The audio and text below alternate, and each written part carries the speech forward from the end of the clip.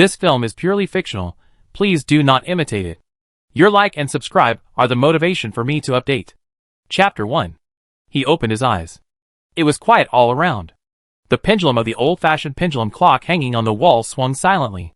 Naoki sat up from the bed suddenly, his chest heaving up and down, panting violently.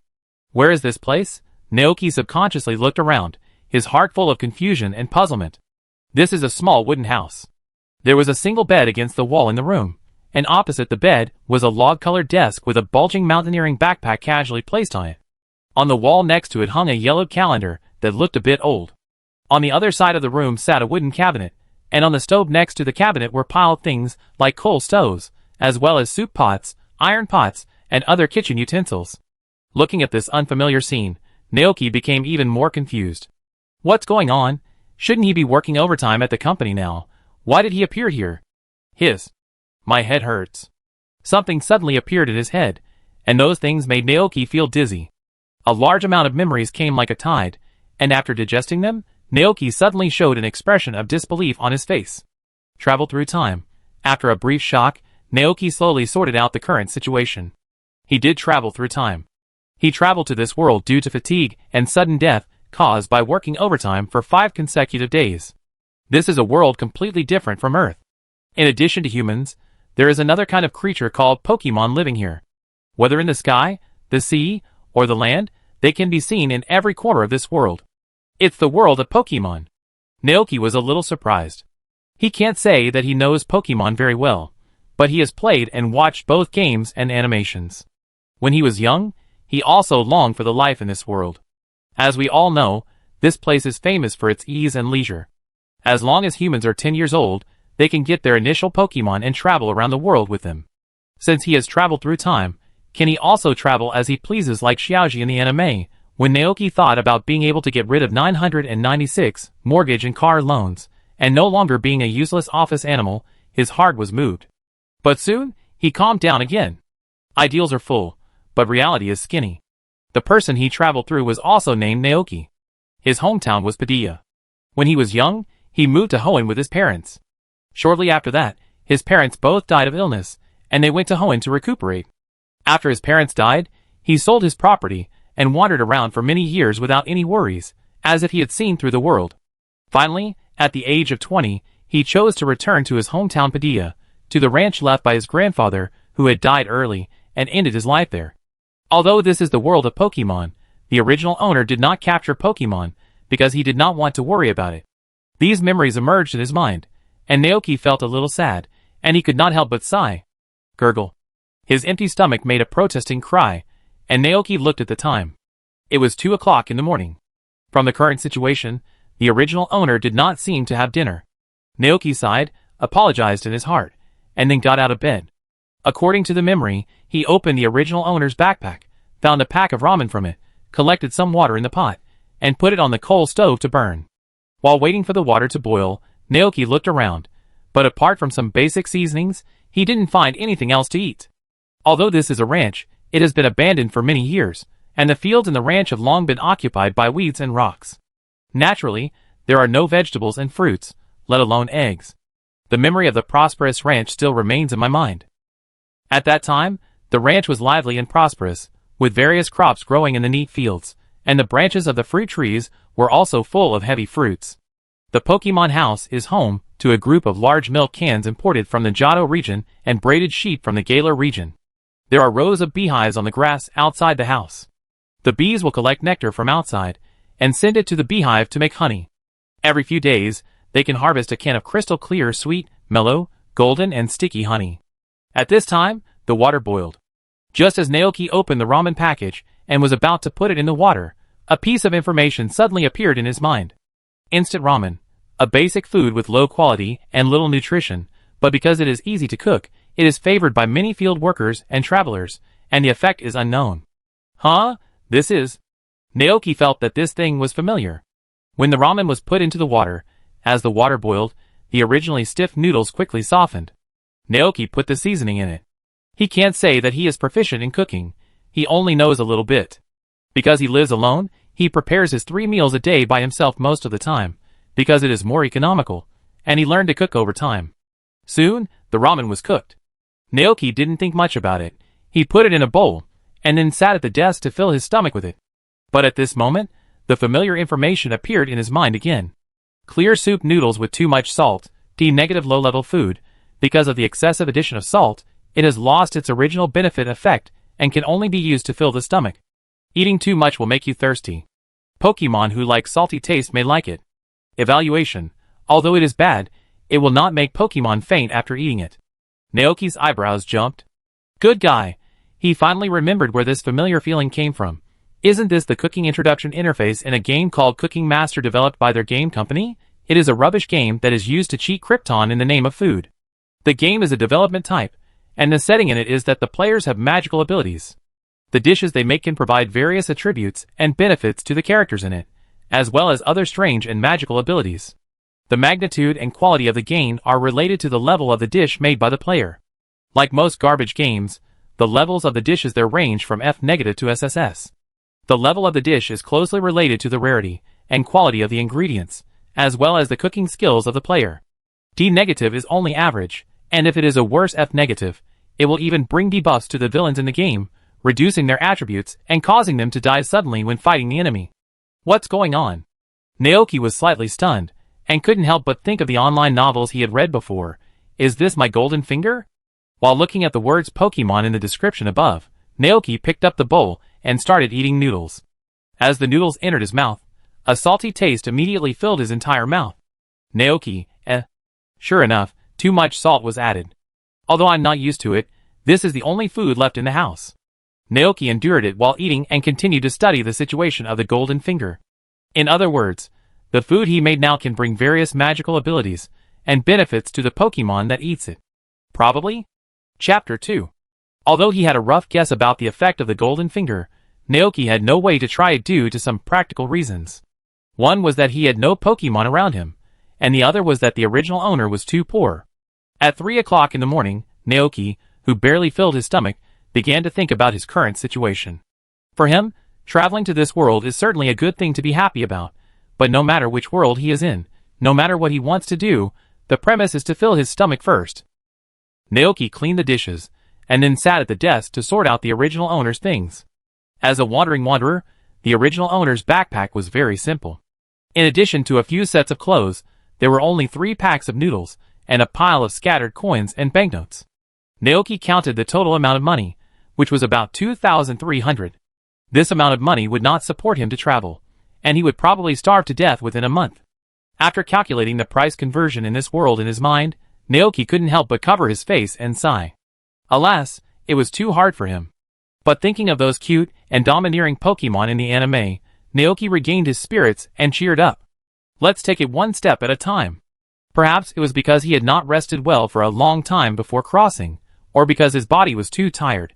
After filling his stomach, Naoki soon felt the overwhelming sleepiness coming. He did not resist, thinking that he could finally have a good sleep, without worrying about being late for work tomorrow, and no longer having to save money to pay the mortgage. Tomorrow is another new day. After turning off the lights and lying on the wooden bed, Naoki soon fell into a deep sleep. The next morning, he was awakened by a knock on the door. Naoki opened his eyes suddenly, sat up nervously, and looked at the surrounding environment, and suddenly realized that he had traveled through time. He breathed a sigh of relief, but the knock on the door outside continued. Naoki was a little confused, and got out of bed with messy hair. When he opened the door, he saw an old man wearing a brown vest, slightly fat, and wearing a black gentleman's hat standing outside the door. The old man was about 60 to 70 years old. When he saw him coming out, he showed a gentle and kind smile on his face. Next to the old man stood a creature with 2 legs upright, which looked like a lizard. The body of the creature was green and shiny, shining smoothly in the morning light. There was a tire-like structure on its neck, and a strong and thick dark green tail swayed gently behind it, with a touch of clear white at the tip of the tail. It was looking over with a pair of big eyes, curiously. Naoki was instantly attracted to it. He recognized the identity of this Pokemon at a glance. It was a motor lizard. The old man in front of him was the mayor of Zichin Town. The old man said, "I heard you say yesterday that you would stay to take care of this ranch. I thought you might not be familiar with ranch work, and it would be very tiring to clean it alone, so I brought this child here."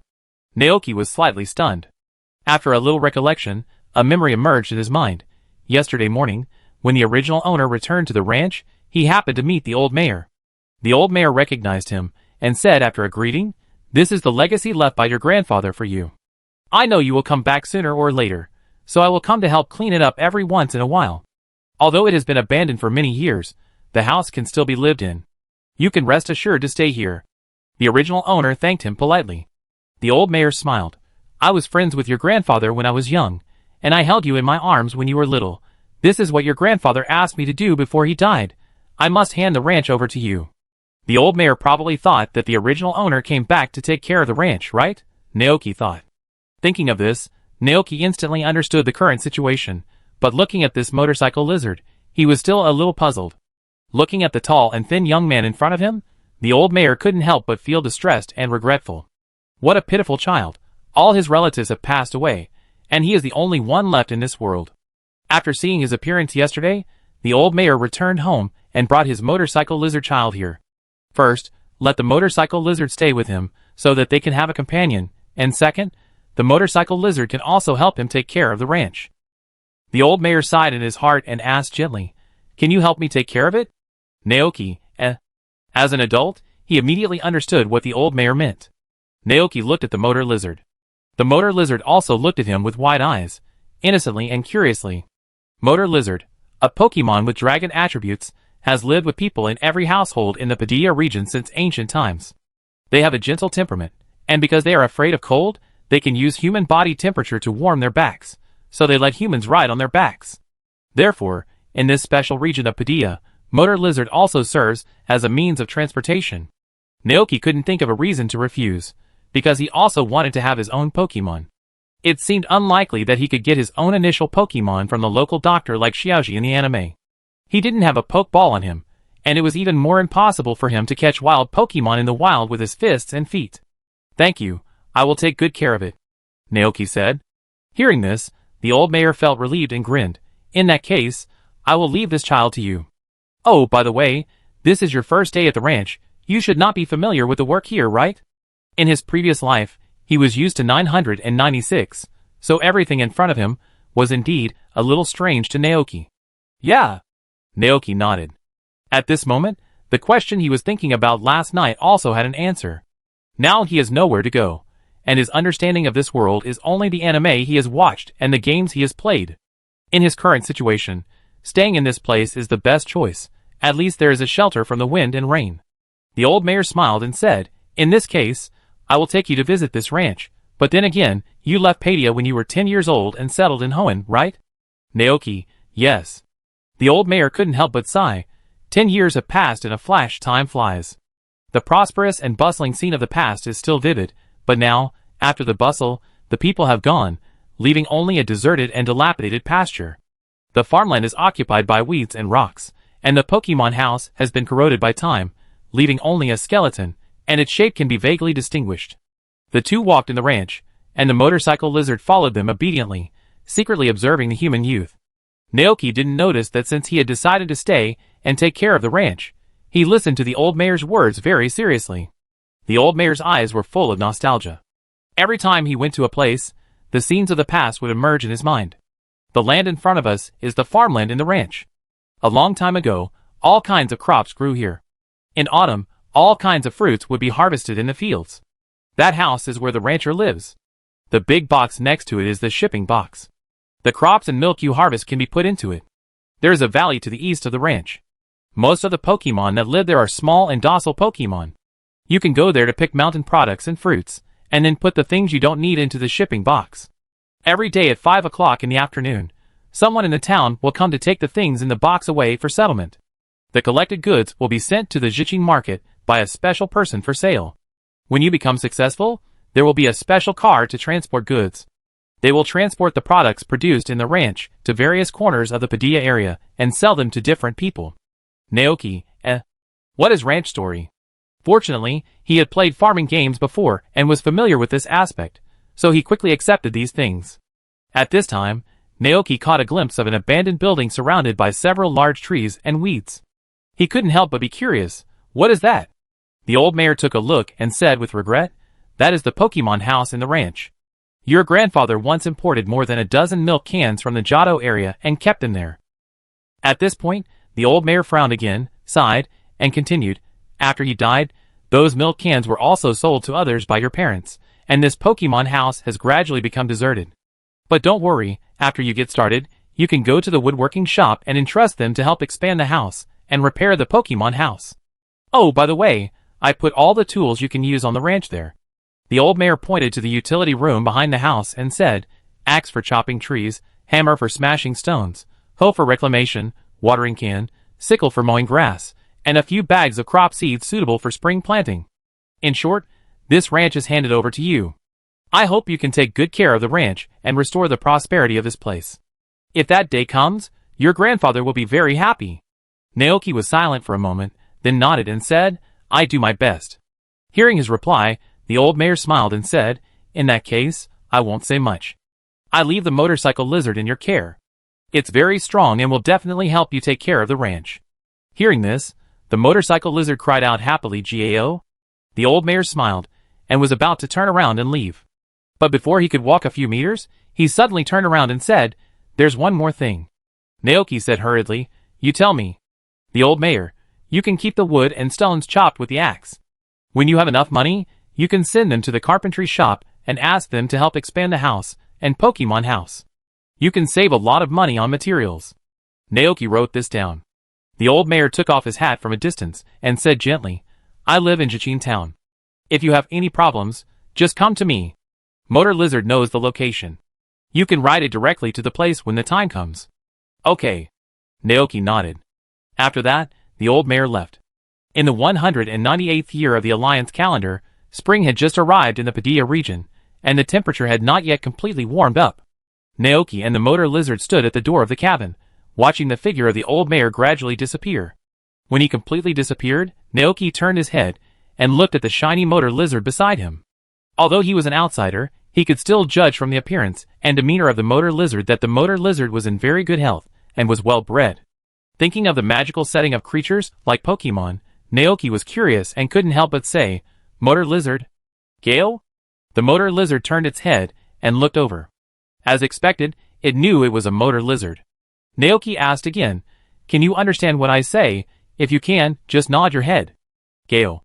As expected, the Motor Lizard nodded its head docilely.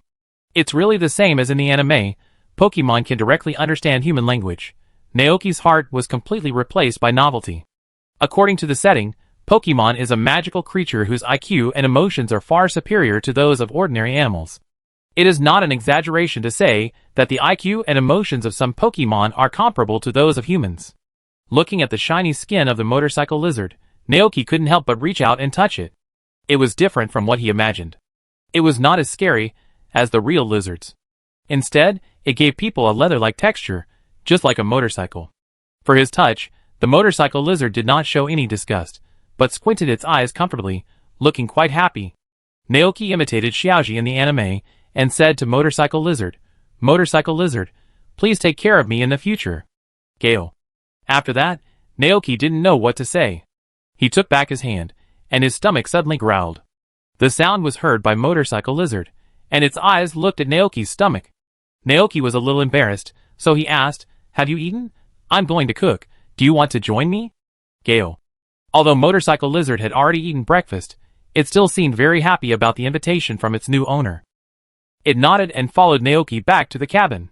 Looking at the cabin, at this moment, Naoki had a different feeling in his heart. He took a deep breath and thought that this would be his home in the future. He worked 996 in his previous life, so it's not bad to be a leisurely farmer in this life.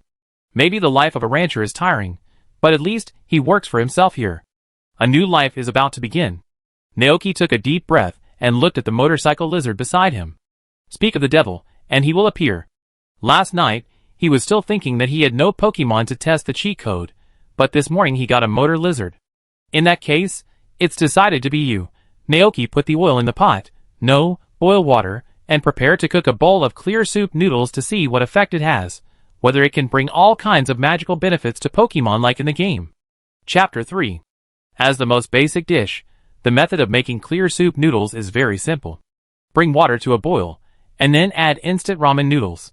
If there are enough ingredients, Naoki will add chopped green onions and lard to let the noodles absorb the soup.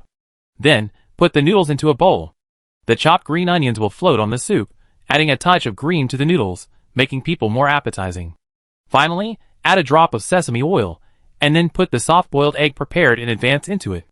Poke it with chopsticks, and the golden egg liquid will slowly flow out and blend with the noodle soup. Just thinking about it, Naoki couldn't help drooling. However, back to reality, there were only those basic seasonings in front of him. Sighing silently in his heart, Naoki learned from yesterday's lesson and added the right amount of salt and chicken essence to the pot. Soon, a simple noodle soup was ready. Naoki filled 2 bowls and looked down while holding them up. The information about this noodle soup immediately emerged from his mind. Hot noodle soup, see negative low-level cuisine. The taste is slightly inferior due to the lack of some key ingredients, but it is a good choice to warm the spleen and stomach in the cold winter. Cooking effect. Cold resistance protection LV1 has the effect of cold resistance that can withstand severe cold. The body will become warm after drinking it. Duration, 30 minutes. Evaluation. Although the quality of the ingredients is low, the skillful cooking method adds a unique flavor to it.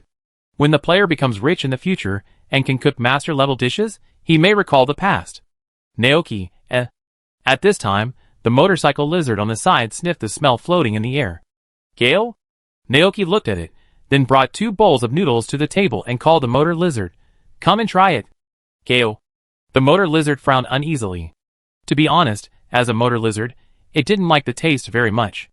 And there was nothing else in the bowl except the white noodles. From the appearance, the taste of this food didn't seem to be very good. When Naoki saw it like this, he immediately understood what the motor lizard was thinking.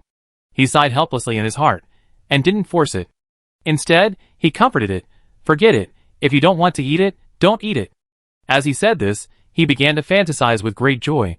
When I make money to buy other ingredients in the future, I will make you the food you like. Naoki was full of expectations for the next ranch life. Hearing this, the motor lizard felt guilty. This was the food specially prepared for it by its new owner. Wouldn't it be bad if it didn't taste it? Thinking of this, the motor lizard looked down at the soup noodles in front of it and said hesitantly, Gah! Then it will eat this bowl of noodles. Motorcycle lizard stretched out 2 chubby paws, picked up the hot noodle soup in front of him and swallowed it whole. The bad situation imagined did not happen. Although the taste of this bowl of noodles was very simple, after drinking it, Motorcycle Lizard suddenly felt his body become warm, as if he was back in his mother's arms. Gah! Seeing Motorcycle Lizard's sudden action, Naoki was a little surprised at first, but then calmed down. He looked at Motorcycle Lizard's appearance, thought about the effect of this bowl of hot noodle soup, and asked with a smile, "How does it feel?" Hearing Naoki's voice, Motor Lizard came back to his senses. Gah! It immediately lowered its head in confusion and looked at its body. There was no human riding on its back, so why did it suddenly become warm? Seeing its actions, Naoki immediately had a rough idea in his mind. It seems that the food can really bring benefits to Pokemon. Naoki thought to himself, and he continued to ask, "Do you feel your body getting warmer and not as cold as before?" Although it is spring, the temperature has not yet fully risen, especially in the morning, it is still chilly. The Motor Lizard raised its head and looked at him in surprise, as if to say, "How do you know?" Gale? Naoki smiled and said, "This is the power of food." Gale. The Motor Lizard looked puzzled. This sentence was too advanced for it. Because it is just a Motor Lizard. Naoki did not continue to explain. Anyway, the Motor Lizard will understand after living together in the future. After confirming the effect of his food on Pokemon, Naoki was in a good mood. He quickly finished his breakfast, washed the dishes, and walked out of the cabin. The abandoned ranch was full of lush vegetation, and a bird Pokemon flew overhead from time to find food. Breathing the fresh air around him, Naoki took a deep breath and prepared to walk around. He planned to get familiar with this place first. Walking in the middle of the ranch with Motor Lizard, Naoki found that the scale of this ranch was larger than he imagined. The edge of the ranch was fenced off with a wooden fence. The middle area was very large. To the east was a vibrant valley. Standing in the middle of the ranch, one could hear the cries of wild Pokemon coming from there. The farmland area occupied 1/3 of the ranch. There was a lake in the southwest corner, and a river surrounded it. There was a wooden bridge on the river, connecting the ranch to the other side of the river. Naoki stood on the bridge, looking at the rotten and broken wooden fence on the river bank, thinking that he still had a lot of work to do. Clear the weeds, rocks, cut down the extra trees, and reclaim the land to prepare for planting. As for the Pokemon house used to raise Miltank, Naoki is not ready to repair it now. First, there is not enough wood, and second, he has no funds. After all, whether it is to rebuild the Pokemon house or to purchase Miltank and other Pokemon, it requires a lot of money.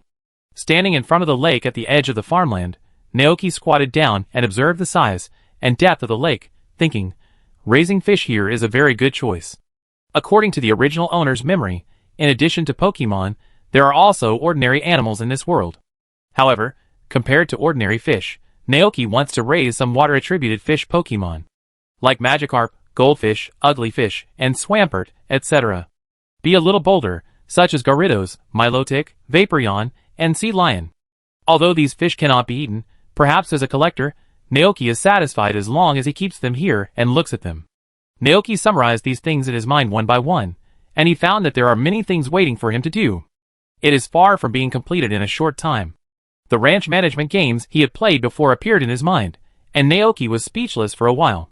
He just escaped from 996, and he is about to usher in 007. Chapter 4. After walking around the ranch, Naoki memorized the topographic map of the ranch. While he was hurrying back with the motor lizard, he suddenly remembered that the old mayor had left him some things in the utility room behind the house. Naoki walked around the wooden house and came to the utility room. When he opened the door, he saw all kinds of tools placed on a large box. Hammer, sickle, hoe, watering can, axe, a bag of crop seeds wrapped in a red bag, and a brown book called Ranch Encyclopedia. Most of these tools are made of iron, and they look brand new. They should be specially bought by the old mayor as a gift. Naoki thanked him in his heart, because he was really short of money now. After putting these tools away, Naoki picked up the bag of seeds. The information of the seeds also appeared in his mind. Turnip seeds, spring crops, which originally take 3 months to mature, but in this world, they can be harvested in about a month. They are very suitable for novice ranchers to grow crops. If there are grass attribute Pokemon to take care of them, their growth cycle will be further shortened. Huh? Naoki was a little surprised. Growing so fast? He carefully recalled the original owner's memory, and after a long time, he finally found the relevant information from the depths of his memory. This world is originally like this. Crops grow fast, and the cycle is short. Because of this, the humans here have almost never experienced food shortages. No wonder the Pokemon world gives people a sense of utopia. Naoki murmured in his heart. Humans don't have to worry about food problems, and with the existence of Pokemon, productivity has been greatly liberated, which also allows young people to travel freely and do what they want. However, Naoki learned from the original owner's memory that not all crops grow so fast. Some crops have a very long growth cycle, and they can only mature once a quarter. Naoki nodded silently, then picked up the book again, opened the title page, and found that it recorded the methods of planting and cultivating crops. Each page was a different crop, and it recorded in detail how to cultivate the field, the time to plant crops, how to fertilize, the watering cycle, and so on. After flipping through it a few times, Naoki treasured it and put it away, then left the utility room with the motorcycle lizard. There was a cave opposite the utility room. Naoki walked into it and found that the space inside the cave was not large. From the original owner's childhood memories, it can be learned that this cave has 2 main functions. One is to grow mushrooms. After all, this dark and humid place is very suitable for mushroom growth. The second is to raise buzzing bats. The buzzing bats raised here will go outside after the sun sets. While foraging, they will also bring back various tree fruits and ordinary fruits for the rancher. This magical Pokemon is a natural gourmet. They can emit 200,000 Hz ultrasound waves from their ears to find ripe fruits to fill their stomachs. They will use ultrasound waves to hit the fruits, and then only pick out the ripe ones to eat. Interesting, Naoki thought. After understanding the purpose of the cave, Naoki did not stay here for long. He returned to the front with tools, looking at the farmland occupied by weeds, and prepared to proceed step by step, first clearing a small area to plant turnips. Seeing his actions, the motorcycle lizard beside him also volunteered to help. Geo. It swung its tail, and as the tail fell heavily, the stone seemed to be hit hard and broke into pieces. Naoki, He looked down at the hammer in his hand, and the stone that he had broken with great effort, and for a moment he didn't know what to say. The motorcycle lizard seemed to be happy that he could help. Looking at its appearance, Naoki sighed helplessly, and said with relief, "Then let's work together." Geo. At the same time, in the central area of the Padilla region, in a basin surrounded by tall and steep mountains. This is the Padilla Giant Pit, a mysterious area called Zone 0. Below this area, there is a modern and advanced laboratory. In the deepest part of the laboratory, Olin, a Pokemon doctor who specializes in studying the legends of the Padilla region, and her husband Fuda looked at the tall, mysterious, and advanced machine in front of them with excitement and expectation. The time machine has finally been developed. Dr. Olin, who was wearing a white coat and a necklace decorated with animal teeth from ancient times, said excitedly, "Finally, we can see the Pokemon from the future and the past recorded in the Book of Vermilion." Dr. Fuda was also very excited. He and his wife spent many years staying in the deepest part of the Padilla pit to do this research. One of them was responsible for studying the ancient times, and the other was responsible for studying the future. With the help of this special area deep in the Padilla pit, they finally developed this device. It can transmit Pokeballs, capture Pokemon from different timelines, and call them to the present. "Let's try it now.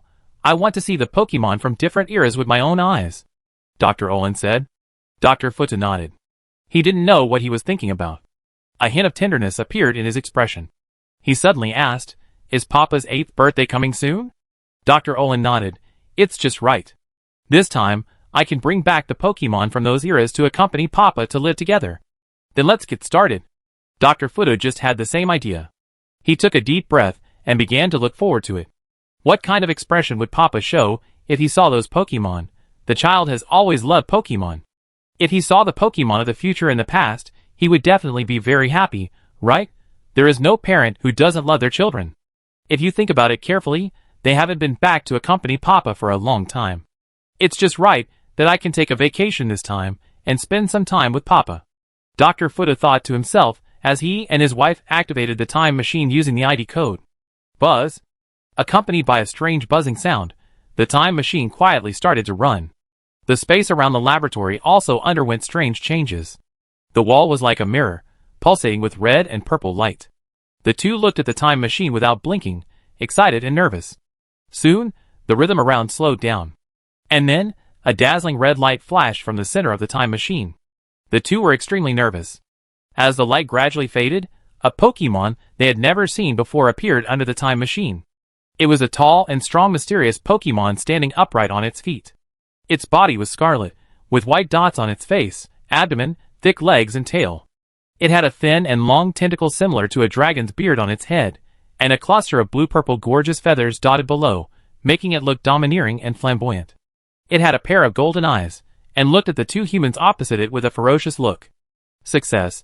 Dr. Olin and Dr. Fuda were relieved when they saw the Pokemon. Finally, their efforts were not in vain. "Let's put it in the Pokeball first," Dr. Fuda said calmly. Dr. Olin nodded, raised his hand to take out the Pokeball he had prepared in advance, and threw it at the Pokemon.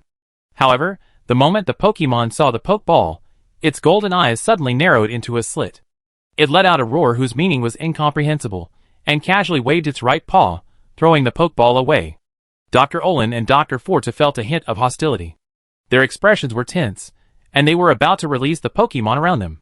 But they found that the mysterious Pokemon from the past suddenly turned its head and looked around, as if confirming something. Soon, it seemed to have got the answer.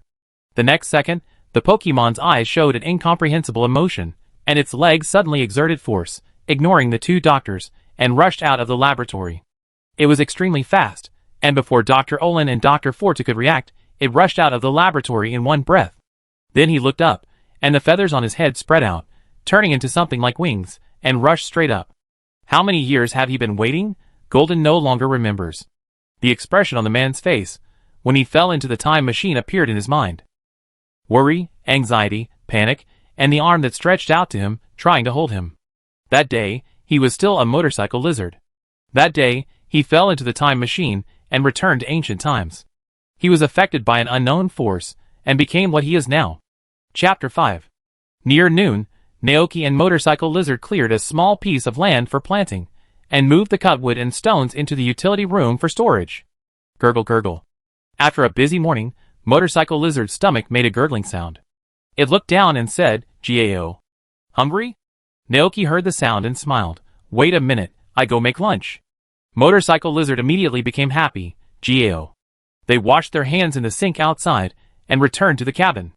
Motor Lizard sat under the eaves to enjoy the cool, while Naoki took out the ingredients and started to work. Today's lunch was still hot soup noodles, but the difference was that Naoki added some wild leeks found in the ranch to make it more flavorful. The first time is the second time, and it took only a few minutes to complete it successfully. After serving the noodles into the bowl, Naoki looked down and found that the level of the hot soup noodles changed from C- to C, and the cold protection time was increased by 5 minutes. Sure enough, ingredients will also affect the evaluation of the dish. Naoki picked up the bowl and placed it in front of the motor lizard, who was waiting at the table early. Motor lizard looked down and saw that the bowl was still filled with the strange noodles, and a pitiful expression suddenly appeared on his face. Gale. The impoverished Naoki, he sighed, thinking of the little money left by the original owner, and comforted, be patient, I will take you to the town to buy delicious food in the afternoon. Gale. Fortunately, the motor lizard did not despise Naoki's poverty. It was a simple optimist. After hearing what Naoki said, it immediately became happy and began to look forward to what delicious food would be in the evening. Looking at the motor lizard holding up the bowl and drinking noodles, Naoki ate the noodles in the bowl with a worried look on his face. The remaining money will be spent soon after buying food. The land has just been turned over. The seeds can only be planted tomorrow. It will take a month for them to mature. The farmland occupied by weeds is a bit hard and not suitable for the growth of crops. This morning Naoki turned them over and poured water into them to make the soil soft. Although there is no fertilizer, fortunately, the soil quality of turnips is not high. Besides that, I must find other ways to make money until the turnips are harvested. Thinking of this, Naoki couldn't help but fall into deep thought. Ways to make money.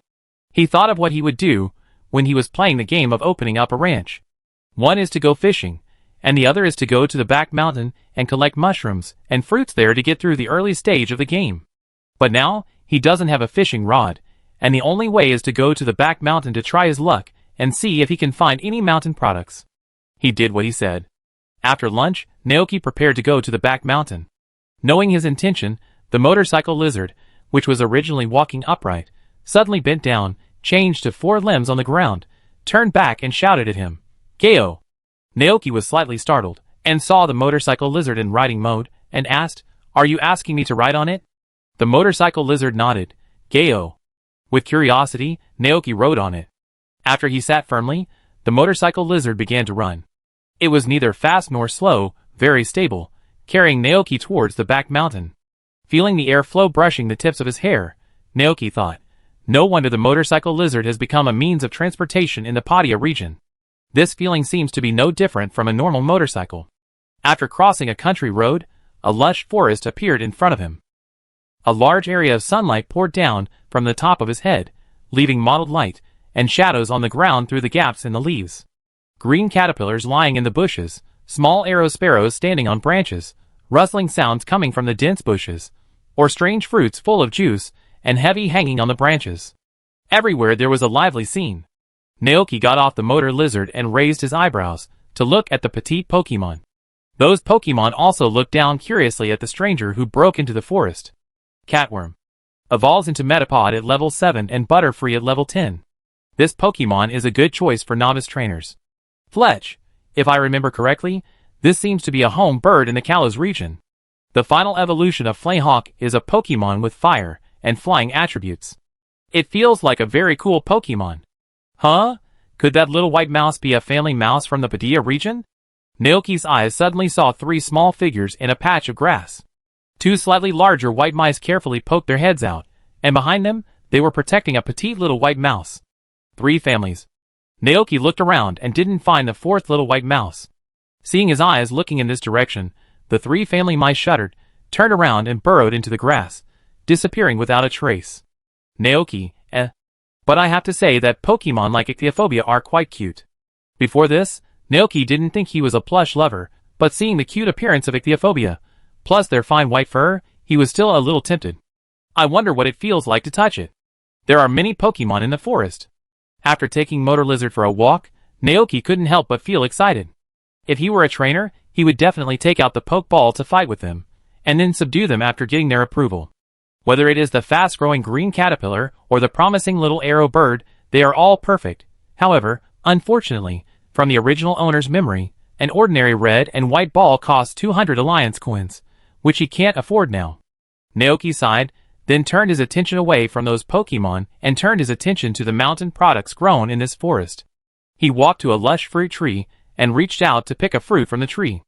Looking down, the information about the fruit appeared in his mind.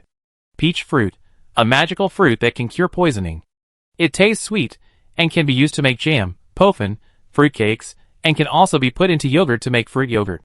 Its unique flavor is loved by many Pokemon. Tree fruit? Naoki picked up the peach fruit and put it in front of him and sniffed it gently, smelling a faint peach fragrance. He brought the tree fruit to the motor lizard and asked, "Do you want to eat it?" The motor lizard took a look, then opened its mouth wide and swallowed the peach fruit into its stomach. Gaw! It looks like it tastes pretty good. It seems that just like in the anime, tree fruits are also the main food source for Pokemon. Naoki had a rough idea in his mind, nodded silently, and picked a few peach fruits from the tree, ready to take them back to the ranch. However, he only took a small part. Because if tree fruits are food for Pokemon, then other Pokemon in this forest also need these tree fruits. If he picked all these peach fruits, many Pokemon would be hungry. After packing the peach fruit, Naoki led the motorcycle lizard to go deeper. This mountain forest is very big. Maybe he went in the wrong direction. Along the way, except for the peach fruit he encountered at the beginning, Naoki did not encounter any other fruit trees. Time unknowingly came to the evening. Naoki was tired and sat under a big tree to rest. He looked at the sky and thought it was time to return. At this time, the motorcycle lizard's nose moved. What's wrong? Naoki turned his head to look. Gale. The motor lizard turned its head and looked around, as if trying to identify the direction. Not long after, it determined the location and stood up to look in one direction. Naoki followed its gaze and looked at the piece of land with nothing. At first, he was a little puzzled, but soon he found something strange. With the roots of the big tree as the center, the grass in a circular area around it all withered. Gale. The motor lizard shouted in that direction. Naoki stood up and walked forward with the motor lizard with doubts in his heart, observing the strange area. Then he used his hands to push aside the decayed leaves and yellowed grass, and found a dark unknown object underneath. At this moment, Naoki also smelled the smell. It was a very special smell that could not be described in words. He was still wondering what it was, but the next second, its information automatically emerged in his mind. Black truffle, a top-quality high-end ingredient, it is a rare delicacy. It can be made into black truffle steamed eggs with eggs, or made into cream soup with butter. Although it does not have a benefit itself, it can greatly improve the effect of cooking. Chapter 6. Black Truffle. Perhaps because he was too short of money, the first thing that Naoki thought of when he saw this thing was, this thing should be very expensive, right? But soon, he noticed the benefit effect behind it. Although it does not have any benefit effect, it can greatly improve the effect of cooking. What is this? Advanced synthetic material. On this point, Naoki could vaguely judge based on the settings in the game in his previous life. In that game, there were also this type of ingredients. Adding it to the food can not only change the effect of level 1 to level 3, but also change the short-term buff to a permanent buff. In this way, the preciousness of black truffles has risen to a higher level. What a good thing. Naoki carefully dug out a whole piece of black truffle. Seeing his action, the motorcycle lizard also lay aside, looking as if it dared not to breathe, until the truffle as big as a palm was put into Naoki's backpack. It looked up and asked in confusion, "Huh? This is a good thing that can improve our quality of life." Naoki smiled and said to the motorcycle lizard. He weighed it in his hand and felt that this piece of black truffle was about 1 kilogram. As an outsider, he didn't know the price of black truffles, but based on the shape and size of this black truffle, he could feel that its price would not be low. Looking up at the sky, seeing that it was getting late, Naoki rode on the motorcycle lizard and let it take him to the ranch. At 5 o'clock in the afternoon, Naoki had just returned to the ranch and was about to get a glass of water when he heard a horn outside. Beep beep. He walked out the door and saw a van with a Wave logo driving in from outside. The driver, who was strong, with muscular arms and a crew cut, leaned out of the car window and said enthusiastically, "You are the new owner of this ranch, Naoki? Mayor Thomas told me that I am Zach from the Jichin market, and I am responsible for purchasing goods from nearby ranches. Please take care of me in the future." "Hello, Mr. Zach." Naoki greeted politely. Zach turned off the truck and jumped off. He looked around and saw the cultivated farmland not far away. He grinned and said, "It seems that you have successfully mastered the work of ranching. Do you have anything to sell?" Zach just asked casually. He knew very well that a novice rancher could not have mature crops, wool and milk to sell. After all, the development of a ranch takes time. But the next second, he saw the new rancher took out a large black thing from somewhere. The knowledgeable Zach recognized the name of the thing at a glance. He opened his eyes wide and said in surprise, "Black truffle? Wow, black truffles of this size are very rare. Where did you find it?" "The back mountain." Naoki asked, "Can it be sold?" Zach nodded quickly. "Of course, the price of this thing is very exaggerated. Normal quality black truffles are about 5,000 alliance coins per pound. The quality and specifications of the black truffle in your hand are almost top quality. This quality of black truffle is hard to find in the market, and the price is about 15,000 alliance coins per pound. The unique taste is sought after by many people, especially those upper-class people among the wealthy and noble families. They are not short of money. 15,000 per pound? Naoki's heart moved. That is to say, the black truffle in his hand is worth a total of 30,000 alliance coins? Naoki couldn't help but be tempted by the price. Should I sell it?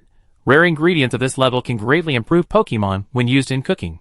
But if I sell it, he will have enough money to buy seeds, repair the ranch, and prepare food.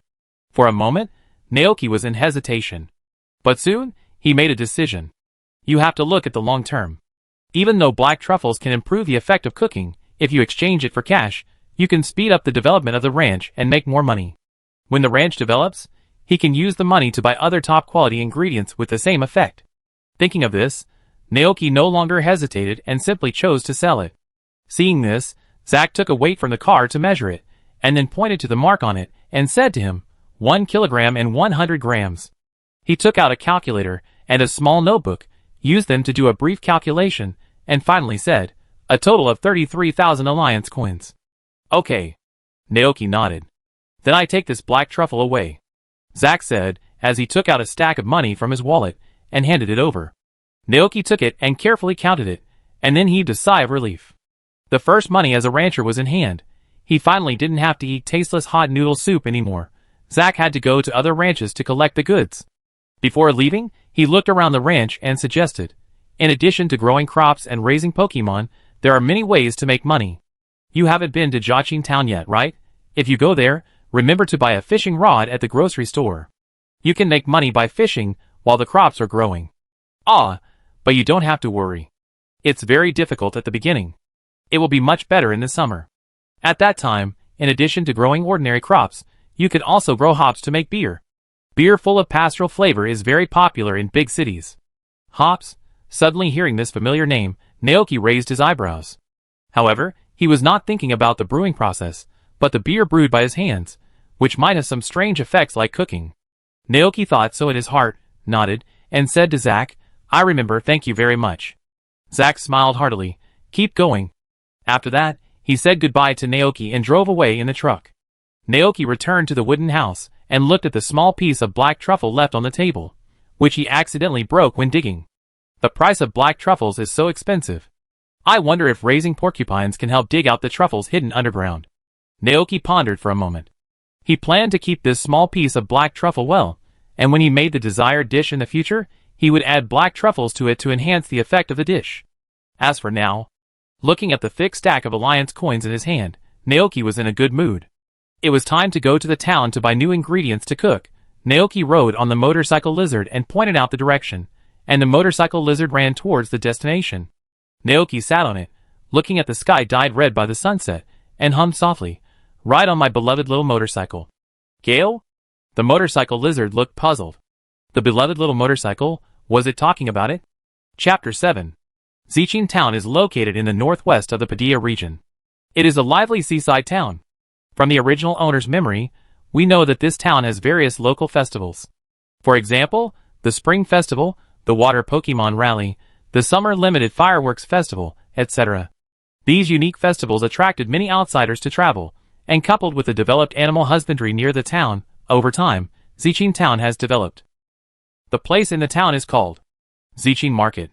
The place is even more famous. Naoki walked on the street with Motor Lizard, and the pedestrians on the road were also followed by various Pokemon. Facing the sea breeze, they took a leisurely walk, and the air was filled with a pleasant and comfortable atmosphere. In addition to buying food, Naoki had another very important thing to do this time. That was to visit the carpentry shop, grocery store, seed shop, and the shop selling ranch Pokemon and ordinary animals in the town. It's almost 6 o'clock now. Naoki was a little worried that the shops would close soon. He thought for a moment and said to the motorcycle lizard beside him, "Are you hungry?" "Gale." The motorcycle lizard nodded and shook his head. It was smart and saw that Naoki had something to do, so it said that it could hold back. Seeing its look, Naoki smiled with relief, touched its head, and said, "Good boy, then accompany me to the grocery store first." Gale. The town is not big. Perhaps in order to prevent foreign tourists from getting lost, the locations of various shops are clearly marked on the map, whether on the streets or on the roadside billboards. Naoki found the grocery store from above and went there directly. After crossing a crossroads, a red brick building appeared in front of Naoki. It was evening, and there were not many people in the store. There was only a bald uncle wearing glasses sitting behind the counter playing with a paparazzi bag. Hearing the sound of wind chimes coming from outside the door, the uncle looked up. "Huh? There are customers. Welcome." Naoki politely said hello, and then asked, "Do you have seasonings here?" "Uncle, yes, on the innermost shelf." Naoki went there, and saw all kinds of seasonings on the shelf. Oil, salt, vinegar, soy sauce, flour, spices, red bean paste, butter, sugar, pepper. The prices were clearly marked at the bottom of the shelf. For example, a bag of flour costs 200 alliance coins, a bottle of oil costs 100 alliance coins, and red bean paste costs 150 alliance coins, etc. Looking at these, Naoki was a little confused about the prices in the Pokemon world. A small bag of flour is the same price as a Pokeball. So the Pokeball doesn't seem expensive. After a moment's thought, Naoki bought one of each seasoning. When he took the things to the counter, the boss showed a surprised expression on his face. He took out the packaging bag and asked, "Have you just moved to Jichin Town?" "Yes." Naoki nodded. The boss smiled and said, "Then enjoy your life in Jichin Town. Okay, the total is 2,820 alliance coins." Naoki didn't rush to pay, but asked, "Do you have fishing rods here?" "Fishing rods? Yes." Then the boss turned around, took out a few fishing rods from the shelf behind, and put them on the counter, introducing them one by one. Each fishing rod has a different price. This one is 2,000 alliance coins. If you match it with bait, you can catch Pokemon and fish in water. This fishing rod costs 5,000 alliance coins. Well, the material it uses is more advanced, so the performance is better than this 2,000 alliance coin, and it is not easy to damage. As for this one here, the price is 15,000 alliance coins. This is the latest powerful fishing rod. Whether it is material or performance, it uses the best materials. Naoki, His eyes wandered among the 3 fishing rods, and finally chose the 2,000 ordinary fishing rod, ready to use it as a transition. A total of 4,820 alliance coins. Since you are a customer shopping in our store for the first time, I will give you a box of bait for free. Please come more often in the future. The boss smiled and handed over a tin can. "Thank you, boss." Naoki took the item and turned to leave the store. His second stop was the carpentry shop, which was located on the edge of the town, with a forest behind it. There was a wooden stake at the door of the store, and a saw was stuck on the stake. Just as Naoki was about to knock on the door, it opened automatically. A strong woman with a pink high ponytail and a hairband came out of the house. After explaining her purpose to the other party, the woman took him into the studio at the back. "Are you the rancher who just moved here?" the woman asked with a little curiosity. Naoki was slightly startled, and then realized that it was Mayor Thomas who greeted him again. He nodded and said, "My name is Naoki." The woman said, "Just call me Carrie." "Okay, Miss Carrie." Carrie introduced the process of expanding the ranch house as she walked. "You haven't named the ranch yet, right?" Naoki shook his head. "No, I just came here yesterday." "Don't worry, I'm just asking casually." "Well, Mayor Thomas has told me the situation. You came here this time to learn about repairing the Pokemon house and expanding the house, right?" "Yes." "Then I tell you one by one. It takes 50,000 alliance coins and 300 pieces of wood to repair the Pokemon house. After the repair is completed, you can raise milk tank and braided sheep there. Of course, this price is a bit expensive for you now. So I recommend that you start by building a chicken house and raise ordinary chickens there. The eggs they lay can also be sold to make money. The chicken house only needs 20,000 alliance coins and 150 pieces of wood. In addition, you need to build a silo specifically for storing feed on the ranch. We will give you a silo for free when you build it for the first time." Hearing this, Naoki nodded thoughtfully and kept these prices in mind. What about expanding the house? That's much easier. Kelly said, it costs about $2 million to build a fully functional house. We will help you expand the second floor, add a separate kitchen and bathroom, and renovate the basement. Generally, the rancher will use it to make wine. In addition to these, our store also provides custom furniture services.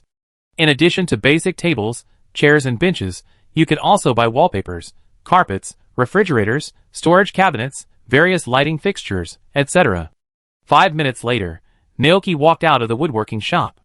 He calculated the money he had left in his hand in his mind, and suddenly felt that he still had a lot of things to do. Why do I feel busier than 996?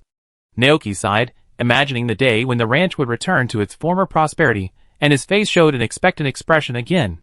By then, he could relax and enjoy the leisurely life of a rancher.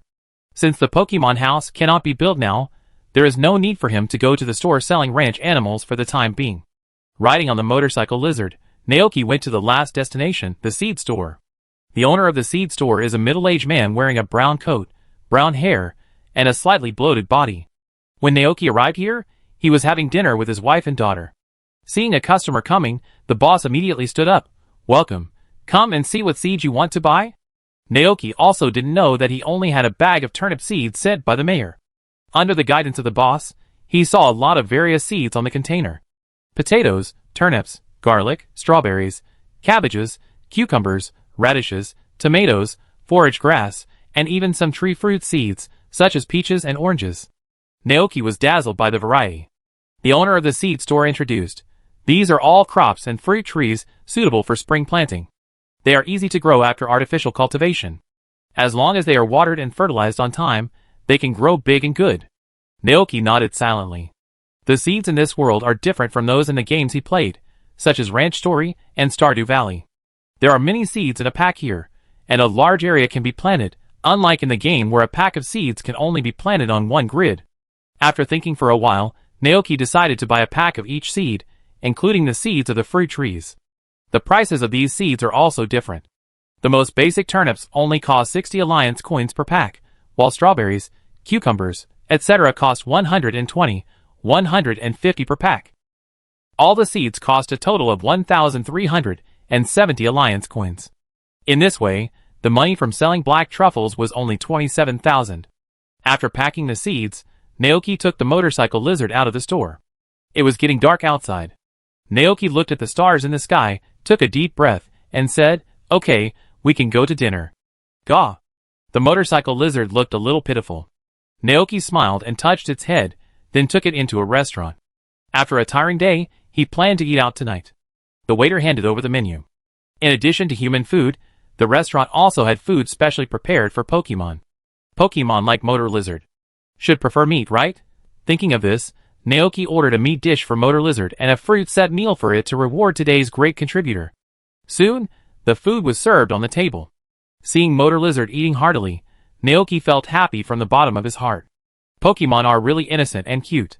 He lowered his head and looked at the fragrant vegetable stew and corn soup in front of him, and their information also emerged. As expected, these dishes do not have special abilities that can enhance Pokemon. Naoki was sure of this in his heart. It seems that only dishes made by my hands have that kind of power. After dinner, Naoki went to the food store to buy ingredients for the next few days. Because there is no refrigerator at home, he only bought 3 days' worth. The temperature is not very hot in this season, and food is not easy to spoil in the house. Naoki carried a lot of bags and rode on the motorcycle Lizard. In the night, one person and one Pokemon started to rush home. At night, the temperature in the air was a little low, and the wind blew on people's bodies. The motorcycle Lizard was very afraid of the cold, but Naoki riding on its back was warm, helping it to dispel the chill. At this moment, the motorcycle Lizard suddenly wanted to drink another bowl of hot soup noodles made by Naoki. The motor Lizard was very fast, and returned to the ranch in less than 30 minutes. The ranch was dark at night. Because he had anticipated this situation, Naoki brought a flashlight with him before going out. He fumbled for the flashlight in the dark, but before he could find it, he suddenly heard a bang. The sound was loud, accompanied by the sound of trees breaking. It was as if something fell from the sky, plunged into the ranch, and knocked down a bunch of trees. Naoki was startled and finally found the flashlight. He quickly took it out and looked at the pasture in front of him. Soon, he saw a strange black shadow in his own farmland. Naoki was startled, and the motorcycle lizard beside him stood up from the riding mode and looked over there vigilantly. It felt an unusual breath. The beam of the flashlight hit the black shadow, and the black shadow lay motionless on the ground, as if in a coma. With the help of the light, Naoki finally saw the true face of the black shadow. Scarlet body, thick tail, gorgeous and flamboyant dragon whiskers, and the airbag on the chest that looked like a motorcycle tire. That was... Naoki was stunned. Chapter 8. In the lighted cabin, Naoki and Motor Lizard looked at the Pokemon lying on the floor that they had dragged in from outside. At a glance, Naoki recognized the identity of this Pokemon. Paradise Guardian Dragon, Wing King, God of the Past. These are all names for this Pokemon. It originally had no name, and it was only after being summoned to this era that the doctor who discovered it named it Golden. That's right, Golden. One of the cover gods of the game Pokemon Vermilion. According to records, it once cracked the earth with its fist. At present, there is no information about its ecology in this world, but some people think it is the past appearance of the Pokemon such as Motor Lizard. Although it looks similar to Motor Lizard, in terms of temperament, Gulton is more tenacious and violent than Motor Lizard. Naoki looked at Gulton and then at Motor Lizard, and found that their appearance and skeleton are indeed very similar. Then, the question is, how did Gulton appear in this place? Naoki fell into deep thought. He thought about the information related to Gulton in the game in his mind. Summoned by Dr. Olin through a time machine, he fled Area Zero after losing a battle for territory with another Gulton. He eventually fell on a beach in the southern part of the Padilla region due to exhaustion, and was picked up by the protagonist of the game. So what is the situation now? Naoki was a little confused. He looked at the innocent-looking motorcycle lizard opposite him, and then lowered his head to look at Gulton. The next second, Gulton's tightly closed eyes suddenly opened, and his golden pupils were filled with a ferocious aura, locking onto the human in front of him. Naoki was startled. But then, the fierce aura disappeared, but the Golden was still staring at him. Naoki? ? Gaw? The motorcycle lizard beside him tilted his head. Hearing the cry of the third party, Golden's expression was slightly startled. After seeing the figure of the motorcycle lizard clearly, Golden's eyes first showed an expression of disbelief, and then it seemed to understand something. Many things suddenly came to its mind. A long, long time ago, when it was still a motorcycle lizard, it also met a Golden one night. Today is the same as the past. However, it was in the same position as the motorcycle lizard at that time. It looked at the motorcycle lizard that was frightened by its own aura, and suddenly realized what happened to the Golden it met when it was a motorcycle lizard. That was itself. It fell into the time machine, and waited for thousands of years in a distant time and space. Finally, it was called again, but it came to an earlier time and space. Golden's eyes were fixed on the motorcycle lizard. Naoki saw the two confronting each other, and was a little afraid that this Gulton, who came from nowhere, would suddenly go crazy and attack Motor Lizard. He quickly stood in front of Motor Lizard, blocking Gulton's sight, and said as kindly as possible, Are you okay now? I just saw you fall from the sky, and then I took you back to my home. For such a strange and violent Pokemon, he had better be careful. Seeing Naoki protecting the motorcycle lizard, Golden's mood became complicated. He looked at the scene with a depressed and unhappy face. For some reason, he felt a little sour in his heart. What made him feel even more complicated was that the motorcycle lizard was still himself. The past him. Naoki silently observed the actions of the Golden. If the enemy doesn't move, I won't move. But at this moment, a gurgling sound suddenly came from Golden's stomach. An embarrassing atmosphere filled the air. Naoki, He and motorcycle lizard had already had dinner. Seeing that Golden didn't seem to be going crazy, he breathed a sigh of relief and said to Golden, Are you hungry? I still have food here, do you want to eat? Golden nodded obediently, no longer as fierce as before. When he heard that there was food, he immediately changed his expression. Naoki couldn't help but complain in his heart. But he still stood up and took motorcycle lizard to the cupboard and took out the fresh ingredients he had just bought today, a piece of plum meat. This kind of meat is lean, but not dry, fat but not greasy. The fried pork chops are tender and juicy, which is very suitable for large Pokemon like Gurdon. Wash the meat, remove the fat and skin, and then cut it into small pieces of moderate thickness and put it in a bowl. Naoki took out the seasoning he just bought, and found dark soy sauce, light soy sauce, oyster sauce, sugar, black pepper, and starch for thickening. Put the seasonings in the bowl one by one, mix them with the processed pork chops, Put them in the pot after the meat absorbs the sauce, and start cooking slowly over medium and low heat. Soon, golden fat began to seep out of the meat, accompanied by the crackling sound of fat jumping, and an attractive smell spread in the room. The pork in the pot, which was full of sauce, slowly turned golden yellow. The fresh pork was full of vitality, shaking slightly in the rich aroma and fat, bursting with fresh juice. During the process, Naoki looked back. I saw that Golden had turned into a galloping form on all fours at some point, drooling and looking at this side. Although the motor lizard not far away had already filled its stomach, it still swallowed its saliva uselessly after smelling the smell. Naoki laughed dumbly and estimated the time in his mind.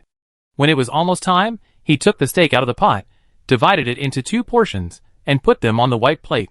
Looking down, the information of this dish also emerged. Fried pork chops, the ingredients, heat, seasoning, and unique cooking methods have created this popular dish. The plump and juicy fried pork chops can bring unparalleled vitality to Pokemon. Cooking effect. Physical recovery, large, strength increase, large, Pokemon gains experience and insights, small, duration 60 minutes. Comment. Fresh ingredients and excellent cooking skills bring this delicious pan-fried pork chop, which is most suitable for Pokemon who pursue strength. Huh? Naoki was a little surprised. The effect of this pan-fried pork chop is so good, it's just that the duration is a bit short. Naoki thought of the black truffle he found before. If he added this strengthening material to it, would it make the duration permanent? I have to try it sometime. He brought the plates to Motor Lizard and Gulton, watching them eat with relish, and then after a little thought, he turned around and took out 2 brand new glasses, 2 tree fruits, and 2 bottles of Moo Moo milk. How can you not have a glass of fresh juice to relieve the greasiness after eating meat? In addition to this, Naoki also wanted to know if the tree fruits were used to make juice directly, would there be a magical benefit effect like cooking? The appearance of the tree fruits is similar to that of fruits, but because there are not enough for making juice, Naoki plans to add an appropriate amount of milk to mix. After washing his hands, Naoki added the juice squeezed from the 2 berries into the cup, and finally poured in the milk and stirred it well. He bought this milk at the Jichin market, a bottle of 500 milliliters, costing 120 alliance coins. Soon, the juice and milk were mixed evenly. Naoki looked at it carefully, and as expected, the information of this bottle of juice milk emerged from his mind. Juice milk. See juice milk made from fresh berries and nutritious mooing milk, which well integrates the fruity aroma into the milk, is a very suitable drink for Pokemon. Cooking effect. Limited to cow Pokemon, after consumption, it will slightly improve the quality of the milk produced by the consumer, making it taste better and more nutritious. Evaluation. Delicious juice milk, you deserve it. Chapter 9. Improve the quality of milk? Cow Pokemon only? Naoki raised his eyebrows, looking a little surprised. He only knew that the effect of cooking would directly improve the Pokemon's strength, speed, and other benefits such as cold protection and warmth. But he didn't know that cooking also had this kind of auxiliary strengthening effect. This is very helpful for ranch work. So will similar effects appear when making other dishes? There are so many kinds of food that even if you spend 50 years, you probably can't cook all the food in this world. But no matter what, at this moment, Naoki has a strong interest in those unknown dishes and effects. There is still a lot of time, I can try slowly. As Naoki thought, he turned around and put 2 cups of juice milk in front of Gultrin and Motor Lizard. Although neither Gultrin nor Motor Lizard can produce milk, it is still okay to give them ordinary drinks. Before being summoned by the time machine, Gultrin had just finished fighting with another annoying Gultrin. It was injured in the battle. After being summoned, it was sure that it had returned to this time and space. It did not have time to rest, and immediately rushed towards home. Now that it had finished eating the meal made by Naoki, savoring the familiar taste, and the slowly recovering injuries, Golden felt relaxed. It could not help but walk up to Naoki, and licked his face with its tongue with a happy expression to express its intimacy and longing. But Naoki did not know what Golden was thinking at the moment. He was horrified at first, but when he thought about how Golden rubbed players and Mutant in the game, he relaxed. Feeling his face covered with saliva, Naoki pushed Golden away speechlessly. Golden was not angry either. He sat there with a silly smile, his thick tail swaying behind him, watching Naoki washing his face. When the motorcycle lizard finished eating, Naoki put away the tableware, washed it, and stretched his body. After a busy day, it's time to have a good sleep. There was no bathroom on the ranch. Naoki went outside, and simply washed himself with a tap, then lazily fell on the bed, yawning as he flipped through the information about spring crop planting in the ranch encyclopedia. He had a lot of things to do tomorrow. cut down the extra trees, break the stones in the farmland, till the land, and plant the seeds and fruit trees. He also had to try fishing again to see if he could catch some big fish, which he could sell to Zack in the evening to supplement the family income. Now the crops are not ripe, and the Pokemon house has not been repaired. This is his only way to make money. Naoki looked up at the bed, while arranging tomorrow's plan in his mind. Motor Lizard yawned and lay drowsy on the wooden floor. Gullerton also found a place to rest with his eyes closed. Naoki's breath, the familiar environment, and the smell of food in the air made it feel very safe. Although the ranch is far away from the town and in the wilderness, Naoki does not feel scared with Motor Lizard there. Not to mention the sudden appearance of Golden. Naoki smiled and then lay down. Turn off the lights and go to sleep. The next morning, as a social animal, Naoki woke up at dawn. He looked up at the pendulum clock on the wall and found that it was only 6:15. Naoki wanted to take a nap, but when he thought about the many things he had to do today, he immediately lost his sleepiness. He rubbed his eyes, got up and started to prepare breakfast. Hearing the rustling sound coming from the bed, Golden opened one eye, saw that it was Naoki who got up, and went back to sleep. The motorcycle lizard straightened up. Seeing its movements, Naoki passed by and touched its head, and smiled softly. Go on sleeping, I go prepare breakfast and wake you up later. Gaw. Then the motorcycle lizard closed its eyes again, and lay on the floor to sleep. This morning Naoki prepared a sandwich for the motorcycle lizard.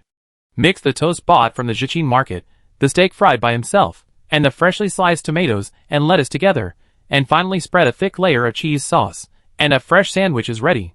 Naoki looked down, and the information about the sandwich appeared.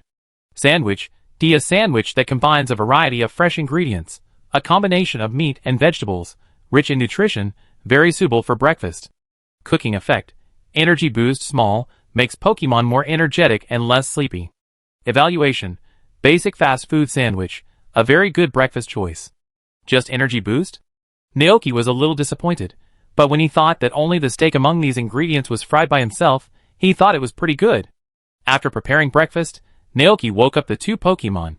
He wanted to make himself a sandwich, but when he saw the remaining instant ramen in the cupboard, he thought it shouldn't be wasted, so he cooked it himself.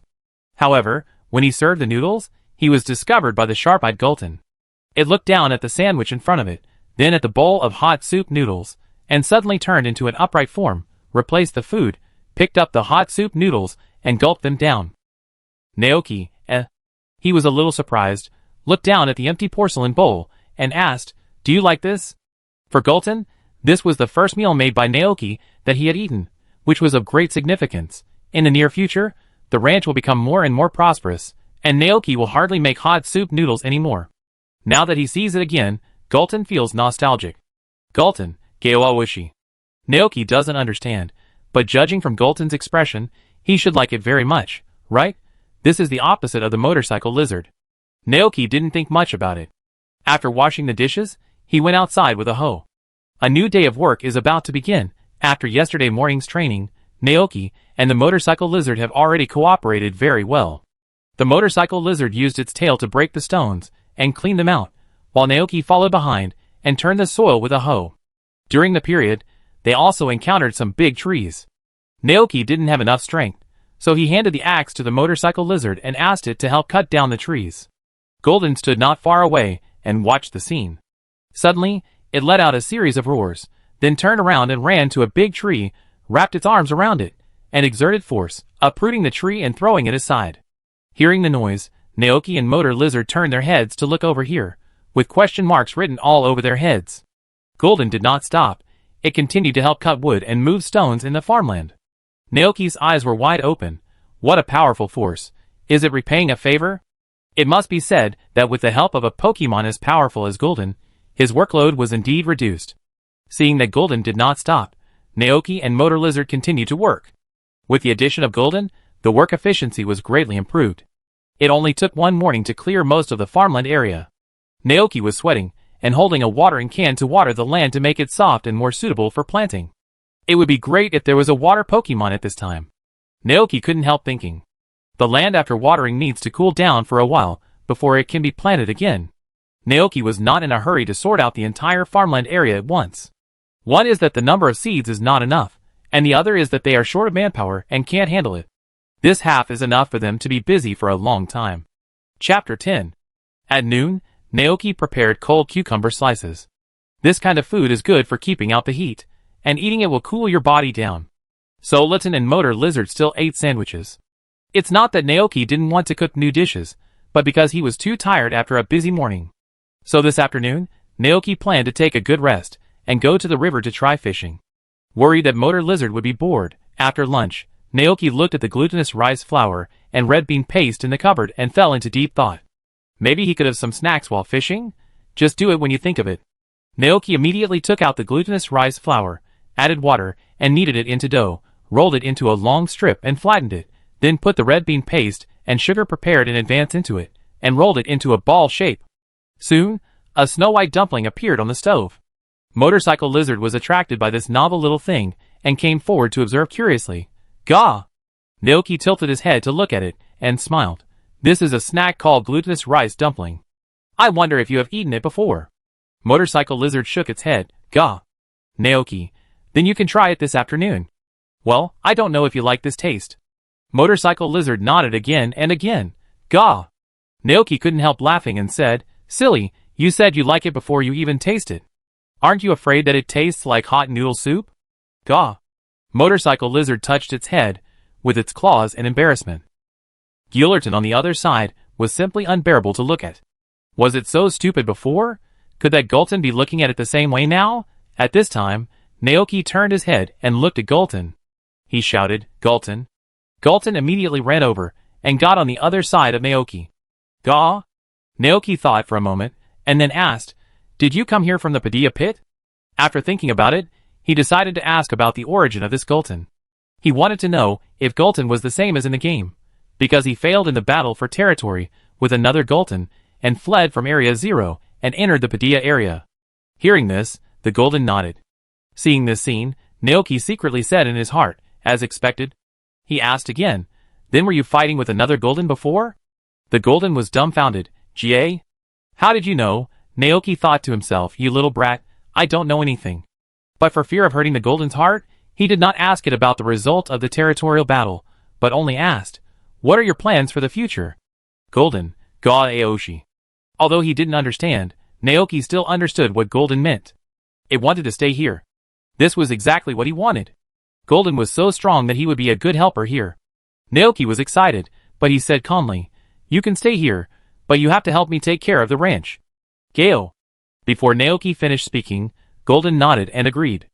At this time, the last glutinous rice dumpling was wrapped, and Naoki put them into the steamer, and steamed them slowly over low heat. After estimating the steaming time in his mind, Naoki took the stool, the fishing rod and the bait, and went to the river surrounding the ranch. After putting on the bait and casting the hook, Naoki said to Gillerton and Motor Lizard, I'm going fishing, you guys go and play. In spring, the ranch is full of dandelions, and a kind of small yellow wildflowers. After hearing what Naoki said, Motor Lizard went to the side to play alone. It was attracted by a butterfly and ran in the grass chasing it. After running for a while, the Motor Lizard stopped in front of a fluffy, white and soft dandelion, then lowered its head, and curiously observed the fine hairs on the dandelion. Suddenly, the Motor Lizard felt its nose itchy. It couldn't help but sneeze loudly, and immediately, the dandelion seeds were blown away by the airflow and flew into the blue sky. The Motor Lizard raised its head, looking at this scene with an innocent and curious look. Riverside. Naoki looked at Gulton beside him and asked, Aren't you going to play? Gah. Gulton shook his head. He looked at the slowly flowing river, and the shadows of large and small fish under the water, and then looked at the fishing rod in Naoki's hand. A big light bulb suddenly lit up in Gulton's head. He thought of a good idea. Before Naoki could react, he saw that Gulton's aura suddenly surged, and then he jumped high, changing his form and violently smashing into the water. Splash. A large amount of river water was washed up into the air, and turned into drops of water that splashed down, just like a rain. Naoki? ? He stared at the scene in amazement. Gulton jumped out of the water, and happily claimed the credit. Gah! Naoki looked down, and saw that the turbulent water flow gradually became stable, and a series of black shadows also emerged from the water. They rolled their eyes, obviously stunned by Gulton's attack. Naoki didn't know what to say for a moment. He looked at Gulton, and couldn't help saying, Although I know you are repaying my kindness of taking you in, there is no need to be so exaggerated. Gulton immediately lowered his head in disappointment. Gao. Naoki was helpless. Okay, I don't mean to blame you. You did a great job. Golden's eyes immediately lit up. Gao Yoshi Naoki, He sighed and instructed Golden to pick up the fainted fish and put them into the small bucket filled with river water. Golden immediately obeyed and quickly caught the fish. The fish in this season are not very plump, but for Naoki, who is just starting out, this is not very important. He picked out a few carp among the ordinary river fish. Golden looked at the 3 red fish, a little puzzled. Ga? They can't be eaten. Naoki shook his head. He wanted to release the carp into the river, but suddenly thought of the lake in his own ranch. Farming and raising milk cans require a long preparation. During this period, why not raise a few fish first? Not only Magikarp, but also these ordinary river fish can be raised. After thinking for a while, Naoki came to the lake with an iron bucket and put the 3 Magikarp in. After putting them in, he did not leave immediately, but stayed there to observe the situation of the Magikarp, because he was not sure whether they were stunned by the Gulton or directly killed. Fortunately, these 3 Magikarp were lucky and did not die. After being unconscious for a few minutes, they slowly opened their eyes. They did not feel frightened when they changed to another area of water. They still swam slowly in the water with a dull look. Chapter 11. New facilities added to the ranch, 1 more fish pond. Looking at the carp swimming in the lake, Naoki felt a sense of joy of a good harvest.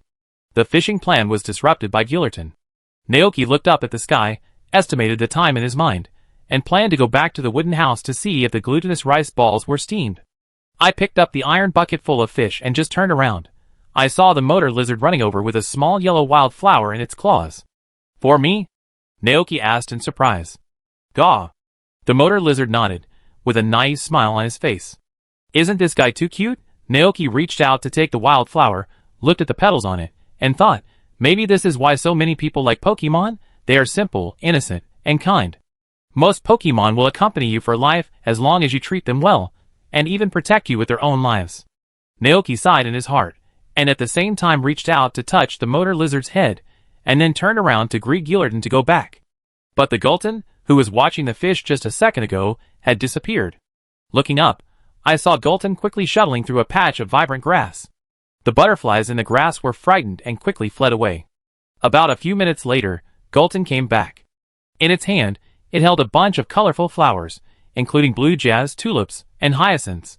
Naoki immediately guessed Gulton's thoughts, but then again, Gulton should be considered the least impressive beast, right? After 2 days of getting along, its words and deeds did not look like a divine beast at all, but like a primary school kid. Golden handed the flower over. Gaw! Naoki sighed in his heart and reached out to take it helplessly. He was about to pick up the iron bucket, but saw Golden put his head closer. Naoki, It really looks like a childish primary school kid. He touched Golden's head with a smile. Golden was satisfied. Let's go! Naoki picked up the iron bucket, and Motor Lizard and Golden followed him back to the wooden house. Put the iron bucket in the shade so that the fish would not be sunburned to death, and give it to Zack when he came to collect the goods at 5 p.m. After entering the house and checking that the glutinous rice balls were not cooked yet, Naoki sat at the desk and took out the account book and pen he had bought at the grocery store. A qualified rancher must record daily expenses and income in detail. This way, when the ranch grows bigger in the future, we won't be in the dark. Picking up the pen, Naoki calculated and wrote on it. Spring 198, January 5th. Income, black truffle plus 33,000. Expenditure, purchase of seeds, fishing rods, seasonings, ingredients minus 4,190. Remaining funds, 28,810. Spring 198, January 6th. Income, fish plus. Expenditure, 0. The fish has not been sold yet. Naoki does not know its selling price, so he left a blank at the end and planned to add it to the statistics in the evening. In addition, Naoki also wrote down the funds needed to expand the house, repair the Pokemon house, and the chicken house. This made it easier for him to check, and also gave him motivation to work hard for this goal. After recording the account, Naoki got up to check the steamer. This time, the glutinous rice balls were finally cooked. In the misty steam, they looked like white and tender fat dolls. As Naoki looked down, their information also emerged. Glutinous rice balls, be a spring delicacy made with glutinous rice and red bean paste, quite popular among young people. Cooking effect, limited to bug Pokemon, silk enhancement level 2, moderately increases the toughness and strength of silk. If ingredients with attributes are added, the Pokemon eaten may undergo more changes. Evaluation: Snow White, soft and chewy, sweet and delicate, refreshing, with a hint of red bean sweetness, it is a very good snack. Limited to bug Pokemon enhancement? Looking at the words above, Naoki instantly became interested. The white and tender glutinous rice balls were lying in the pot, and each of them had the same enhancement effect, but there was a difference in level between them. There are level 1 enhancements, level 2 enhancements, and the highest is level 3 enhancements. However, what interests Naoki is not the entry limited to bug attribute Pokemon, but the following sentence: ingredients with attributes. If he remembers correctly, there seems to be no such ingredient in the Pokemon world. But in that rubbish game, there are. For example, the ice fruit with ice attribute power, the electric lemon with electric attribute, etc. But can this world grow them? Naoki subconsciously thought it was impossible, but he suddenly remembered the effect of a dish in the game. It was a dish called grass cake. After the player's little man eats it, he is placed in the player's farm to help take care of the crops. The crops taken care of by the little man will undergo slight changes. For example, ordinary mushrooms become armored mushrooms, ordinary lemons become electric lemons, and ordinary apples become glowing apples. After feeding the apple to the little man, it will glow and become a big light bulb, which is equivalent to a free transformation. Then the question is, if he succeeds in making grass cake and feeds it to Pokemon, can Pokemon also have that magical ability? After thinking for a while, Naoki felt that it was feasible. But the key is that he, a technician, does not know the ingredients and detailed ingredients of grass cake. How to make grass cake? I am afraid that only Pleasant Goat and his friends who live in the goat village know this. At that time, put the electric current lemon into the glutinous rice dumplings. Maybe it can make insect silk with enhanced electric properties.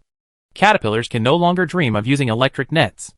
Thinking of this, Naoki couldn't help but feel a surge of emotion. It seems that we need to try the method of grass cake next. But it's not possible now. The ranch is in its early stages, and no money can be wasted. Keeping this in mind, Naoki put the glutinous rice balls on a clean plate to cool. Motor Lizard looked at the glutinous rice balls on the plate curiously. Compared with it, Golden's interest seemed not so great. Glancing at the motorcycle lizard, Naoki told him, "It's hot now. Wait until it cools down before eating." The motorcycle lizard was very obedient, and it would not move if Naoki didn't let it eat.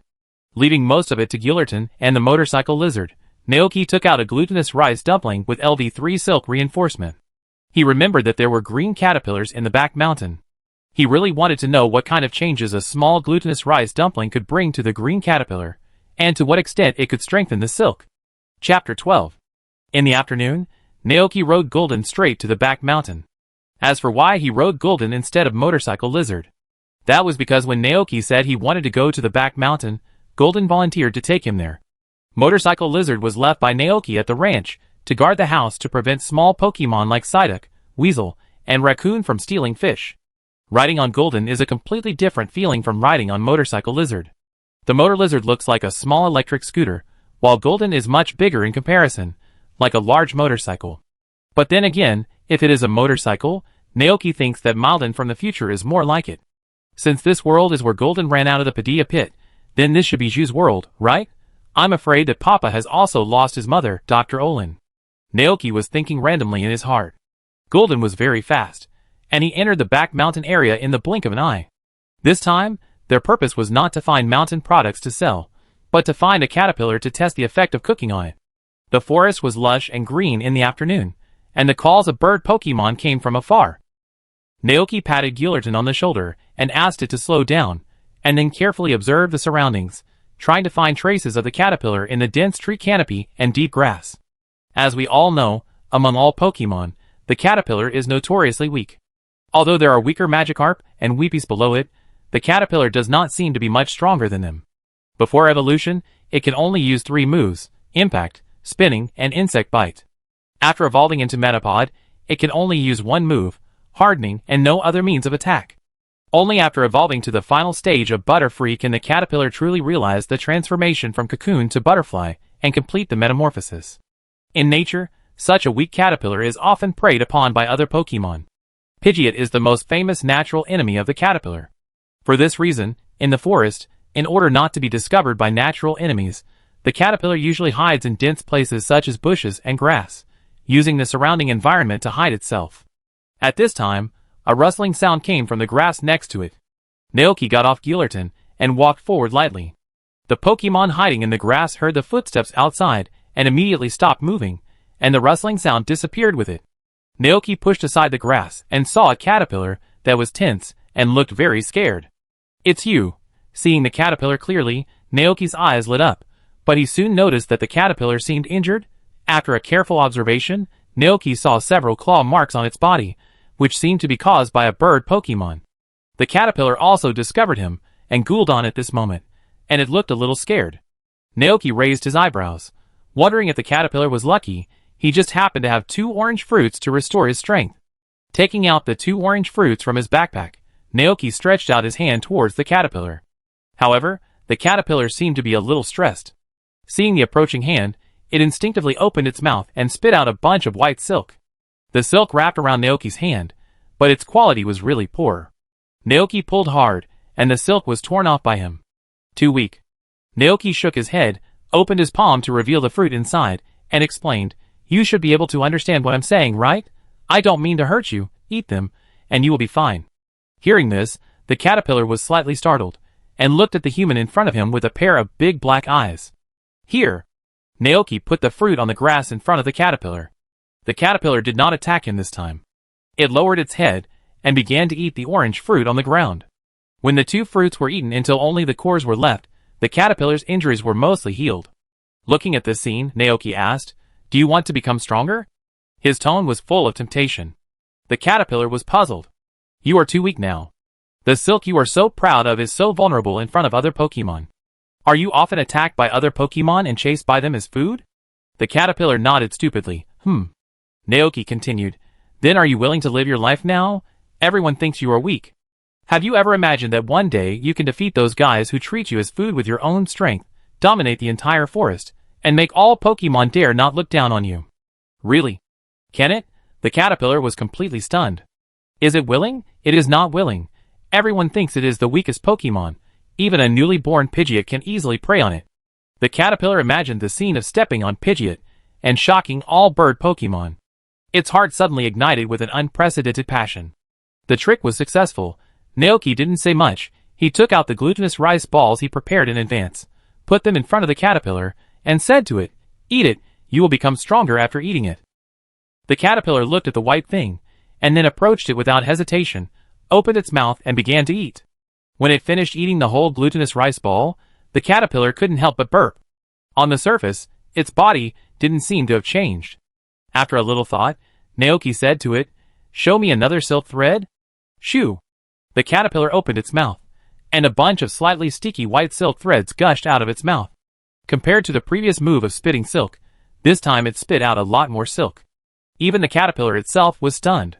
Naoki picked up the silk, wrapped it around his hands, and struggled hard. Although the silk was stretched out in an arc, it did not break like before. Sure enough, the toughness and viscosity have been greatly improved, and the strength is obviously not of the same order of magnitude. Naoki thought to himself, and said to the caterpillar, "Congratulations, you have become stronger." Now that he has tested the effect of the glutinous rice balls, there is no need for him to stay here. Naoki rode on the Gul'dan and turned to leave. Hearing what he just said, the caterpillar seemed very excited. But it quickly calmed down. This strength alone is not enough. It wants to become stronger. Let no one dare to underestimate it, and the human who can make it stronger. Looking at the backs of the human and the powerful Pokemon going away, the caterpillar didn't know what was in his mind. Chapter 13. At 5 o'clock in the evening, Zack drove the truck to the ranch on time. Naoki was planting the last fruit tree seedling in the soil with Gul'dan and Motor Lizard. Just after watering, he heard Zack's powerful voice from behind. "You did all this? Isn't it too fast? It's only been less than a day?" Looking at the new ranch, Zack was a little stunned. The farmland that was originally occupied by weeds and trees became neat and clean, with square pieces of land arranged in an orderly manner. The land on it was slightly damp, as if it had just been watered. Naoki turned around and said to Zack with a smile, "This is all thanks to them." As he said that, he turned sideways, revealing the Gul'dan and Motor Lizard next to him. Zack was slightly stunned, then looked up and saw that in addition to the Motor Lizard he had seen yesterday, there was another Pokemon next to Naoki. A Pokemon he had never seen before. Tall body, strong physique, muscular limbs and body, thick and powerful tail. Who is that big guy? Zack opened his eyes wide again. He swore that he had never seen such Pokemon in the Padilla region. As a truck driver who traveled all over the country to transport goods, Zack had been to various places in his early years and had seen countless Pokemon. He knew all the Pokemon that lived in the Padilla region.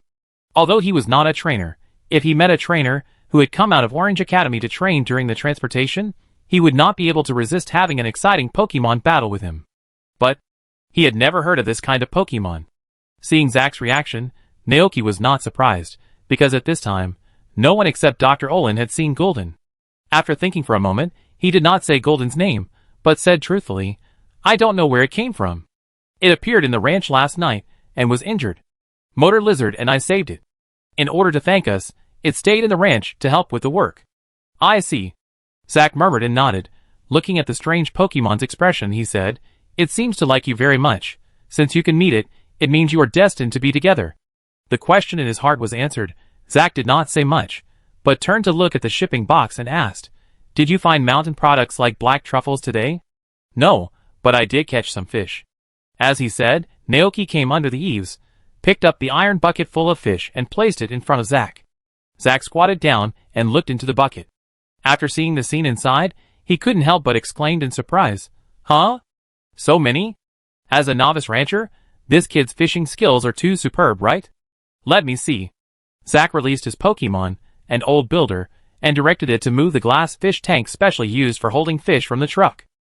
Bass, carp, catfish, herring. Wow! There are also 2 rainbow trout. These are rare fish that are hard to catch. Your fishing skills are amazing, aren't they? Zack stood up and gave a thumbs up in admiration. Great. Naoki smiled awkwardly but politely. Zack took out the account book and started to calculate the accounts. The bass is 300 alliance coins. The carp is 120. The rainbow trout is 1200. Well, the total is 3680 alliance coins. After calculating, Zack put away the account book, took out his wallet and started to pay. "It's really good. I hope I can have such a harvest tomorrow."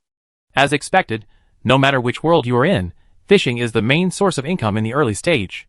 Naoki thought to himself as he took the money. After collecting the goods, Zack turned around and wanted to leave. He had to go to other ranches and farms to collect the goods, and then deliver the goods to the Jichin market and other surrounding cities overnight. But suddenly, Zack remembered something else. He stopped and turned back to ask, "By the way, have you thought of a name for this ranch?" "Name?" Naoki was stunned.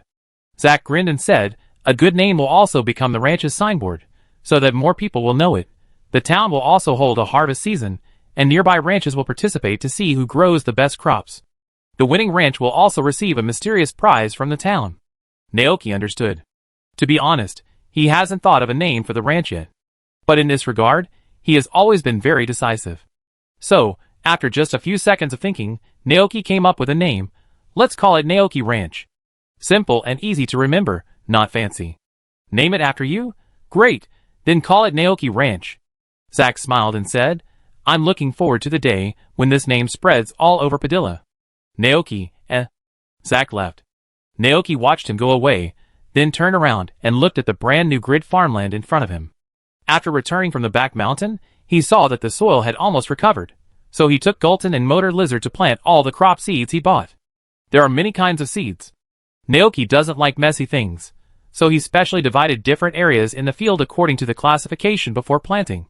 Potatoes, turnips, garlic, spring wheat, strawberries, cabbages, cucumbers, radishes, tomatoes. In addition, he also bought a few fruit tree seedlings.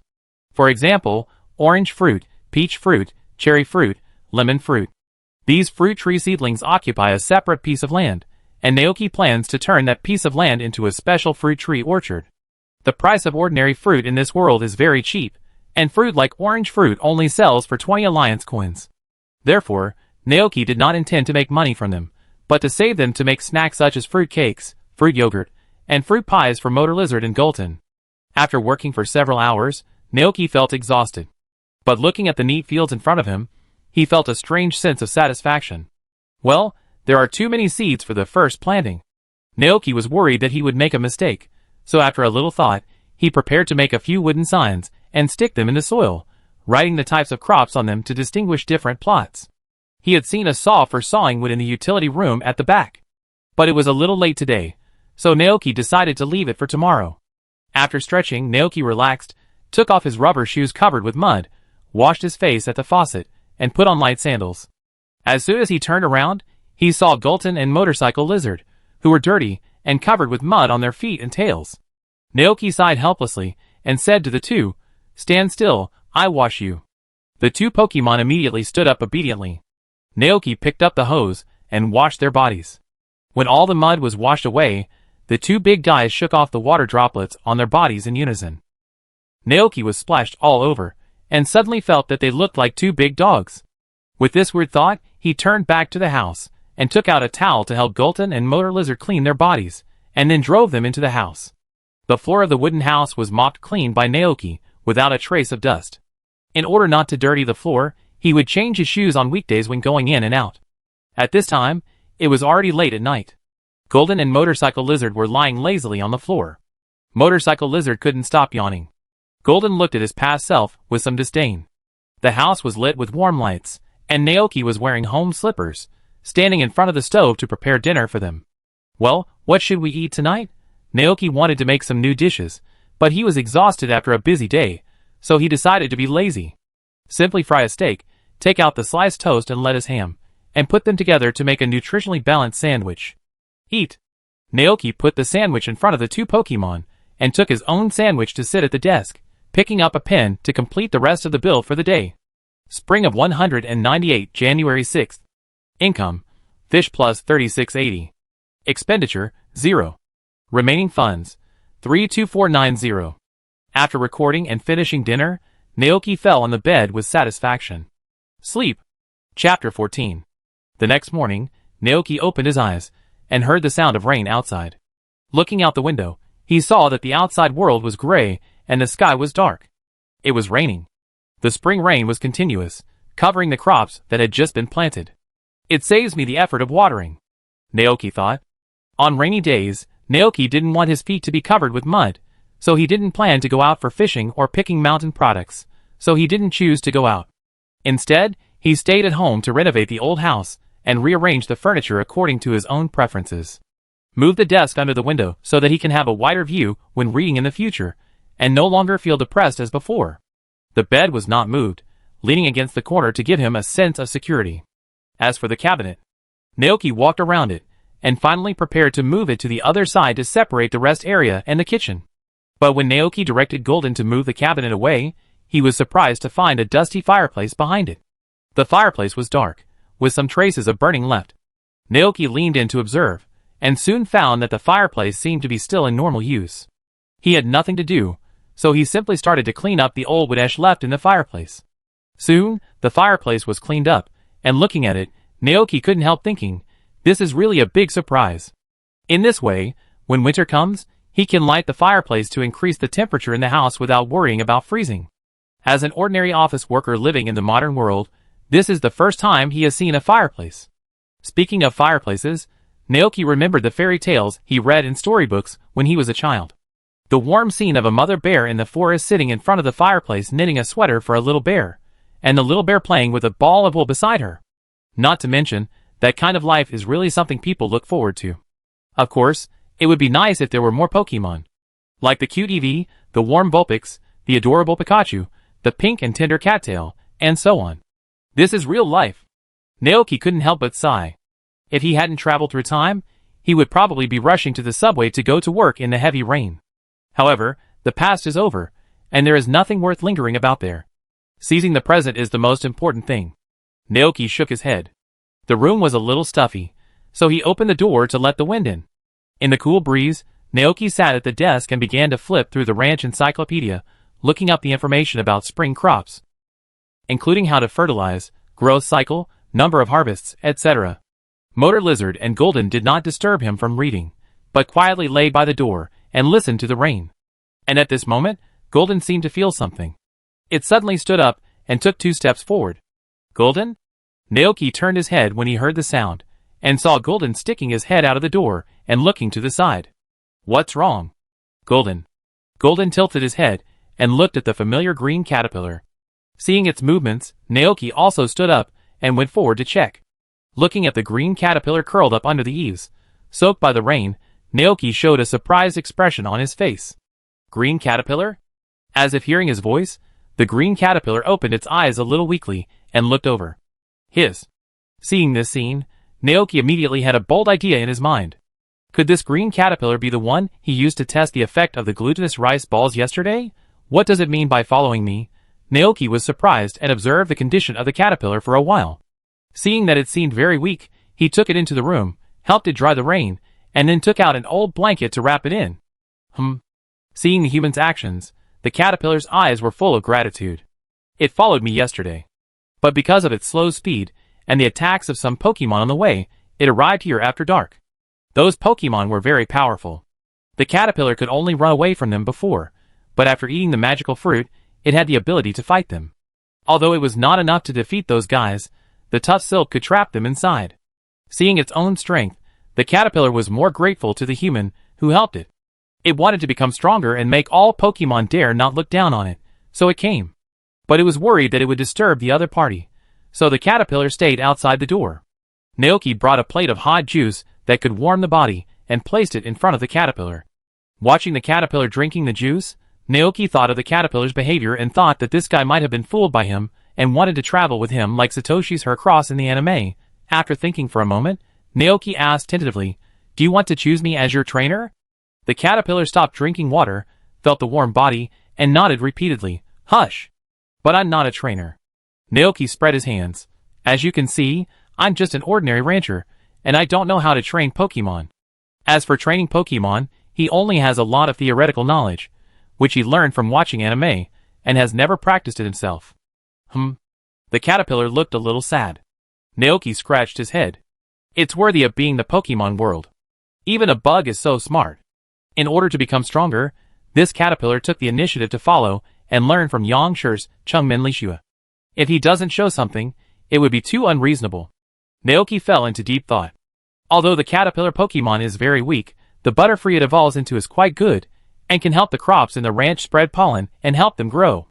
Thinking of this, Naoki said again, "I am not a trainer, so I can't treat you like a trainer trains Pokemon, but I may use other methods to help you become stronger. Even so, do you still want to follow me? There are so many types of dishes. Maybe one day in the future, he will make a dish that has the effect of strengthening Butterfree or Caterpillar's ability.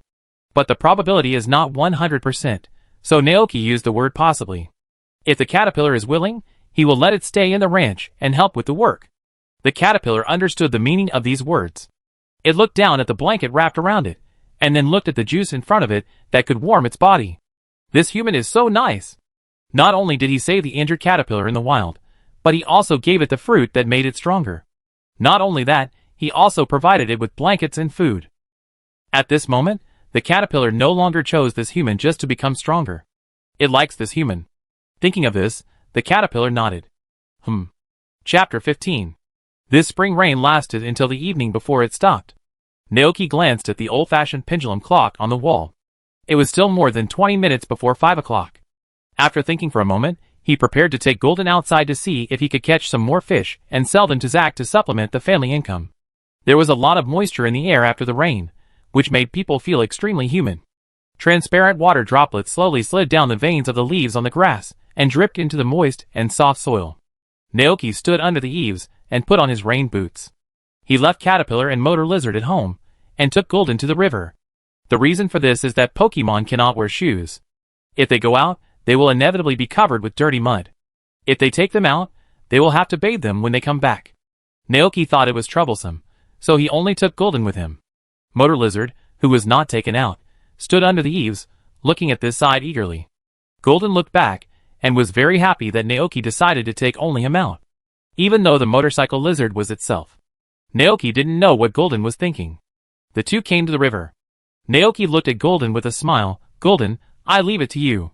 On rainy days, the air pressure is low, and the oxygen content in the river water will also decrease. Fish will swim to shallow waters to breathe. This is often the best time to fish." Hearing Naoki's words, Golden understood immediately. It patted its chest with its claws with confidence. "Gah! Leave it to it." As he spoke, Golden's expression suddenly became serious. As his aura surged, his strong scarlet body leaped up, and the dragon whiskers on his head turned into wings, changing their shapes while violently smashing down. With a loud bang, a big hole was blown out on the water surface.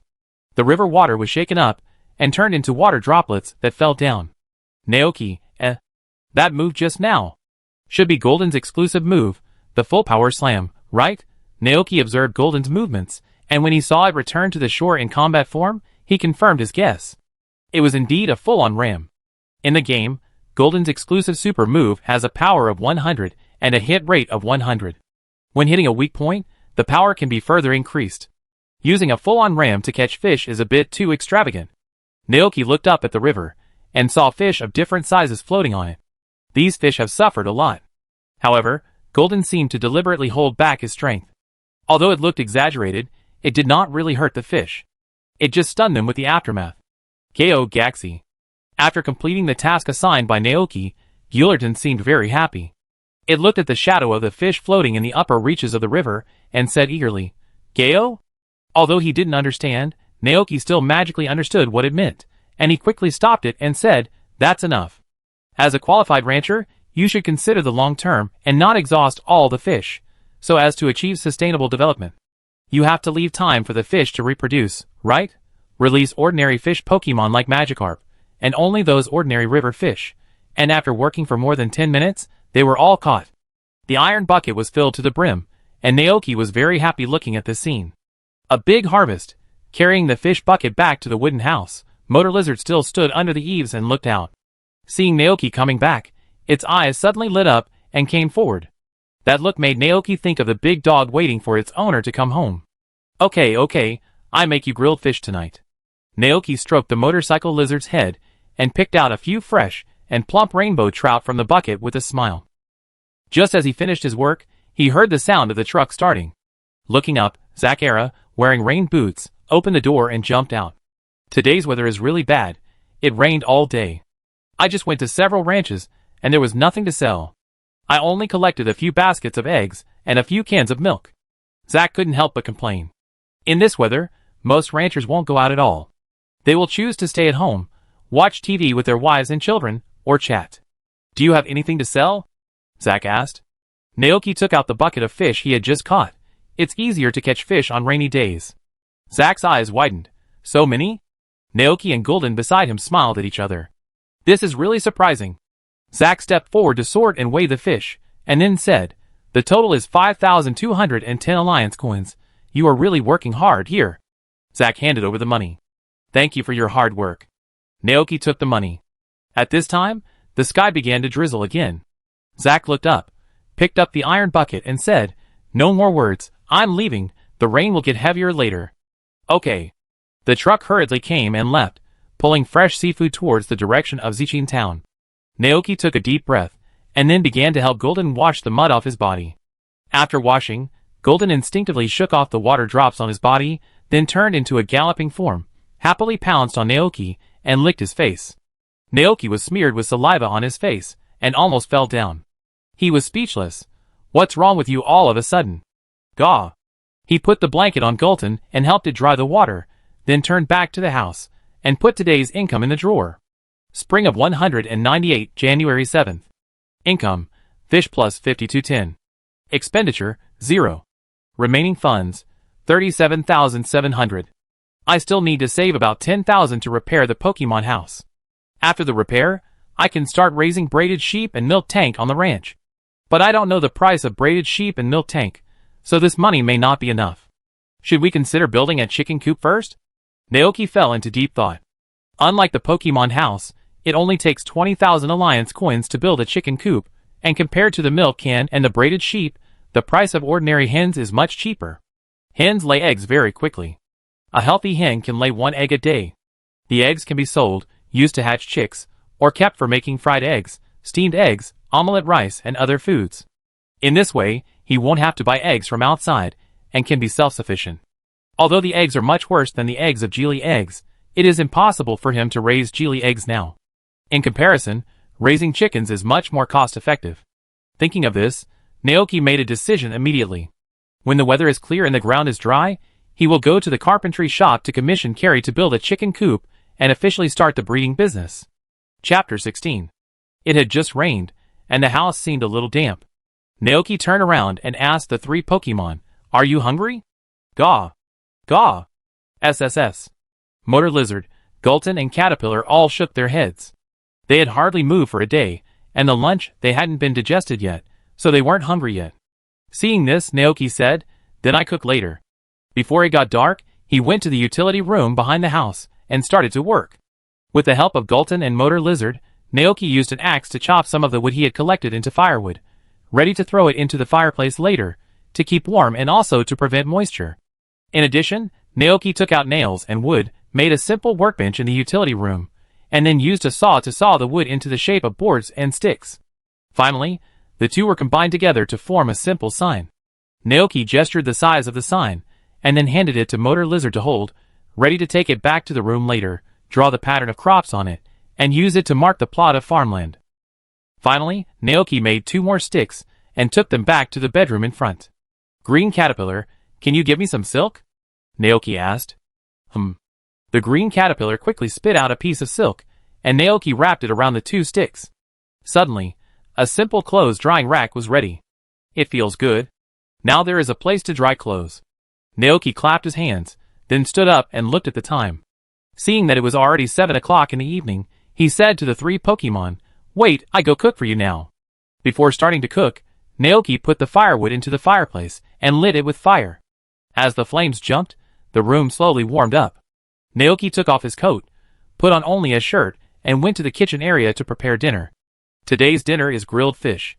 The fish is rainbow trout. This kind of fish is tender, delicious, has no fishy smell, and has no small bone spurs. It is very suitable for cooking with charcoal grilling.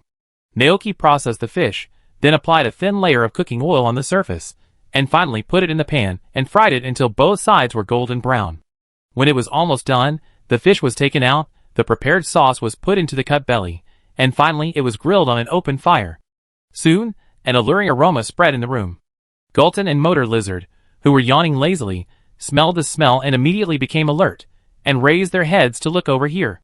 Naoki put the grilled fish into the plate, and the golden oil slowly flowed on the fish. Under the brown fish skin was the tender fish meat that looked like red velvet, and the aroma of the sauce rushed into the nose, which made people salivate just by smelling it. He looked down, and the information of this dish emerged. Grilled rainbow trout, be a simple charcoal grilled delicacy that retains the original freshness of the fish, a delicacy that makes people want to eat it. Cooking effect, life recovery, extra large, can instantly restore physical strength and energy to the best state. Evaluation, a dish with original flavor, very nutritious, suitable for all ages. Life recovery, it is equivalent to the effect of a full medicine plus a bottle of PP multi-component full supplement. Overall, it's pretty good. Smelling the taste, Naoki couldn't help but secretly take a bite.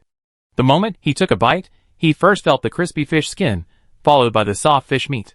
The fish meat was extremely tender, almost melting in the mouth, and the distinct taste made people unable to stop. Naoki couldn't help but want to take another bite, but suddenly felt 2 burning eyes cast on him. Looking up, he saw Motor Lizard and Gulton swallowing their saliva and looking at this side expectantly. Naoki, He turned around and put the other 2 fish in front of them, and said helplessly, "Hold on, your saliva is all over the floor." Motor Lizard and Gulton began to eat heartily. Naoki looked at Caterpillar. However, Caterpillar showed a lack of interest in this grilled fish. "Aren't you going to eat it?" The caterpillar shook its head. Seeing this scene, Naoki suddenly remembered that fish meat did not seem to be on the menu of Pokemon like Caterpillar. Compared to meat, they prefer fresh green leaves and juicy delicious fruits. They have a big appetite, and can eat 100 leaves a day. Okay. Naoki turned around, took out the fruits from the cupboard, cut them into small pieces with a knife, and made a fruit platter for the caterpillar. When the fruit platter was brought to the caterpillar immediately showed a happy expression in its eyes, then bent down and began to eat the fruit flesh. Seeing that it was eating very deliciously, Naoki also checked the effect of the fruit platter. Fruit platter, C negative, a delicacy made from various fruits, blending the flavors of different fruits, quite popular with some Pokemon. Cooking effect, skill refinement, after eating, a certain move of the Pokemon will change randomly. Evaluation, basic cooking, easy to make, a good choice for home travel. Puff! Naoki almost spit out a mouthful of water. It worked. This simple dish of fruit platter actually produced this special effect, skill refining sounds advanced, but it is actually a double-edged sword that gambles on one's luck. It is commonly known as looking at one's luck. In the game, after the player feeds it to the villain, the skills mastered by the villain will change randomly. There are 5 types of changes, namely: 1. Skill level increases, increasing power. 2. Skill level decreases, reducing power. 3. Forget the skill. 4. Skill specialization, making the skill produce special changes. 5. Comprehend skills, comprehend a new skill. In his previous life, because of the effect of this dish, the game company he worked for was almost criticized by players. Many players originally wanted to strengthen the skills of the villains they cultivated, but after feeding them, they were shocked to find that the skills of the villains were not only not strengthened, but also forgotten. The player did not believe it, and continued to feed more than a dozen, and then the first blank villain in the game was born. The angry player almost came to the door with a knife to chop the planter. Thinking of this, Naoki looked at the fruit eaten by the caterpillar. It was too late for him to stop it now. After patiently waiting for the caterpillar to finish eating, Naoki asked tentatively, "Caterpillar, do you feel any changes in your body? For example, your moves or something?" Hearing this, the caterpillar was puzzled at first, and then began to carefully feel the changes in its body. Soon, it seemed to have discovered something, and a bright light bulb appeared on its head. The caterpillar took a deep breath, and opened its mouth into the shape of an O. Then, a net made of white silk shot out from it. Unlike ordinary silk, the net was actually flashing with strands of yellow electric light. Seeing this scene, Shishu immediately took a breath of cold air, because he already knew the changes of the green caterpillar. That fruit platter made it learn to use an electric net. Chapter 17. Electric net. Use the electric net to catch the opponent and attack, and can also reduce the opponent's speed. I have to say, this caterpillar's luck is really good. The caterpillar seemed very surprised about its own changes. Through what happened in the past 2 days, it probably knew that its changes were due to food. Food can make it stronger. The caterpillar immediately looked at Naoki expectantly. "No." Naoki shook his head. "You can't chew too much. Wait until you master the moves you learned today." In addition, more importantly, the cooking effect of tree fruit platter is uncontrollable. No one can guarantee what will happen after continuous consumption. This time, I was lucky and understood the electric grid, but next time, I might have a big bad luck and forget all the moves I know. The caterpillar thought about it, and felt that this was very right. It immediately decided to practice this powerful move that it had just understood and master it thoroughly. Only in this way can it become stronger. The caterpillar was full of fighting spirit. But before that, he had to thank Naoki. The caterpillar touched Naoki's arm affectionately with its antennae to express its gratitude. Naoki smiled and said to it, "You go and rest first." The caterpillar nodded obediently, turned around and moved to the corner to rest. Naoki looked down at the empty white porcelain plate. "You must be careful in the future, and don't make this dish casually." Naoki kept this sentence in mind, because he was worried that he would eat Motor Lizard and Gultun into fools. Gultun and Motor Lizard showed a satisfied expression on their faces after eating the grilled fish, squatting on the ground and licking the corners of their mouths with their tongues. Naoki glanced at their silly looks and couldn't help but curl his lips. The temperature dropped on the rainy night, and it felt cold outside. Because the fireplace was lit in the room, the heating was sufficient, and it was warm everywhere. The 3 Pokemon who had filled their stomachs were in this warm environment, and they yawned and felt drowsy after a while. After a long day of idleness, Naoki was not very sleepy at this time. He moved the wooden stool to the fireplace, sat on it, and began to draw the crops he planted on the sign according to the patterns in the ranch encyclopedia. Naoki was very serious in his carving. The dancing flames in the fireplace outlined his shadow, flickering gently on the wall behind him. The green caterpillar was already snoring. The Motor Lizard lying on the bed raised his head and looked over here. Seeing that Naoki had not come to sleep for a long time, he got up and walked forward. The firelight illuminated the motorcycle lizard's body red, and Naoki turned his head to look at it. "Gaw!" The motorcycle lizard yawned, then laid down obediently beside Naoki and worked with him. Seeing this scene, Naoki felt warm in his heart. He smiled and was about to continue working when he heard the footsteps of Gulden behind him. Turning his head, Gulden also came over and laid down on the other side of him like the motorcycle lizard. Gulden looked at the motorcycle lizard with dissatisfaction. Damn it! It got there first. Being by the side of its master, the motorcycle lizard relaxed completely, closed its eyes, and fell asleep peacefully, not noticing the look in its future self's eyes at all. Seeing its appearance, Golden felt as if he had punched cotton. Golden sighed, lying on the floor, his head resting on his front paws, and past events emerged in his mind. It remembered that it had also encountered a Golden shortly after it came to Naoki's side. It didn't know it at the time, but now it thinks that the Golden should be itself. Later, as a motor lizard, it fell into a time machine, and was influenced by a mysterious force to become Golden. So the question is, will the current motor lizard become Golden like its previous self? Thinking of this, Golden felt that his head was a mess like paste. It didn't know why it became like this, and it had no way to understand it, and it was even a little confused about who was who. Is it Golden? Or a motor lizard? Golden was confused by himself. It felt as if a circle of rotating stars appeared above its head, and finally gave up thinking. Anyway, as long as I can get back to Naoki, it will be fine. Hearing the sigh of Golden beside him, Naoki turned his head, and couldn't help asking, "Why are you sighing suddenly? Is Kingi also worried? Could it be because he lost to another Golden in the battle for territory?" Recalling the plot in the game, Naoki comforted, "Don't worry, when you recover in the future, you will definitely be able to defeat the guy. Although he didn't have the secret seasoning, the dishes he made should not be too bad. There is always a dish that can help Golden recover his strength." Naoki was full of confidence, but Golden was full of questions. "Golden?" Naoki encouraged, "Don't think too much, you will definitely find other ways." Golden. Seeing Naoki like this, Golden couldn't help but feel happy. It stood up and came forward, and then spit on its face. Naoki took a lot of effort to push it away, and deliberately said with a stern face, "Don't lick people casually in the future." Seeing Naoki angry, Golden's face immediately showed a pitiful expression. "Naoki, oh, forget it, whatever happens." The next morning, the sky was bright and the fire in the fireplace had gone out. The rain stopped and the sky returned to its former clarity. Naoki walked out of the cabin and breathed in the fresh air outside, and suddenly felt refreshed. He stretched himself, and a new day was about to begin. Putting on shoes, and holding the prepared sign, Naoki came to the farmland and inserted the sign in front of the plot corresponding to the crop. It had just rained, and there were still large and small water droplets on the leaves of the tree. While Naoki was working, the caterpillar came outside, climbed up the tree, and ate fresh leaves while looking at Naoki not far away, and Motolizard and Golden who were helping. It must work hard to become stronger, not only to prove to those Pokemon who look down on it that it is not weak, but also to thank Naoki. Only by evolving into the most powerful Butterfree can it help Naoki. Therefore, after eating a few leaves, the caterpillar began to practice the electric fence on its own. After inserting the sign, Naoki took Golden and Motor Lizard to the west of the ranch. It had not been taken care of yet, and there were weeds and trees growing everywhere, which looked messy. This time, Naoki planned to cut down all the trees in this area to build a chicken coop. He had saved enough money for the construction, and only wood and stone were left.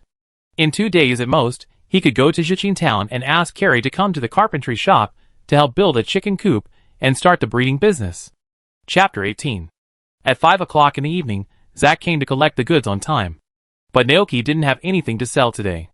Maybe it was because Golden fried fish too much in the past 2 days, which led to a large reduction in the number of fish in the nearby river. He only caught 3 ordinary bass. Zack seemed to be accustomed to this, and comforted Naoki.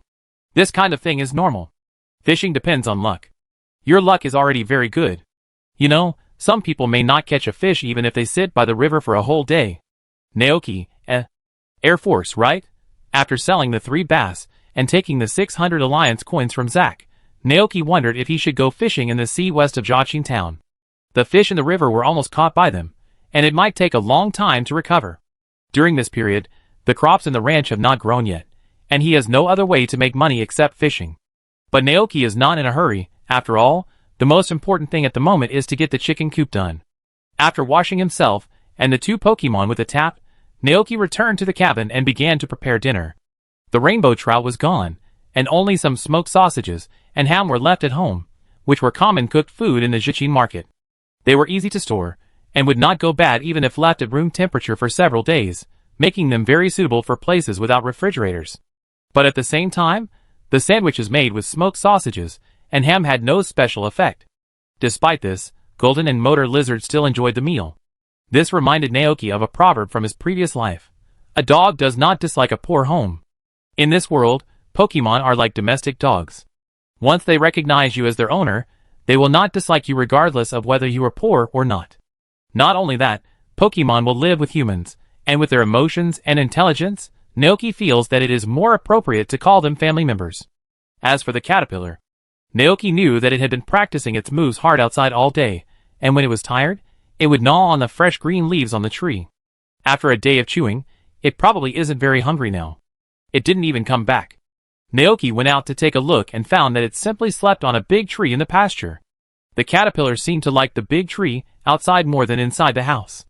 After dinner, Naoki, who had been busy all day, chose to go to bed early to rest. At the same time, in the back mountain, a blond boy about 10 years old crawled out of the gutter in a mess. The uniform with the Orange Academy emblem was covered with mud and wet and rotten leaves. The boy looked at his dirty clothes with disdain, and sat on a tree with a face that wanted to cry but had no tears. The boy's name was Carter, a freshman at Orange College. He left school 2 days ago to attend an outdoor course, but he got lost on the way. He wanted to keep going forward to see if he could find a place where people lived, but it rained. The rain lasted all day, and it trapped him in the cave all day. He waited for the rain to stop and wanted to come out to take a look, but he fell into a ditch. Not only did his clothes get dirty, but his legs were also scratched. The food on his body was eaten up. Carter endured the hunger and leaned against a tree, his face full of tears. I wonder if the messenger bird has found the location of the town. Ah, it's so annoying. I shouldn't have come to participate in this extracurricular activity. In the afternoon, Carter released his only Pokemon, the messenger bird, and asked it to identify the direction from the air and find the place where humans live. Suddenly, the call of the messenger bird came from the sky. Carter raised his head quickly, with a look of surprise on his face. Looking at the messenger bird that landed in front of him, Carter asked hurriedly, "Have you found the location of the town nearby?" "BB." The messenger bird nodded, and took out a blue tree fruit from the white cloth bag he carried and handed it to his trainer. "Is it food specially found for me?" Carter held the tree fruit and shed tears of emotion, and then hugged the messenger bird in his arms. "Thank you so much, messenger bird." "BB." The messenger bird was strangled and could hardly breathe. Fortunately, Carter quickly let go. He took a bite of the fruit and regained his energy. "Okay. Let's continue." "BB." The messenger bird led the way, and Carter followed closely behind it. After walking for more than an hour, under the moonlight, a dark cabin appeared in front. "Is that a cabin?" Carter was a little disappointed. He thought it would be a lively human town. In addition, Carter also saw farmland, which seemed to be a farm. "BB." The messenger bird beside him nodded, indicating that it had seen traces of human activities here before. "This is not bad. It's better than getting lost in the mountains." Carter thought as he knocked on the door. "Hello, excuse me, is there anyone living here?" Soon, footsteps were heard from inside. The lights in the house came on, and as the door opened, a tall and thin young man appeared inside. Naoki looked at the dirty boy in front of him, and a flash of surprise flashed across his face. "Who are you?" Carter quickly introduced himself. "Hello, my name is Carter. I am a student of Orange College. I accidentally got lost in the mountains before. I would like to ask, is this place far from the town?" Naoki glanced at the other party and said, "It will take about 3 hours to walk." "Ah, so far?" Carter was dumbfounded, and was a little at a loss for a moment. He was losing a lot of physical strength, and he was afraid that he could not support him to walk there. Naoki looked at the school badge on the other person's chest, raised his eyebrows slightly, and then said, "Come in, you may not be able to walk anywhere. Stay here tonight." Carter hurriedly thanked, "Thank you very much. We won't stay here for free. I will pay for the room." "Forget it. It's just a small favor. Don't pay for the room." From the original owner's memory, it is known that the cost of staying in a hotel in this world is not high. The cheapest hotel is about 200 per night. Thinking of this, Naoki made way. Hearing this, Carter was even more grateful. What a good man. He walked into the room with the messenger bird. From the outside, the wooden house was not big, but the facilities inside were very complete. A single bed, a desk, a cabinet used as a partition, and a fireplace in use. The wooden floor was spotless, and the environment inside the house was very clean and tidy. The owner of the house is a very clean person, Carter thought. Carter was worried that his shoes would make the house dirty, so he took off his shoes before entering the house, and entered the house wearing only a pair of stockings. At this time, his eyes suddenly noticed the 2 Pokemon lying beside the bed. A motor lizard and a scarlet Pokemon that he had never seen before. Although he had never seen it, his intuition as a trainer kept telling him that the Pokemon was unusual. Chapter 19. Carter's eyes were attracted by Golden. Naoki turned around and noticed his appearance. He looked over and saw Golden yawning and looking lazy. "Are you traveling now?" Naoki asked. The boy's dress was very similar to those trainers who traveled abroad that he had seen in anime. Carter nodded. "Well, by the way, what should I call you?" The courses at Orange Academy adopt a free system. They don't force students to go to class every day. Instead of going to class, the school encourages students to go out to explore various places in Padilla, or challenge gyms and collect badges. Naoki understood and didn't ask any more questions. "Just call me Naoki. I just took over this abandoned ranch not long ago." "Okay, Mr. Naoki, excuse me." Carter noticed that there was only one bed in the room, so he took out the sleeping bag he carried with him from his backpack and spread it on the ground. He glanced at Gillerton from time to time, and finally couldn't help but ask, "What is that Pokemon?"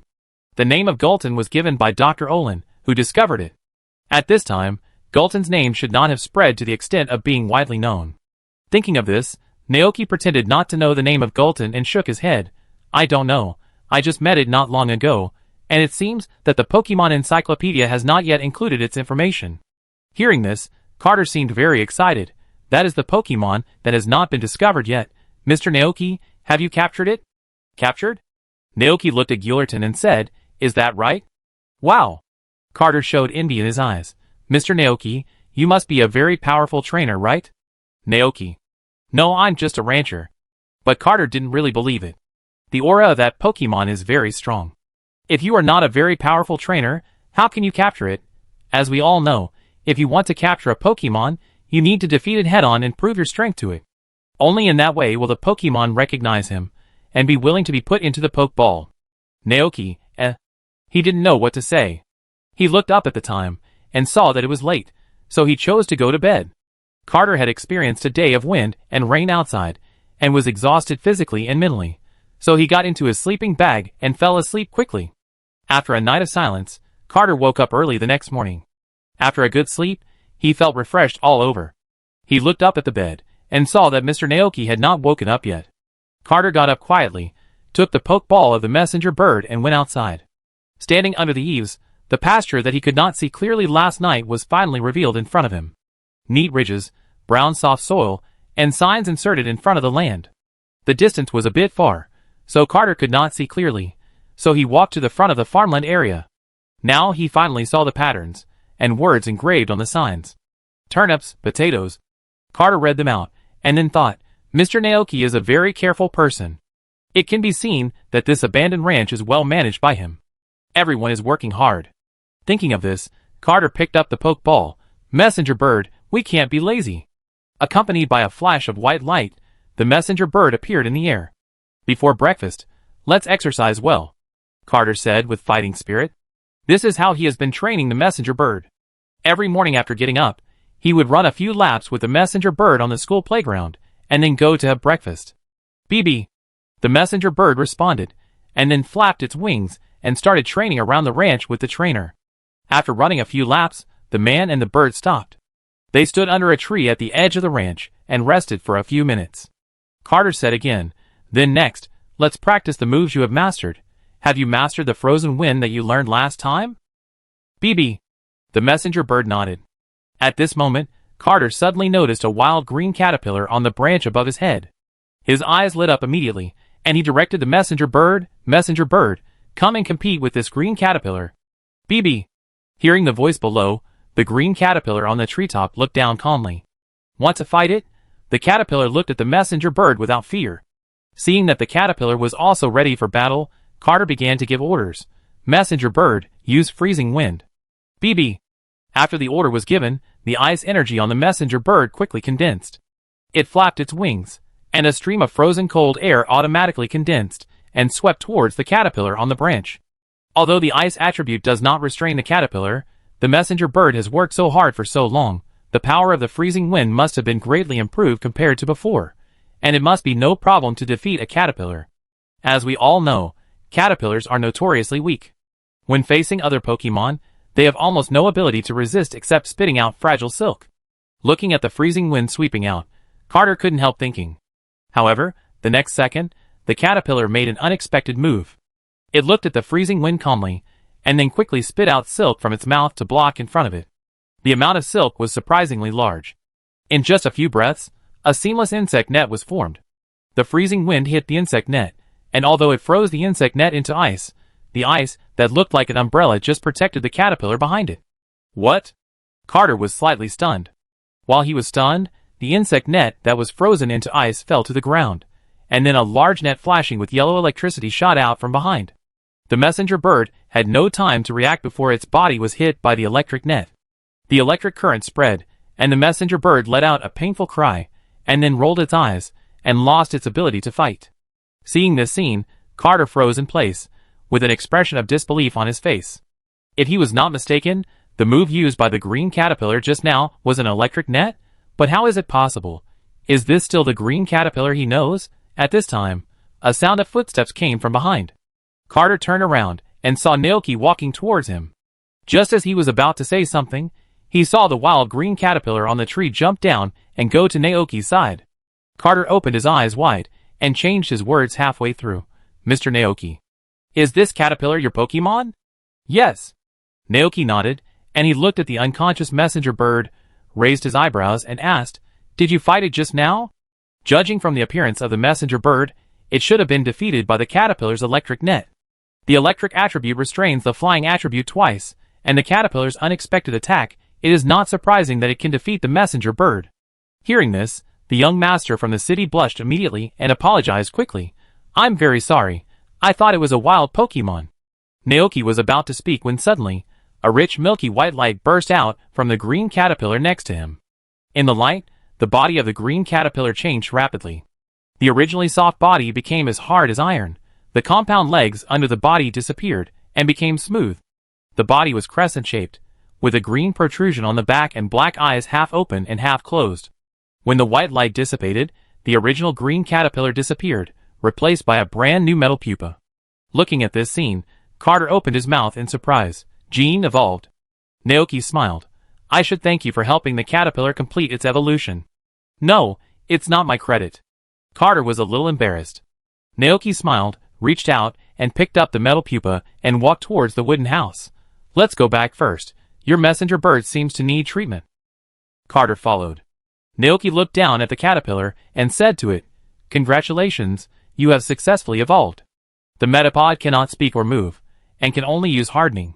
Generally speaking, before the green caterpillars in the wild evolve, they will find a safe place, spit out silk, and hang themselves on the tree, and then they will begin to evolve. Therefore, when the green caterpillar felt that it was about to evolve, it immediately ran to Naoki. The green caterpillar trusts Naoki very much. It believes that he will take it to a safe place. Sure enough, as it expected, Naoki took it back to the wooden house. Considering the environment that the caterpillar likes, Naoki asked before placing it, Do you want to stay outside or in the room? If you want to stay outside, just blink. Metal Capita blinked. Naoki nodded. Okay, then I will make a box for you with wooden boards later. Metal Capita can't move, so it can only look at it with gratitude. Naoki temporarily placed the caterpillar on a blanket, and then turned to check on Carter's messenger bird. The messenger bird had fainted, and its body was twitching slightly, as if it was affected by the electric energy. Just mix the cherry fruit and orange fruit together, and feed it to it. As he said that, Naoki stood up, found 2 kinds of fruit from the fruit basket, mixed them together, and fed them to the messenger bird. Soon, the messenger bird opened its eyes in a daze, and recovered.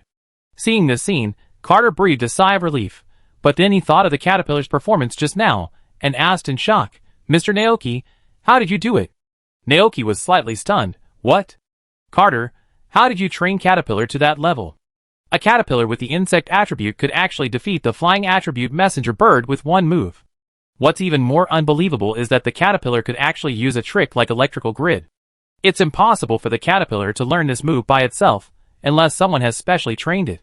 But this is also extremely difficult, and it's impossible for a novice trainer to do this. Not to mention that caterpillar has no electrical energy in its body. If you want to teach it how to use an electric grid, the trainer must use some secret technique. Even a top-level trainer may not be able to succeed, capturing a mysterious and powerful Pokemon, and teaching a weak caterpillar how to use an electric grid. Mr. Naoki must be a very powerful trainer. Carter looked over excitedly. Naoki, He showed an awkward but polite smile on his face. That's all the efforts of Caterpillar. It's a very special Pokemon. This is not wrong. After feeding the caterpillar a few times, Naoki never provided any help to the caterpillar. It had to rely on its own efforts. To become a powerful Pokemon, hard work and luck are both indispensable. However, Carter had an expression of I know. After all, this is a secret skill that only Mr. Naoki has mastered. Naoki didn't know what the boy in front of him was thinking, but from his expression and eyes, he always felt that he had made up some strange things in his mind. He didn't want to continue on this topic, so he got up and prepared breakfast. Naoki still didn't choose to cook breakfast himself today, but took a break and made a simple sandwich with smoked sausage and tomatoes bought from the Zichuang market. Despite this, Golden and Motor Lizard still enjoyed the meal. Carter and the messenger bird also looked grateful. After breakfast, Carter prepared to leave the ranch, go to the nearest town for supplies, and then start to return to Orange College. He stood at the exit of the ranch with the messenger bird and waved goodbye to Naoki. Goodbye, Mr. Naoki. Thank you very much for taking me in. I will always remember you. When I have time, I will come to visit you with the messenger bird. Naoki nodded slightly. Go! Carter waved vigorously, then turned and ran towards the direction of Jiaqing town. Naoki stood there and looked at his back, and suddenly felt that he was a bit like the supporting characters that Xiaoji met in the anime. Occasionally, he provided help to the passing trainers, and talked to them about travel and Pokemon. After a brief encounter, they began to separate and continue their journeys in life. Thinking of this, Naoki shook his head and smiled to himself. He turned around and went to the utility room until he could no longer see Carter, and began to make a nest for the Metapod. He used a saw to cut the wood into the shape of boards, then took out a few nails and nailed the boards into an open wooden box. Back to the wooden house in front, Naoki spread fresh leaves inside, put 2 tree fruits, put the Metapod inside, and finally strung the wooden box with a rope and hung it under the eaves where the rain could not reach. The open wooden box allows the metal pupa to see the outside and allows air to circulate. After evolving from a caterpillar to a metal pupa, the metal pupa no longer needs to fight to grow. The entire metal pupa stage is a stage for it to prepare for evolution. The hard pupa shell protects the body of the metal pupa, and the body inside grows by constantly renewing cells. When it grows to a certain extent, the metal pupa will break out of the shell, turn into a butterfly, and evolve into the final form of Butterfree. Naoki is looking forward to that day. For Pokemon like Butterfree, thanks to the influence of Ash's Butterfree, he also has some childhood filters in his heart. Grow up quickly. Naoki reached out and touched the shell of Metapod. As if sensing his expectations, Metapod used harden, and a layer of crystal green light appeared on its body to respond to Naoki's words. It heard it. Chapter 20. 2 days later, the trees and rocks in the pasture were cleared away, leaving only a patch of uneven weeds. Motorcycle Lizard was playing in the grass, while Golden stood beside Naoki. During this period, the two had been in a state of non-interference. Because Golden didn't know how to face his past self, he kept a certain distance from it. Motorcycle Lizard was puzzled, and coupled with the occasional disdain and sour look from Golden, as well as the terrible pressure emanating from Golden, it didn't dare to take the initiative to get close to him. Naoki didn't know what was going on between the two Pokemon. He had been very busy in the past few days, working on the ranch. At this moment, Naoki stood under the eaves, looking at the ranch he had worked so hard to build. Without the obstruction of the trees, the view of the ranch was much wider. Standing in the wooden house, one could see the entire ranch. It was finally time. Naoki sighed, turned around and counted the wood behind the wooden house. Seeing that the quantity was sufficient, he prepared to go to Jiaqing town and commission Carrie from the carpentry shop to help build a chicken coop. Riding on the motorcycle Lizard, Naoki looked at Gulton beside him and said to it, "I leave the task of guarding the house to you." Gulton looked pitiful and looked at the motorcycle Lizard sourly. Naoki, He reached out and touched Gulton's head and said to it, "Be obedient, I take you out next time." Gulton! Gulton immediately became happy and licked Naoki's hand like a big dog. Leaving Gulton to guard the ranch, Naoki gently patted the motorcycle Lizard on the shoulder, and the motorcycle Lizard began to run. Gulton and the ranch gradually disappeared behind him, until he could no longer see them. Naoki looked away, thinking, "It is indeed a bit troublesome without a Pokeball. I can't always carry Pokemon with me." Although it is not impossible to take Gulton with him, it would be too conspicuous. Naoki still prefers to keep a low profile. The price of Pokeballs is not expensive, He can buy a few in the town this time to keep as a backup, and Gulitan and the others can run freely in the ranch at other times. If you need to go out, you can put them into the pokeball and carry them with you. Therefore, as soon as he arrived in Jichin town, Naoki went to the local store that specializes in selling trainer supplies to buy a few standard red and white balls. After that, he went to Jichin market to buy ingredients for the next period of time, and finally went to the woodworking shop. From a distance, Naoki saw the owner of the woodworking shop, Carrie. Today she wore a khaki overalls and a pink shirt. Her pink hair was tied up high, and her bangs were fixed with a headband, revealing her smooth forehead. Carrie has a standard oval face. Perhaps because she has been doing carpentry work for many years, her figure is very strong, and she looks generous and neat. Carrie is sawing a piece of wood on the wooden stake at the door. Hearing the footsteps behind her, she turned her head and recognized the young rancher at a glance. "Is it you? The weather is really good today. How is the work on the ranch going?" Carrie asked with a smile. "It's almost done, Miss Carrie." Naoki explained his purpose. "I want to ask you to help build a chicken coop." Carrie showed a surprised expression on her face. "So soon? It seems that it has been less than a week since we last met. Have you saved enough money for the expansion?" Naoki nodded with a smile. "Because the motorbike lizards are helping, the progress will be much faster." Carrie took a look at the motorbike lizards and understood. "I understand. Please wait for me a moment." She put down the saw and walked into the house, and soon came out with special measuring tools and an adult motorbike lizard. "Let's go, take me to your ranch. I need to inspect and select a site there. Once you determine the location for the chicken coop, I will come with the construction team to start work tomorrow morning." "Okay." Naoki nodded, riding his motorcycle to lead the way, followed by Carrie. About half an hour later, the two arrived at the ranch. From a distance, Naoki saw Golden waiting for him at the entrance of the ranch. Golden was lying on the grass board, but when he saw Naoki, he jumped up excitedly. Carrie also saw the Pokemon, a Pokemon she had never seen before. "Is it your Pokemon too?" Carrie was not a trainer, and her knowledge of Pokemon was limited to those that lived around the town of Jichin, and those she occasionally saw on TV. Therefore, Golden was just a strange Pokemon to her, and she did not show too much surprise. "Yes, thanks to its help, I was able to collect enough materials so quickly." Naoki smiled and nodded. Hearing this, Carrie did not ask any more questions. They got off the motorcycle lizard at the entrance of the ranch. Naoki touched Golden's head soothingly, and then walked around the ranch with Carrie. Motor Lizard and Golden followed them slowly. Looking at the scene in front of them, Carrie praised, "You have taken good care of this place." She fell into deep thought. "I came here when I was a child. My parents took me here to experience milking. At that time, the owner of this ranch was a very kind old man who warmly entertained us. He is my grandfather." Naoki said according to the original owner's memory. "Because my parents suffer from a special disease and need to rest in a good environment, we moved to the Hoenn region when I was very young." "I see. No wonder I didn't see you at that time." Claire nodded slightly, and then asked, "Have you chosen the location of the chicken coop?" Naoki pointed to a vacant lot on the west side of the farmland and said, "There. That location is close to the river. After the chicken coop is built, a wooden fence will be built nearby, and the chickens can be released to exercise on sunny days." Kelly took a look, and from a carpenter's perspective, the location was indeed very good. "It's a great location. In addition to the chicken coop, you can also build a water mill by the river. Put the wheat and corn you grow into it, and grind it with the help of wind and water. The flour and corn flour you grind can be eaten by yourself or used as chicken feed." Naoki's heart moved. Water mill? Free gift? Kelly saw his thoughts and couldn't help laughing and said, "That's another price.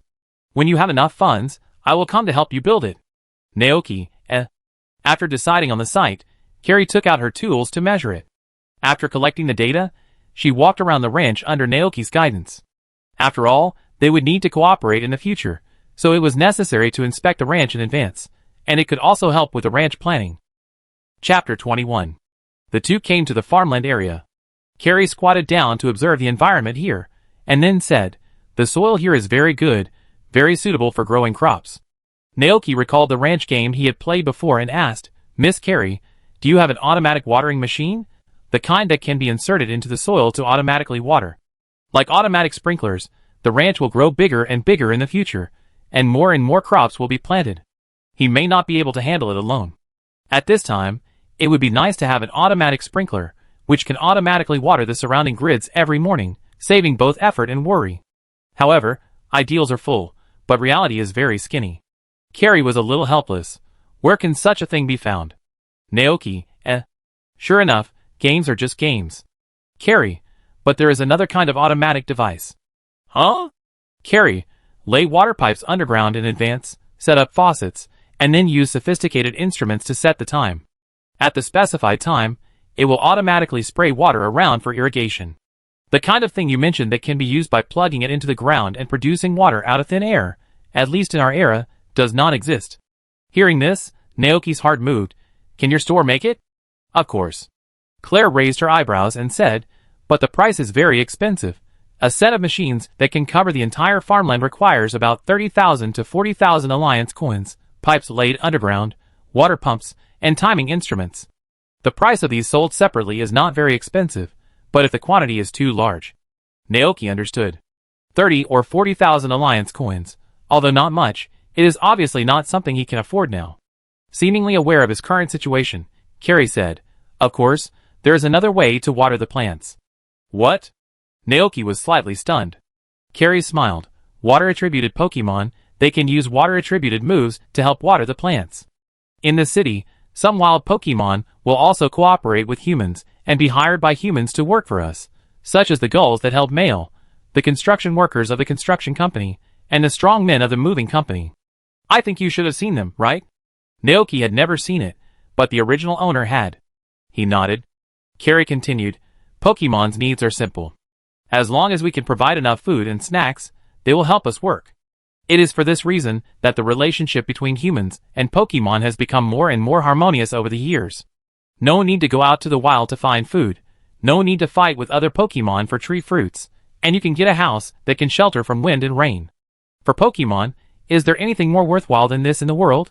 As the saying goes, orcs will never be slaves unless they are provided with food and shelter. Compared to the former, this watering method is obviously much cheaper. He only needs to pay a tree fruit, a bottle of milk, and a little food to get a free and obedient laborer. Naoki was very tempted. Doesn't that mean that he can hire hundreds of Pokemon to help take care of the ranch in the future, and he only needs to sit comfortably on the sofa and wait for the money to come to him? Damn, what kind of capitalist behavior is this? Naoki shook his head quickly to get rid of this terrible idea. He couldn't help asking, won't there be some people who force Pokemon to work? Claire, regarding this point, it depends on the person who hired the Pokemon. If he treats the Pokemon as a tool, the Pokemon itself will feel it, and then get angry and painful, attack the employer or refuse to work and return to the wild. If the employer forcibly uses force to suppress these Pokemon and force them to work, well, this kind of thing is strictly prohibited by the Alliance. If it happens, Miss June Shaw will go there and arrest it immediately. If that person treats Pokemon as partners, friends, or family, and works and lives with them, I think that even if the work is hard, Pokemon will try their best to complete it together with each other. Naoki understood. He nodded thoughtfully. Seeing this scene, Carrie smiled slightly, and continued to walk around the ranch. Now the ranch is empty except for farmland. Oh, that's not right. Behind the wooden house, there is a small cave. The cave is not big, and the environment inside is dark and humid, very cool, and a good choice for cooling off in summer. Carrie walked into the cave, looked at the scene inside, and then said, this place is very suitable for growing mushrooms. Naoki also thought so. It's really great minds think alike. Carrie, it just so happens that I have a mushroom culture dish. Put it in this humid and dark environment, and you can harvest new fresh and edible mushrooms every day. Do you need it? The price is not expensive, only 5,000 alliance coins. 5,000. This price is indeed not expensive. If he can grow mushrooms by himself, he doesn't have to go to the town to buy mushrooms. Naoki nodded, indicating that he'd bought it. Seeing this, Carrie smiled. Okay, then I will bring the mushroom culture dish with me when I come with the construction team tomorrow. Then I will wait here, Naoki said. Carrie nodded lightly, and seeing that it was getting late, she did not stay here any longer, and rode her motorcycle Lizard back to the town. The next morning, Naoki was making breakfast when he heard the sound of a truck starting outside. When he went out, he saw a truck full of tools parked in the ranch. Carrie got off the truck with a few monsters and a construction worker. Seeing Naoki, Carrie greeted him. Good morning, Naoki. Naoki also nodded and greeted him. Good morning, Miss Carrie. Carrie smiled and said, the construction work will start today. It will take about 3 days to complete. You don't have to worry about us before then. Okay. Although he said that, Naoki couldn't suppress his curiosity. He sat under the eaves with Gulton and Motor Lizard, holding a sandwich, and watched the construction team's actions. Under the command of Carrie, Gwiley, and the old builders went to the back and carried out all the wood and stones prepared by Naoki. In the process, Carrie moved several wooden boxes filled with soil to the cave behind the wooden house. This is the mushroom culture dish. Put it in the cave and mushrooms will grow by themselves. I move it in first. Okay, thank you for your hard work, Naoki said. Carrie smiled, and after moving all the wooden boxes, she started to work with the old construction worker with her extraordinary strength. Some used saws and picks to process wood and stones, while others mixed a kind of mud that looked like cement. Carrie took out measuring tools and a white powder and used them to mark the area occupied by the chicken coop on the ground. Crops were growing, and there was almost no work to be done on the ranch. Naoki had nothing to do, so he simply moved a small stool to the riverside, fishing while watching the construction team work. Seeing him fishing, Golden wanted to use full open ramming to help, but was stopped. Golden looked over in confusion. Naoki said slowly, "Don't worry, I'm just here to kill time. He will have new things to do after the chicken coop is built." Chapter 22. While Klee was building the chicken coop, Naoki did not rest, but began to try some special dishes. For example, grass cake. In the game, it is a special dish that has the ability to change the quality of crops. When the player makes this dish and feeds it to the little man, the dish taken care of by the little man will undergo magical changes. But, can grass really be used to make dishes? Naoki stood in the kitchen area, rolled up his sleeves, prepared the tableware, and cast his eyes on the grass that Gulton and Motor Lizard had picked together, the washed stones, and a piece of iron that exuded a metallic luster. As we all know, there are many kinds of Pokemon in this world, and their food is also different. Some feed on meat, eggs, milk and vegetables like humans, and some feed on grass, stone, metal, emotion, and even soul. So, he was ready to try it boldly. Although it is impossible to make grass cake due to the limitation of kitchen utensils, there are different cooking methods for the same ingredients. The grass in early spring is very fresh and green. Wash them with clean water, remove the soil and root stems, then put them in a pot and start steaming with clean water. If I were a grass attribute Pokemon, I would prefer fresher grass.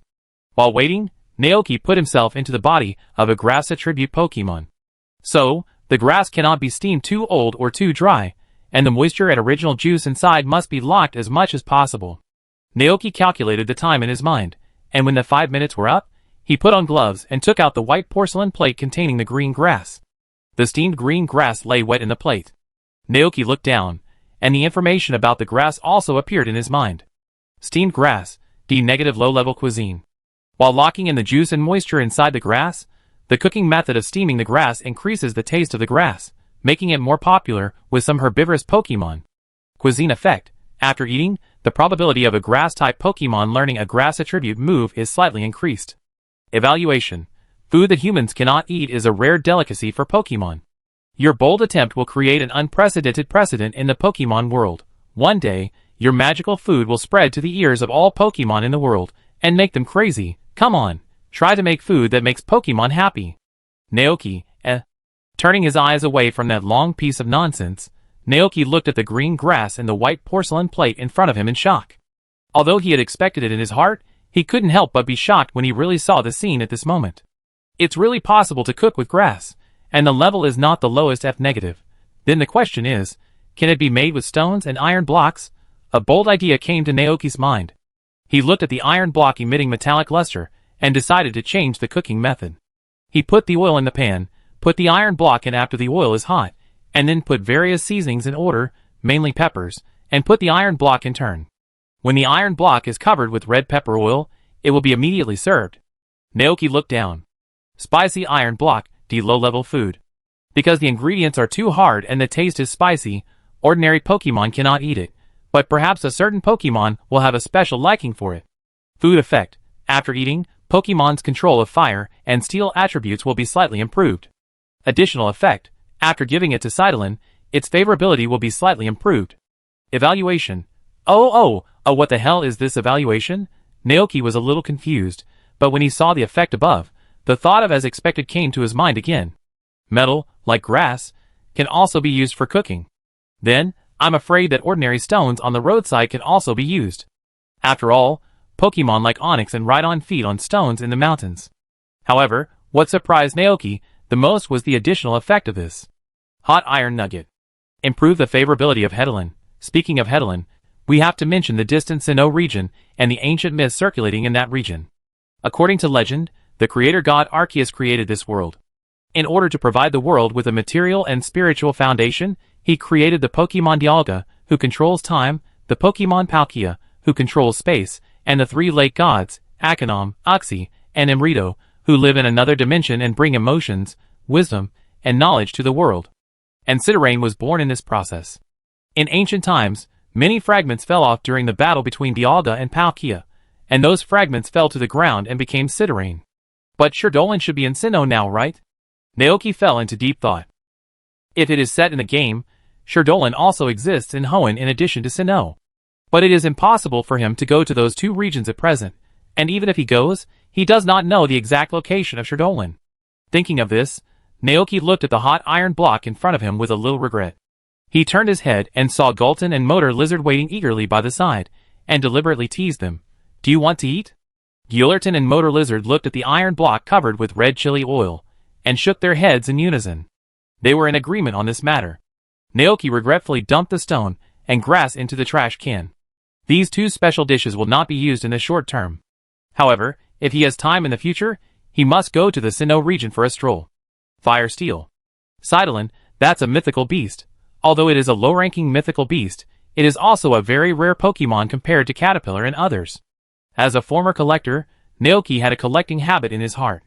Bringing all the cute, furry, and rare Pokemon from all over the world back to the ranch to raise them, watching them while farming every day. What a wonderful life. Hee. Suddenly, Naoki noticed that there were two big guys around him looking at him. He coughed twice, restrained his smile, turned around and touched the heads of Gulton and Motor Lizard, then walked out of the house, and came to Carrie, who was building a chicken coop. Miss Carrie, do you know where I can meet Pokemon like Eevee, Vulpix, Pikachu, Meowth, Pashilis, and Meowth? Naoki's eyes were full of hope. Since the crops have not grown yet, he can take Gulton and Motorbike to bring one back. Although Gulton and Motorbike are cute and silly, they are too big. In addition to them, Naoki also wants to raise some small-sized, soft and furry Pokemon that can be stuffed into the quilt to sleep together. When the cold winter came, it was snowing outside, and the fireplace was on in the house. Gulton and Motorbike lay by the bed, and Eevee, Vulpix, Meowth, and other little guys lay on his quilt, at the end of the bed, next to the pillow, and in his arms. This kind of life is simply not worth changing for an emperor. Chapter 23. Eevee, Vulpix, Pikachu? Chris thought for a moment, and shook her head. I'm sorry, I haven't seen any of them around here. The forest near the woodworking shop is inhabited by Pokemon such as Orbite Spider, Bean Cricket, and Minifew. Okay. Hearing this, Naoki felt a little regretful, but he also knew in his heart that some things could not be rushed. As long as he went out more in the future, he would be able to meet these Pokemon one day. Time flies, and 3 days have passed in the blink of an eye. This day was the day when the chicken coop was completed. Naoki stood in front of the door of the wood and stone hut, looking at the scene inside. The hut was not big, and a layer of yellow grass was spread on the ground inside. The grass and soil were mixed together, and formed a special ground after being crushed by professional machines. On the left side of the hut was a row of feed containers, and next to it was a trough, where the hens could go to drink water when they were thirsty. On the left side of the container was the place for grass and feed, which was connected to the silo outside. That's right, this time when building the chicken coop, Carrie gave a silo for free. The silo was tall and large, made of red bricks and stones, and it was very eye-catching in the pasture. In the corner of the house, there was a pile of thick hay and a pitchfork, and next to it was a special round grass nest surrounded by wooden boards. The construction work was completed, and the old construction worker and the strange force behind him began to move the tools and crusher into the truck. Carrie stayed below and introduced the chicken coop to Naoki. That's the place for hatching eggs, also called an incubator. When you put the eggs in, the hens will automatically go there to hatch the eggs, and after waiting for a while, the chicks will hatch. If you don't want to buy every hen from the town, hatching them yourself is a good idea. I see. Naoki nodded. Kelly walked into the house and continued to introduce. Every morning you need to take the feed out of the silo and put it in these wooden troughs, and then fill the troughs with water, and the chicks will eat by themselves. However, it should be noted that you can put more feed, but never less feed. If the chickens are not full, they will be unhappy, which will affect the quality of the eggs they lay. In addition, you can also open the door of the chicken coop on sunny days to let the chickens out to graze, but be careful to use a fence to enclose the area, otherwise it will be bad if the chickens run away. Naoki nodded and kept all these words in mind. Wooden fence. He can make it himself, but he has no experience. At this moment, a smile appeared on Klee's face. I just made a new batch of wooden fences in my shop. If you need it, I can help fence the entrance of the chicken coop. Naoki, how much? Klee, not much, only 1,500 alliance coins will be enough. Hearing this, Naoki breathed a sigh of relief. 1,500 is indeed not expensive. He didn't fish much these days, and had almost no gains. After building the chicken coop, he only had about 16,000 in savings. This money will be used to buy chickens in the afternoon. If the price of the wooden fence is too expensive, he really needs to think about it carefully. He can still accept the price of 1,500.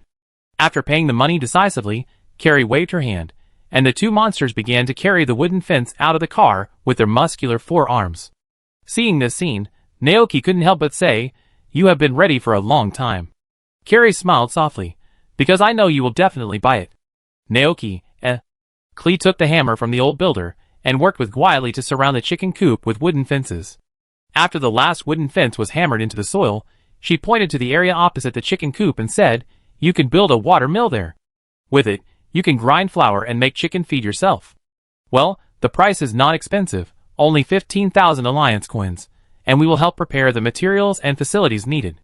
Naoki, He suddenly realized that Carrie's arrangements were more detailed than his, which made Naoki at a loss for words. Seeing his appearance, Carrie showed a businessman's smile on her face. "Come to the carpentry shop to find me when you are ready. See you later." After saying that, she got on the truck, and Gwylie, who had learned driving skills, drove her away from the ranch. Watching the truck disappear, Naoki turned around and looked at the newly built chicken coop in the ranch. Anyway, the chicken coop was built, and it was time for him to start his breeding business. That afternoon, Naoki left Motor Lizard to look after the house, and rode Gulton to Jichin Town, which was what he promised Gulton last time. Gulton was so happy that he almost flew up, running happily in the narrow country road. It was much faster than Motor Lizard, and it took Naoki less than 10 minutes to reach Jichin Town.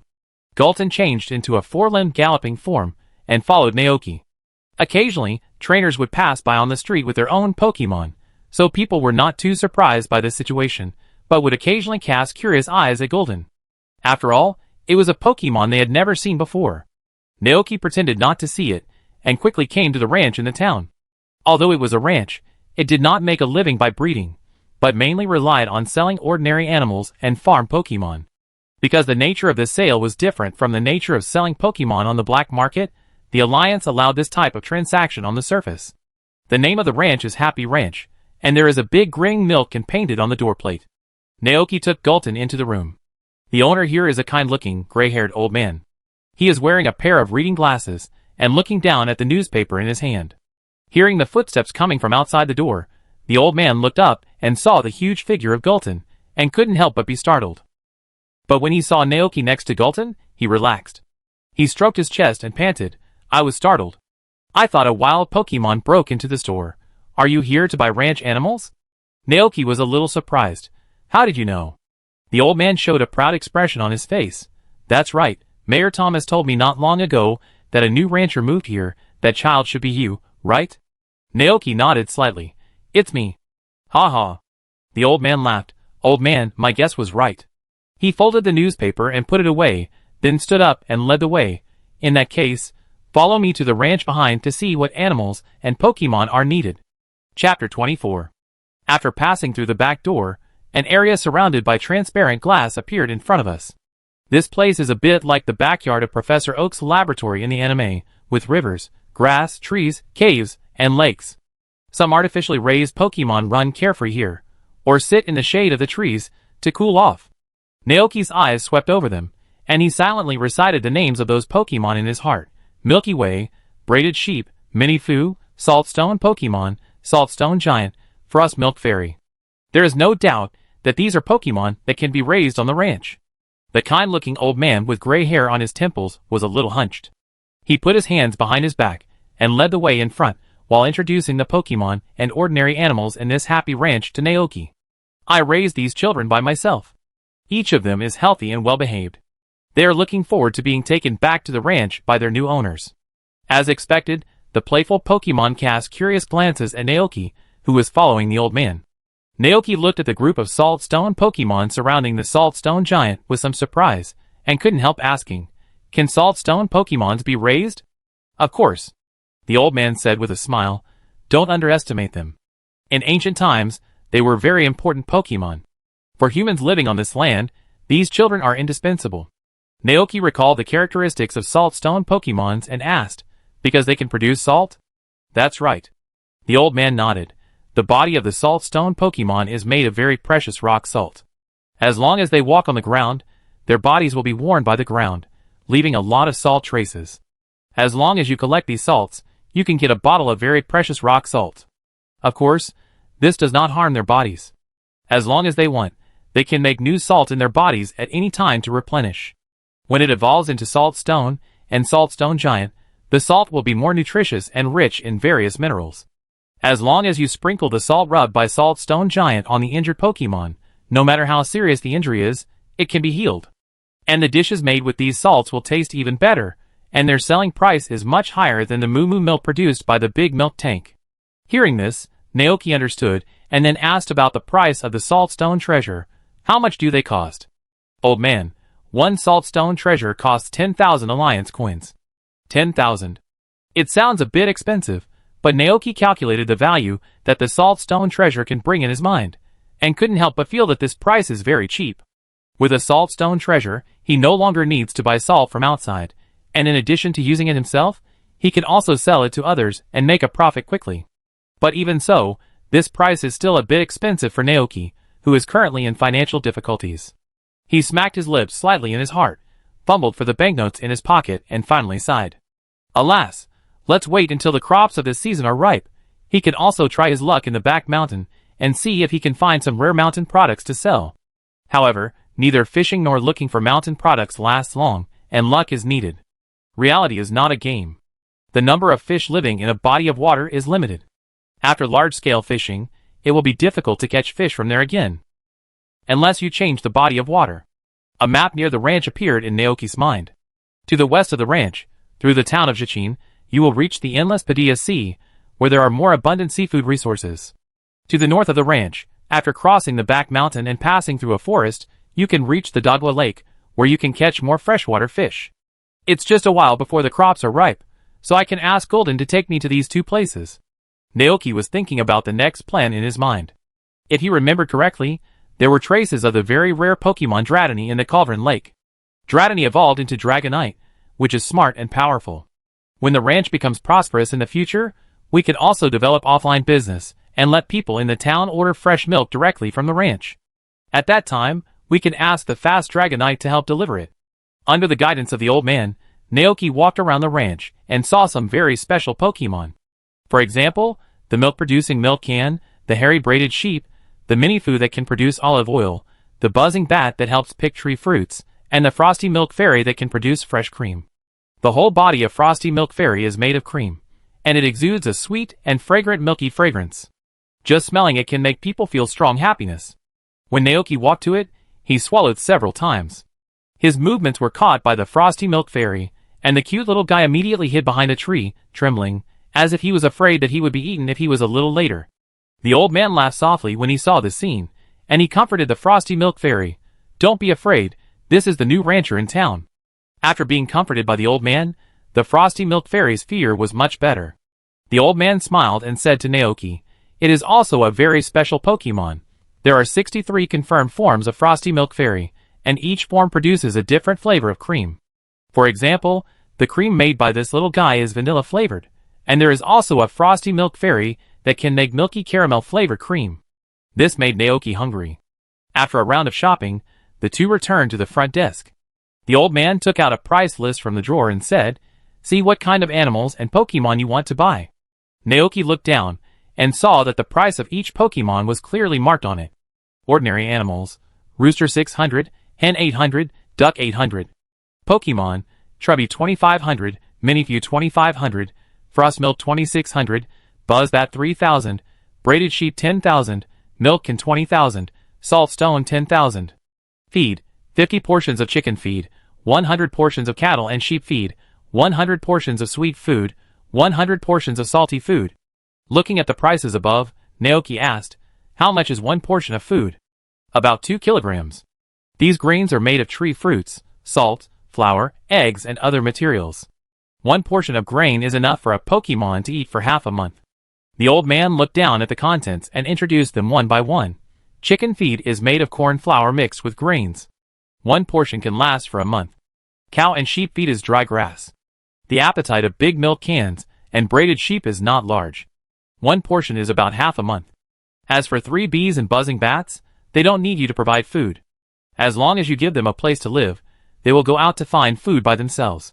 Buzzing bats will bring you back a variety of fruits and tree fruits. 3 bees are different from it. They live in a hive. The prerequisite for raising them is that there must be a flower field in the pasture. After there is a flower field, they will go to the flower field every day to collect nectar and bring it back to the hive to make sweet honey. Naoki nodded and understood. "I currently have about 14,500 in savings left, which can buy 10 hens and a rooster." Naoki originally planned to do so, and he planned to save the remaining money to buy vegetables. But now, looking at the Pokemon above, he decided to change his plan. Reduce the number of hens, buy a Frosty and a Mini. Frosty can produce cream, which can help him make grass cakes. Mini can produce olive oil, which can save him some money on oil. In this way, there will be 9,400 left. Well, then buy 3 more hens and a rooster for more chicken feeds, and 3 more sweet grains. The remaining money will be kept for emergencies. Thinking of this, Naoki made a decision. "I want to buy 3 hens and a rooster, a Frosty and a Mini." The old man smiled and nodded. "Okay, I have someone help deliver these things to your ranch later." "Naoki, the location is..." He was about to tell the ranch's detailed location, but the old man shook his head. "No need, I know where it is." Naoki was a little surprised. "Huh?" The old man smiled nostalgically. "Your grandfather and I were friends. When he was still alive, I often visited him there. I held you in my arms when you were a child, but you may not remember it now." "I see," Naoki suddenly realized. At this point, the old man squatted down, searched in the counter for a while, and finally took out a transparent glass jar. He handed the glass jar over. "This is the rock salt produced by the Saltstone Giant. Take it home and taste it." Naoki looked at the glass jar. It was filled with a jar of fine pink salt grains. Pure rock salt, top quality seasoning, produced at the fingertips of the Saltstone Giant, rich in minerals and trace elements, with a magical ability to heal wounds. The Saltstone Giant will sprinkle it on the injured Pokemon, and it will heal the Pokemon's injuries in just a moment. Therefore, there will always be a large number of Pokemon gathering around the Saltstone Giant, just to lick its mineral-rich salt. It is a very precious seasoning, and the price is very expensive. Adding it to the food can add an additional effect to the food. Physical recovery. This is too expensive. Naoki shook his head subconsciously. The old man said peacefully, "It's okay, just treat it as a gift to celebrate the reoperation of the ranch. Your grandfather died early, and I have a deep friendship with him. It is my duty to help him take care of you." The old man's attitude was very firm. It would be inappropriate for him to refuse again at this time. Naoki nodded and thanked him seriously. The old man smiled. "Naoki, right? Your grandfather must also want to see the ranch return to its former prosperity. So come on, if you have any questions, you can come here to find me." Naoki responded, said goodbye to the old man, turned around and left the store, and rode the Gulton directly back to the ranch. After a while, a round-faced girl about 16 years old, with twin ponytails, a few freckles on her face, and a pair of big eyes drove a tricycle full of goods to the ranch. She looked at Naoki, who was waiting there, and asked timidly, "You are the new rancher that Grandpa mentioned, Mr. Naoki, right?" Naoki nodded slightly. "It's me." The girl breathed a sigh of relief, parked the tricycle on the grass, and then clapped her hands gently, and 2 small Pokemon with petite bodies and cute appearances emerged from the box. The one on the left is a Pokemon with a light pink body, sweet cream all over its body, and 2 strawberry-like things on its head. The one on the right is a Pokemon that looks like an olive. Its body is light green, with several green leaves on its head and a petiole above its face. In the middle of the leaf is a yellow fruit. They only showed half of their heads, looking at Naoki not far away with some fear and worry. Seeing this, the girl said, "Don't worry, Naoki is a kind person. He will take good care of you." Ma. Foo. The two little guys were still a little scared. It seemed that the target was not Naoki, but the scarlet monster squatting beside him, which looked ferocious, in the eyes of Frostmilk Fairy and Minifew. Seeing this, the girl was in trouble. "I'm so sorry, Mr. Naoki." Naoki, He followed the gaze of Frostmilk Fairy and Minifew, and saw Gulton beside him, and immediately understood what they were afraid of. After a light cough, Naoki decided to send Gulton to do something else. He patted Gulton's head and said to it, "Go and see where the motor lizard is gone, and call it back home to welcome the new partner." Motor Lizard was happily catching butterflies in the grass on the other side of the pasture. Naoki knew about it, but it didn't stop him from sending Golden out to look for it. Gaw! Golden turned around obediently, and went to look for Motor Lizard. Seeing it leave, Frostmilk and Minifew breathed a sigh of relief. Foo! Ma! The girl finally understood what Frostmilk and Minifew were afraid of. Seeing the strange Pokemon leave, she encouraged him. Go!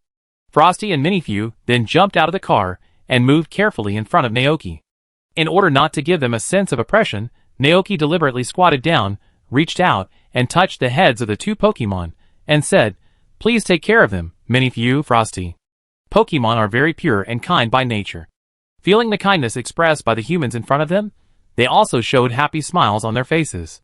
The girl walked up and said, "I leave them to you, Mr. Naoki. Please take good care of them." Naoki nodded, "I will." The girl looked at Minifew and said, "By the way, Mr. Naoki, Grandpa asked me to tell you something. The oil produced by Minifew before it evolved into a Renu is very bitter, and not suitable for consumption. The oil will become delicious after it evolves into a Renu. This Minifew has been hatched for almost a year, and it will soon be time for it to evolve." Naoki was slightly startled, then nodded, "I know." The girl breathed a sigh of relief, and she turned around and moved several large boxes of feed from the tricycle, and finally put the cage containing 3 hens and a rooster on the ground. "Excuse me, where is the chicken coop?" Naoki first put Frosty and Minifew in the wooden house to let them get familiar with the environment, then went forward to move the wooden box. "Let me do it." "Aw, thank you." The girl hurriedly thanked him, then followed with a box of feed. It was difficult for a girl to carry such a big cage, so Naoki went forward and moved the cage to the chicken coop. As soon as the door was opened, the hens ran out stupidly, walked around in the chicken coop, smelled the grass, and lowered their heads to pat the ground, as if they were getting familiar with the environment. The girl put the feed box on the ground. Naoki opened the box, and poured the feed inside into the silo through the feeding trough, so that he could directly take feed from the house to feed the chickens in the future, which was very convenient. Chapter 25. In the chicken coop, Naoki put feed into the feeding trough. 3 hens and a rooster staggered to the feeding trough after smelling the smell and began to eat. It seems that they have adapted to this place. The girl behind him looked at this scene with a smile on her face. "In this case, Mr. Naoki, I will leave first. If you have any questions, you can call the store. Our phone number is 957-3868. Naoki. "I haven't had time to buy a phone yet." The girl was stunned, as if she had not expected this. Naoki smiled and asked, "Is it okay to go directly to the store to ask?" The girl nodded quickly, "Of course." After explaining the matters that needed attention, the girl put on a straw hat, and rode the tricycle away from the ranch. Naoki stood in the chicken coop, looking at the chickens. Although hens can lay eggs without roosters, these eggs are unfertilized eggs and cannot be hatched. Only eggs laid after mating with roosters can hatch chicks. This is why Naoki bought a rooster. The 3 hens are healthy adult hens that can lay eggs. This means that starting from tomorrow, he will be able to earn at least 3 eggs every day. Well, 1 egg doesn't sell for much, so the best way is to use all 3 eggs for hatching. Naoki thought to himself. In this way, when the crops outside are ripe, there will be 3 more lives in the ranch. The newly built chicken coop looked a little messy, and Naoki picked up the pitchfork and shoveled the hay piled by the door into the corner. After finishing the work, Naoki couldn't help but look down at his current outfit. Wearing brown overalls and carrying a pitchfork on his shoulder, he really looked like a rustic farmer. Putting down the pitchfork, Naoki walked out of the chicken coop. In order to prevent the hens from running around, he closed the door before leaving. On the way back to the cabin, Naoki recalled what the girl had just said, thinking, in addition to Pokemon and crops, the basic facilities in the ranch also need to be completed. Like telephone, TV, phonograph, computer, etc. The telephone allows him to contact people in the town. The TV can help him learn about news and information outside the ranch. The photograph can also be used to cultivate sentiment. Playing a serenade on a rainy day, when you can't go out to work, is also a good way of entertainment. As for the computer, it can help Naoki to search for the information he needs more quickly, and it can also allow him to communicate with netizens in Kanto, Johto, Hoenn, Alola, and other regions. But from the original owner's memory, we can know that these things are not cheap. Compared with building entertainment facilities, he needs to solve the problem of food and clothing for himself and several Pokemon first. In any case, for a better tomorrow, go for it. Naoki's heart is full of fighting spirit. In front of the wooden house, Gulton and Motor Lizard have returned. Opposite them, Frostmilk Fairy and Minifu were trembling with fear. Seeing Naoki, the two little guys immediately hid behind him, holding his left and right calves respectively, and only half of their heads were exposed to observe Gulton's actions. Naoki, Gulton looked confused. Gas? So, they were afraid of it? But what was so scary about it? Gulton looked down at his body, then at the obedient motorcycle lizard next to him, thinking, it just looks a little different. Naoki squatted down and patted the heads of Frosty and Minnie, soothing them. Relax, it won't hurt you. Gale. Gulton nodded repeatedly, agreeing with this statement. Hearing this, Frostmilk Fairy and Minifu looked at Gulton cautiously. Gulton stood there and let them look at him. After a long while, Frostmilk Fairy and Minifu looked at each other. Mama. Fu. It seems that they really won't eat them. Seeing this, Gulton patted his chest with his big paws in a very humane way. Gale Gashi. Look, look! The fear on the faces of Frostmilk Fairy and Minifu disappeared, and instead, they showed a simple and innocent smile. Mama. Fu. Naoki didn't know what the Pokemon said. But seeing that Frosty and Minifu were not so scared of Gillerton, he picked them up on the left and right, and took them into the wooden house. This will be our home from now on. Naoki looked around and asked, where do you want to live? He gave them the right to choose. Frosty and Minifu understood what Naoki meant, and they began to look around, observing the situation here, while choosing a place suitable for them to live. Soon, Minifu took the lead in choosing a location, the windowsill above Naoki's desk. It was in the sunlight range, and there was a breeze blowing in from time to time. For a grass-type Pokemon that relies on photosynthesis to maintain vitality, this is the most suitable place to live. Naoki nodded, put Minifu on the windowsill, and then looked at Frostmilk. What about you? Frostmilk looked at the cabinets in the kitchen area, and its eyes lit up. Ma! Cupboard? Naoki raised his eyebrows, and walked forward with Frostmilk Fairy. He opened the cupboard, revealing the fruit and various seasonings stored inside. Frostmilk Fairy took the initiative to jump in, and hid in a small space in the corner of the cupboard. Ma! This is it. Okay. Naoki originally thought that this place was a bit small, and not suitable for Frostmilk Fairy to live in. But after thinking about it carefully, combined with the ecology of Frostmilk Fairy, he felt that there was no place more suitable for Frostmilk Fairy than here. Perhaps because it is worried that it will be eaten by a Pokemon that likes sweets. Frostmilk naturally likes small spaces, where it can give it a full sense of security. Not bad. Naoki nodded, smelling the faint sweet fragrance floating in the air, thinking that the cream produced by this Frostmilk should be caramel flavored. Naoki hasn't eaten sweets for a long time.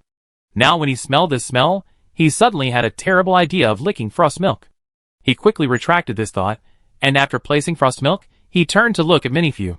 Looking at the slightly empty windowsill, Naoki couldn't help but fall into deep thought. It seemed that something was missing there. Grass-type Pokemon need soil and water in addition to sunlight. Yes, it's a flower pot. Naoki remembered that there was an empty flower pot in the utility room behind the wooden house. He immediately went to the utility room, found the dusty flower pot, rinsed it under the faucet, and dug a shovel of soft soil from the farmland and put it in. Naoki placed the flower pot in front of Minifu. Minifu showed a happy expression on her face.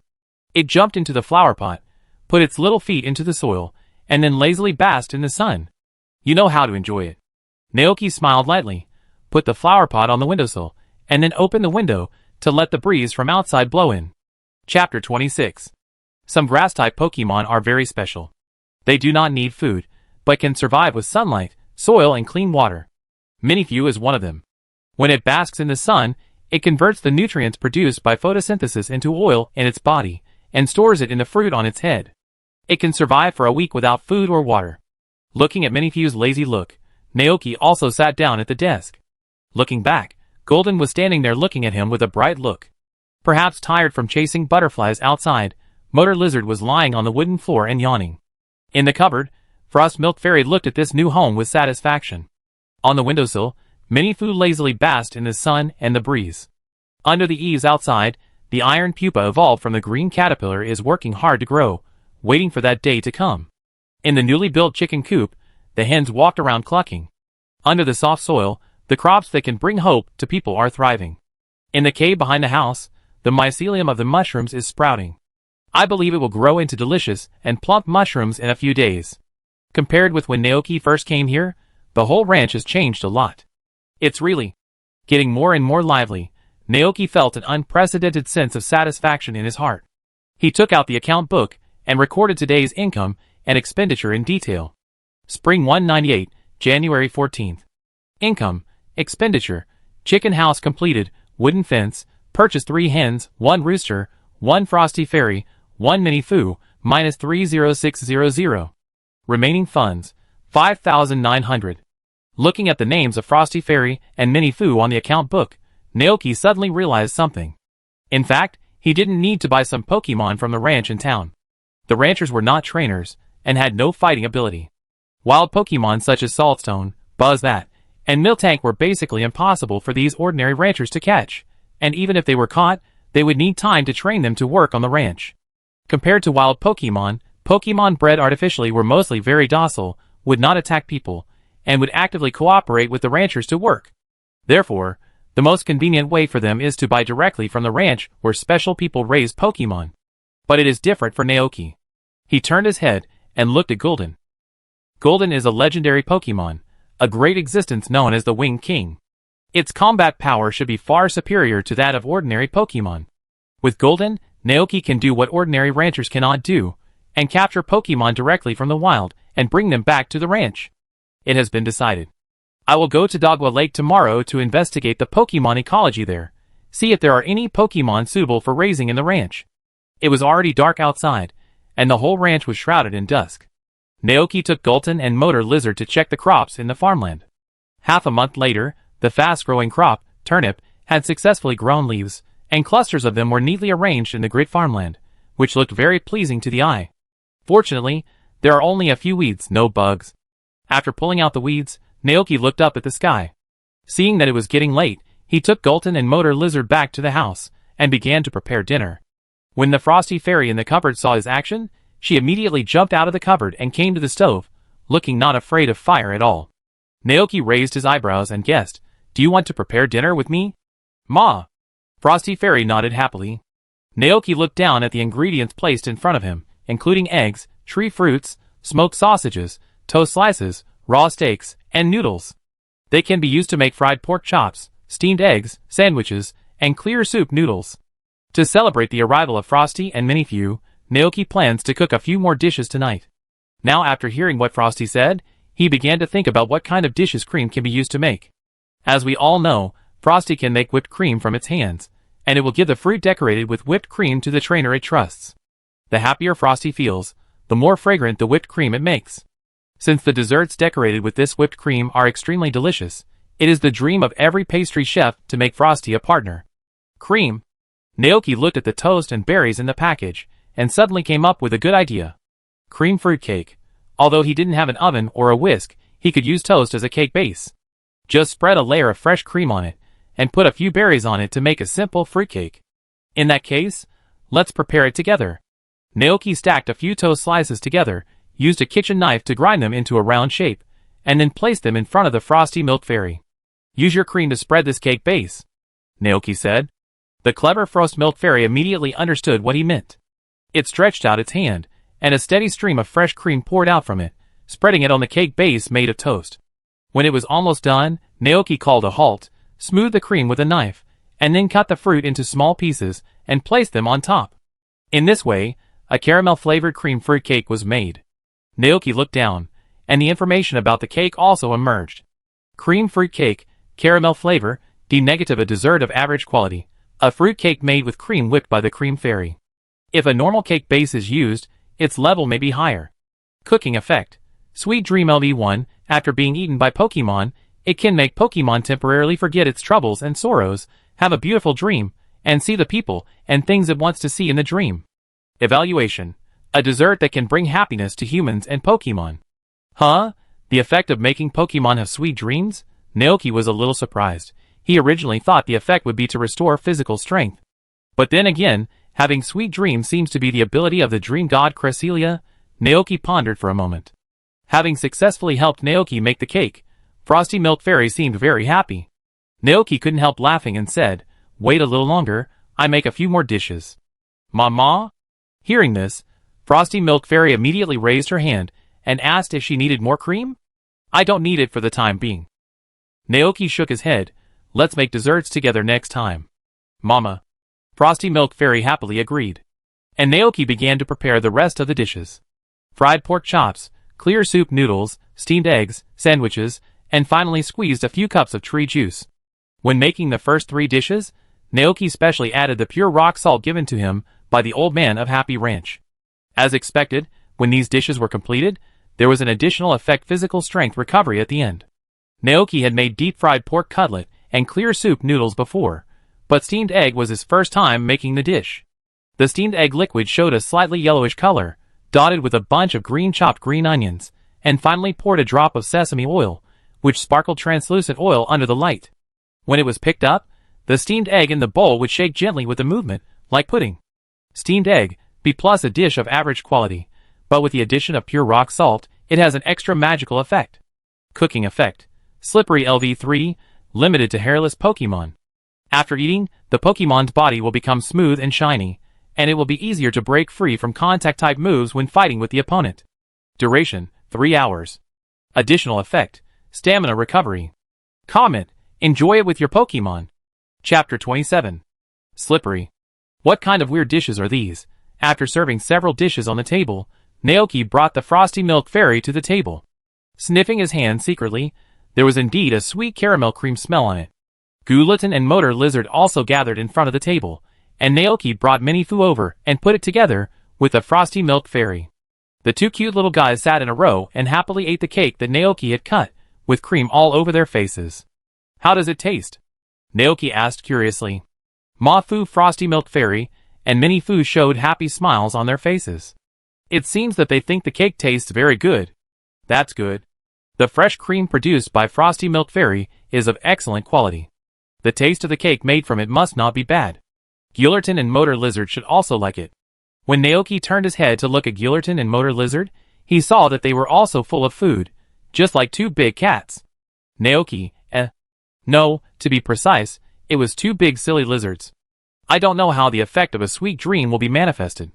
After a little thought, Naoki decided to go to bed later, and observe the sleeping conditions of several Pokemon. As for the slippery steamed egg, after eating the cake, the Motor Lizard picked up the bowl directly, and the extremely smooth steamed egg slid into its mouth. Gudong! The Motor Lizard swallowed the steamed egg with almost no effort.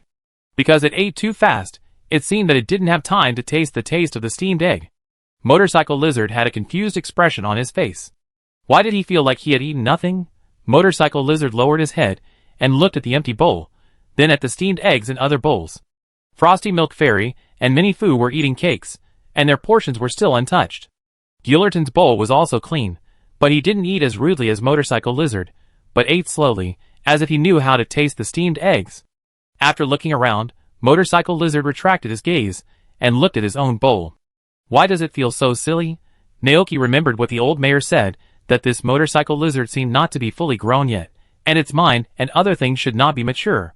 So it was attracted by butterflies, and foolishly went to the bushes to catch butterflies.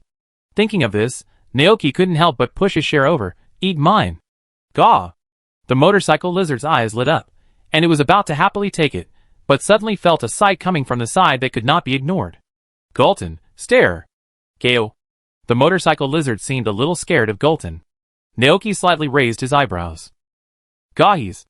Gulton called out to the Motorcycle Lizard in a warning tone, then stretched out his big claws, and pushed back Naoki's share. Naoki couldn't help but say, "Gulton, don't scare the Motorcycle Lizard, it's still young." "Gahis!" But Gulton didn't expect that. After hearing this, the dragon whiskers on his head drooped down immediately, looking very aggrieved. Naoki, I didn't mean that. Why does he seem like an old father who favors his youngest son? He was speechless for a moment, not knowing what to say. At this time, Motor Lizard noticed that something was wrong in the atmosphere. Although it was not very smart, it realized what was happening. In addition to what Gillerton had just said to it, Naoki only made 5 steamed eggs, 1 for each Pokemon. If it ate that one, Naoki would have nothing to eat. Motor Lizard looked down at its bowl, then shook its head at Naoki. Gah! Naoki also found his own solution. He refused to be a biased person, so he stood up and made 4 bowls of steamed eggs again. Okay, now everyone can eat it. Naoki looked at Gillerton and handed it a cup of tree juice. I was wrong. I shouldn't have blamed you just now. Don't be angry. Gillerton looked at him, then stretched out his paw to take the tree juice, and a happy smile appeared on his face again. Naoki breathed a sigh of relief, and suddenly felt that raising Pokemon was like raising a child. Gillerton is the eldest, Motor Lizard is the second, and Frosty and Minifew are the babies lying in the stroller. After the relatively harmonious dinner time, the sky outside was completely dark. Naoki washed the dishes, and stood in front of the door looking at the chicken coop not far away. Suddenly he couldn't remember whether he had closed the door of the chicken coop. Feeling a little worried, he took a flashlight to check it. After making sure that the door was closed, he returned to the wooden house with peace of mind. Naoki fetched a basin of water, took a towel to wipe the cream on the Pokemon, let them sleep first, and then went outside to take a simple cold shower. Although life on the ranch is tiring, it is much better than the endless overtime work of 996 in his previous life. Especially when he saw the crops he planted grow with his own eyes. The satisfaction in his heart was indescribable. Not to mention the help of a group of cute Pokemon. Recalling the past few days in his mind, Naoki couldn't help but relax, and he no longer felt confused and at a loss when he first arrived. People always have to find something to do to live a fulfilling life. After drying himself with a towel, Naoki put on his shorts and went into the house. Several Pokemon had fallen asleep. Naoki wanted to observe their sleeping state, but when he really looked over, he saw something like bubbles above their heads. There were different pictures playing out inside, as if they were dreaming. Naoki was a little surprised to see this scene. Is this the effect of a sweet dream? At this time, Naoki suddenly remembered that there seemed to be dishes with similar functions in the game. The food will also make the characters dream, and as a player and maker, he can also see the characters' dreams through the screen. This function can deepen the player's understanding of the characters they have cultivated, allowing them to invest more in the two-dimensional paper characters, spend money to buy various props for the characters to use, and thus create more profits for the company. Therefore, as a food maker, he can also see the dreams of Pokemon. Naoki was a little curious, and he watched the dreams of several Pokemon while wiping his hair. Golden's dream was very simple. The background of the dream was a sky, and the long whiskers on Golden's head spread out and turned into wings, carrying him to fly in the sky. There were no other Pokemon there, and there were only the 2 of them in the endless sky. In the dream, Golden looked very happy, and it flew with Naoki, as if this was the happiest thing for it. Naoki looked at this scene with amusement, thinking that they had only known each other for less than a month, but Golden almost regarded him as the whole world. Naoki gently reached out and touched the sleeping Golden's head. He didn't wake him up, and turned to look at the motorcycle lizard beside him. The background of the motorcycle lizard's dream did not develop to the sky, but was still in his small wooden house. It was just that time seemed to have come to winter. It was snowing outside, and the roof and windowsill were covered with a thick layer of snow. In the house, a blazing fire was burning in the fireplace, and a thick carpet was laid on the wooden floor, with several books on the carpet. Naoki sat on the carpet and read a book, with the motorcycle lizard lying behind him as a cushion, taking a nap with his eyes closed. Its expression was peaceful, without a trace of worry or sadness. Looking at this scene, Naoki thought, is this what Motorcycle Lizard wants to see most? That's quite simple. When winter comes, he can help Motorcycle Lizard fulfill this wish. Naoki came to the windowsill again. Minifew curled up in the flower pot and slept. The background of its dream was the pasture outside. But in the dream, it had evolved into Oliva, and was gently providing Naoki with the nutritious and delicious oil it made. Because Naoki treats it very well, he not only makes delicious food for it, but also leaves the best position in the room for it, and even finds a flower pot for it to live in. Minifew likes this rancher very much, so it wants to evolve into Oliva, and work hard to produce more oil for him. Seeing this scene, it is impossible not to be moved. Pokemon are very simple. If you are good to them, they will be good to you. Naoki sighed in his heart, reached out, and touched many few, then came to the cupboard, opened the upper door, and saw the dream of Frost Milk Fairy. The background of Frosty Milk Fairy's dream was in a kitchen. In Frosty Milk Fairy's dream, he seemed to become a dessert chef. In the dream, Frosty Milk Fairy was preparing desserts with him. Frosty Milk Fairy provided fresh cream, and he made desserts. In just a few minutes, they made all kinds of cream cakes, cream pies, cream puddings, and fruit milk. These desserts filled every corner of the room, and they were also submerged in them. Frosty Milk Fairy happily swam in the ocean of desserts. The background kept changing, and they fell from the kitchen to a land made of various desserts and chocolates. Frosty Milk Fairy lay leisurely on a huge fruit cake and basked in the sun. In the dream, he was like a big fool, eating the huge desserts around him crazily. Naoki, This is probably the reason why Frosty Milk Fairy subconsciously wanted to share the fresh cream she produced with him. But the scene in the dream was too terrible. If he really ate and drank like that, he would probably get diabetes within a month. After seeing the effect of the fruit cream cake, Naoki had a preliminary understanding of it. This is only the lowest level LV1. What will happen if it reaches LV3? Naoki dared not imagine. Lying on the bed, Naoki recalled what had just happened.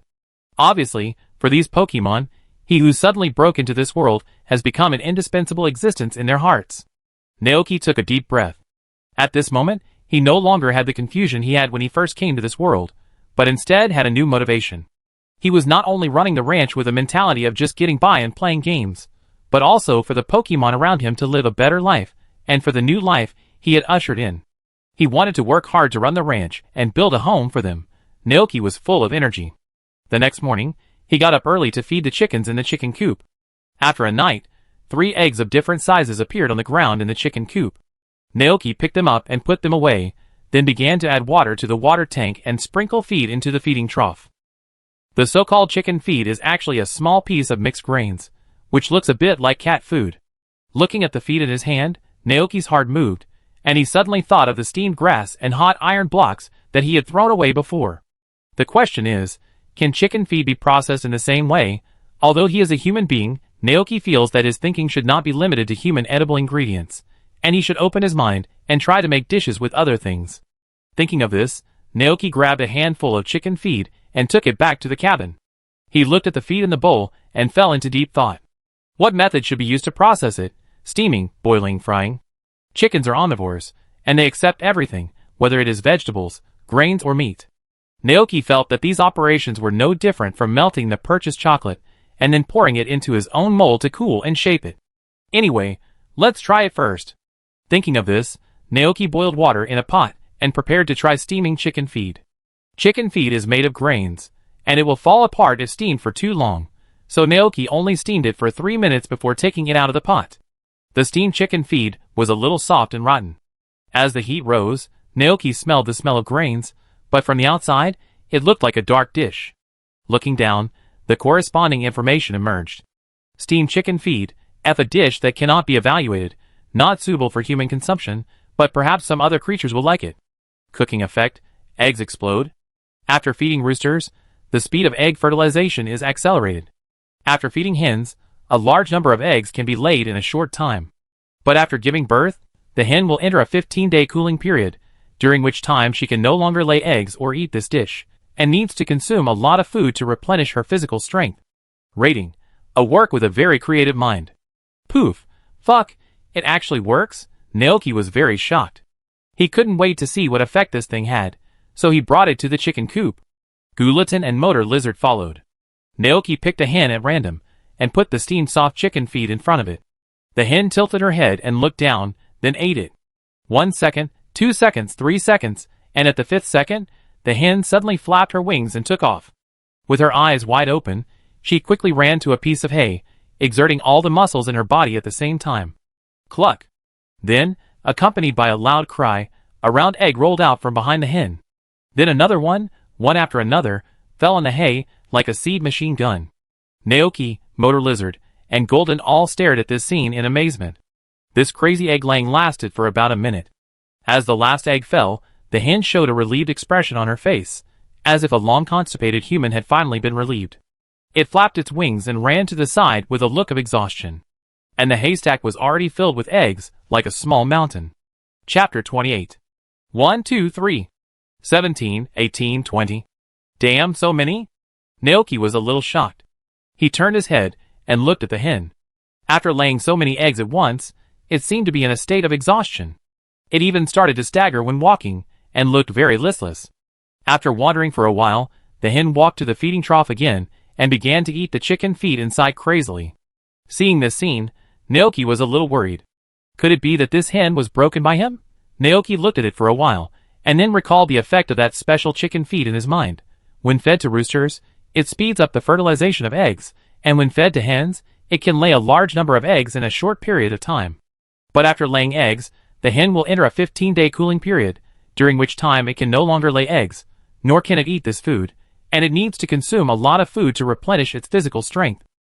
So, it is now replenishing its lost physical strength.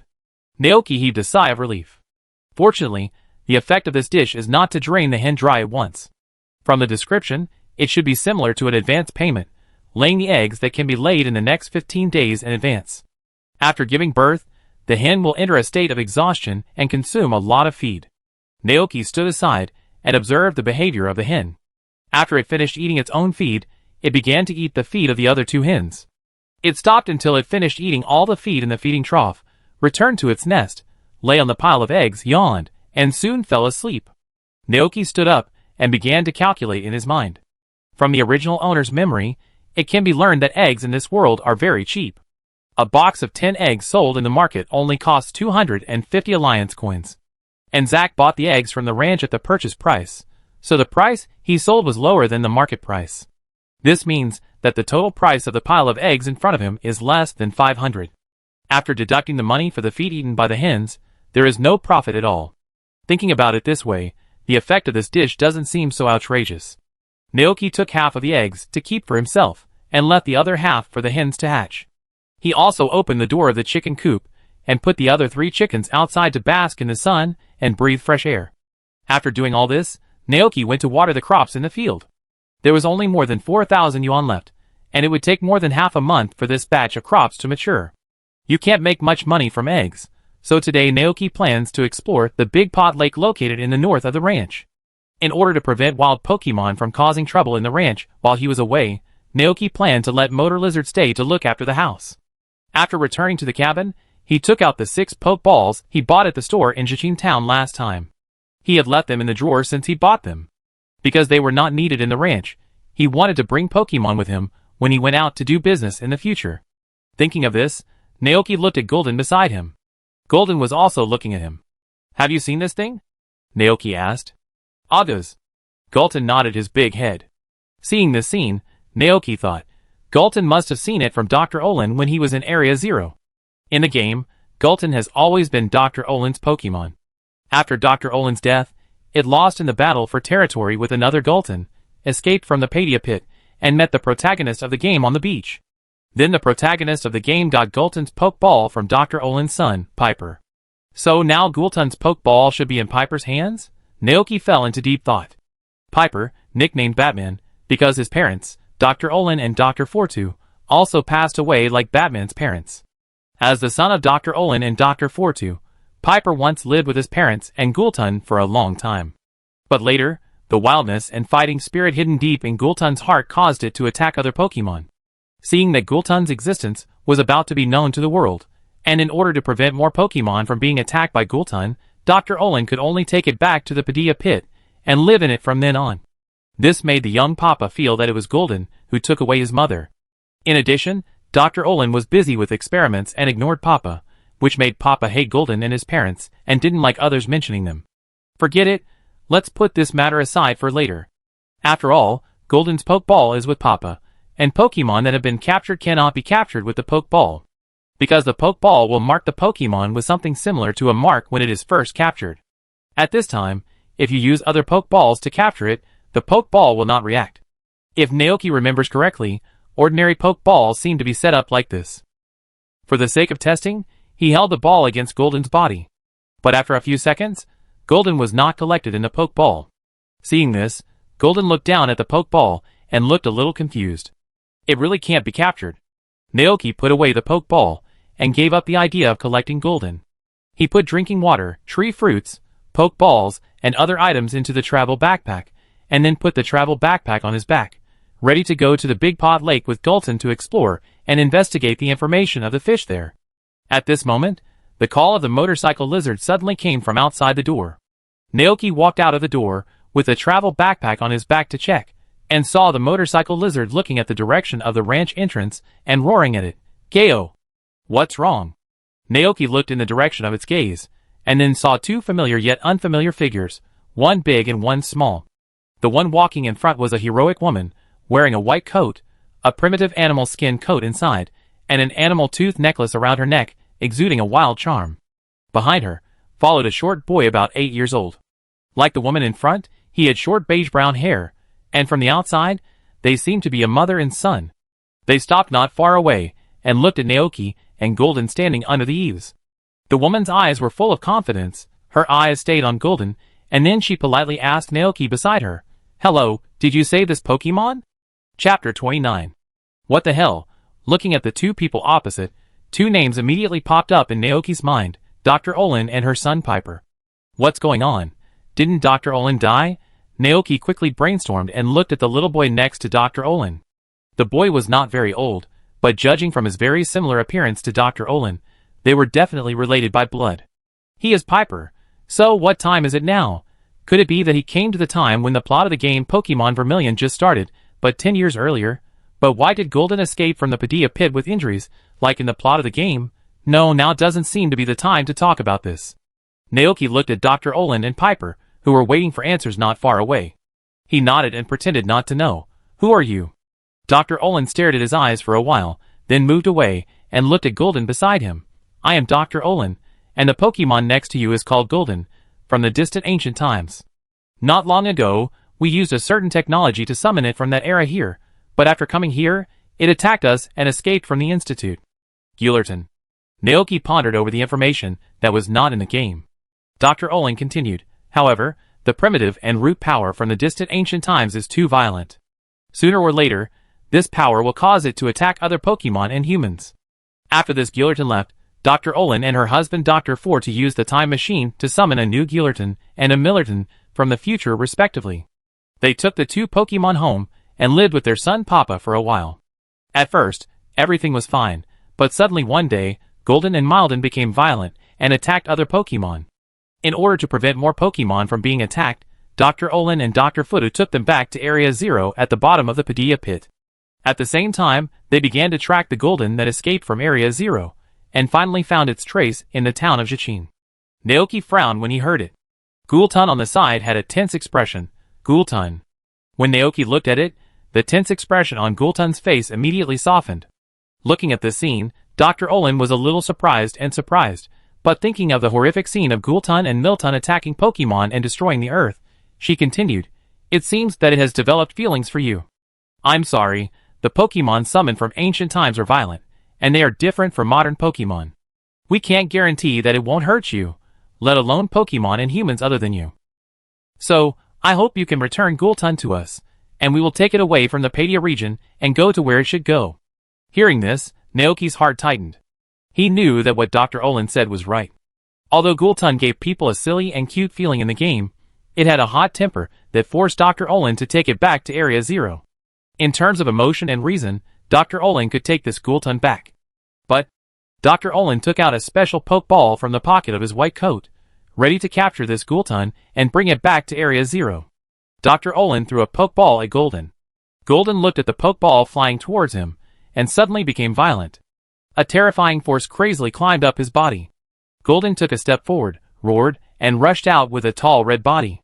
The dragon claws flashing with cold light slashed from top to bottom. Before everyone could react, the Pokeball was pulled away. The red and white Pokeball was torn into pieces by Gulden's dragon claws, fell to the ground with a crackling sound, and a puff of black smoke came out, and it was broken.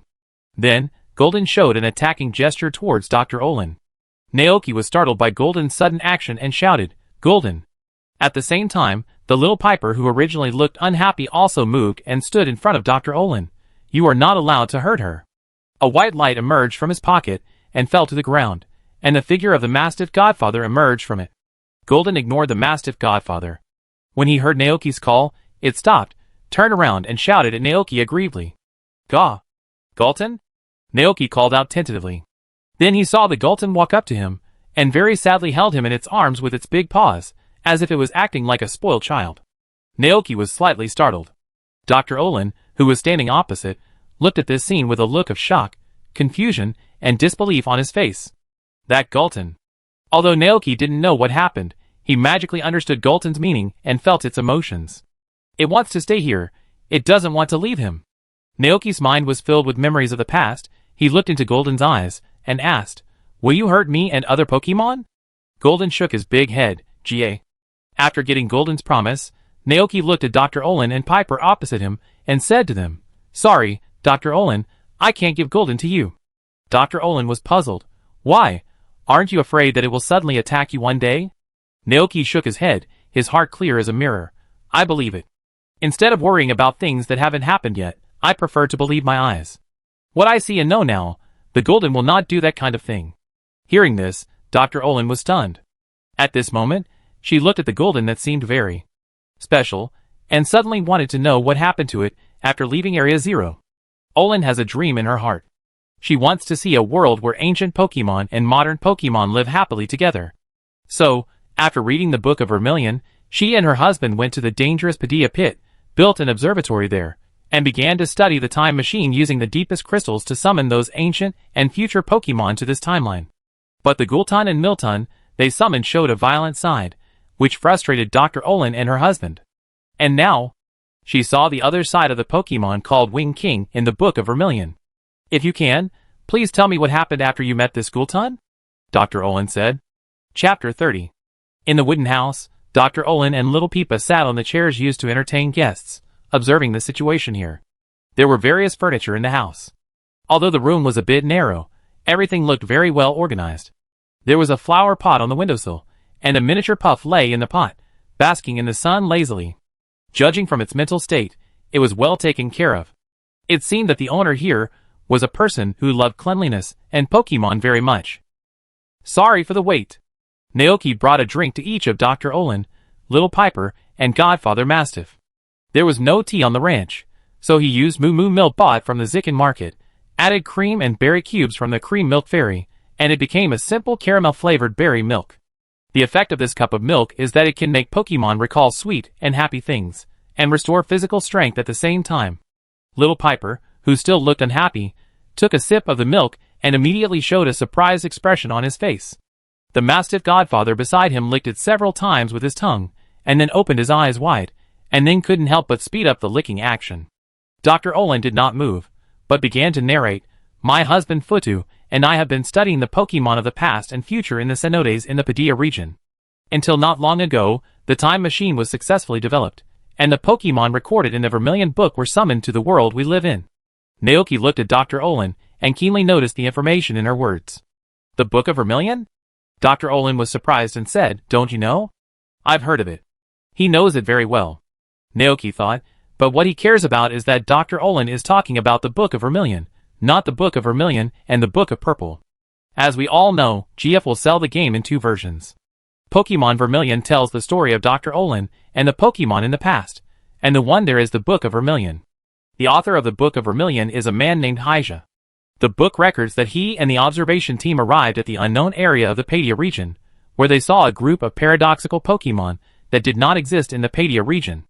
In Pokemon Purple, it tells the story of Professor Olin's husband, Futu, and the Pokemon of the future. In this version, there is no Book of Vermilion, but instead the Book of Purple, and the ancient paradoxical Pokemon in it are replaced by the future paradoxical Pokemon. According to what Professor Olin said, the Book of Vermilion and Purple in this world are not separate, but the same book. Similarly, Professor Futu, who is responsible for studying the future form of paradoxical Pokemon, also exists in this world. After perceiving this information, Naoki's first reaction was not the paradoxical Pokemon of the past and future forms. But it is very likely that Piper will lose his father and mother at some point in the future and become a real Batman. Thinking of this, Naoki looked at little Piper, who was drinking milk with the Mastiff Godfather. Seeing his gaze, Dr. Olin turned his head to look at his son beside him, with an imperceptible tenderness in his eyes, and introduced him to Naoki. "This is my son, Piper." At this time, Piper was not the future senior Piper, who was looking for secret seasonings everywhere, but a child who was not yet 10 years old. Naoki thought of how Piper had just faced Gulton to protect Dr. Olin, and praised him. He is a very brave boy. Because his parents were busy with work, young Piper mistakenly believed that Gulton and Millerton had taken his parents away, so he didn't like others mentioning him. But in fact, he also loved his father and mother deeply in his heart, and wanted them to spend more time with him. It's a pity. Poor child. Naoki felt a pity in his heart. Hearing his words, Piper looked up at him.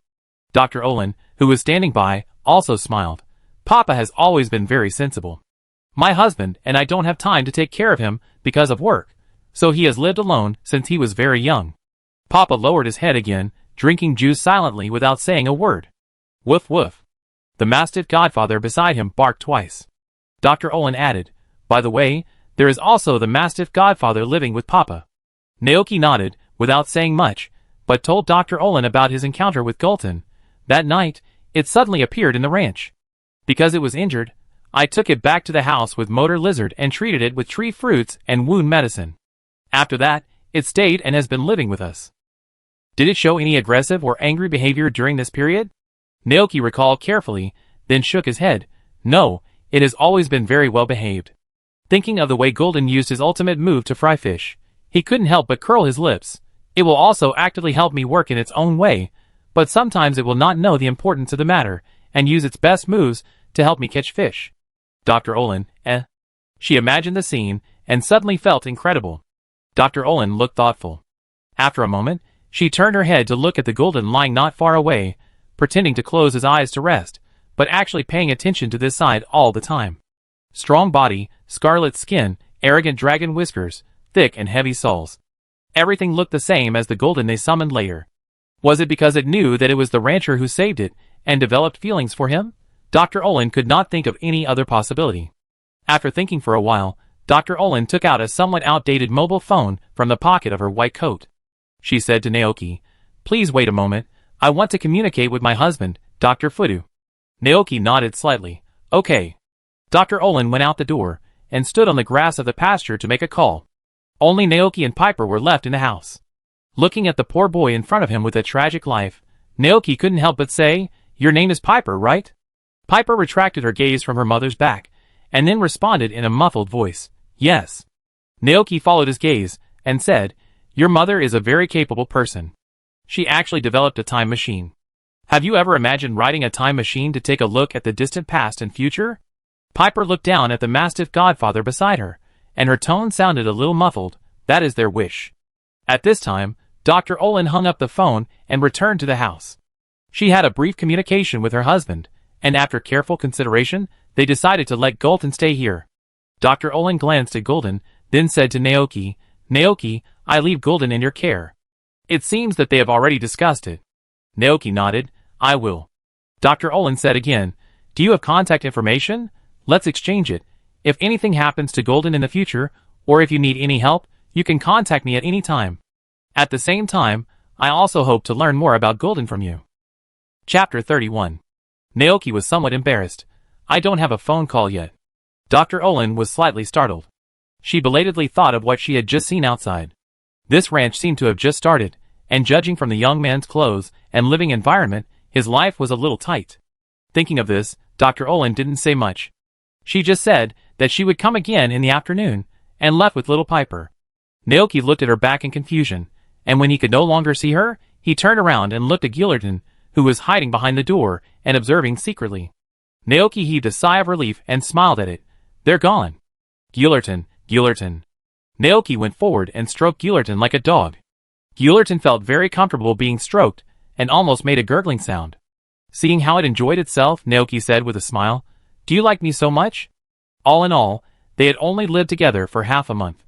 Hearing this, Gillerton opened his eyes, looked very happy, and licked Naoki's face crazily with his big tongue. Naoki no longer felt scared, as he knew that Gulton had no ill will towards him. Wiping the saliva off his face, Naoki stood up, looked at the crops growing in the field not far away, and took a deep breath. Dr. Olin said he would come back in the afternoon, so it seemed that his expedition to the Cauldron Lake would have to be postponed for another day. Motor Lizard chased a butterfly again, and it would take some time for Metapod to evolve into Butterfree. Minifew was basking in the sun on the windowsill, and Frost Milk was resting in her little nest. Taking advantage of the free time, Naoki took Golden to the cave behind the wooden house. As soon as he entered, he felt a cool feeling. In the corner of the cave, there were rows of mushroom culture dishes. After one night, mushrooms had begun to grow on them. Naoki went forward to observe, and used the gold finger to check the information of these mushrooms. Small mushrooms that grow in the wild in the mountains and forests. They are very rare, and can be used to make dishes or sold. They are very popular among some enthusiasts, and can be sold to them at a high price. Huh? His luck is so good? Naoki was a little surprised. Because if he remembered correctly, this little mushroom was a gold exchange item in the game. If it was sold for money, it would cost 500 alliance coins, which was much more valuable than eggs. In addition to small mushrooms, there were also large mushrooms and aromatic mushrooms. A large mushroom could be sold for 5,000 alliance coins, and an aromatic mushroom could be sold for 15,000. It was said that it was a very rare mushroom that could make the area around where it grew fragrant. Rather than cooking, they are often used to make expensive perfumes to sell to upper-class ladies. Unfortunately, there is no trace of them in the mushroom culture dish. Apart from 2 small mushrooms, there are only ordinary mushrooms. However, Naoki is very happy. The growth time of mushrooms is very short, which means that he can sell these mushrooms in a few days and exchange them for 1,000 alliance coins in cash to deposit into his own treasury. After checking the growth progress of the mushrooms, Naoki saw that it was still early, so he took Golden to the back mountain. Compared with the last time, the back mountain has not changed much. Most of the Pokemon that live in this place are some gentle and petite insect attribute Pokemon and grass attribute Pokemon. When they saw Golden, they panicked and ran deeper. Naoki did not chase him, but took Golden along the river that passed through the ranch. He wanted to see if he could meet some water attribute Pokemon and then hire them to help water the ranch. It's just a pity that the water attribute Pokemon that live in this river are almost all Magikarp and small-sized Weevilfish. This made Naoki speechless. It seems that we can only find water attribute Pokemon from the Big Pot Lake. Unconsciously, it was noon. Naoki and Golden still found nothing. They looked at the sun in the sky and prepared to return to the ranch first. Before leaving, Golden leaned down and turned back to shout at him, "Gaw!" Naoki thought it wanted to carry him back, so he turned over and sat on it. But when he sat firmly, Golden under him suddenly changed its form. The long whiskers on his head turned into wings, and he exerted force on his hind legs. He jumped high into the air and flew steadily towards the pasture. Fuck! Naoki was startled by Golden's action. The ground below gradually became smaller.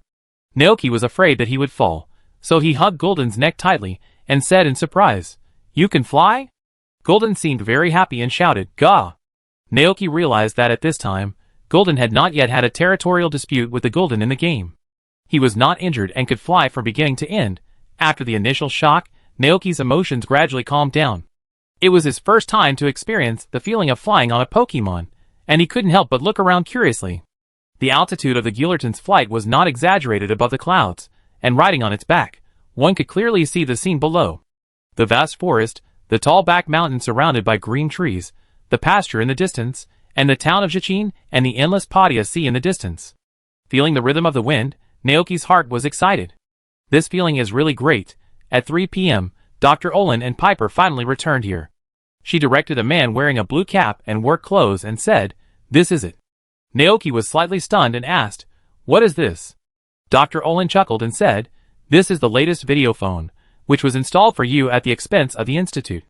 With it, you can contact me at any time. Just think of it as a gift for helping us take care of Gulton." Naoki, He soon realized Dr. Olin's purpose. He probably wanted to learn more about the living habits of the Gulton next to him through him. Naoki had no objection to this. He was happy to help. The videophone was installed at the end of the bed.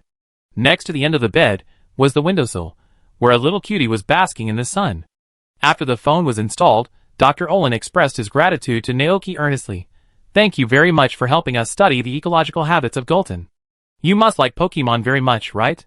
Naoki nodded, looked at the motorcycle lizard and Gulton not far away, and said with a smile, "They are smart, sensible, innocent, and simple. I think no one should hate them, right?" Hearing this, Dr. Olin also smiled slightly. She didn't say anything more, and turned around and left with Piper. There were still things waiting for her to do in Area 0. Naoki looked at the 2 figures, one big and one small, and Dr. Olin's ending emerged in his mind. She and her husband Dr. Fuda will die in an explosion caused by an experimental accident one day in the future. Chapter 32. Watching Dr. Olin and Piper leave, Naoki returned to the room and looked at the familiar video phone, which reminded him of the scene in the anime where Satoshi called Dr. Oak at the Pokemon Center. Dr. Olin's arrival also made him realize the time node he was in. 10 years before the story of Juzi took place, at this time, Satoshi might not have gone out to travel, but it is also possible that he had just gone out not long ago. If this is true, it would be interesting. Because this means that Mutuo has not been born yet, Lugia has not exploded, Groudon and Kyogre have not awakened yet, and Team Galactic has not controlled the twin gods of space and time. Of course, all this is based on the existence of Xiaoji in this world. However, whether he is there or not, it seems to have nothing to do with him. Because he is just an ordinary rancher. Life must go on. He has not made any profit today, and this cannot go on. Naoki sighed, picked up the iron bucket, and rowed the Gulden to the upstream of the river. When he came back, the iron bucket was already full of fish. At 5 o'clock in the evening, Zack drove the truck to collect the goods on time. The temperature gradually warmed up, and Zack took off his thick jacket and went out to work in just a short shirt. Looking at the new ranch, Zack said with emotion, "Wow, it really changes every day." He looked at the seedlings in the field and said to Naoki, "In half a month, the crops in the field should be mature."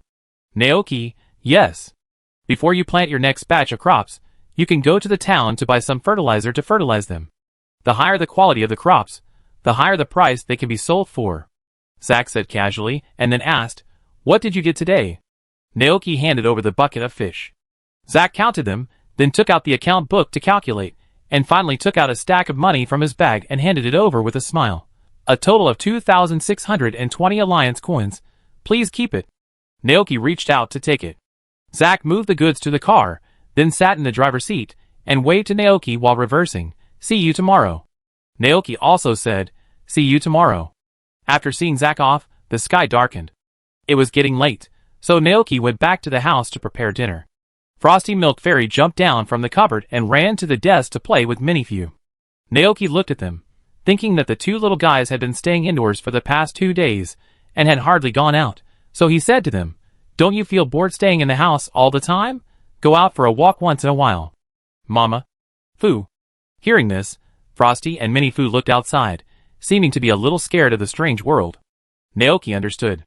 Before coming here, Frosty and Minifew had been living in the fields of Happy Ranch. They grew up there, and were naturally not afraid. And now, they came to a completely unfamiliar ranch. For them, only this small wooden house and Naoki could give them a sense of security. So, they have been playing indoors for the past 2 days, and have not gone out. This won't work. After a brief thought, Naoki decided to take them for a walk in the ranch after dinner to familiarize themselves with the environment. For dinner today, Naoki prepared a fragrant and mellow cream mushroom soup, Chinese meat sandwich, fried pork cutlets sprinkled with black pepper, and boiled eggs in their original flavor, and finally finished with 5 cups of milk with different fruit juices. A hearty dinner was completed just like that. Several Pokemon were eating happily. Minifew and Frosty were eating very well, chewing slowly and carefully. And the eating manners of Gulton and Motor Lizard were just like those of 2 people, unrestrained and rough, with their claws and mouths covered with oil. Naoki reminded them with a serious expression, "Remember to wash your face and claws at the tap outside after dinner." Last time, he went to clean up the dishes, but when he turned back, he saw that the sheets and the floor were covered with oil stains because of the 2 of them. "GAC? GAO." Gullerton and Motor Lizard nodded obediently. They got it. Soon, dinner time was over. Naoki was going to wash the dishes, while Gullerton and Motor Lizard went to the tap outside to wash their mouths and paws. Seeing that they could take care of themselves, Naoki nodded with satisfaction and turned to the kitchen to clean up. Minifew and Frosty Milk Fairy looked at each other and looked at each other's mouths and hands when they saw the 2 big guys. "Ma, let's go wash and clean ourselves." "Fu." Minifew looked at Gulton and Motorcycle with some fear. Compared to it, Frost Milk Fairy was a little braver. Because after 2 days of getting along, it found that the 2 big Pokemon were not hostile to them. This made Frost Milk Fairy, who was a little scared, not so scared. It jumped off the chair with Minifew, quietly moved to the door, and only half of its head was exposed to look at Gulton and Motorcycle. Gullerton has changed from a 4-limbed galloping form to a 2-footed fighting form. In this state, It is full of an incomparable wildness. Coupled with its nearly 2-meter height and muscular body, it brings a very terrible sense of oppression. It is holding its head high and chest out, with a fierce look on its face, and its big claws are holding the faucet and spraying it on the claws of the shorter motorcycle lizard next to it. Ma! Ma! So scary. Frost Milk Fairy hesitated. Seeing it like this, Minnie Fu beside it asked innocently, Fu? Didn't you just say that you were not afraid of that big guy? Ma! No, no. In order not to lose face in front of her companions, Frost Milk Fairy took a deep breath and took a step forward with courage. At this time, Golden discovered them. It turned its head, its golden pupils shrank slightly, and stared at the little Frost Milk Fairy and Minnie Fu. Frost Milk Fairy felt as if it was locked by the most terrible predator in the world, and its small body was petrified on the spot. Fortunately, Golden quickly withdrew his gaze, and called out to them, Augusher. Fu? Minnie Fu asked tremblingly, Is it calling us? Ma, ma. It seems. What should we do? Frost Milk Fairy was also a little flustered. Seeing their appearance, Golden felt a little speechless. It restrained its tone, Augusher. After driving the motorcycle lizard away, Golden went forward to grab Frost Milk Fairy and Minnie Fu, and then used the faucet to water them. After a long while, Minnie Fu and Frosty Fairy, whose bodies were stiff with fear, finally relaxed. They realized belatedly that this big guy, apart from looking scary, didn't seem to hurt them. When Naoki came back from taking a bath, Frosty Fairy and Minnie Fu were no longer in the house. He was puzzled and heard the sound of water outside. He walked out the door and saw Golden playing with them in the water. The motorcycle lizard stood by and watched stupidly, without going forward. It doesn't seem to like getting close to Frost Milk. Is it because of the attribute restraint? Naoki thought.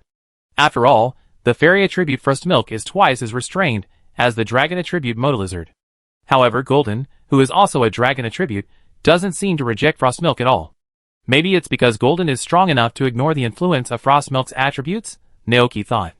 Seeing him coming, several Pokemon also stopped. Naoki went back to the house, and took out a towel to wipe the water off Frost Milk and Minnie Fu. He asked curiously, How do you feel? Frosty Milk Fairy's voice sounded very happy. Ma. Minnie Fu also looked very happy. Fu. It seems that they like Gillerton very much. After drying their bodies, Naoki took them to stroll around the ranch on the left and right, and introduced the ranch to them. Gillerton and Motor Lizard followed behind. The sky was not completely dark at this time. A ray of sunset remained in the sky, and the whole land was shrouded in gentle twilight. After a day of grazing, the hens returned to the chicken coop, lying on the haystack and resting with their eyes closed. The crops in the farmland are growing well. The fastest growing turnips have grown several large leaves, and the fruits buried in the ground are probably beginning to take shape. Naoki took a walk on the grass with a few Pokemon. He pointed to the fence surrounding the pasture in the distance, and said to Frosty and Minnie Fu, The area surrounded by the fence is our pasture. It's safe here. No bad people will hurt you. Minnie Fu and Frosty Fairy looked around curiously. Naoki smiled and said, There are many wild flowers in this bush, and there are many butterflies flying around in the bush during the day. The grass in this world grows very lush, and a little trimming will make a neat lawn, which looks very beautiful. For this reason, Naoki only cut down the extra trees, and did not use the sickle to cut the grass. He planned to wait 2 days to deal with the stones in the utility room, and pave a stone road connecting the chicken coop and the wooden house in the pasture. Seeing the curious look of Frosty and Minnie Fu, Naoki said to them, You can come and have a look tomorrow during the day. There are many butterflies and flowers. Fu. Ma. The two Pokemon began to look forward to it. After Naoki's introduction, they had a preliminary impression of this ranch. The place surrounded by fences is a safe place. They are not so afraid of the world outside. Walking around the ranch, the last trace of sunset in the sky disappeared. Until the sun could no longer be seen, Naoki stopped the walk.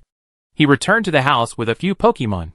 Frosty went to the cupboard, and Minnie Fu returned to the flower pot, sitting on the edge, swinging her little feet and yawning, looking sleepy. Go to sleep, Naoki said with a smile. Fu.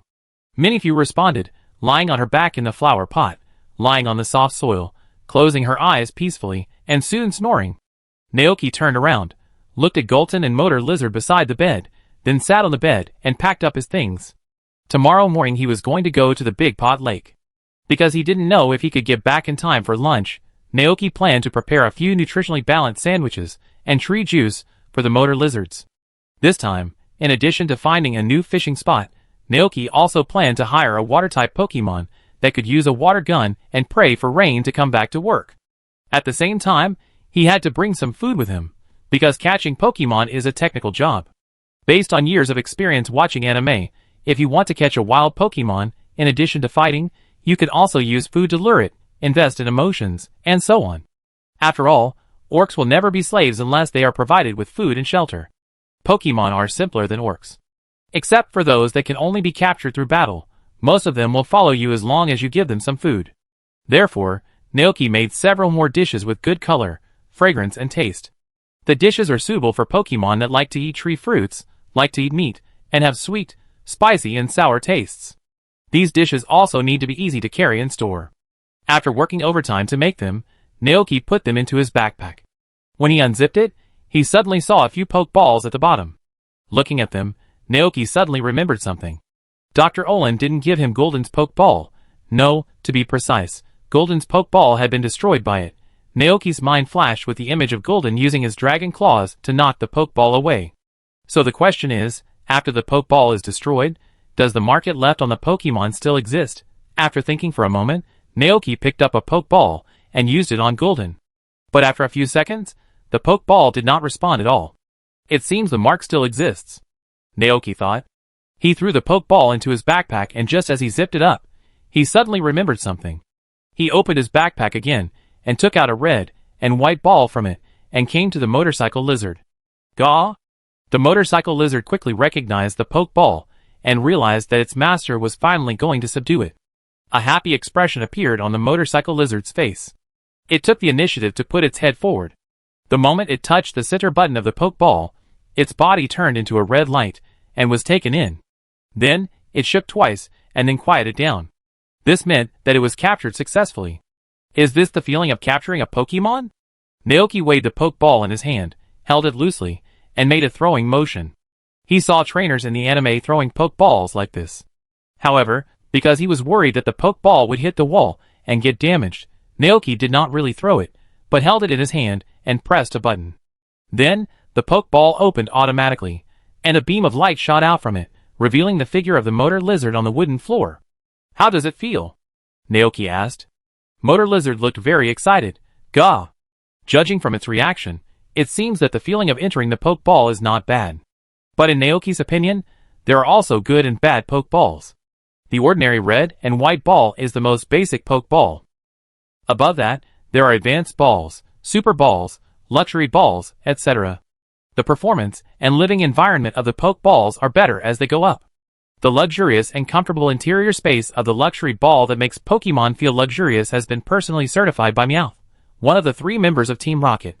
Forget it, just make do with it for now, and when he makes a lot of money in the future, he will buy a luxury ball for Motor Lizard to live in. As for now, it's getting late, it's time to go to bed. Naoki stretched, took off his clothes, and fell on the bed. He didn't notice the look in Golden's eyes when he looked at the Pokeball. Gaw! Chapter 33. The next morning, after feeding the chickens and watering the plants, Naoki put on his backpack and stood in the pasture to say goodbye to Motorcycle Lizard, Frost Milk Fairy, and Minifew. I put the food in the cupboard. The top layer is squeezed tree juice and moo moo milk, and the sandwiches and smoked sausages are at the bottom. I may not be able to come back at noon. If you are hungry, go and eat by yourselves, Naoki said. In addition to the mount form, Motorcycle Lizard also has a combat form that can stand upright on both feet. This form of Motorcycle Lizard has hands and feet, and it can do the work that humans can do very well, so in the Padia region, it is a loyal and reliable partner of people. Naoki was relieved to hand over the ranch to it. Gaw! When the Motor Lizard heard this, it nodded first, and then looked at Golden beside it. Although the Motor Lizard's brain was not very smart, it realized at this moment that Golden could do what it could do, and Golden could do what it couldn't do. This made the Motor Lizard, whose life goal had always been to carry its owner, feel that he was not so needed. It couldn't help but lower its head sadly. Gale. Seeing the Motor Lizard like this, Naoki patted its shoulder with his magic hand and comforted it. Okay, don't be sad. There are many dangerous Pokemon living over the Cauldron Lake, so Litten's flying ability can help me avoid them. Naoki paused and said solemnly, compared to this, I have a more important thing to entrust to you. Gale? More important things? The Motor Lizard quickly raised its head and looked over. Naoki, that is to help me take care of Frosty and Minifew, protect our home, and don't let wild Pokemon come in to eat our crops and chickens. Can you do it? Motorcycle Lizard suddenly felt a strong sense of responsibility, and nodded seriously. Gayo. Naoki smiled. Very good. He turned his head to look at Minifew and Frosty Fairy, and said to them, See you later. Frosty Fairy and Minifew stood on the left and right of Motorcycle Lizard, gently waving their hands, and shaking their bodies to say goodbye to him. Naoki got on the back of Gulton. Gulton jumped on his hind legs, and took him to the sky. The pasture below gradually became smaller, and the figure of the motor lizard also turned into a small black dot and disappeared. Looking at the vast Padia land below, Naoki looked around and said to Gulton after determining the direction, Let's go. Gahis. Gulton responded and leaned over and rushed towards the destination. In the pasture, the one big and two small ones, who stayed stood on the grass and stared at each other. The motor lizard rarely went to catch butterflies today. It felt that Naoki had given it such an important task, and it must complete it seriously. So, the motorcycle lizard went under the eaves of the wooden house, lying on the floor and silently watching Minifew and Frostmilk chasing butterflies, and playing on the lawn not far away, guarding this place. Above its head, it was trying to accumulate nutrients and waiting for evolution. The warm spring breeze blew gently, and the motorcycle lizard grew a little with this breeze. Gulatin's flying speed was quite fast, and he arrived at the Big Pot Lake area in less than an hour. This is a large area located in the northwest of the Padilla area, shaped like a big pot. On the foggy lake, there are floating islands of different sizes, like boiling dumplings. Looking down from the air, the Big Pot Lake really looks like a big pot, and the islands in the lake look like ingredients floating on the water. Looking to the east, you can see the big waterfall pouring down from the Frost Mountain. The water from the waterfall flows into the lake along the river, converges into the Big Pot Lake, and then flows into the Padilla Sea in the west. The misty white clouds drift on the lake, making it look like a fairyland. The clouds block the view and make it impossible to see the end at a glance. For this reason, the Padilla government built a watchtower in 3 different directions of the Big Pot Lake, so that travelers and trainers can use them to observe the ecological environment of the Big Pot Lake. Such abundant water resources have also fostered a complete Pokemon ecosystem. Countless wild Pokemon live here.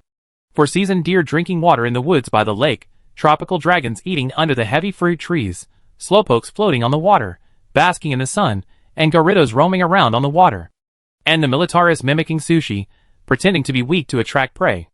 Under the Militaris, a fat catfish Pokemon, Kiroro, is waiting with its mouth wide open.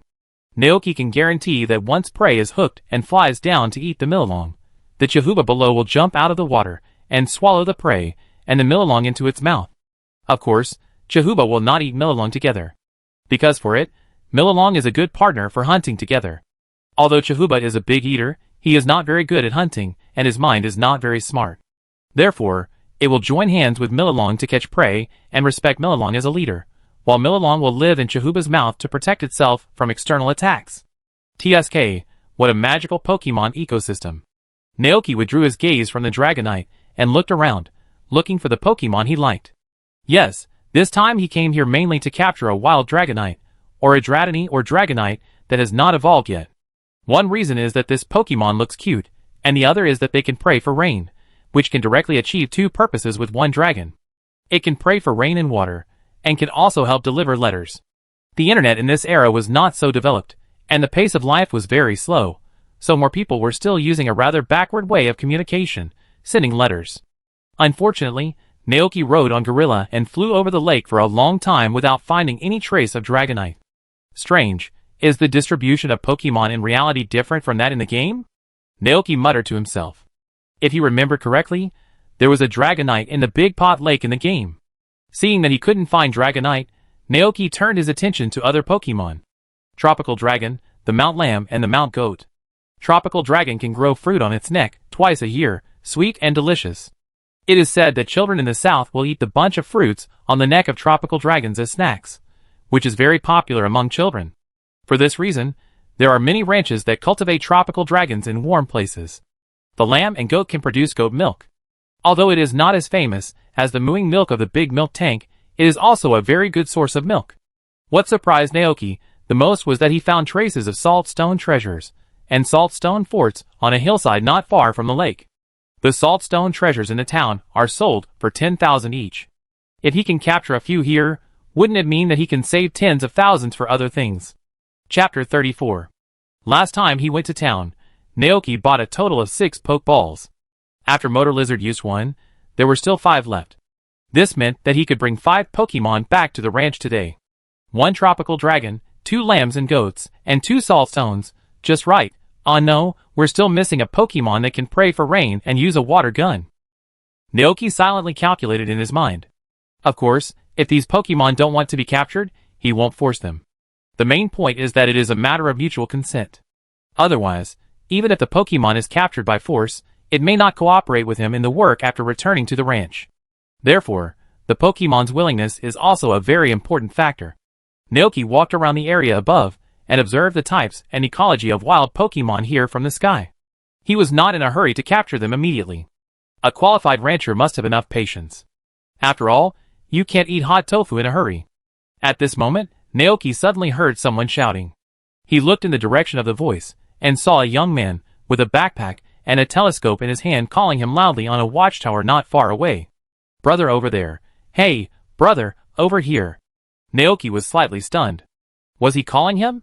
He thought for a moment and said to Golden under him, "Go over there and have a look." Crack. Golden responded and turned around and flew to the watchtower standing by the lake. When he got closer, the man also saw Golden's appearance clearly. His attention was instantly drawn to it, and there was a hint of curiosity in his surprised eyes. What kind of Pokemon is this? Gullerton looked at the man with a squinting eye. "Ah, gah." Naoki introduced. "It's called Gullerton." Gullerton? Hearing the name, the man quickly picked up a book on the ground, quickly turned the pages, and looked for something on it. Soon, he couldn't help but open his eyes wide. A Pokemon that is not in the illustrated book. Doesn't that mean that this is a Pokemon that has not been discovered yet? It's really surprising. The man looked around Golden carefully. Golden looked at him with disdain. Seeing the man's infatuated look, Naoki said speechlessly, "Are you calling me for something?" The man finally reacted, quickly put away the illustrations, and introduced himself.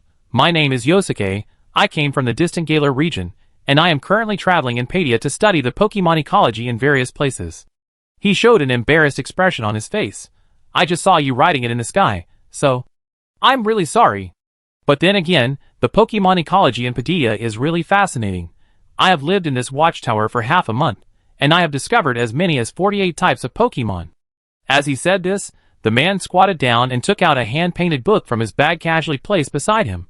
"Look, these are all the Pokemon I drew.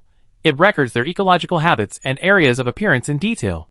Seeing this scene, Naoki's heart moved. The scope of the Big Pot Lake is very large, and he is not clear about the appearance time of Pokemon here. So can he get more rare and rarely appearing Pokemon information from this person? Thinking about it, Naoki reached out and took the hand-painted book from the other party. He casually opened one page and saw a hand-painted Pokemon from the Galar region on it. It was a martial arts bear master. It was tall and had a loving smile on its face. And next to it stood a short-haired boy who looked a little immature. A martial arts bear master. This is a mythical beast. Naoki was a little surprised. Yosuke, who was standing next to him, saw his expression and came over. Seeing the scene in the painting, he smiled and asked, "Guess what the relationship is between them?" Naoki raised his eyebrows slightly, and Golden beside him also came over to take a look. "Trainer and Pokemon?" Naoki guessed. "No." Yosuke shook his head, eyebrows flying. "It's father and son." "What?" Naoki was stunned. His first reaction was how could it be possible? But Yosuke seemed to guess what he wanted to say. "It's surprising, right? But that's the fact. I met them in the Galar region, and it was them that made me feel that there are other possibilities between humans and Pokemon. I was really shocked at that time. Later I learned that the child was abandoned when he was young, and floated down the river to the place where this martial arts bear master lived, and was adopted by it. Humans and Pokemon, father and son, I never thought there was such a thing in the world." When saying this, Yosuke was in high spirits.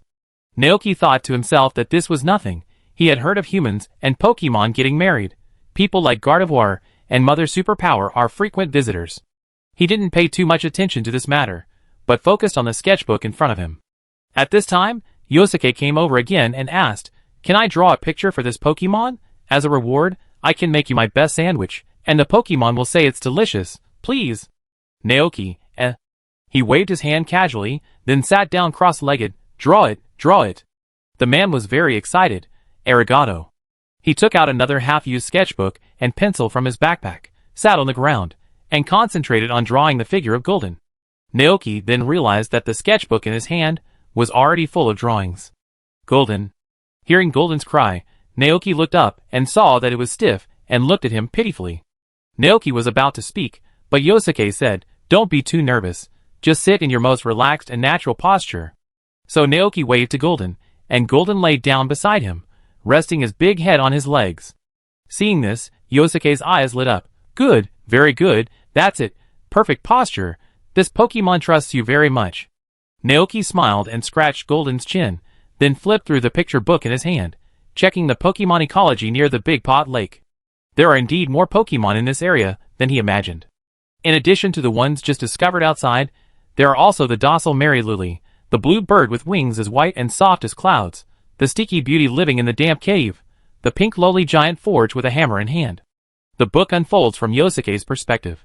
In addition to the Pokemon he knows, there are some Phantom shrouded in mist, with only a rough outline.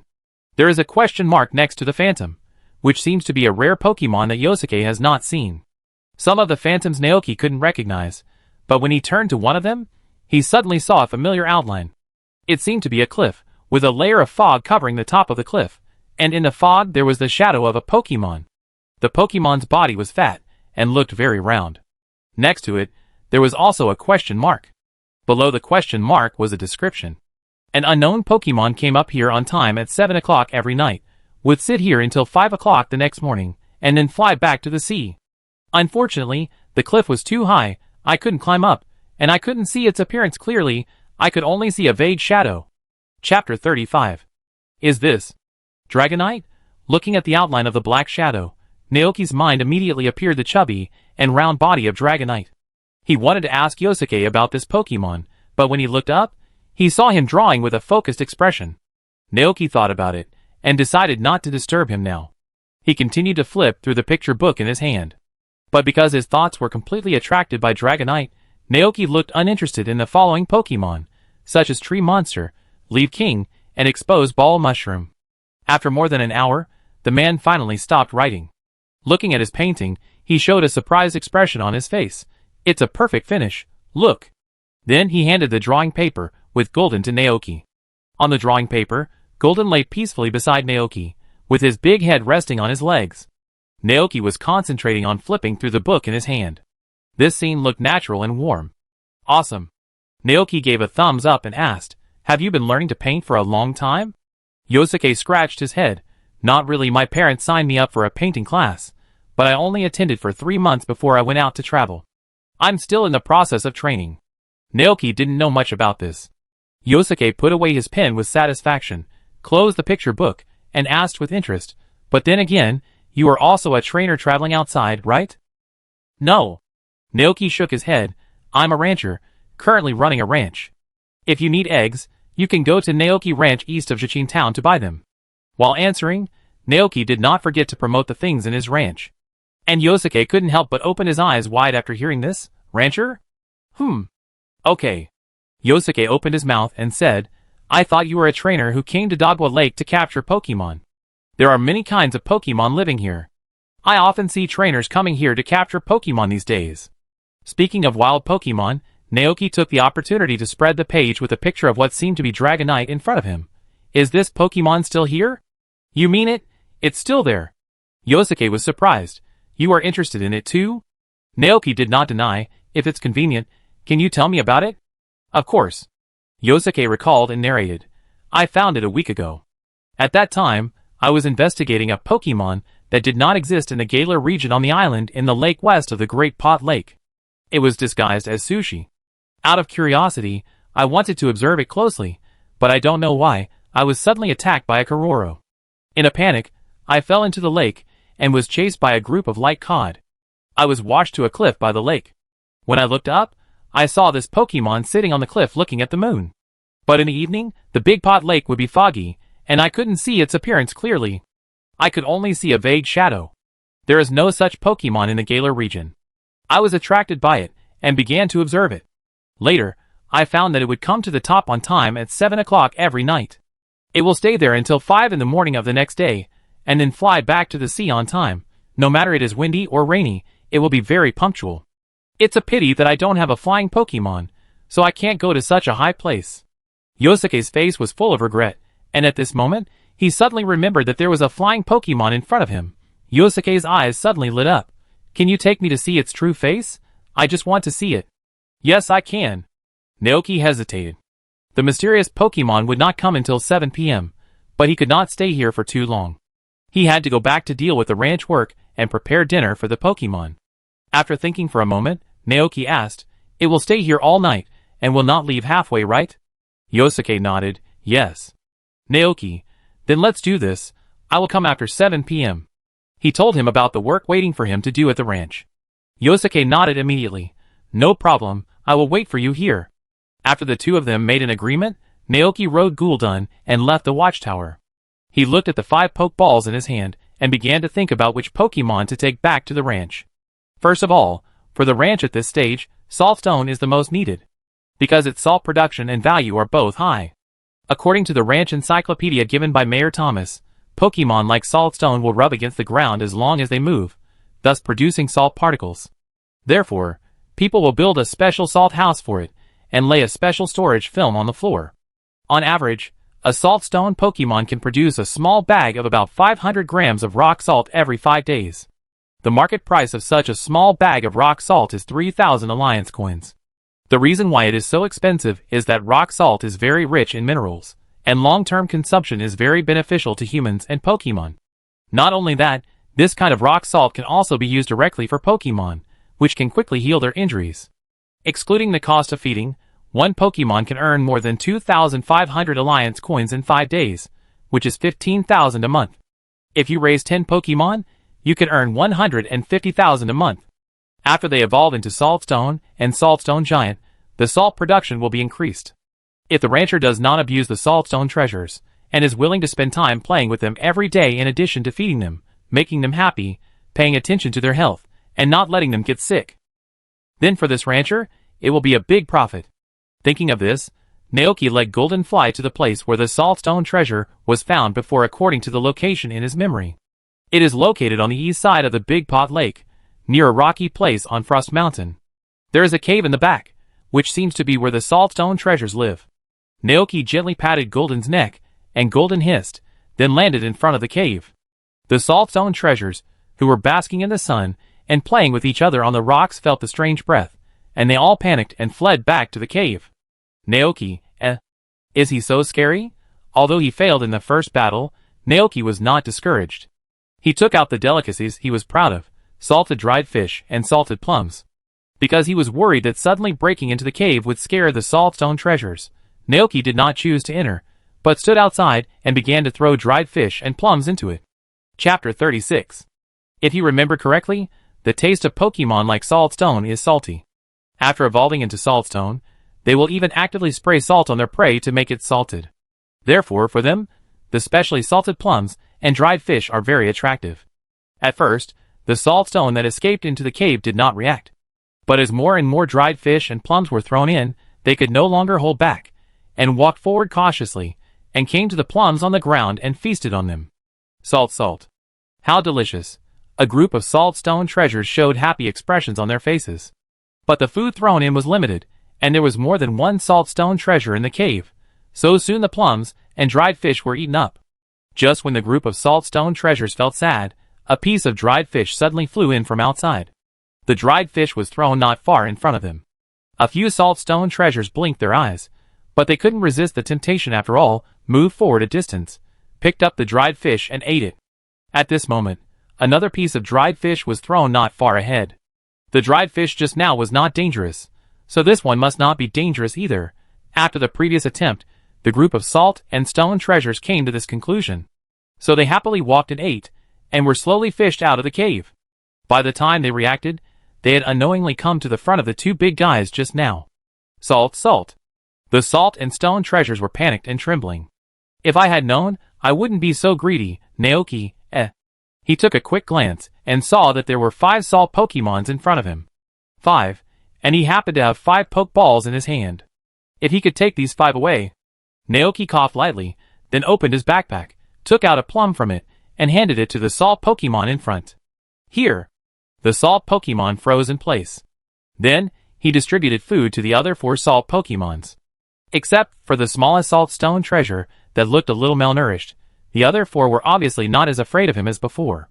Eat, eat! Naoki tried his best to release his kindness, and Golden beside him also turned into a gentle galloping form, and restrained his own breath. Several salt stone treasures hesitated for a moment, and then began to eat carefully. Naoki glanced at the smallest salt stone treasure, whose reaction was a little slow, and it took a long time before it started to eat. After patiently waiting for them to finish eating, Naoki couldn't help but reveal his true face, and his words were full of temptation. Is it delicious? Salt. Want to eat this food every day? He asked. The salt Pokemons blinked their eyes, and said happily, Salt. Then, come with me. Naoki took out an empty Pokeball. Go to my home, I have a ranch, it's big, and there's a lot of food. Just when Naoki thought it was a sure thing, the salt Pokemon showed obvious hesitation in their eyes. Salt. Huh? No, Naoki was lost in thought, and at this moment, Yosuke's voice suddenly came from behind him. Naoki, why are you here? Naoki turned around and saw Yosuke running over with a bag on his back, looking surprised. Naoki stood up and did not hide it. I want to capture these saltstone treasures and bring them back to the ranch to live together. Saltstone treasures? Following his gaze, Yosuke also saw the saltstone treasures. He looked around, as if looking for something strange. I remember there was a saltstone giant next to this group of saltstone Pokemon? Did you see it? Saltstone giant? Naoki shook his head. No, I only saw these saltstone Pokemon when I came here, and they looked very hungry. Seeing his confusion, Yosuke explained, I have been observing the ecology of wild Pokemon in this area for some time. A few days ago, I encountered this group of saltstone Pokemon. They were surrounding a saltstone giant. That saltstone giant seems to be the leader of their tribe.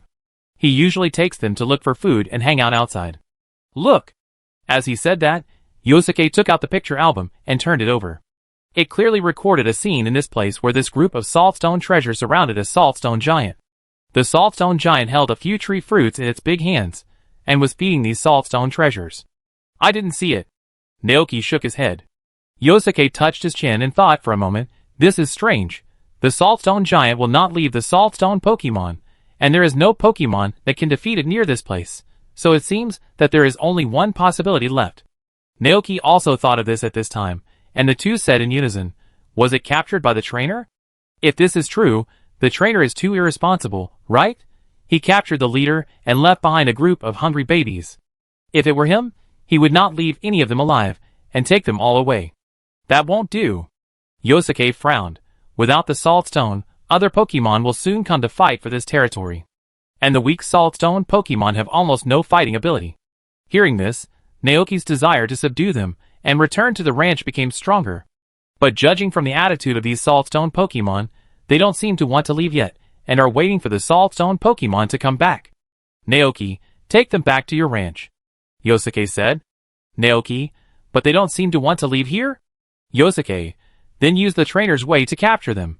Prove your strength through fighting them. Hearing this, Naoki turned his head and looked at Golden. Using Golden to fight saltstone Pokemon is too brutal. After thinking about it, he decided to use his own method. Naoki squatted down and did not tempt them with food. Instead, he looked at the group of saltstone Pokemon in front of him and asked, Are you waiting for the saltstone giant? Salt. Saltstone Pokemon has no hands, feet or neck, and its appearance resembles a salt mushroom. The style of painting is a bit similar to Minecraft. Naoki couldn't judge their answer through actions and words, so he could only turn his head and look at Golden. Golden quickly understood what he meant and nodded. Gas. This meant that they were indeed waiting for the saltstone giant. Although it was very likely that the saltstone giant was subdued and taken away, Naoki couldn't be 100% sure without seeing it with his own eyes. Therefore, he decided to stay here with this group of saltstone treasures, and wait for a few more days. If the saltstone giant didn't come back after a few days, it meant that it would never come back again. After learning his thoughts, Yosuke was somewhat helpless. I really can't do anything about you, but I know I will help you watch them. You can go back to the ranch to work without worry. But as promised, don't forget to take me to see the mysterious Pokemon at 7 o'clock tonight. Don't worry. He had prepared food in advance, so there was no need to worry that the motor lizards would be hungry, so Naoki stayed in the big pot lake until the afternoon before going back. As soon as he returned to the ranch, before Naoki landed, he saw an old woman with gray hair standing outside the ranch looking inside. Naoki walked up and asked politely, "Hello, what can I do for you?" The old lady also looked very polite. She asked, "Are you the ranch owner of this ranch? I am Paji Dantes who lives in the town. I would like to ask if you have goat milk for sale. My husband is sick and needs fresh goat milk to make food for treatment. If you have it, I am willing to pay a high price to order it." This is what she got from the mysterious cooking master, a method of treatment called diet therapy, which is said to have been passed down from an ancient country. If you eat it for a long time, your body will gradually get better. She had been to the Zichin market many times and visited several nearby ranches, but she didn't find any goat milk for sale. Just when she was about to give up, she suddenly heard that the ranch here had started operating again. So she came here specially. Compared to the common cow milk, goat milk is indeed a little rarer. Naoki looked at Ms. Dantes and shook his head and said, "I'm sorry, there is no ranch yet, but maybe there will be some in a while." These words undoubtedly gave the old lady hope, and her eyes lit up immediately. Naoki thought that he would go to the town to buy more poke balls in a while, and then go to the big pot lake to capture the goat and the lamb, so that he could get goat milk. He said to the old man, "If it is convenient, can you leave me your phone number? I will contact you when there is goat milk." Mrs. Dantes quickly gave her home phone number and thanked him repeatedly. "Thank you so much." Chapter 37. 7 o'clock in the evening. After preparing dinner for Motor Lizard, Frost Milk and Minifew, Naoki told them that he was going out for a while, and then rode Gulton to the Cauldron Lake. The moonlight was bright tonight, and there was a faint mist over the Cauldron Lake, and the hazy moonlight poured on the lake.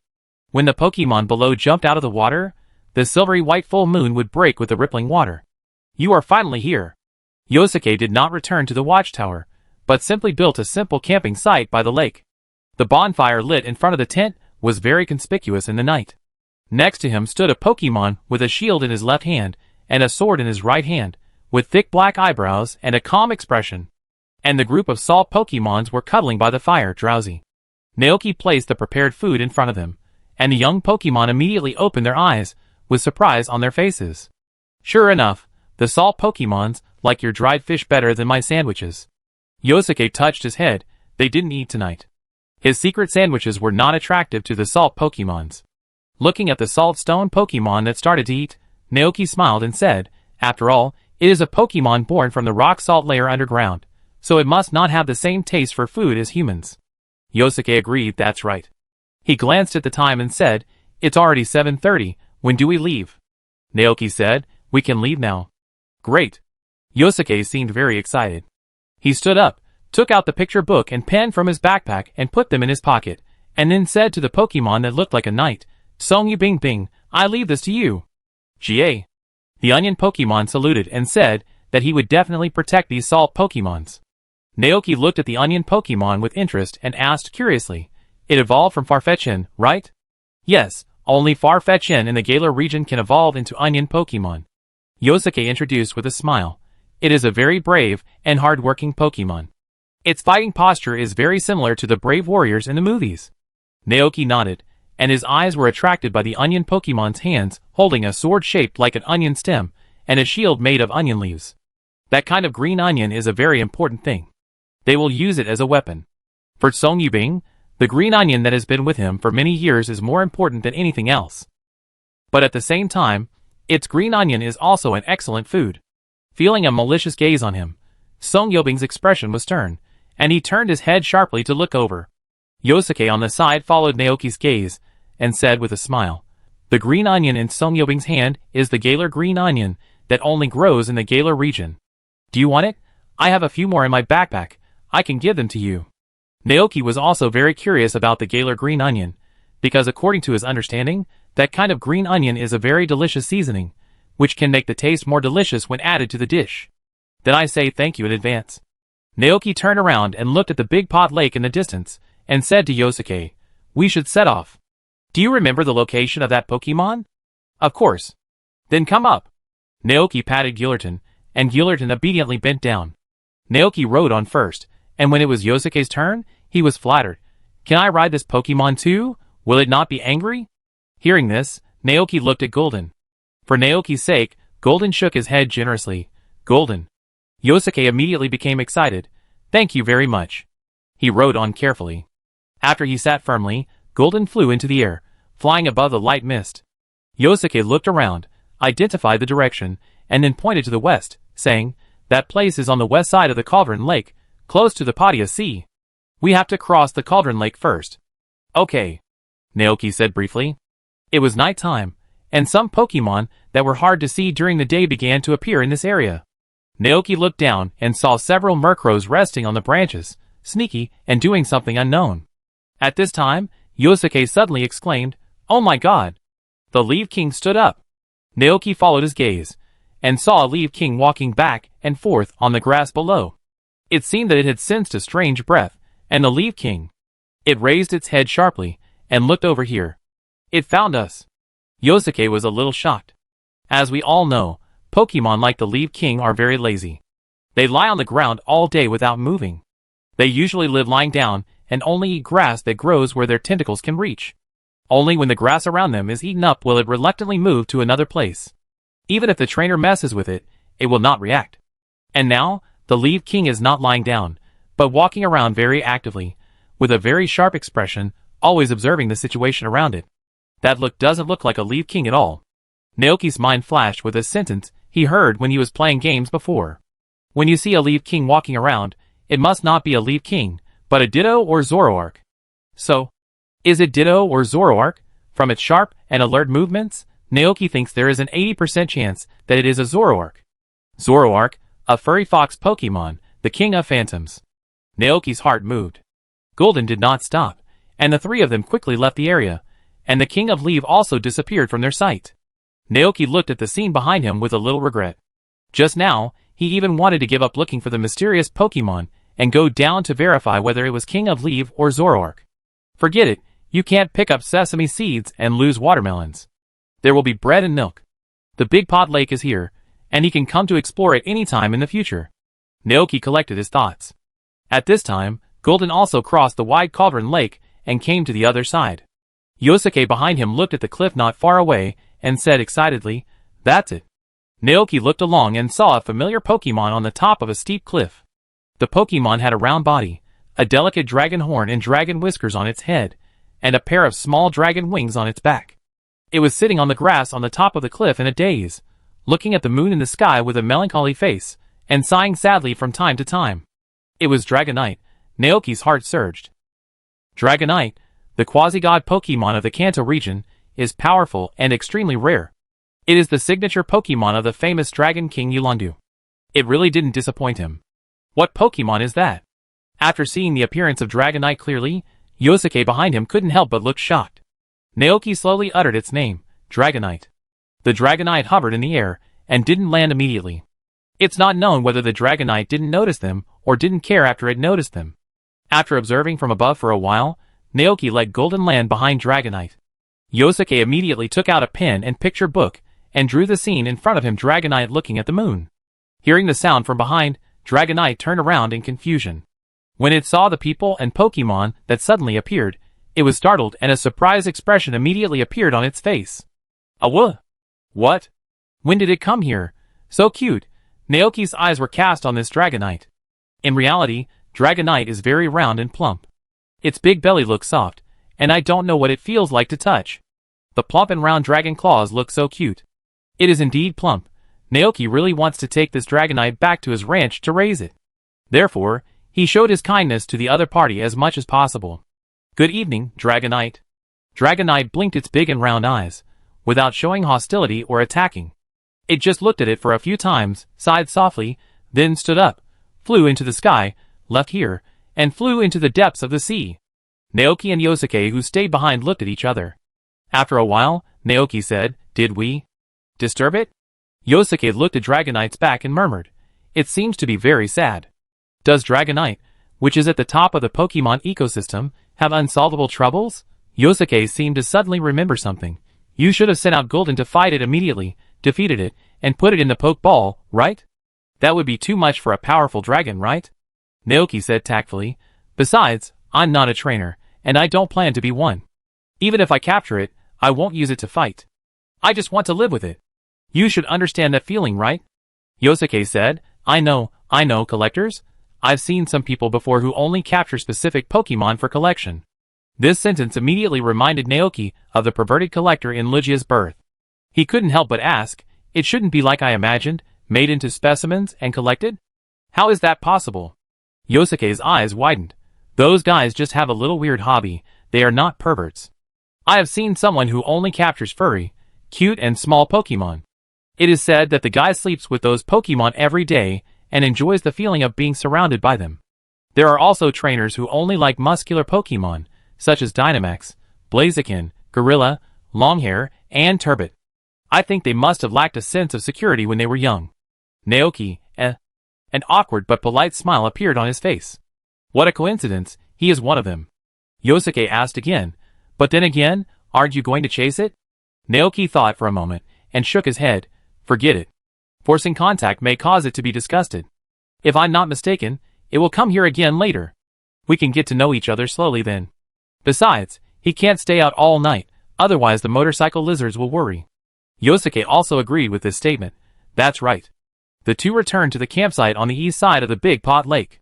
After filling their stomachs, the salt and stone treasures fell asleep around the warm campfire. Yosuke lowered his voice and whispered, Are you going back? Naoki also lowered his voice. Yes, come back tomorrow. In addition to feeding the salt and stone treasures, he has a more important thing to do. That is to catch fish in the Big Pot Lake and bring them back to the ranch for sale. If the group of salt and stone treasures behind him leave with him, there will be 5 more mouths to feed on the ranch.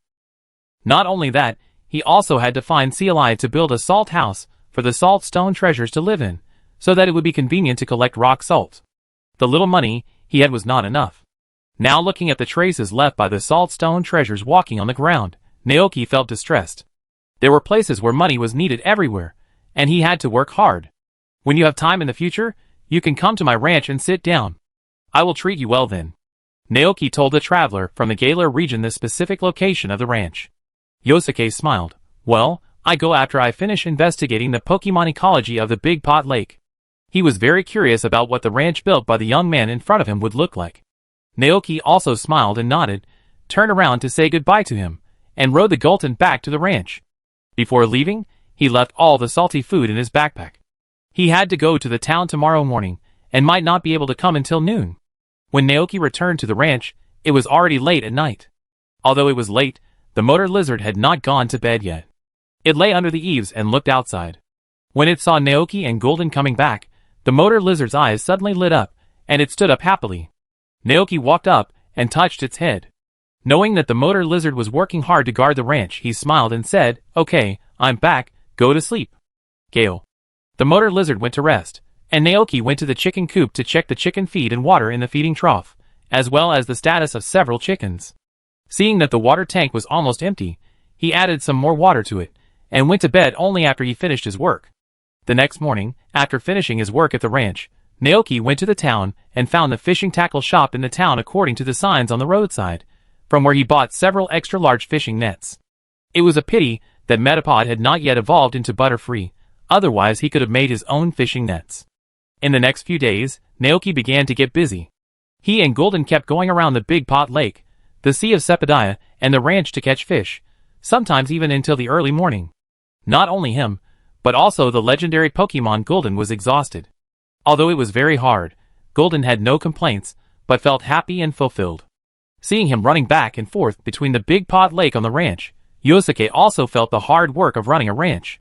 When Naoki visited the Saltstone Pokemon and gave them food, Yosuke couldn't help but say, You work too hard, don't you? Sometimes you have to relax properly. Naoki was sweating profusely, and while handing Golden a bottle of juice to restore physical strength and energy, he said, There are still a lot of things waiting for me to do on the ranch, and there are many mouths relying on me for food. I can't help but make more money. Okay. Yosuke saw that he could not persuade them, so he waited for Naoki and Golden to leave, then turned around and began to persuade the 5 Saltstone Pokemon in front of him. The Saltstone Pokemon was captured by a human trainer, and will never come back. Did you see that? The food these days is given to you by that person. He really hopes that you can return to the ranch and live with him. Salt. The Saltstone Pokemons remembered the scene of Naoki working at the Big Pot Lake, taking time to visit them, and giving them delicious food. Even the leader may not be able to treat them so well. Moreover, the current leader was taken away by humans, and will never come back. The faces of the salt and stone treasures showed touched expressions. The 5 little ones looked at each other, and then made up their minds to follow the human who protected them, and gave them food to leave here and live on his ranch. The cognition of the salt and stone treasures is not mature yet, but at this moment they can vaguely feel that in this world, except for Naoki, there will be no one else who will treat them so well. Chapter 38. At 11 o'clock in the evening, Naoki and Golden returned to the ranch after a busy day. Even in the middle of the night, the ranch was still brightly lit. After returning from Dogwa Lake that day, Naoki began to study the stone road in the ranch. But without professional machines, he had no way to grind the stones into stone slabs, and finally had to resort to using wooden boards to pave a road in the ranch. These days they have been busy until late at night. In order to illuminate, Naoki made torches with sticks and oil-soaked cloth and inserted them on both sides of the wooden path.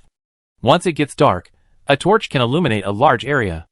Under the cover of the fire, the whole ranch looks a bit more lively. It was too late, and the motor lizard waiting for Naoki to come home had fallen asleep under the eaves. Naoki did not wake it up, but worked with Golden to pour the fish in the fishing net into the small lake in the ranch. Without a car, their way of fishing is very troublesome. Naoki sprinkled bait on the lake in advance, and after a while, the nearby fish would gather here.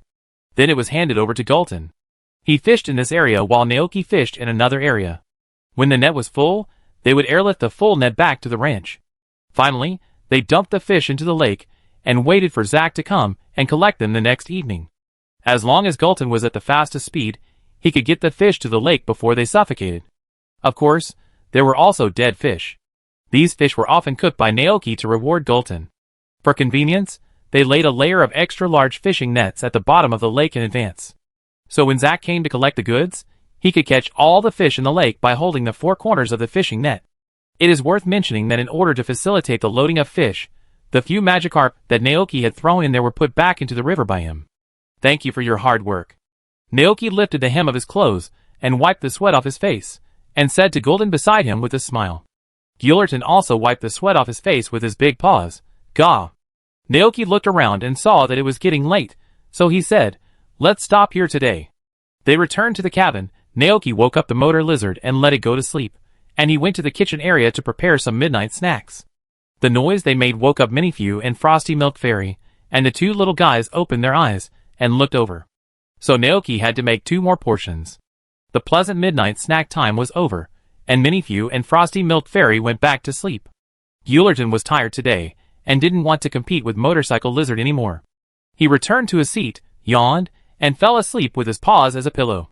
Motorcycle Lizard stood beside Naoki. Chie. Naoki took off his dirty blue overalls, and wore only a thin white short-sleeved shirt. Seeing the Motorcycle Lizard's appearance, he reached out and touched its head, saying, "It will be fine after this period of time. Nothing big happened on the ranch today, right? Motor Lizard has been working hard to look after the house recently." Hearing this, it shook its head and said, "Geo." "That's good." Naoki smiled and said, "You did a good job. I should thank you." "Geo." Naoki patted its shoulder again. "Okay, it's getting late. Go to bed." "I go to bed after I finish keeping the accounts." Motor Lizard went to bed obediently. Naoki took out the account book and recorded today's income. The main source of income for the ranch these days is the fish they caught from the Big Pot Lake and the Sea of Sepidaya.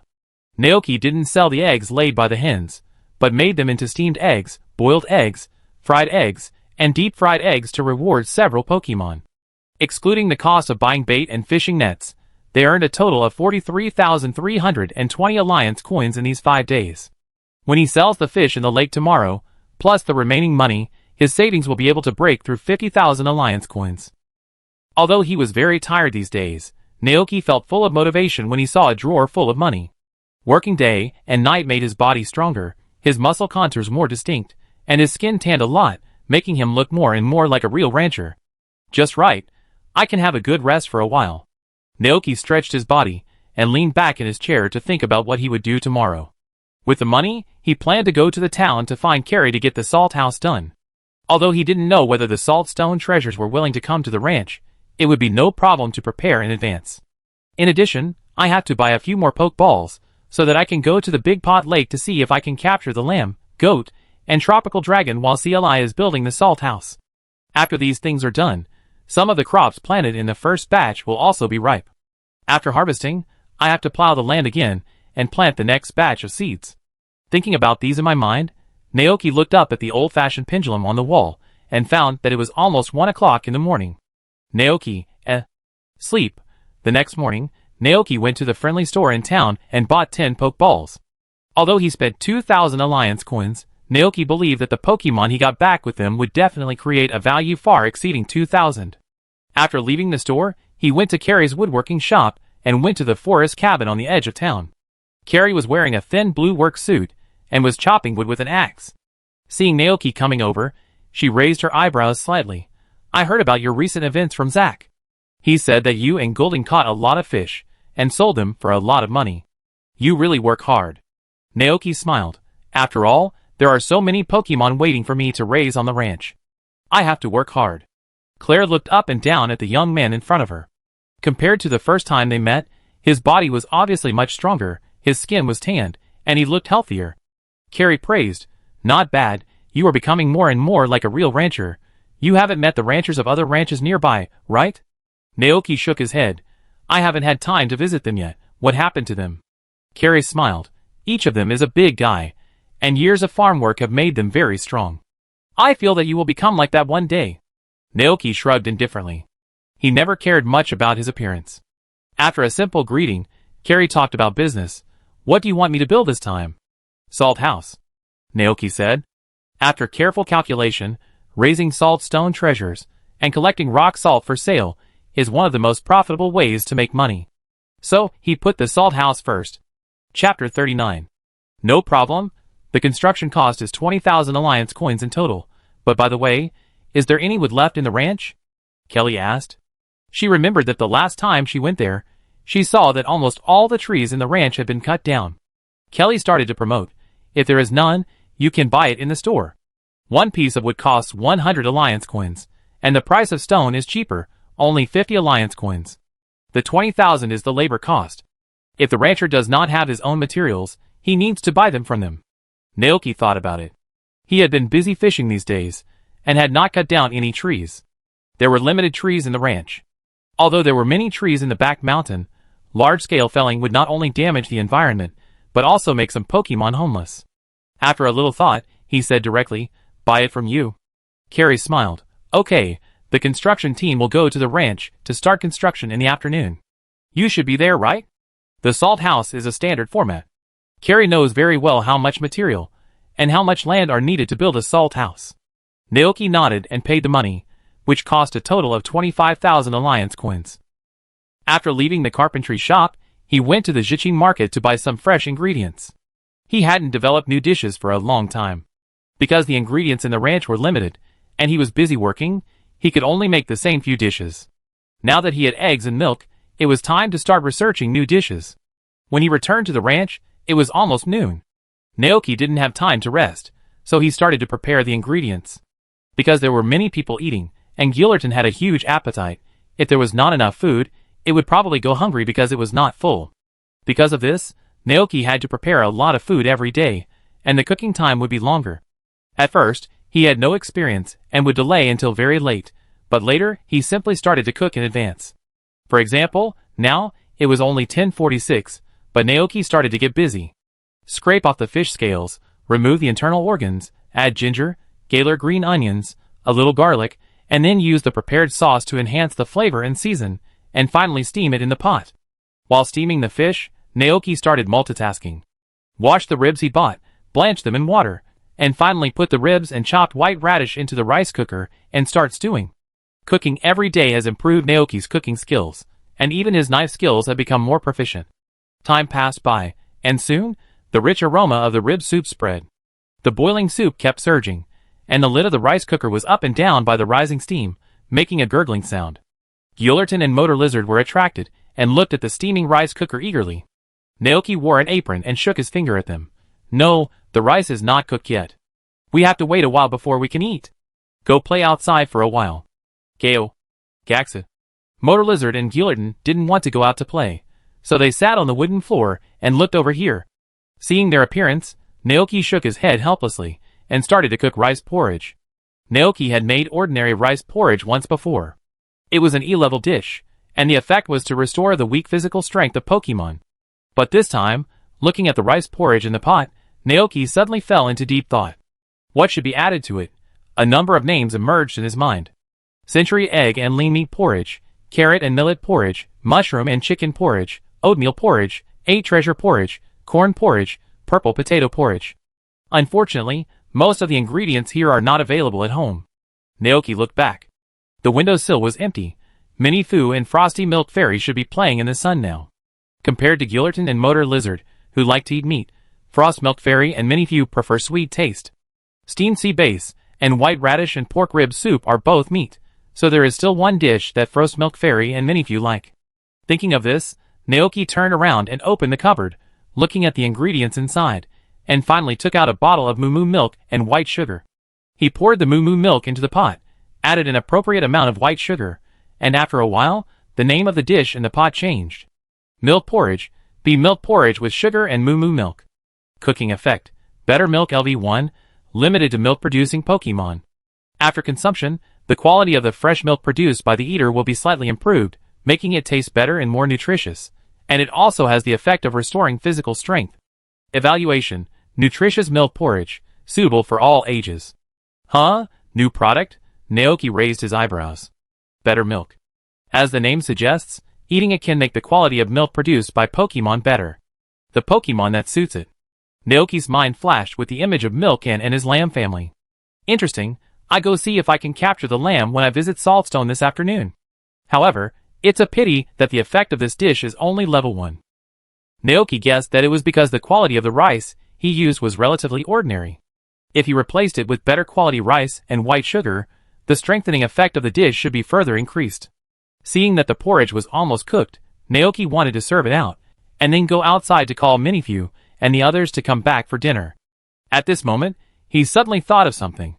There was a small piece of black truffle in the cupboard that he had specially saved before. Thinking of this, Naoki immediately turned around and took out the black truffle. Information about black truffles emerged in his mind. Black truffle, a top-quality high-end ingredient, it is a rare delicacy. It can be made into black truffle steamed eggs with eggs, or cream soup with butter. Although it does not have a benefit itself, it can greatly improve the effect of cooking. Sure enough, he remembered it right. It is the effect of strengthening the dish. Naoki's heart moved, if it is added to the milk porridge. Thinking of this, he immediately cut a quarter of the small piece of black truffle and added it to the pot. Soon, the name of the dish in the pot changed again. From the ordinary milk porridge, it became black truffle milk porridge.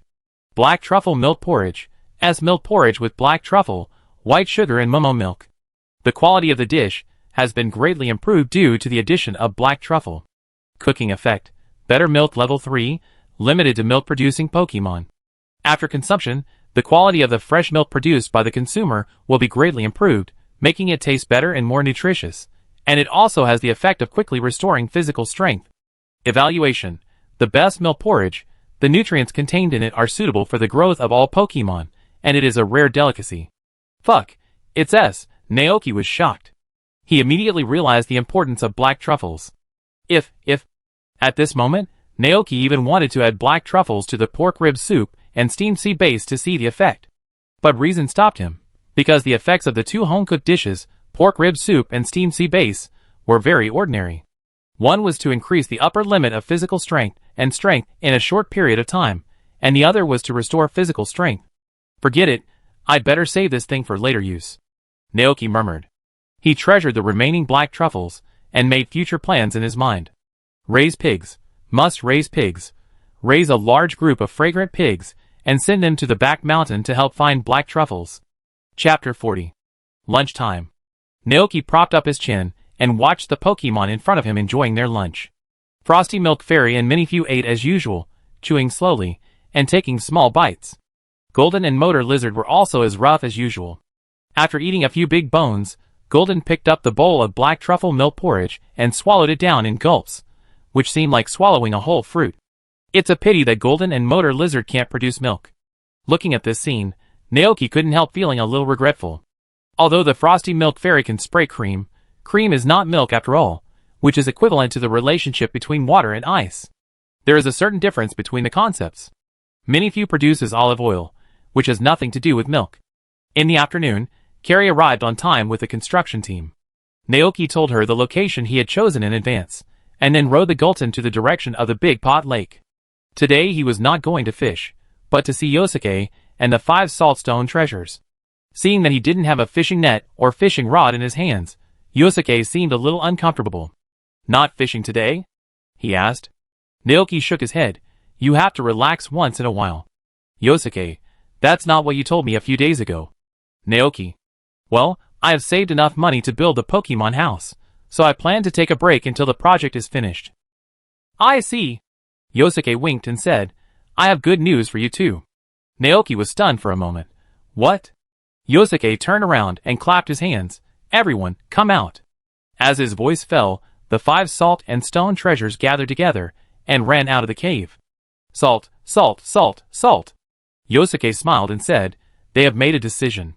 They have decided to leave here and live with you on your ranch." Hearing this, Naoki was suddenly surprised. "Really?" Yosuke didn't answer, and the group of salt and stone treasures answered in unison, "Salt, salt." Naoki was very happy. "Great. Yosuke, what are you still doing there? Take out the poke balls and put them in. They have been waiting for a long time." "Oh." Naoki quickly took out 5 poke balls from the pocket of his blue work clothes. He squatted down and placed the poke balls on the ground, and the 5 saltstone Pokemons lined up and walked forward one by one. Touching them gently with their heads, the small bodies turned into a beam of red light and were put into the poke balls. The poke ball shook twice and then completely quieted down. Then, the second one and the third one. Until the last one was captured, Naoki held the 5 poke balls in his hand, his heart full of joy. "Congratulations," Yosuke said with a smile. Naoki put away the 5 poke balls, and then thanked Yosuke. "I should thank you. Thank you for troubling you these days." Yosuke waved his hand indifferently. "I just helped you, and I happen to need to investigate the Pokemon ecology nearby. But by the way, did you go to see the Dragonite these few nights?" Naoki nodded. "Yes, there is. When he and Golden were fishing, they would also take time to go there to see the Dragonite. It was the same as the first time. It ignored us, sighed silently and left. It seems that it doesn't like to be disturbed." Yosuke held his chin and looked thoughtful. "Is that so?" He also told what he had discovered in the past few days. "According to my investigation, there is no Pokemon like Dragonite near the Cauldron Lake. Combined with the fact that it flies from the Sea of Hippodia every time and flies back to the depths of the sea, I speculate that its nest should not be nearby, but in the distant sea." Hearing this, Naoki's heart moved. This reminded him of the huge Dragonite that appeared near the Masahiro Lighthouse in Kanto. He asked, "By the way, Yosuke, have you heard of the legend of the giant black shadow on the sea?" "No." Yosuke asked curiously, "What is that?" "Naoki, it is said that in the depths of the sea, there is a supergiant Dragonite. It is dozens of meters tall and wanders on the sea like a monster, chirping." Yosuke was a little shocked. How could such a huge Dragonite exist? It can only exist in the monster special effects movies shot by Hollywood in Pokemon. "Naoki, just ignore what I said." Yosuke didn't care much. He continued to ponder. "However, I have heard of another rumor about Dragonite. Do you want to hear it?" Yosuke didn't keep the secret and continued. "It is said that somewhere in the vast ocean, there is an isolated island where only Dragonites live. A traveling fleet was sailing on the sea. Unfortunately, they encountered a storm. A man in distress was drifting on the sea holding on to the planks of the ship. A Dragonite saved him and brought him back to the isolated island, the paradise that belonged to Dragonite. This kind of thing is indeed possible," Naoki said. "After all, most Dragonites are kind-hearted Pokemon. No matter where you are, you can often hear news that it has rescued people or Pokemon drowning in the sea. If Dragonite finds a ship in distress in a storm, it will guide it to the land. For this reason, many ships sailing on the sea will place a statue of Dragonite on the bow to pray for a safe return. So, the question is, did the Dragonite come from Dragonite Island?" At this moment, Naoki and Yosuke had this question in their minds at the same time. They looked at each other, and Yosuke showed a very interested look. He said excitedly, "Does that kind of island really exist in the sea? A unique Dragonite island outside the world where many Dragonites live. It should exist, right?" Naoki thought of the anime where Satoshi had been to such an island, and captured a Dragonite. That Dragonite later evolved into a hug-loving Dragonite and helped Satoshi win the 8 Masters Championship. Hearing this, Yosuke grabbed Naoki's shoulders. Naoki was startled. "Naoki, let's go on an adventure together." A beam of longing shone in Yosuke's eyes. "An island where only Dragonite exists. How exciting! If I could see that kind of scene with my own eyes." Naoki pushed his face away speechlessly. "You don't know the exact location of the island." Yosuke suddenly looked dejected. "That's right."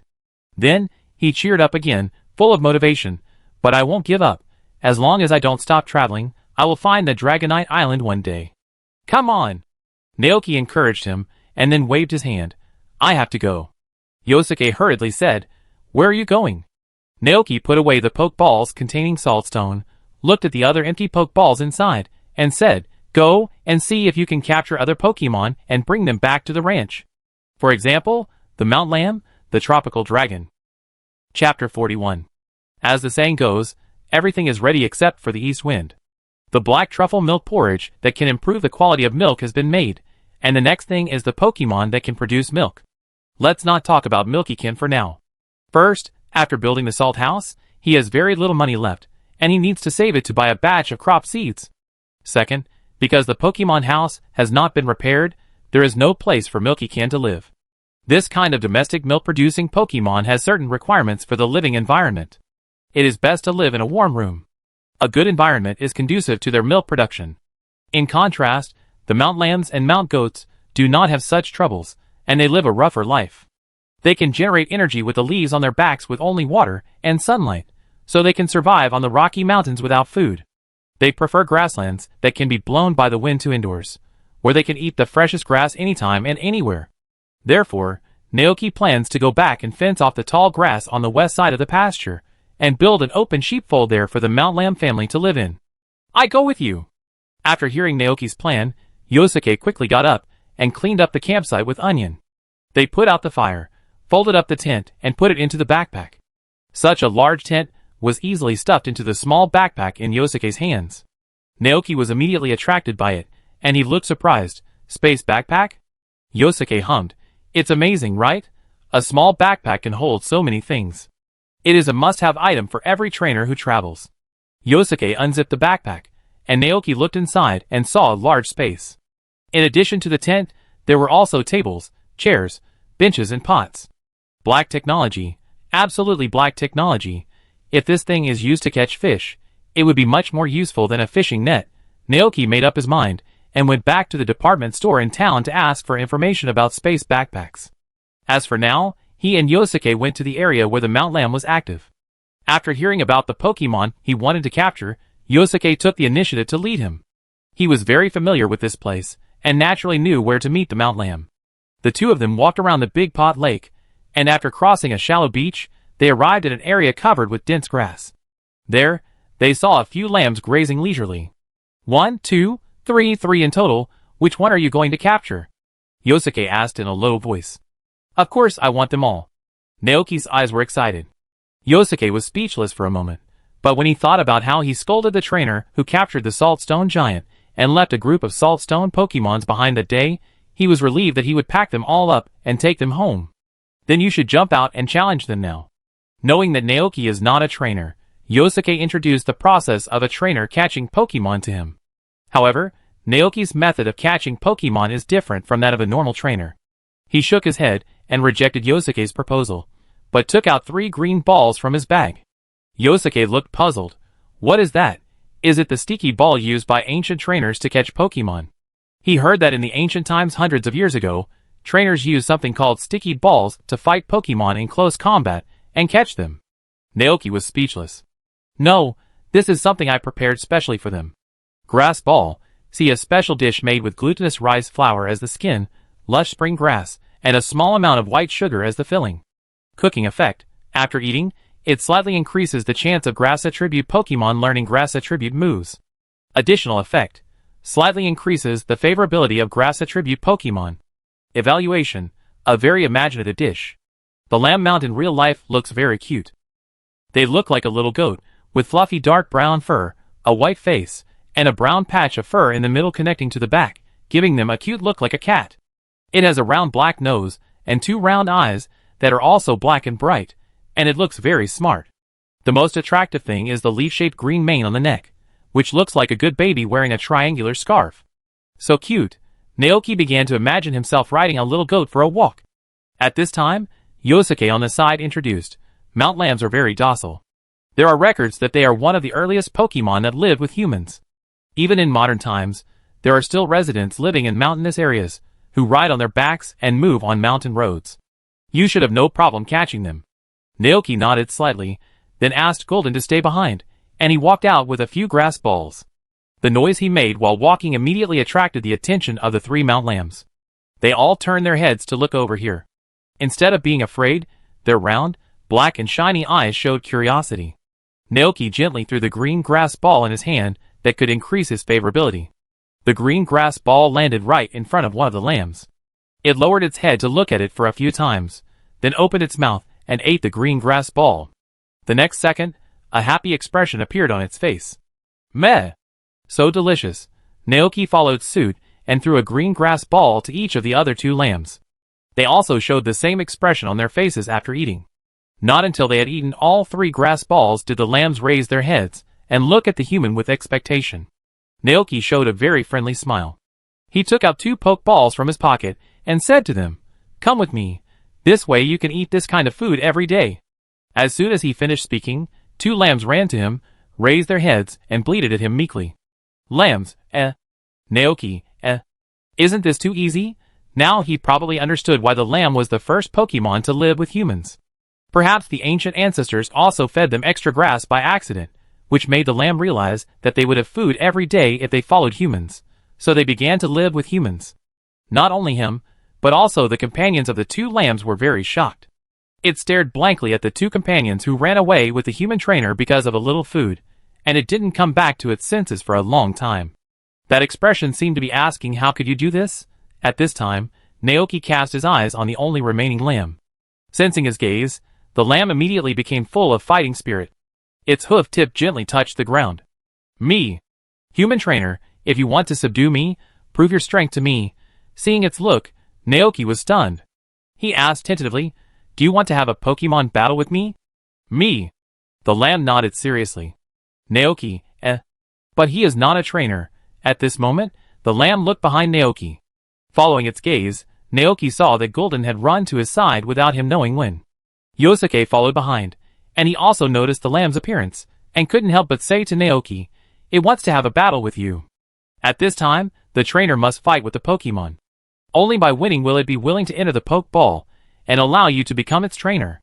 Naoki was naturally very clear about this, but he turned around and lowered his voice, and asked Golden stealthily, "Can you fight?"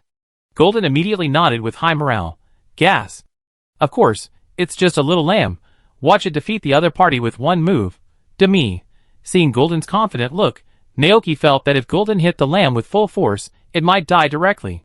He hurriedly said, "Don't use all your strength, take it easy." Gaw? Golden blinked, thought for a while, and seemed to understand what Naoki meant. It patted its chest with its big paws with confidence. Ah, gas. Leave it to me. After that, it transformed into a domineering and flamboyant fighting form, and stood opposite the little lamb. Chapter 42. With Golden's arrival, the battle for recognition officially began. The lamb bleated, his eyes were stern, and his body bent slightly, while 2 whip-like curved and slender vines shot out from his body. Golden? Thinking of Naoki's words, Golden symbolically stretched out his dragon claws. A vine wrapped around his wrist like a snake. Then, the lamb's body suddenly exerted force. Woo-woo! The vines wrapped around Golden tightened quickly. This is the most powerful move of the lamb. It will use the vine whip to entangle the opponent, and then lift the opponent into the air to throw an attack. Every part of the lamb's body is exerting force at the same time, trying to control the vine whip to lift Golden into the air. However, the imagined scene did not come. Golden's body did not move. It just looked at the vine whip on its wrist with a little doubt. What? The lamb was startled. The next second, Golden grabbed the vine and pulled it gently, and the lamb's body was pulled over. Mount Lamb, Golden's strength is so strong. Yosuke opened his eyes wide and murmured. Naoki, He didn't say anything and continued to watch the fight on the field. Because Golden's hand was too strong, the vine whip was broken halfway through. The Mount Lamb barely braked, and stood up from the ground in a slightly embarrassed manner. The physical fitness and decisiveness of this Mount Lamb are very good. The moment it stabilized its body, it used the flying leaf knife towards Golden again. At the same time, Golden also moved. It flew forward, raised its right claw high, and the energy in its hand surged, turning into huge dragon claws, rushing towards the lamb in the face of the flying leaves and knives. The flying leaves and knives hit Golden, but it seemed so light and fluttery that it caused almost no damage. Just when Golden was about to hit the lamb, it glanced at its dragon claws, and suddenly felt that this move was a little too powerful. So, the surging energy was retracted, and the huge white dragon claw instantly became extremely small, and then gently slapped the lamb. Meow! However, Golden still misjudged his own strength. With one claw, the lamb was whipped out, and fell on the grass behind. Golden, shocked, it quickly turned back to look at Naoki, with a guilty look, as if to say that it didn't mean it. Naoki, Okay, let's stop here. Naoki spoke at the right time. He and Yosuke ran to the lamb, and after a careful inspection, they found that it was just knocked unconscious, and they breathed a sigh of relief. Gaw? Golden came forward and asked about the situation of the lamb. Seeing its worried face, Naoki comforted it. It's fine, it just fainted. Don't worry. Yosuke on the side also said, every Pokemon has already made preparations for injuries during the battle. Naoki, you should capture it. Naoki nodded, took out an empty Pokeball from his pocket, and gently pressed it against the forehead of the lamb. The next second, the lamb's body turned into a red light, and was taken in. After the success of the capture, Naoki opened the Pokeball again, and released the injured lamb. After being captured by the Pokeball, the lamb has awakened. Its eyes when looking at Naoki also changed, becoming much more docile. Wumi. This means that it has recognized the strength of this human, and that he is qualified to capture it. Please take care of me in the future. Naoki smiled and touched the lamb's head, then took out the fruit from the backpack to restore its strength and fed it. Seeing that there was food, the other two lambs came over foolishly. Naoki had no choice but to take out 2 more fruit from his backpack to feed them. After they finished eating, he took out 2 more Pokeballs to subdue them. The 2 lambs did not struggle or resist at all, and the Pokeballs only shook slightly, and then calmed down. Looking at this scene, Naoki always felt that the Pokeballs were shaking because the Pokemon that was collected were turning over. Come back too. Naoki put the last lamb into the Pokeball, then stood up and looked at the sparkling cauldron lake in front of him. It was already evening, and the afterglow of the sunset covered the entire lake, which looked very beautiful. There was a breeze, and Yosuke suddenly felt refreshed. He took a deep breath and asked, do you have any other Pokemon you want to capture? Tropical Dragon. Naoki thought carefully for a while, but soon realized that he seemed to have captured too many Pokemon too quickly. 5 salt Pokemon and 3 lambs, a total of 8. The facilities at the ranch are not yet complete. If the ranch can't accommodate too many Pokemon at once, it will easily cause him, as the ranch owner, to be in a hurry. After thinking for a while, Naoki decided to settle the lambs and salt Pokemon first before thinking about other things. Thinking of this, Naoki shook his head and said, forget it. Yosuke, what's wrong? Naoki explained, my ranch has just started, and I can't take care of too many Pokemon. Yosuke suddenly realized, and he smiled and said, I see, then next time you come here, there will be no one to lead you. The work has been too busy these days, and Naoki has hardly had any rest. He twisted his neck, moved his wrist, and then asked, where are you going next time? Me? Maybe I go to the Kanto area. Yosuke said, I've become interested in Pokemon like Dragonite. I heard that Dragonite culture is popular in Kanto and Johto, so I plan to go there for a visit. Kanto. Naoki said, that's a pretty good place. Yeah. Yosuke nodded and asked, it's getting late, you should be back to work at the ranch now, right? Naoki invited, would you like to visit my ranch? Yosuke was a little embarrassed, not yet, there's still an area of Dogwa Lake that I haven't explored yet.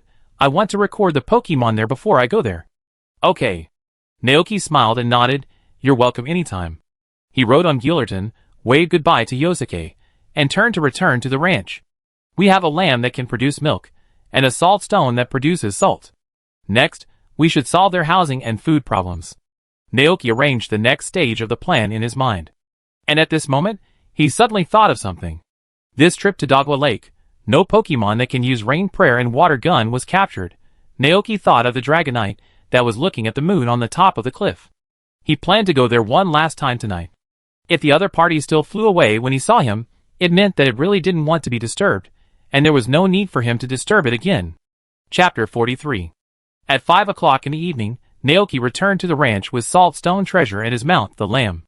The Carey construction team that was building the salt house had not left yet. Zach's truck was also parked in front of the ranch, and his people stood in front of the salt house, watching Carey's construction. Carey was the first to notice Naoki's return. She pointed and said to Zach, "He's back." Zach turned around and looked, then laughed heartily. "Finally back. Anything to sell today?"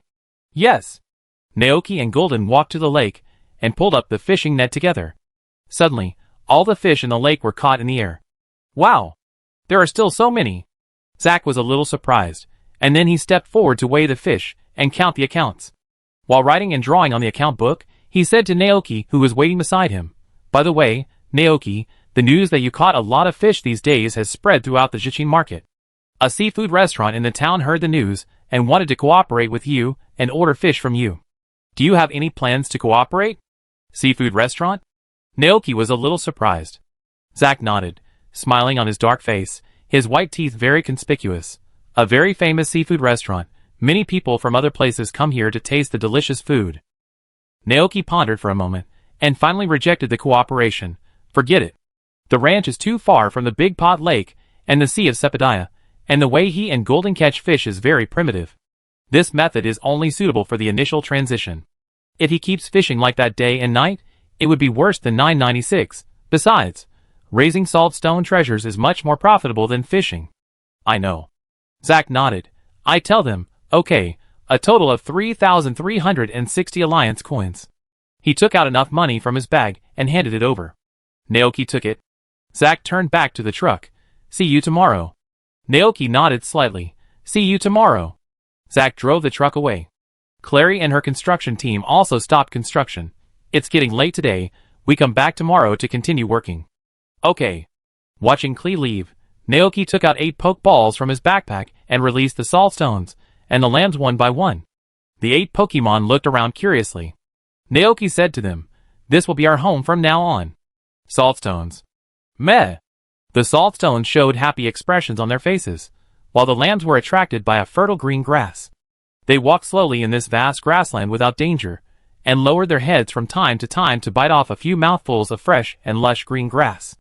Since the salt house was not built yet, Naoki brought the saltstone Pokemon into the house, and chose to let them stay here for the night. The Mount Lamb stayed outside, as they liked to stay on the grass outside. After briefly introducing each other to a few Pokemon, Naoki hurried to the kitchen to prepare dinner. Motor Lizard and Minifew in the flower pot did not react much to these new members. Motor Lizard went outside to watch the Mount Lambs eating grass, and Minifew lay drowsy in the flower pot. Soledin followed Naoki to the kitchen. Frosty Milk Fairy showed a curious expression towards the group of salt Pokemon. "Ma?"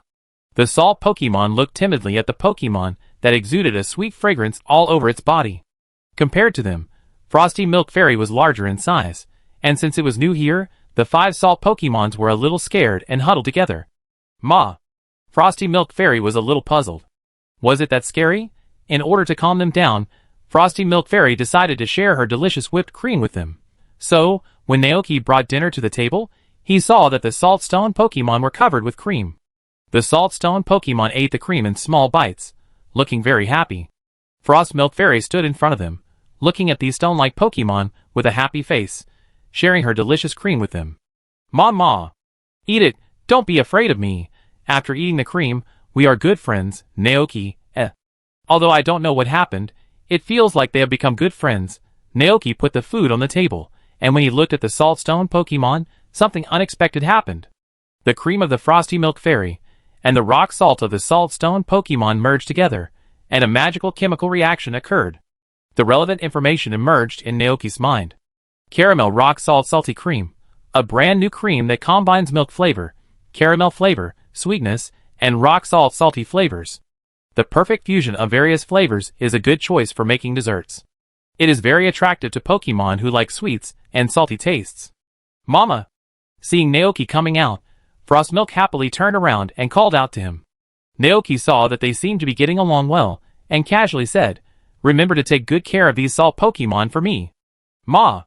Frostmilk made a promise that it would definitely take good care of these Pokemon with strange smells.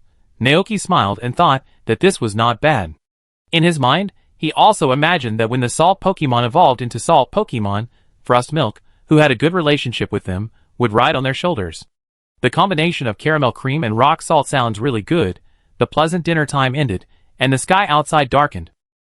Naoki placed a few salt stones on the floor in the room, and then went outside with a bag of grass balls. Smelling the familiar fragrance, the 3 lambs immediately surrounded them, and ate the grass balls that Naoki prepared for them. Naoki walked around them, then squatted down and carefully observed the bodies of the lambs. He found traces of milk-producing organs in the wool under them. Sure enough, the mount lambs can also produce milk. Naoki muttered in his heart. Like Milky Can, they can use the move of drinking milk. This move was originally a move exclusive to Milky Can. In battle, they drink the milk they produce to restore a lot of physical strength. Later, the mount lambs were also able to comprehend this move. I don't know why they also drink milk instead of goat milk. This group of wild mount lambs have not received systematic training, and Naoki is not sure about their attitude towards milk production. After thinking for a while, Naoki pointed to the milk-producing organ of a lamb and asked, "Can I touch it? Can I squeeze out goat milk here?" After saying that, Naoki felt that this was a bit abrupt. But the lamb didn't feel uncomfortable. It looked down, and the expression on its face seemed a bit puzzled. In its cognition, only lamb babies that haven't grown up yet can drink milk. The trainer wants its milk, but the trainer doesn't seem to be a baby anymore? Chapter 44. The lamb made a puzzled sound. The other 2 lambs looked over in confusion. Naoki suddenly felt awkward. Luckily, a light bulb popped up in the head of a lamb, and it suddenly realized something. Perhaps the trainer wanted to give it to other Pokemon in the ranch. They can produce a lot of milk, and if there are young lamb babies that need it, they will feed them. If there is no baby lamb, then they will be stored temporarily. Therefore, the 3 lambs are all indifferent to this. Me. Want milk? Then give it to you. You are our trainer, and you feed us such delicious food. Seeing the appearance of the lambs, Naoki felt a little puzzled, and he asked tentatively, "Are you willing to share the milk with me?" "Woo me!" The lambs nodded at the same time.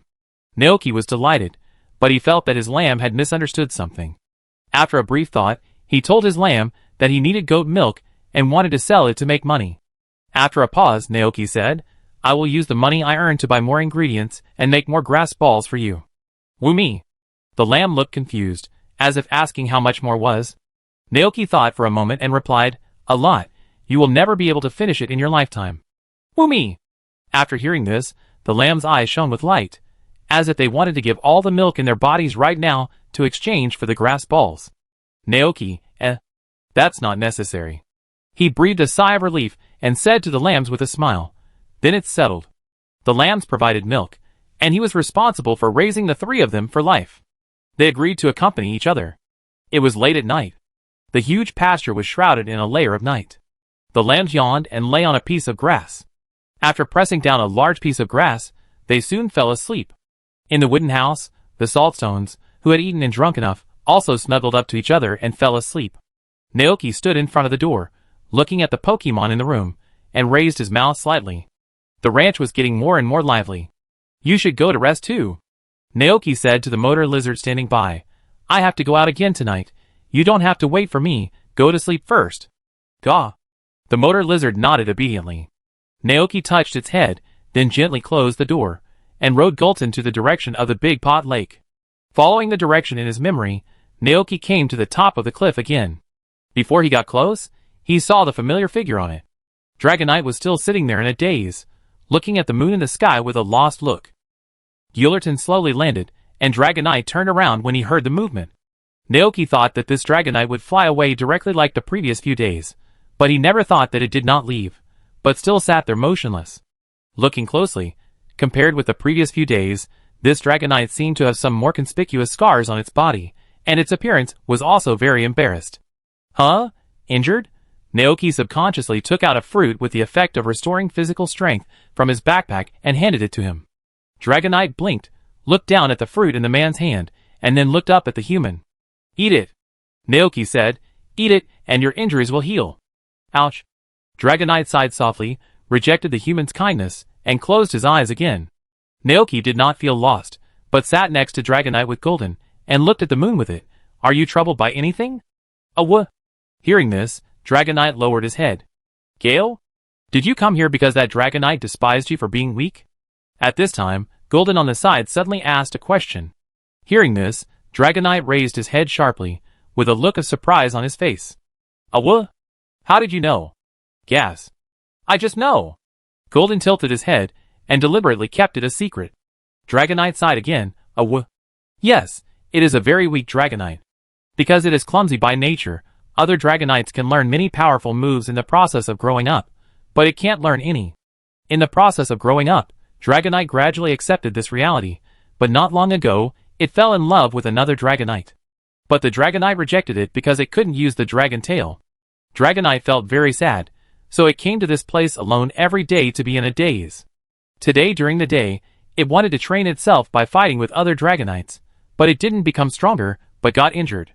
Thinking of this, Dragonite could not help but sigh again. Naoki on the side looked at Golden, who was talking to Dragonite with some curiosity. Because he was a human, he could not understand what the two Pokemon were saying, but from Golden's appearance, it seemed that he was communicating very well with Dragonite. At this time, Golden asked again, Agas? Have you ever thought about finding a human trainer to help you become stronger? Hearing this, Dragonite blinked his eyes and looked confused. Human trainer? What is that? Golden, gas. That's humans. They can help Pokemon become stronger, evolve, and learn moves. Dragonite opened his eyes wide, and then asked in disbelief, Oh? Can I do that too? Golden nodded confidently, gas. Dragonite was a little excited, and quickly asked, Oh? Where should I go to find them? This guy is still so stupid.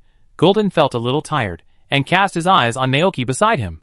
Dragonite followed its gaze, and then it asked expectantly, Is he the trainer? Golden nodded. The next second, the Dragonite stood up excitedly. Naoki was stunned for a moment, and then Golden used his claws to take out a Pokeball from his pocket. Naoki? ? He took the Pokeball from Golden in a daze, and before he could ask a question, Golden said something to Dragonite.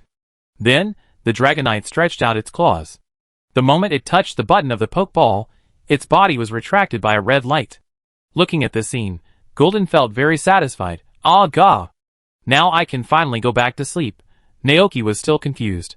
He looked at the Pokeball in his hand, then at Golden, and couldn't help asking, What did you say to it?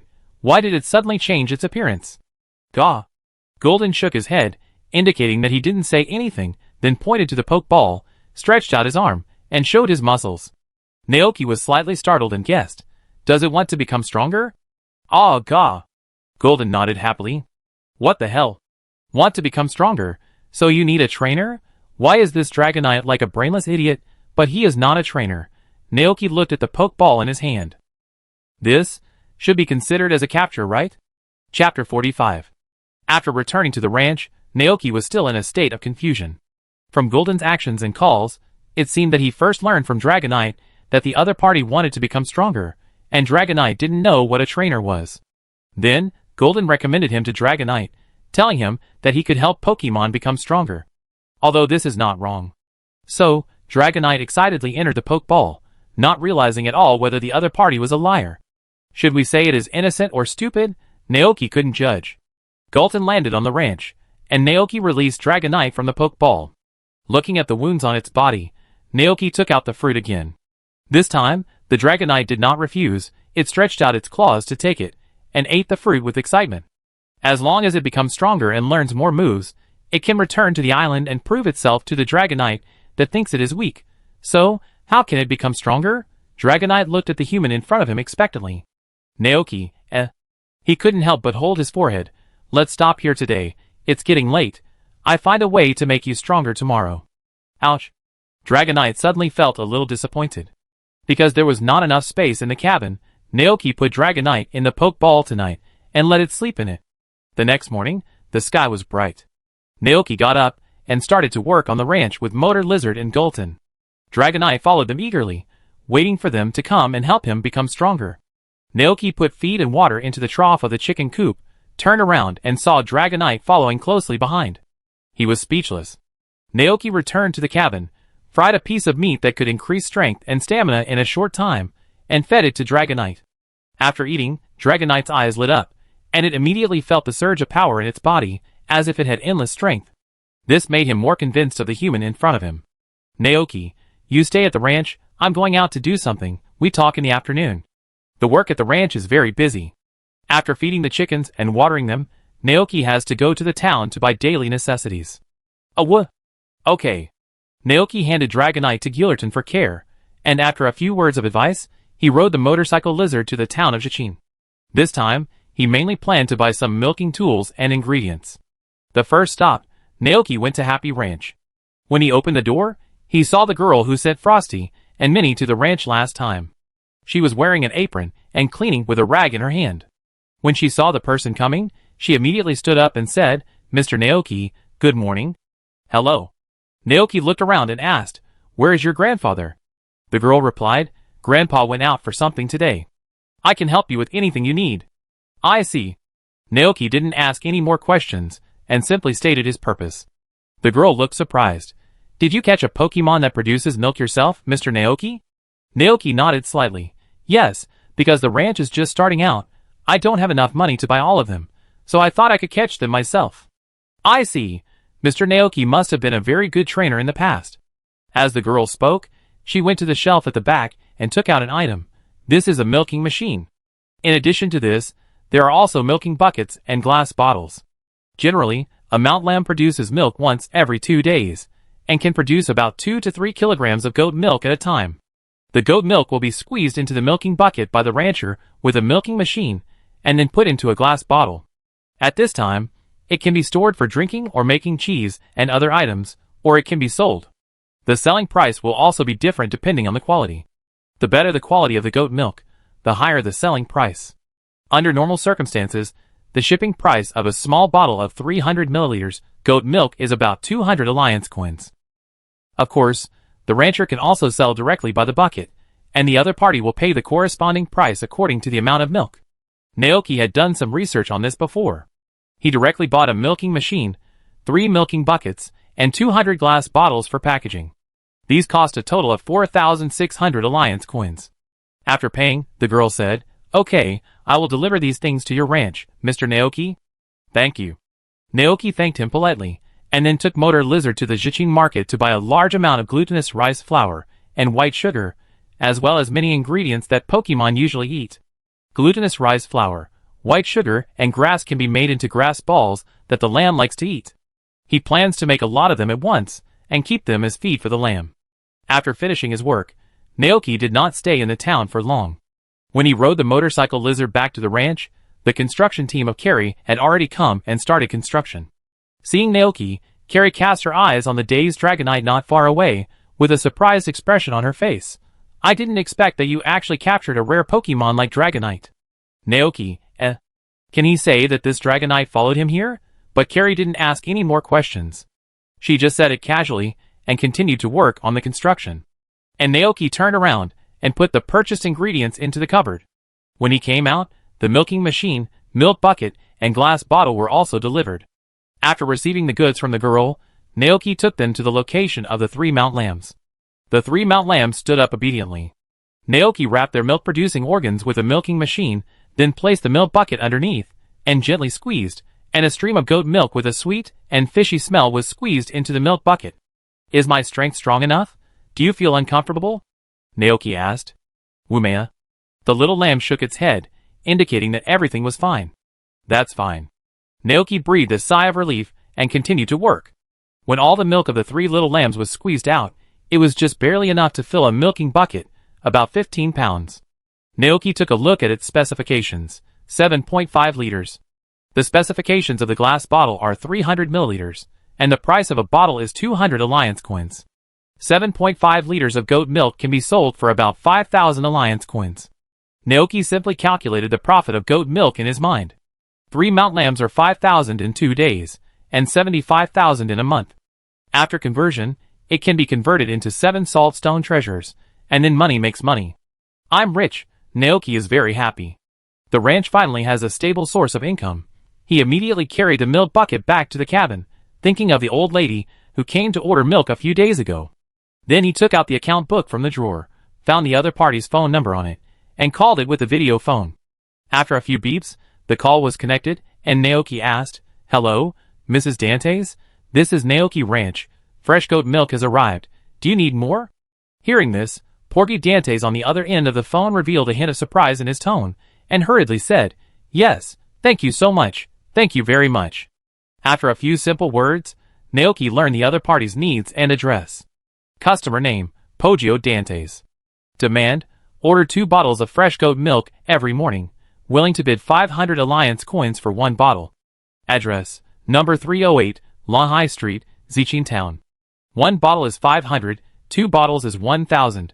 The normal market price is 400 for 2 bottles, a total of 600 higher. This price is too exaggerated. Even Naoki, as a seller, felt that it was a bit outrageous. Maybe they really needed it. After thinking about it, he decided to sell it at the normal price, and charge a delivery fee of 100 Alliance coins at most. In addition, there is another problem. Who will deliver milk to the town every day? Naoki fell into deep thought. At this moment, a voice came from behind. Naoki turned around and saw a Dragonite flying over eagerly, as if asking when he could start helping it become stronger. Naoki, Okay, it's decided to be you. A smile appeared on his face. I have thought of a way to help you exercise. Dragonite's eyes suddenly lit up. What? Help me deliver milk. Naoki reached out and patted its shoulder, and told it in detail about the content of this job. After hearing this, Dragonite looked puzzled. Can you become stronger this way? Naoki said, No, delivering goods is not as simple as you think. On the way to deliver goods, you need to master the ability to fly. Persisting for a long time will help to exercise your physique, make you stronger, and also temper your perseverance. Dragonite, Chapter 46. At noon, after preparing lunch for all the Pokemon, Naoki began to make grass balls with the glutinous rice flour he bought and the grass cut from the ranch. He wore a gray dirt-resistant apron, and on the chopping board in front of him were washed and cut grass and boiled syrup. Under Naoki's operation, glutinous rice balls rolled into round cakes were continuously processed. Grass balls are different from traditional feed. They cannot be stored for a long time, so Naoki plans to make a week's worth of them at a time. Wait until the lamb eats them all before starting the next batch. The afternoon sun shines in from the window, and Naoki's hands are covered with glutinous rice flour. In the pasture outside the window, Frost Milk Fairy and Minnie Fu are playing outside with the salt stone treasures. The lambs are lying leisurely on the grass. Golden and Dragonite are mumbling something, and Motor Lizard is lying in the shadow under the eaves and drowsy. Hearing the sound from outside, Naoki suddenly feels that this kind of life is quite comfortable. Stretching his waist, Naoki began to wrap the green grass into the glutinous rice balls, and then steam them all in the pot. He was busy until 3:30 in the afternoon before he finished everything. The green dumplings, like newborn chubby boys, were piled up in a large stainless steel basin. Naoki looked down, and the information about the dumplings appeared in his mind. Green grass dumpling. See a special dish made with glutinous rice flour as the skin, lush spring grass, and a small amount of white sugar as the filling. Cooking effect. After eating, it slightly increases the chance of grass attribute Pokemon learning grass attribute moves. Additional effect. Slightly increases the favorability of grass attribute Pokemon. Evaluation. A very creative dish. It can slightly increase the chance of Pokemon learning grass attribute moves. Naoki pondered for a moment. It shouldn't be a problem to eat this as a meal 3 times a day? Maybe? Naoki didn't think much about it. After all, the ingredients used in the green grass ball were normal. Putting the green grass ball aside to cool, Naoki took rice and Momo milk from the cupboard and started to cook milk porridge that could improve the quality and nutrition of milk. This time he learned his lesson and didn't just cut the black truffle into pieces and throw it in, but used a grater to rub the powder from it and add it to the dish. Soon, a simple milk porridge was ready. The effect was exactly the same as the last time. Black truffle milk porridge, milk porridge with black truffle, white sugar and moo milk. The quality of the dish was greatly improved due to the addition of black truffle. Cooking effect. Better milk LV3, limited to milk-producing Pokemon. After consumption, the quality of the fresh milk produced by the eater will be greatly improved, making it taste better and more nutritious, and it also has the effect of quickly restoring physical strength. Evaluation. The best milk porridge. The nutrients contained in it are suitable for the growth of all Pokemon, and it is a rare delicacy.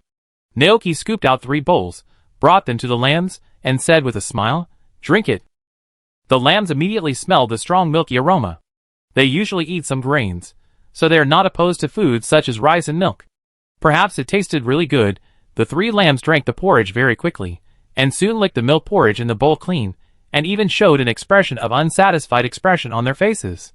It's a pity that I have to wait 2 days before I can produce milk again, Naoki thought to himself. After all, he had already squeezed out all the milk from the lamb today, so there was no way to check the changes in the goat's milk immediately. Before the evolution, the lamb could only produce milk once every 2 days. Only after it evolved into a goat could it produce milk once a day, and the amount and quality of milk produced would be improved. After feeding the lamb, Naoki returned to the cabin and washed the bowl, then went to find Carrie and talked to her about building a sheepfold. Sheep pen, that's easy. If you want to ride a sheep, you just need to use a wooden fence to surround it. Kelly smiled and said, "This is easier than building a salt house. The salt house will be completed tomorrow morning. I will bring the materials to help you build it then." "Okay." Naoki nodded. The money earned from fishing last time was about 15,000 alliance coins left. After building a sheep pen, there were only 5,000 left. Naoki couldn't help but sigh, isn't this spent too quickly? He didn't feel anything at all. But fortunately, the ranch has a lamb and salt stone treasure, which can continuously generate income. When the salt house is built tomorrow, we will officially start the project of raising salt stone treasures. In addition to the goat milk produced by the lamb, we can earn back the money in less than a month. Well, the crops in the field are almost ripe, and they can also be sold for a sum of money. Naoki was thinking about the to-do items in the ranch. But before that, he still had one thing to do, which was to take Dragonite to familiarize himself with the delivery route. Thinking of this, Naoki found Dragonite and said to it, "Let's go." "Awoo!" Dragonite cried happily. Naoki asked Golden to stay at the ranch, and he rode on Dragonite's back and flew to the town with it. Dragonite didn't seem to feel anything about being ridden. Or rather, it was full of thoughts of becoming stronger and didn't care about these things at all. It was completely different from the feeling of riding Golden. Dragonite was soft and felt great to touch. It's a pity that I don't have the chance to touch its big belly. Naoki felt a little regretful for a while.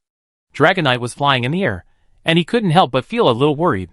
Flying like this seemed to be no different from flying on the sea in the past. Can it really become stronger this way? Dragonite made a puzzled cry. Although they couldn't talk, Naoki could probably guess what Dragonite meant based on its expression and tone. It doubted whether the job of delivering goods could make it stronger. How can this be done? Naoki immediately said to Dragonite, "Delivering goods is not just about delivering goods. You need to feel it with your heart, and feel everything in the process, the flow of wind, the formation of air currents, or the grass and trees on the roadside. Use your eyes to see, and in the process of delivering goods, slowly get to know everything around you, understand them, imitate them, and finally master them. You can imitate this process by flapping your wings to feel the flow of wind, or you can blend yourself into the air current. No Dragonite is born with the ability to use those powerful moves. No matter who it is, it takes a lot of practice and unremitting efforts to master the moves." Ouch! What profound words!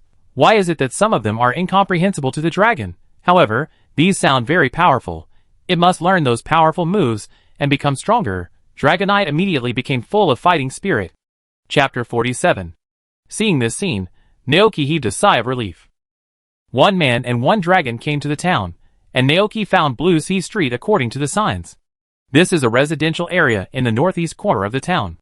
The houses nearby are typical Japanese-style buildings, neatly located on both sides of the road, surrounded by artificially planted flowers and plants. The road is very clean, and the distance between here and the market area makes the surrounding environment very quiet. Number 308. Naoki took Dragonite around and finally found number 308 at a fork in the road. He walked into the courtyard with flowers and plants and knocked on the door. "Excuse me, is Mrs. Dantes here?" But after waiting for a long time, no one came to open the door. Naoki suspected that the other party might have gone out. This address should be correct. He looked at the note in his hand, confirmed the house number, and did not continue to wait here. Instead, he turned around and said to Dragonite, "This is it. Can you remember the route?" Dragonite nodded. "Awoo." Naoki, "Very good." He nodded, and it was getting late, so he took Dragonite and left here first.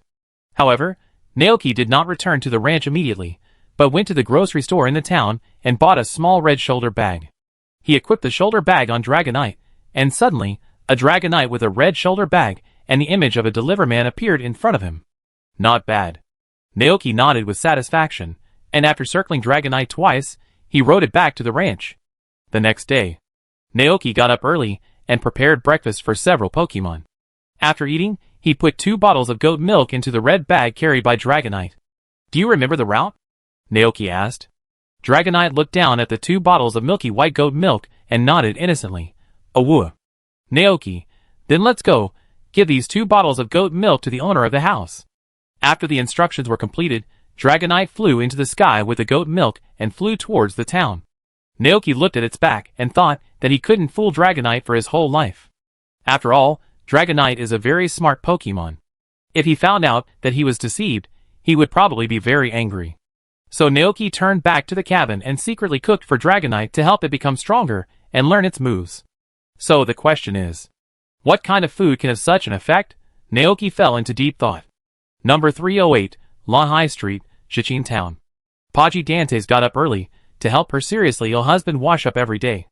The old man on the bed had gray hair, a thin body, and looked very weak. Seeing that the old man looked unwell, Porgy Dantes comforted him. I have found a pasture with goat milk. Don't worry, everything will be fine. The old man coughed twice, took a deep breath, and said with a moving expression, Thank you for your hard work over the years. Porgy Dantes shook his head gently. What are you talking about, hard work or not? She wanted to say something else, but suddenly heard a knock on the door outside. Porgy Dantes' eyes lit up, and she said to her husband, It must be the one who delivered the goat milk. She quickly got up to open the door, and as the door opened, a 2-meter-tall, plump Dragonite with a small red bag on its body appeared in front of her. Porgy Dantes was stunned. Dragonite stood in front of the door, looking at the old woman in front of him with a pair of big black eyes. It thought of Naoki's instructions, and took out 2 bottles of goat milk from the bag on its waist with its big paws, and handed them over. Awoo! Porgy Dantes came back to her senses. She looked at the Dragonite in front of her in shock and trembled. Are you here from Naoki Ranch to deliver goat milk? Ah. Dragonite nodded gently. Porgy Dantes opened his eyes wide in disbelief. Oh my god, someone actually uses a Pokemon like Dragonite to deliver milk. That's a very rare and precious Pokemon. Generally speaking, people use gulls as delivery men. This is too extravagant. The only word left in Porgy Dantes' mind was luxury. She took the goat milk from the Dragonite's claws in a daze. Seeing that the Dragonite was about to turn around and fly away, she finally came to her senses and shouted, Wait a minute. Dragonite turned around in confusion. Awoo? I haven't paid you yet. Porgy Dantes took out the deposit he had prepared in advance from his pocket. She wanted to put it on the Dragonite's claws, but she thought of the Dragonite turning around and flying away without even asking for the money. So she put the money in the small red bag on its waist and carefully zipped it up. You have to keep the money. Awoo? Dragonite then remembered that he seemed to have forgotten this. On the way here, he was thinking about what Naoki said, observing the flowers, plants and trees on the road, hoping to become stronger through them. However, since the things were delivered, it was time for him to leave. Dragonite turned around, flew into the sky, and began to return to the ranch. Until Dragonite disappeared, Paji Dantes turned back to the house, and told her husband about this. It's really surprising that the newly reopened Naoki Ranch actually sent a Dragonite to deliver milk. The old man lying on the bed also showed a surprised expression after hearing this. When they were young, they were all trainers traveling outside, so they naturally knew that Dragonite was rare.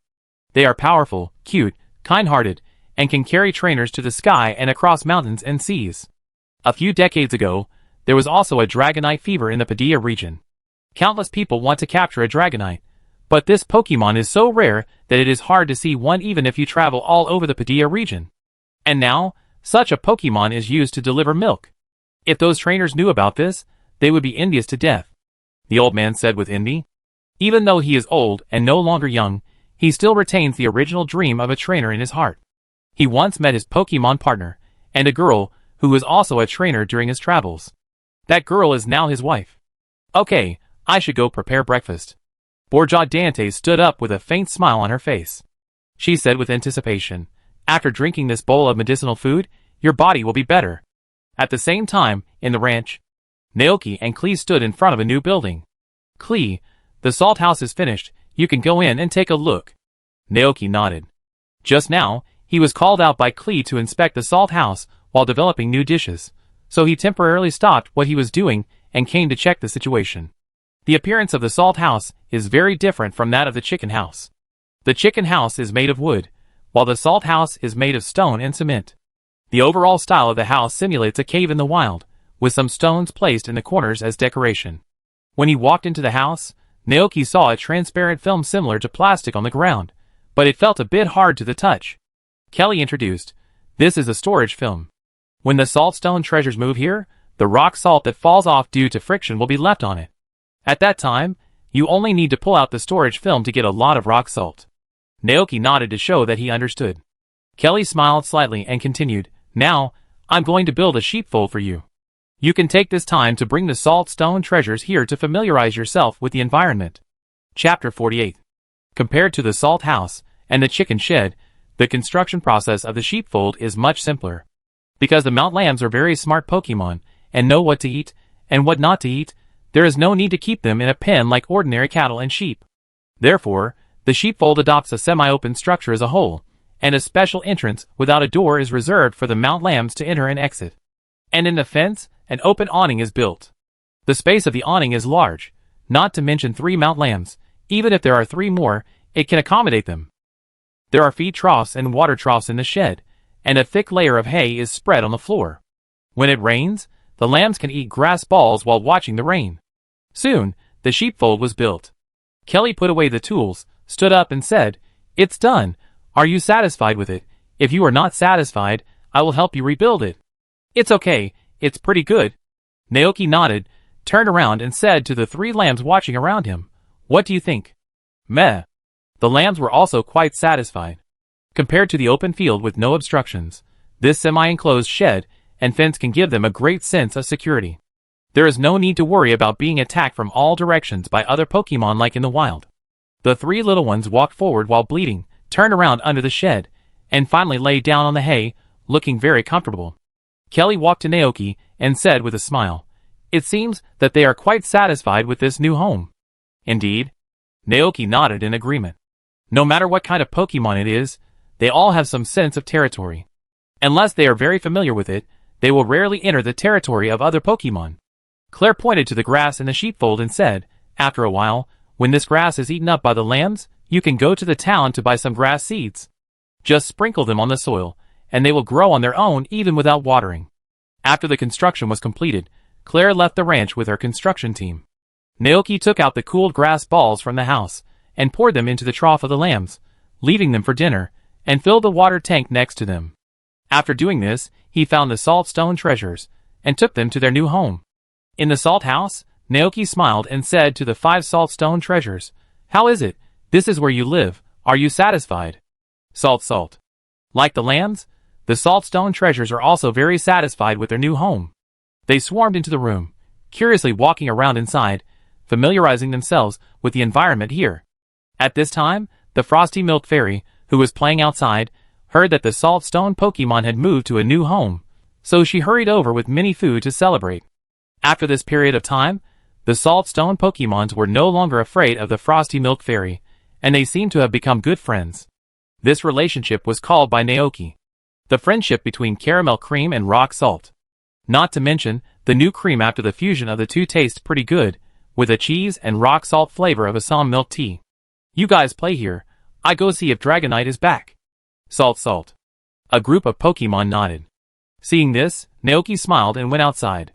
He saw Golden waiting for him outside and asked, "Is Dragonite back?" "Aw, gosh." Golden shook his head. "Not back yet?" Naoki walked forward and looked in the direction of the town. When passing by the sheepfold, he suddenly found 3 lambs lying lazily on the hay, with their bellies bulging. Naoki? He subconsciously looked at the feed trough, and sure enough, he saw that the grass balls inside were eaten up. Naoki: "Hey, that's not for you to eat as a snack." Hearing Naoki's tone, the 3 lambs thought they had made a mistake, and their cries became timid. "Wumea." Naoki: Forget it, just eat it. It's just a few grass balls, he can still afford it." "It's okay, you guys eat it. Being able to eat is a blessing." Naoki began to comfort the 3 lambs.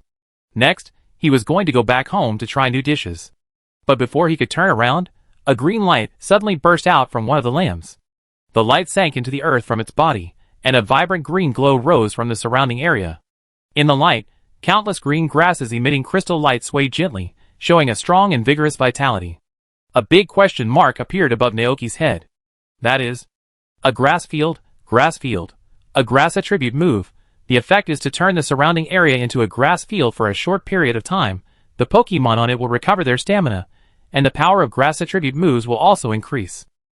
So, the Mount Lamb has comprehended the grass field? Naoki was a little surprised at first, but when he thought about the 3 Mount Lambs, who had just eaten dozens of grass balls, he was not so surprised. Because this is the effect of the grass balls.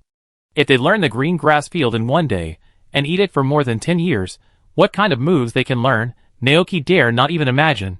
After all, grass attribute moves are not just vine whips, leaf blades, and seed machine guns. Further up, there are crazy plants, seed flashes, and green grass slides. At that time, he should not consider whether the Mount Lamb will eat feed, but whether the Mount Lamb is legal. Passers-by might be scared to pee when they see it. It's okay, it's okay, it's okay. Naoki kept repeating in his mind that as long as the lamb could continue to produce milk, it would be fine. Thinking of this, Naoki turned around. But before he took 2 steps, he heard the lamb behind him shouting. He turned back suddenly, and saw a dazzling light condensed in the mouth of a lamb. The next second, the light turned into a beam of light, and instantly destroyed the wooden fence that had just been built. Naoki, Wherever the sunlight beam passed, no grass grew, leaving a clear scorch mark on the ground, as if the earth was also burned to ashes by the scorching sunlight. The lambs looked innocent. Naoki took a deep breath and decided not to leave. He just stood there with his arms folded, watching their performance, and said with a smile, "Keep going. Let me see what tricks you have left." Meh. The lambs looked silly and cute, as if they didn't know what was going on. What happened? How did they suddenly realize a new trick? Naoki said helplessly, "If you keep going like this, you could all debut as a group." One lamb opened up the grass field. One lamb acted cute to attract the opponent's attention, and the last lamb used a solar beam to attack the opponent on the grass field. The lambs didn't understand what it meant to debut as a group. Naoki didn't explain much. He found an axe, saw, hammer, planks and nails from the utility room and started repairing the fence that was destroyed by the sun beam. Just after repairing the fence, Dragonite finally returned to the ranch. It had a small red bag on its waist, and slowly landed next to Naoki. Naoki quickly stood up and asked, "How is it?" Dragonite was a little disappointed. It didn't understand the new moves. But it has successfully delivered the goat milk to the destination. Dragonite took out the money paid by Mrs. Dantes from his bag, and gave it to Naoki. Naoki reached out to take it, and suddenly felt a little sorry for Dragonite's pitiful appearance. But the food that can help Dragonite become stronger has not been made yet. After thinking for a moment, Naoki asked, "Can you show me the moves you know now?" "Demonstrate?" Dragonite thought about it confusedly, and then began to demonstrate. It flew high into the air, spread its wings behind it, and dived down. This should be a flying wing attack, Naoki thought.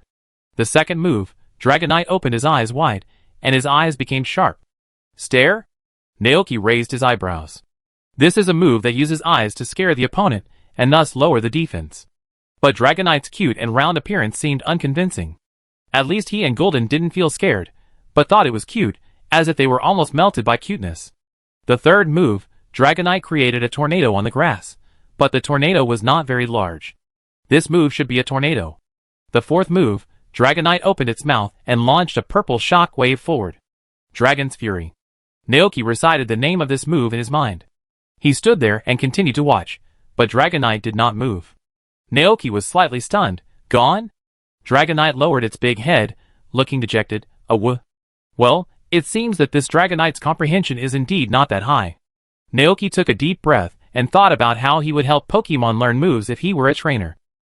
Countless images flashed through Naoki's mind, including the scene in the anime where Satoshi taught Dragonite the Dragon Dance, the scene where Greninja taught Lucario, and the scene where Granny Dragon taught a group of Pokemon to learn the Dragon Star Cluster in the Sinnoh region. Most of Pokemon's moves are to control the energy in their bodies, and transform them into beams, storms, shock waves, bubbles, etc. to launch them. That's right, it's the control of energy.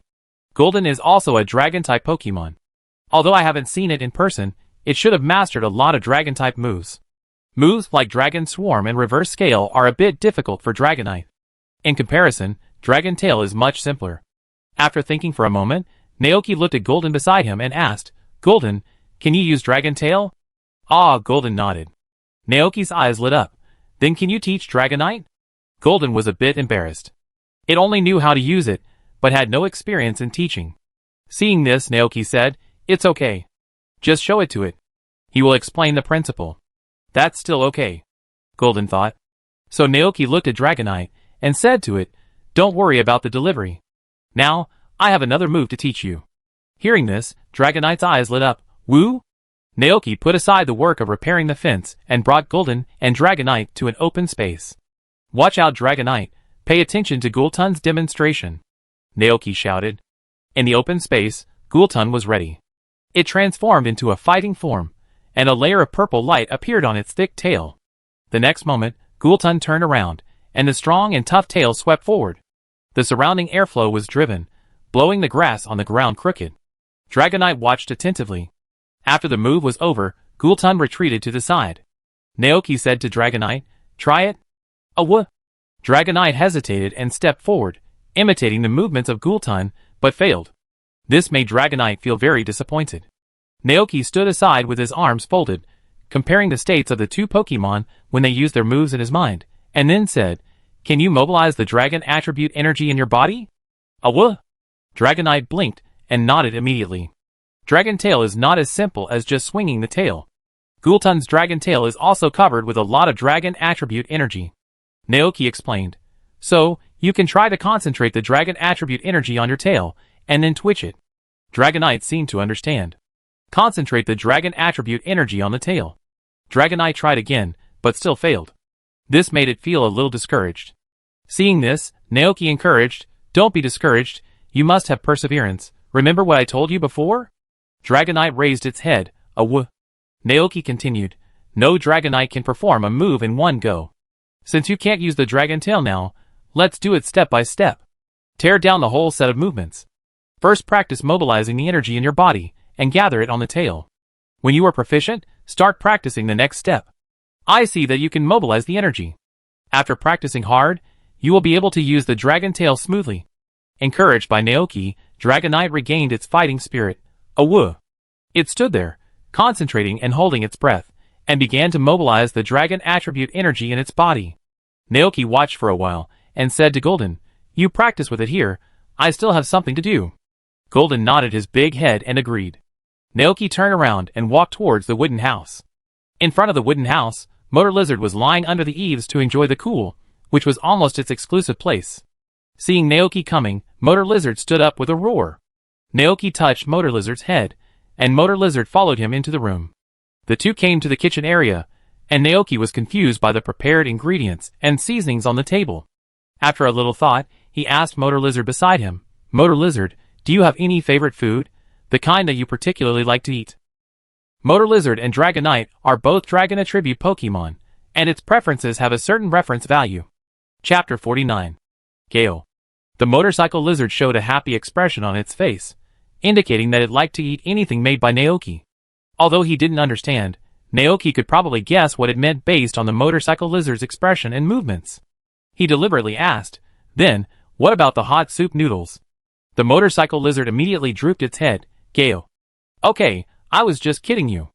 Naoki reached out and touched the motorcycle lizard's head, and then began to seriously think about the types of dishes to make. Fried pork chops, sandwiches, steamed sea bass, glutinous rice dumplings, steamed eggs, cream of mushroom soup. He has already made all of these. In addition, the ingredients at home are limited, so Naoki can only make new dishes by changing the ingredients. Thinking of this, Naoki began to make new attempts. He picked out a few ingredients from the chopping board at random: fresh tender pork tenderloin, eggs, and rock salt produced by Yanshibo. For example, wrap the pork tenderloin with egg liquid and fry it in a pan. Use the cream of Shuang Naishian and the rock salt of Yanshibo as fillings to make glutinous rice dumplings, and use the processed sea-based meat to make sea-based sandwiches. However, after working for a long time, there was no dish that could make Dragonite stronger. Fried tenderloin, C cooking effect, physical strength recovery. Snow mermaid, B cooking effect, moderately increases the favorability of dessert-loving Pokemon, and has a great appeal to frost milk. Sea bass sandwich, C plus cooking effect, carrying it on the body easily attracts water attribute Pokemon. Naoki, He couldn't help but take a deep breath, turned around and fed the fried tenderloin to the motor lizard beside him. Motor lizard ate it happily. Naoki fell into deep thought. It's a bit difficult. His eyes swept over the various ingredients on the table, and when he saw a few berries in the basket, he suddenly thought of a dish he had made before. Fruit platter. Yes, it's a fruit platter. It's a special dish that can randomly generate Pokemon moves. If it's this. Thinking of this, Naoki immediately took out the berries, cut them into pieces with a fruit knife, and then placed them on a white porcelain plate. Soon, a fruit platter was ready. Naoki looked down, and the information about this dish emerged from his mind. Fruit platter, see negative, a delicacy made from various kinds of fruit, which combines the flavors of different fruit and is quite popular with some Pokemon. Cooking effect. Skill refinement. After eating, a certain move of the Pokemon will change randomly. Evaluation. Basic cooking, easy to make, a good choice for home travel. If it is given to Dragonite. Naoki's mind emerged with the picture of Dragonite understanding a lot of moves, with a happy smile on his face, and excitedly acting like a spoiled child with him. But then, there was a scene where Dragonite forgot all 4 of its moves, and then ran away from home in grief. Betting on luck. Naoki hesitated, and he was very clear about the probability and nature of these rubbish games, so he didn't dare to gamble for a while. The worst case scenario after feeding Dragonite is that it will forget all 4 moves. At that time, if it is fed again, it will definitely comprehend a new move. If luck explodes, maybe it can comprehend powerful moves such as Cliff Sword, Root Fluctuation, Time Roar, and Sub-Sky Split. But if he learns Collision and the like, it would be a bit of a loss. For him, it might just be a sunk cost, but Dragonite doesn't understand that. If he's unlucky, he might even forget all 4 moves he learned with great effort. Then, he lost trust in him and ran away heartbroken. No, you can't feed it now. After thinking about it, Naoki decided to wait and see if Dragonite can learn Dragon Tail, build trust with it first, and then use the fruit platter according to the actual situation. Anyway, he was not in a hurry, and there was still a lot of time. Thinking of this, Naoki packed up the remaining ingredients, took the snow meringue and the sea-based sandwich to the salt house, found Frost Milk Fairy and Minnie Fu who were playing with the salt stone treasures, and shared the 2 with them. After they finished eating, Naoki put away the empty plates and returned to the wooden house. He walked to the kitchen area and put the tableware away. At this time, Naoki suddenly noticed that the fruit platter he had placed here was empty. Naoki looked back at the motor lizard not far behind him and asked, "Did you eat the fruit here?" "Ko." The motorcycle lizard nodded. Seeing Naoki's expression, it couldn't help but worry whether it had made a mistake. Naoki said helplessly, "No, I don't mean to blame you, I'm just asking." Then, he asked again, "Do you feel that your body has changed from before? For example, you have learned a new move, or you have forgotten the moves you knew before?" "Ko?" Hearing this, the motorcycle lizard was a little confused at first, but soon, its eyes lit up, and it stood up from the ground and demonstrated the moves it had just learned to Naoki. Purple Dragon Attribute energy was seen condensing on its tail. When the energy condensed to a certain extent, the motorcycle lizard moved. It twitched its tail violently, and a swoosh sound was heard in the air. Although it didn't hit anything, judging from the action, it was also a powerful move. Dragon Tail? Naoki raised his eyebrows slightly. "Is this the move you just learned?" "Gao." The motorcycle lizard nodded. "Did you forget the other moves?" Naoki asked again. Motor lizard continued to nod. In this way, motor lizard's luck is pretty good. Naoki nodded. "I see."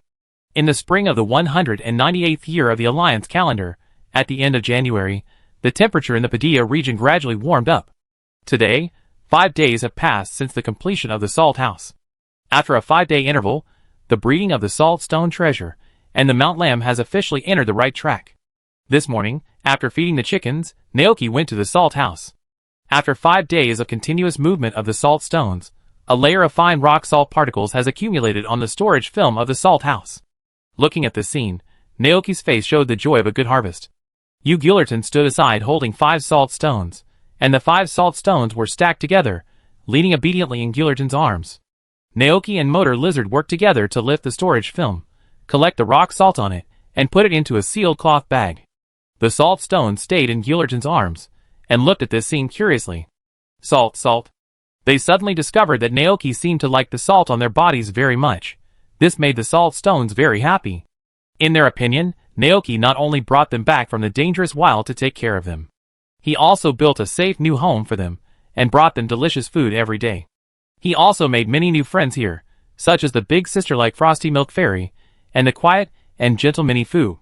This filled the hearts of the salt stones with gratitude and emotion. Seeing this scene, One of the saltstone treasures immediately jumped off Golden happily, and under its lead, the other 4 saltstone treasures also ran down.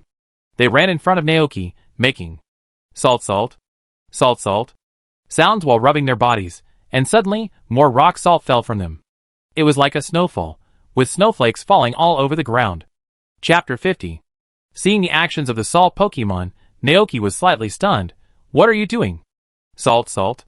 The salt Pokemon smiled happily. Because they like Naoki very much, they want to share their rock salt with him. This is what the salt Pokemon think. Naoki also roughly guessed what the salt Pokemon meant. He remembered that this was one of the ecological habits of the salt Pokemon. They are willing to share precious salt with people they like, so they were very valued in the past.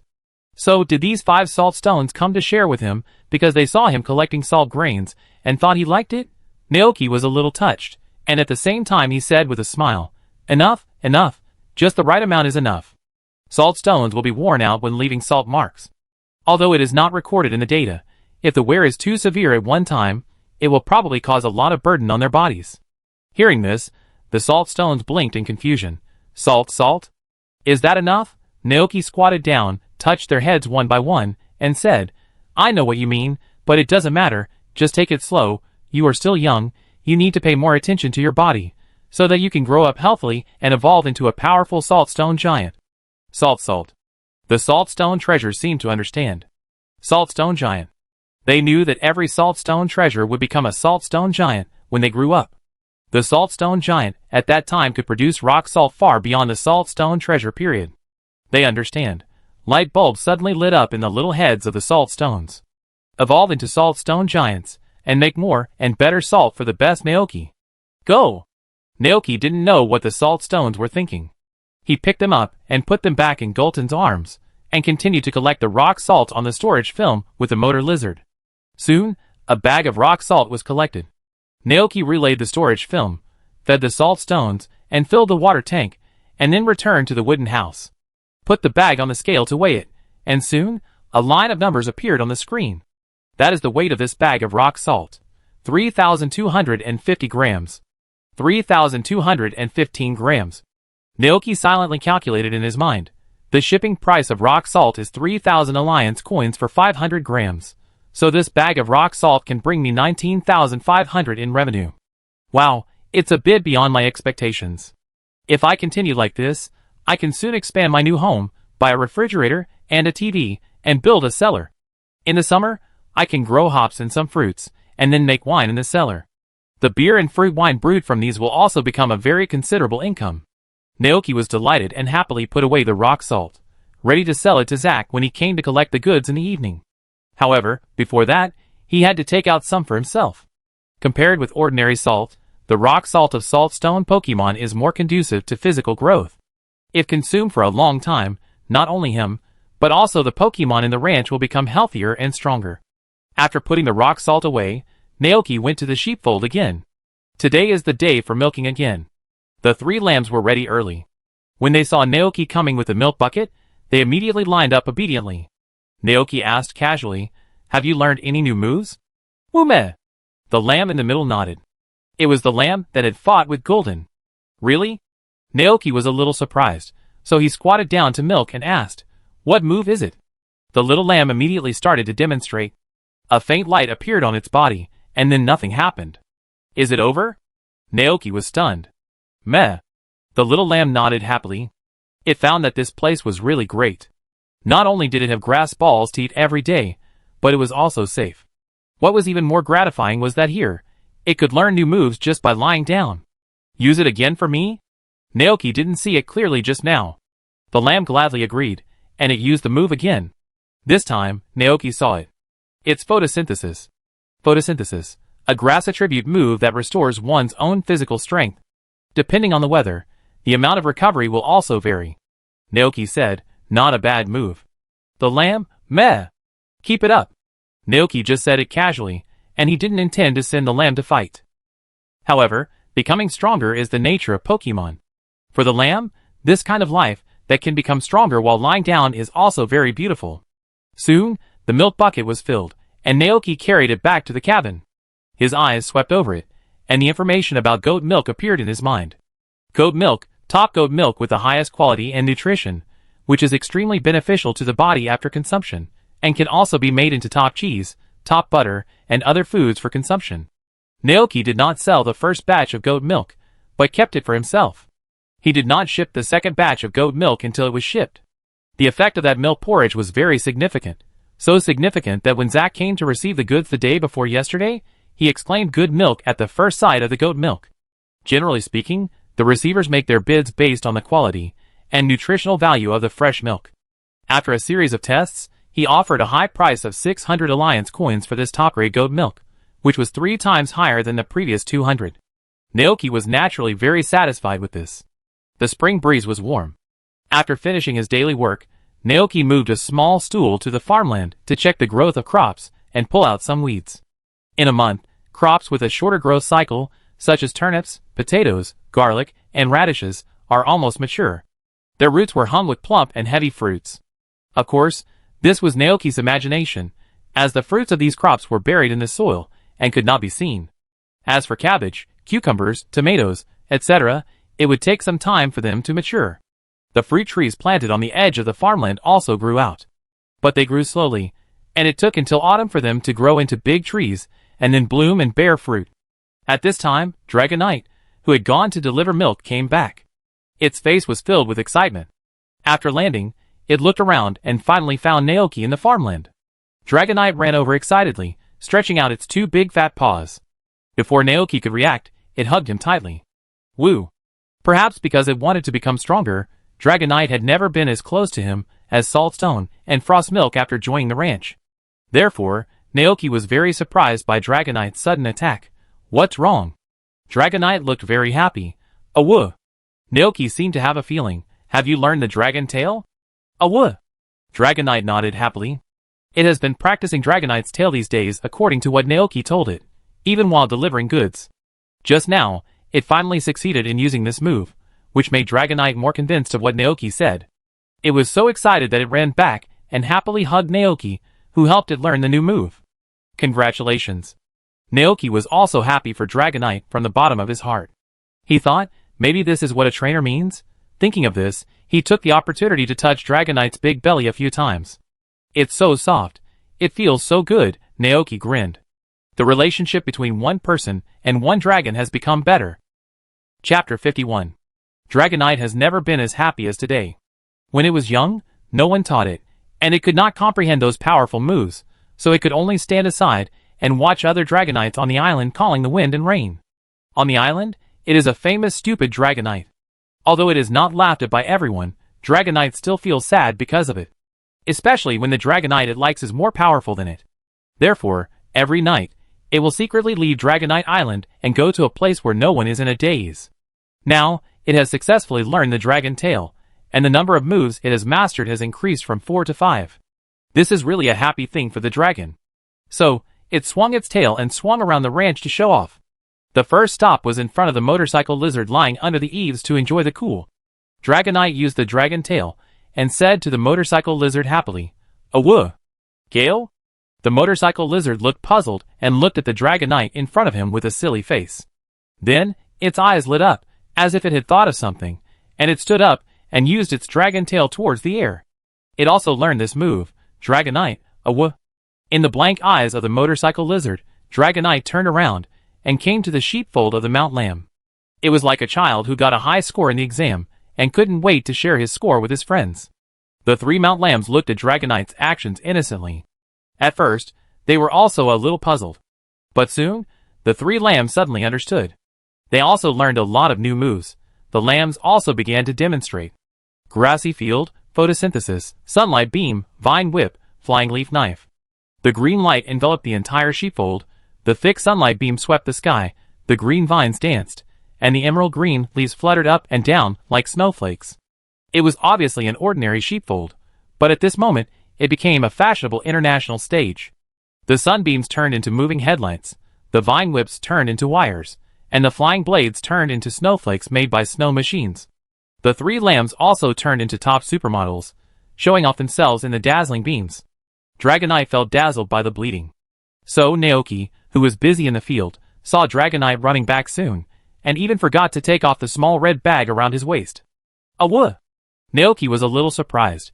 What happened? Aww! Dragonite pointed at the lamb with its claws sadly, and then pointed at itself. Naoki was confused and guessed, "Did the lambs bully you?" Dragonite shook its head, then used Dragon Tail, and after it finished, it let out a fighting cry, "Awoo!" Naoki understood it now.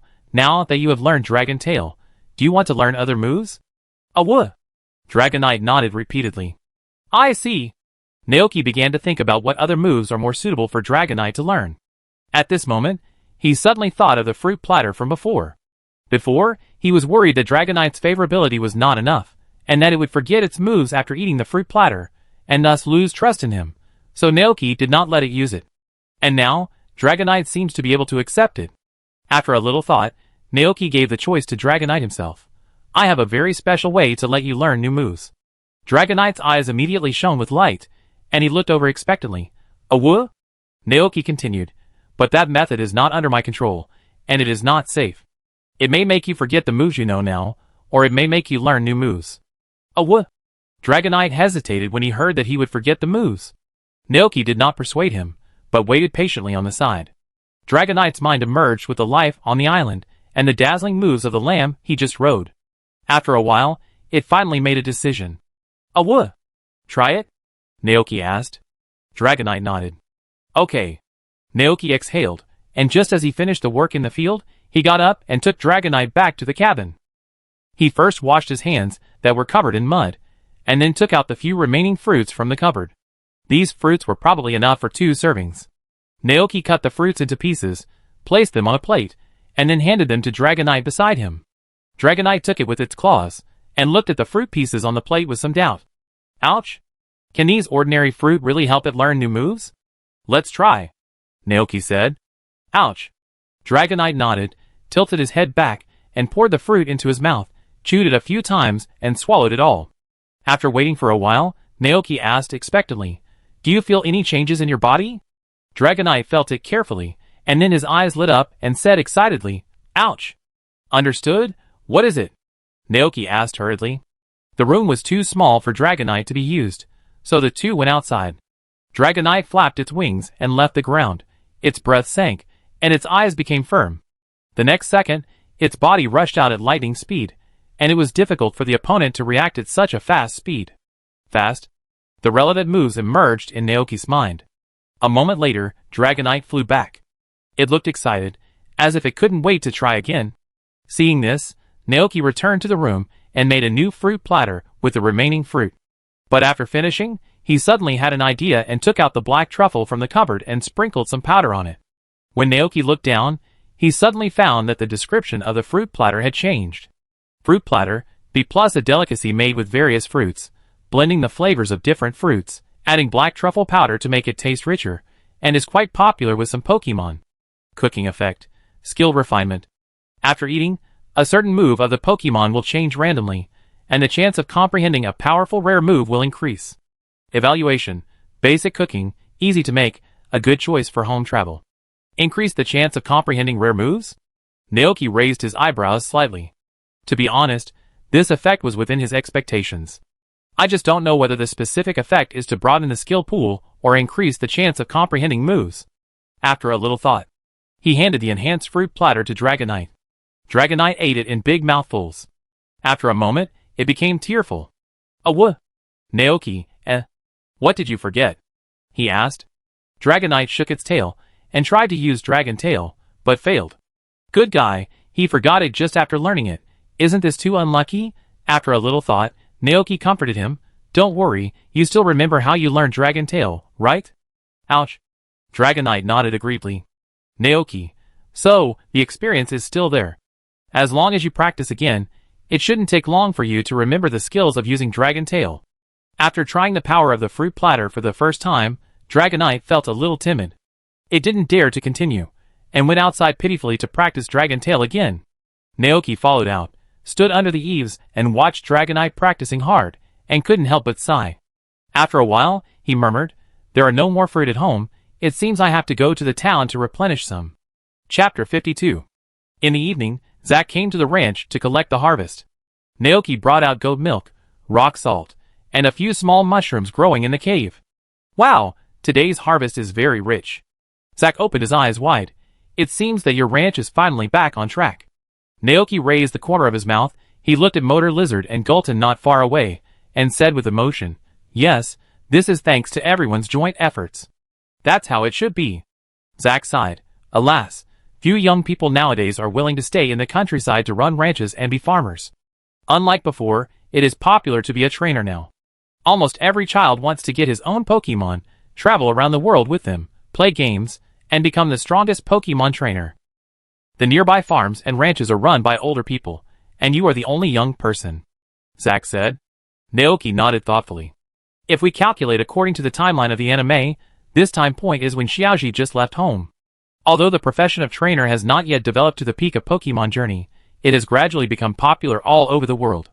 Okay, a total of 5 kilograms of rock salt, 6 liters of goat milk, 6 small mushrooms, a total of 32,300 Alliance coins. Zack handed over the money, then returned to the truck and said goodbye to Naoki. I'm leaving, and I have to work overtime to deliver these goods to the Jiqi market. Zack left. And Naoki returned to the cabin, took out the account book, and recorded today's income and expenditure. Spring 198, January 31st. Income: rock salt plus 16,800, goat milk plus 13,000, small mushrooms plus 2,500. Expenditure: tree fruit minus 600, food minus 5,000, fertilizer minus 10,000. Remaining funds: 33,680. 33,000. Looking at the numbers in the account book, Naoki fell into deep thought. He had asked Carrie before. If it was just to expand the house, add kitchen, bathroom, living room, dining room, bedroom, cellar and other facilities, the price would be about 2 million. But Carrie said that there are 2 other large villas. One is a seaside villa located on the seaside, and the other is a mountain villa located on the mountain. Carrie showed him the design drawing. It was a super luxurious villa with complete facilities, including various rooms, swimming pools, high-end furniture, and even an amusement park for Pokemon to play. Naoki was very tempted. In this way, when the busy farming season is over, he can take his Pokemon there for vacation. But the price is too expensive, plus the land fee. The total price is as high as 15 million, which is not affordable for him now. Chicken houses, Pokemon houses, and the like are just small things. This kind of villa is the big deal. Alas, there is a long way to go. Fortunately, Carrie also provides the construction of ordinary houses, which can be used for temporary transition. Naoki took a deep breath and set the beach villa and mountain villa as the ultimate goal in his mind. Tomorrow, time will officially enter February, and the crops in the farmland can be harvested one after another. Life will start to get busy again. Naoki lay on the bed and fell into a deep sleep. The next morning, after breakfast, Naoki gave the goat milk to Dragonite and asked it to deliver it to Mrs. Dante's. Watching Dragonite go away, Naoki also began his daily work. At this time, a man riding a motorcycle suddenly rushed in from outside the ranch. He was a young man wearing a blue work suit and a blue cap, and he had a brown waist bag on his body. The man in the motorcycle lizard stopped not far away, looked at Naoki, and greeted politely. "Hello, may I ask, is this Naoki Ranch?" "Yes." Naoki was a little surprised. "Who are you?" The young man jumped off the motorcycle lizard. He looked very sunny, and when he smiled, he would show 2 small canine teeth. The man introduced himself. "Hello, Mr. Naoki, my name is Ivan. I am the postman in the town, specializing in mailing and delivering things. Here is a letter for you, please sign for it." "Letter?" Naoki was slightly stunned. Who would send him a letter? He didn't know many people in this world, and the original owner didn't have any concerns or friends. Thinking of this, Naoki reached out to take the letter. He opened the envelope, took the letter out, and looked down. To Naoki Ranch. "Hello, Naoki. I heard from Mayor Thomas not long ago that you came to inherit this ranch. I am very happy to hear this news. Spring is here, and it is the season when cherry blossoms are in full bloom. We will hold a cherry blossom wine party in the cherry orchard on February 7th. At that time, the people in the town, trainers and farmers from nearby farms will gather here to taste the cherry wine brewed last year while enjoying the flowers, exchange their farm specialties, and set up stalls to sell to the people who come to participate. You can also bring the crops and specialties produced by your ranch, or the food you make with them to set up stalls to sell. Looking forward to seeing you here." By Elefu Cherry Garden. Naoki raised his eyebrows. Cherry Blossom Wine Party. A local festival event? It sounds quite interesting. He nodded and said to Ivan, "Thank you very much, I understand." The mailman Ivan nodded. "Okay, I go first. See you later." After that, he rode on the back of the motorcycle lizard and ran away. Sure enough, the motorcycle lizard is a means of transportation here. Naoki couldn't help thinking.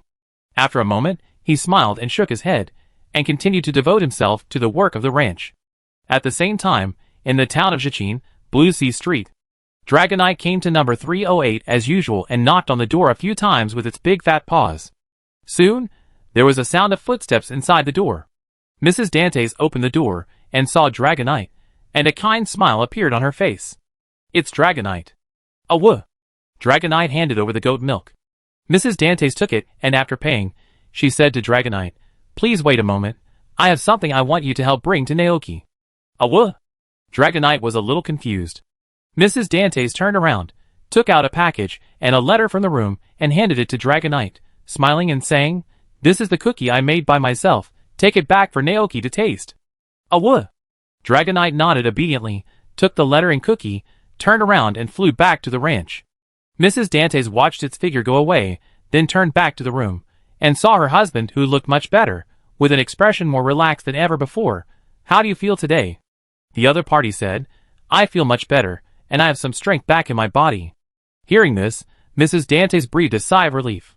"This is all thanks to Naoki's goat milk. Mrs. Dantes gave it to me?" In the ranch, Naoki was a little surprised when he saw the biscuits and a letter handed over by Dragonite. "Aww." Dragonite nodded happily. Naoki took it and opened the letter written by Mrs. Dantes. The letter said that her husband's health had improved a lot, and she was very grateful for Naoki's goat milk. She also gave some biscuits and wished Naoki good health and smooth work at the ranch. Chapter 53. In the spring of the 198th year of the Union calendar, February 4th. On this day, the crops on the ranch were officially ripe. In the morning, after breakfast, Naoki changed into a blue work suit that he had not yet washed, and prepared to go to the field to harvest. At this moment, a familiar voice suddenly came from outside the ranch. Naoki turned around and saw Yosuke walking over with a large travel backpack on his back. From a distance, he waved to Naoki and shouted, "Hey Naoki, I finally found the place." Naoki stopped what he was doing and raised his eyebrows slightly. "Have you finished exploring the Pokemon in Dagwa Lake?" Yosuke nodded a little embarrassedly. "Yes, I met a few students from Orange Academy on the way, which delayed me a little." When a guest came to visit, Naoki stopped what he was doing and invited him to sit in the house. But Yosuke shook his head, looked around the ranch with some excitement, and asked, "Did you take care of all this by yourself?" Neat fields, clean lawns, everything seemed so orderly. "Naoki, to be precise, Golden and Motor Lizard also helped me a lot." "Amazing," Yosuke praised. Naoki laughed dumbly. It didn't matter if the crops in the field were harvested later. He took Yosuke to visit his ranch during this time. "This is the sheepfold. The lambs can produce precious goat milk. They are very important members of the ranch," Naoki introduced. "They are the 3 you captured last time, right?" Yosuke asked. Naoki nodded. Just as he was about to say something, he saw one of the lambs stand up and shake its head lazily. The next second, a strong green light shone on its body. The light sank into the ground, forming a large green grass field. "Naoki, Yosuke opened his eyes wide. "Is that a green grass field? Why does it feel a little different from what I've seen? Is it an illusion? It seems to cover a larger area than the green grass field he has seen before." "It is a green grass field." Naoki was speechless for a moment. This Mount Lamb is getting more and more proficient in the green grass field move, and it is almost turning the green grass field into a green grass field. These days, the 3 Mount Lambs have to eat many green grass balls every day. The long-term consumption of this magical food keeps the grass attribute energy in their bodies full at all times, so that they will feel uncomfortable if they don't vent it every day. Compared to the destructive moves, like Sunbeam, the grass field has no such concerns at all. Therefore, in order to vent the excess grass attribute energy in their bodies, the 3 Mount Lambs will continue to use the grass field for a period of time every day. At first, Naoki was a little worried. For this reason, he went to the town's bookstore to buy a book related to this, and got a professional term from it. Energy leakage. That is, some Pokemon have too much energy in their bodies, which makes them unable to control it, and thus overflows, causing damage and impact on the surrounding environment. For example, Let's take Magnetron. If they have too much electrical energy, it will cause electromagnetic disturbance in the whole town, thus affecting the city's communication signals and power system. However, it seems that the situation of the lamb is different from that of Magnetron, because it can control the energy in its body. Isn't this too exaggerated? Yosuke was stunned. Naoki thought that you haven't seen anything more exaggerated. Sometimes, these three lambs will use the green grass field as a stage to dance together, but he just thought about it, and didn't say it out loud. When I saw it fighting with Golden before, I didn't realize how powerful they were. Yosuke murmured, have you done any special training for them? No, maybe it's their own efforts? Naoki continued, let's go, I take you to see the lives of the salt and stone treasures now. Yosuke came to his senses, and the two continued to move forward, and soon arrived in front of the salt house. The door of the salt house was wide open, and the salt and stone treasures in the house were chasing and playing around the stones on the ground. Seeing the group of saltstone treasures that he had taken care of for a few days, Yosuke couldn't help but smile and greeted them enthusiastically. Hi, little guys. Long time no see. The saltstone treasures stopped playing and turned around to see the two people standing outside the door. The next second, they showed surprise on their faces. Salt, do you remember me? Yosuke pointed at himself and asked. The saltstone treasures gave a positive answer. Naoki stood aside and smiled at the scene. Yosuke observed the physical condition of the salt and stone treasures, and couldn't help saying, it seems that you take good care of them. That's great. Yes. Naoki was also a little emotional. At this time, the call of Dragonite came from outside. Hearing this sound, Yosuke was a little confused. Naoki explained, it should be Dragonite that is back. As he said goodbye to the salt and stone treasures, and turned to leave the salt house. As expected, Dragonite with a red waste bag was seen on the lawn outside. It slowly flew in front of Naoki, happily took out the money for milk delivery from its waste bag and handed it over. Woo. Naoki reached out to take it and touched Dragonite's head. You've worked hard, go play. Dragonite ran to ask for moves from Gultun and Motor Lizard. In the past 3 days, it has re-understood the Dragon Tail, but still wants to learn more moves, so it began to pester Gultun and Motor Lizard, two Dragon Attribute Pokemon. Yosuke looked at Dragonite's back and was a little shocked. Is it the Dragonite sitting on the top of the cliff looking at the moon? Have you captured it? Yeah. Naoki nodded. It can be said that hard work has paid off. It is now serving as a courier in the ranch, helping to deliver fresh goat milk to the town. Deliver milk? Yosuke opened his eyes wide. His mind was a little stuck. Is there a problem? Naoki was confused. You actually let Dragonite deliver milk? Yosuke murmured. Oh my god, do you know how rare it is? Many people don't have time to get it. Naoki, He didn't think that letting Dragonite deliver milk had anything to do with its rarity. After all, as a Pokemon player, he could even use legendary beasts like Arceus, Dialga, and Palkia to farm. It's not surprising that they do anything, if there is a history of the Washi region in this world. But then again, Naoki remembered that the Washi region was mentioned in the history class at Orange Academy. For example, Professor Laban and the original Pokeball. The rest of the chicken coop was just ordinary. The hens in the house were still incubating eggs diligently. According to the time, the eggs should be able to hatch soon. By then, there will be many new lives in the ranch. After a walk, the time came to 8:30 in the morning. The sun rose, and the temperature in the air began to rise slowly. Naoki took Yosuke back to the wooden house, and prepared to pour a glass of juice to entertain him. In front of the wooden house, Yosuke noticed the metal pupa hanging under the eaves. His eyes were instantly attracted to it. Is that metal pupa? Chapter 54. Yes, I met it when it was still a caterpillar. Naoki introduced. Later it became Metapod, and has been waiting here for the next evolution. Evolution. Yosuke thought of the relevant information he had read before and said, if I remember correctly, Metapod is the fastest evolving Pokemon. When did it evolve from a caterpillar to Metapod? Naoki thought about it, and said, about half a month ago. Oh! Yosuke said, that's fast, it should evolve into Butterfree in a few days. Well, Butterfree can spread pollen and collect nectar for food, which is also very helpful for your ranch work. Growing fast, suitable for beginners, easy to cultivate, these are the advantages of bug attribute Pokemon. But correspondingly, they also have some disadvantages. For example, their lifespan is not as long as their trainers. Many trainers will regard bug attribute Pokemon as their initial Pokemon, and feel sad for a long time after their death. However, birth, aging, illness and death are common to all people, and both humans and Pokemon have to go through this process. Thinking of this, Yosuke smacked his lips slightly. Naoki went forward to check the status of Metapod, and reached out to touch its hard green shell. Compared with half a month ago, its shell became harder, and its color changed from light green to dark green. All this is a symbol of Metapod's upcoming evolution. Butterfree. Grow up quickly, Naoki thought. When the Metapod evolves, the ranch will become more lively. The Metapod is at a critical stage of evolution. Its hard shell makes it unable to move or eat. It relies on the nutrients accumulated in its body during the caterpillar period to renew its cells. In this process, no one can provide them with external help. Only by breaking out of their shells can they grow into Butterfree that soars in the sky. The two entered the house. Naoki poured a cup of tea for Yosuke, and then got up to do farm work. Seeing him start working, Golden, who was not far away, immediately ran over to help, and Motor Lizard and Dragonite followed closely and joined the team. At this time, Yosuke also followed. He looked at the large piece of land in front of him, and his face was eager to try.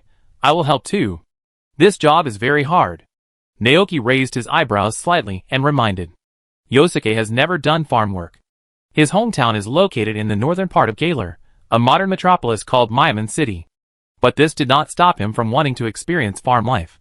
Seeing this, Naoki did not dissuade him.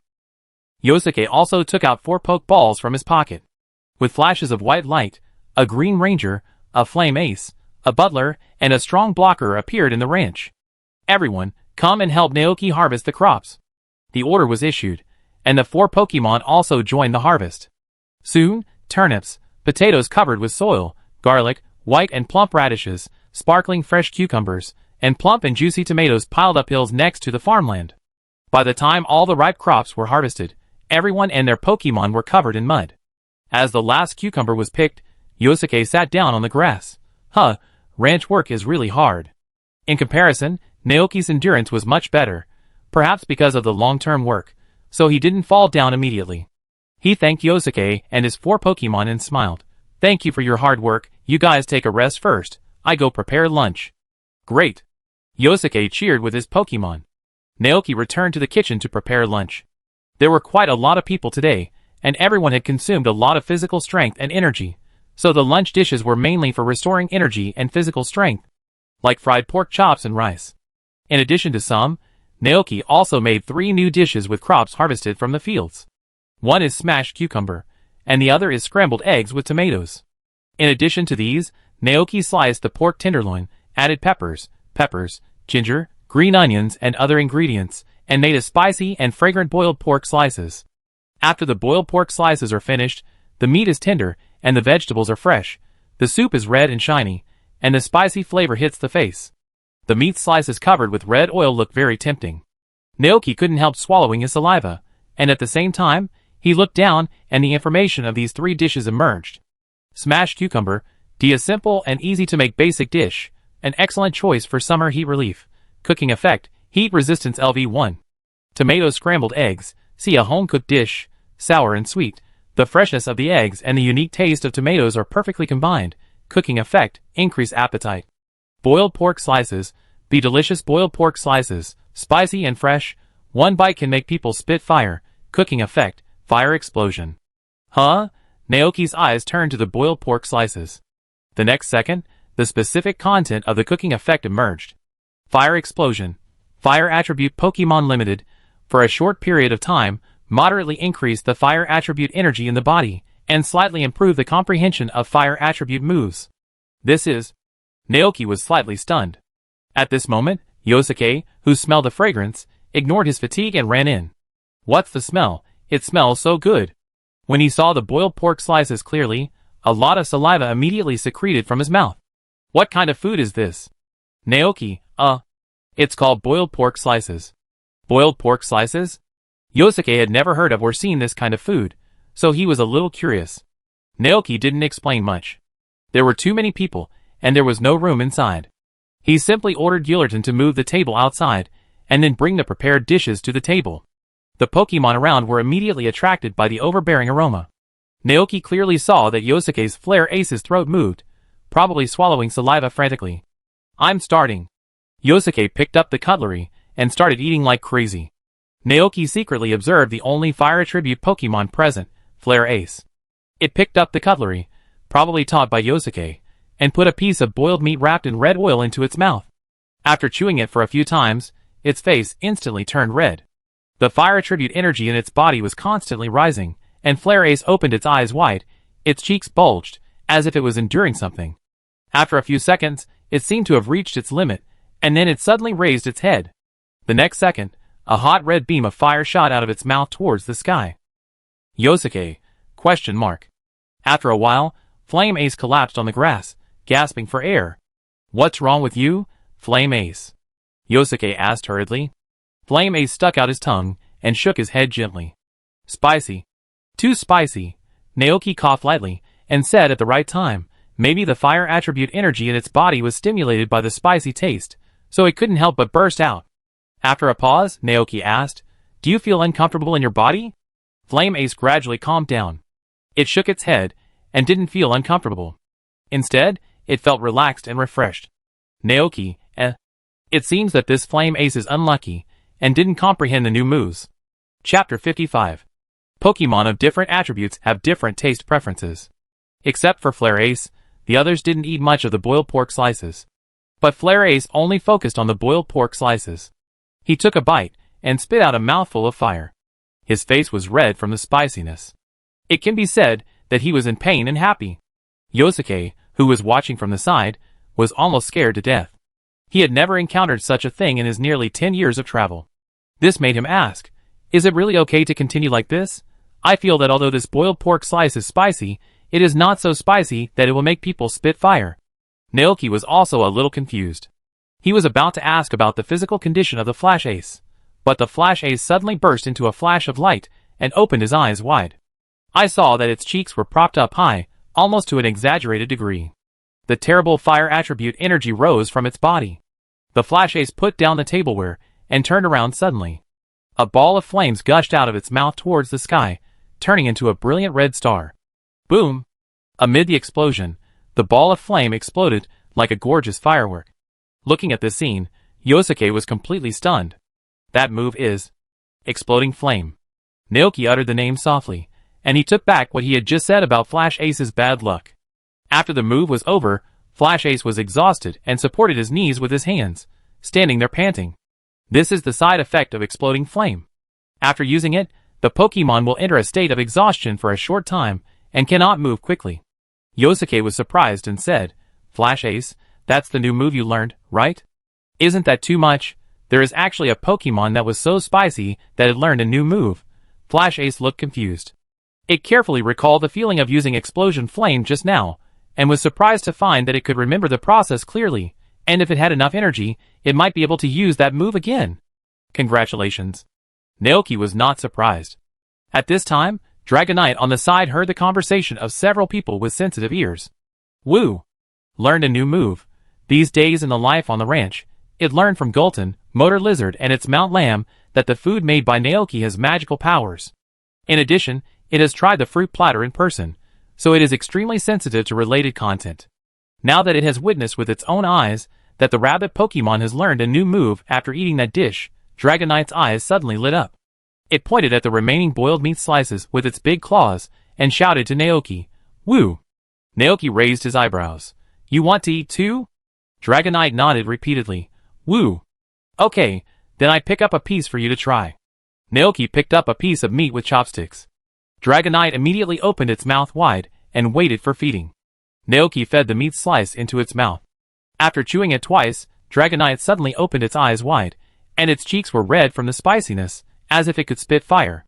Dragonite tried its best to hold back, and then waited for a long time, but it didn't feel that it had learned a new move. Dragonite is about to cry. It looked at Naoki with tearful eyes, aggrieved and sad. Woo? Naoki, Seeing Dragonite's look, Naoki suddenly realized. It turned out that Dragonite didn't just want to taste the boiled pork slices, but wanted to learn new moves like Flare Ace. However, it is not a fire attribute Pokemon after all, so this dish has no effect on it. Poor kid. Naoki took out the juice he had prepared in advance and handed it to Dragonite. Dragonite took it and poured it into his mouth. After a long while, it recovered and lost interest in the boiled pork slices. I make other dishes for you later, Naoki said. Dragonite nodded obediently. The pleasant lunch was over, and Naoki started to work again in the afternoon. The harvesting of the first batch of crops has been completed. Except for tomatoes and cucumbers, 2 crops that can be harvested sustainably, other crops basically need to be sown again and planted for the second round. With the help of several Pokemon, Naoki spent an hour preparing the land, and then planted a new round of crop seeds. After that, he took out the fertilizer prepared in advance to fertilize the crops and fruit tree seedlings, and worked until sunset before he finished everything. Naoki stood at the edge of the farmland area with a watering can and wiped the sweat from his forehead, thinking, I have to capture a Pokemon that can use the plowing move in the future. Plowing, a ground attribute move, has the effect of plowing the land, making it easier for the grass and crops on it to grow, and also increases the attack and special attack of grass attribute Pokemon. If there was such a Pokemon, his work would be much easier. A Pokemon that can use plowing land. The names of several Pokemon emerged in Naoki's mind: Diglett, Dash, Long-Eared Rabbit, Big-Tailed Raccoon, Dragon-Headed Digger, Digger Rabbit, Mud Donkey, Mud Horse, Sand Shrew, Onyx, Rhino, Kokoro, and Tapu Mu. Huh? Tapu Mu? Forget the last one. Naoki thought, this behavior is too rebellious. Not to mention that the island guardian will not leave the Alola region. I'm afraid the Alola people will not allow their guardian to be abducted. But then again, Tapu Mu's ability is very suitable for farming. It has the power to manipulate plants and make them grow. It is powerful and can protect farmland. It's a pity that there is no wild Tapu Mu, otherwise I must bring it back and make it the guardian of my farm. Naoki felt sorry, but he was not in a hurry to catch these Pokemon immediately. The land has been planted, and there is still more than a month before the next harvest. In the meantime, he will also attend the Cherry Blossom Wine Party to experience the customs of the Pokemon world. In addition to these, the farm currently needs a Pokemon that can use Pray for Rain. Naoki looked at Dragonite, who was resting on the grass not far away. He wanted to capture this Dragonite and let it help water the plants. But this Dragonite didn't know the move of Pray for Rain at all. In addition, the food that can help Dragonite learn the move has not been made yet, and the last incident of forgetting the Dragon Tail made it dare not use the fruit platter to learn the move. At this time, Naoki suddenly had an idea. It turns out that this Dragonite's comprehension is not bad, as can be seen from the fact that it learned the Dragon Tail. The reason why it only learned 4 moves is probably because it did not master the correct learning method and skills of using the moves. Moreover, it is very hardworking, and will hardly be lazy in order to become stronger. After thinking for a moment, Naoki called Dragonite over and asked, Dragonite, do you know the move of Praying for Rain? Dragonite looked gloomy. It knew that on Dragonite Island, many powerful Dragonites knew this move. They could control the airflow and the water attribute energy in the atmosphere, change the weather, and make it rain from the sky. But this stupid Dragonite can't do it at all. At this time, Dragonite suddenly felt a hand on its shoulder. It raised its head and saw Naoki encouraging, Don't be discouraged. Do you remember how you learned the Dragon Tail? Dragonite nodded. Naoki. So, as long as we find the right method and practice diligently, we will learn to pray for rain one day. Then use the rain prayer to help water the land. Dragonite's eyes lit up and regained his fighting spirit. In order to find out how to use the rain prayer, Naoki immediately went to find Yosuke, who was resting not far away, and discussed this move with him. Rain prayer? Naoki nodded. He had not seen Pokemon use rain prayer in real life. From the animation, it seemed that Pokemon would rain as long as they prayed to the sky. But there must be some details involved. Naoki felt that it was not that simple. As expected, Yosuke's next words verified his guess. This move seems to be related to the Pokemon's control of energy. There are no Pokemon doctors or scholars in the Galar region who study this aspect, but Dr. Kukui in the Alola region has published a paper on this aspect. He is a very powerful doctor. He is particularly keen on the study of Pokemon moves, and has even experienced Pokemon moves in person. Speaking of this, Yosuke showed admiration. Naoki, they are all super newbies, right? Yosuke returned to the topic again. As we all know, for Pokemon to be able to use moves skillfully, it is related to their own control of energy, commonly known as comprehension. The higher the comprehension of Pokemon, the greater the chance of understanding the moves. Although I don't know how to practice praying for rain, I feel that I should start from the sky. After all, when this move is used, rain falls from the sky. The sky? Naoki was slightly stunned, and then nodded thoughtfully. That's right. If you want to teach a Pokemon a new move, then you should let them get familiar with it first, then understand it, and finally use it successfully. It may not be easy to feel it on a sunny day, so if that's the case, then wait until it rains. Naoki secretly made a plan in his heart. When it rains again, he will take Dragonite to the sky to feel the formation and dripping of rain. As for now, it's time to prepare dinner. But before that, we have to sell the crops harvested today. These goods are sold by weight, and the price of each kind is different. In total, they sold for more than 20,000 alliance coins. Compared with animal husbandry, this price is indeed a bit low. But it may also be because there are fewer developed farmlands in the ranch. In addition to the ones sold, Naoki also kept a part of each one as food. Yosuke is going to leave the town of Jachin tomorrow to continue his journey, so this is his last night here. There was not enough space in the cabin, and there was only one bed, so Yosuke simply set up a tent on the lawn outside to camp.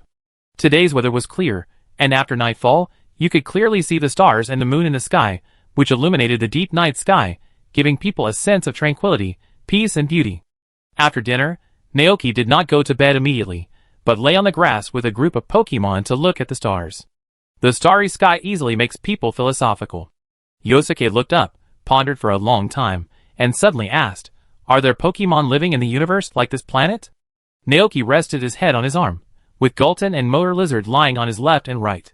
Dragonite yawned not far away, and Frostmilk ran around on the grass with 5 salt stones. Minifew looked at them quietly and gently, her small body swaying gently on the grass. Maybe. Naoki took a deep breath. It was rare to see such a beautiful starry sky in a big city. Of course, maybe he didn't notice such a scene because he was busy running around for a living in his previous life. Isn't it rumored that the Pippies came to this planet in a spaceship from the moon? Naoki said. In addition to Pippies, there are also small meteorites, small nebulae Necrozma, Deoxys. Hearing this, Yosuke looked longing. I really want to go to the universe to see it. Naoki whispered, you will see them sooner or later.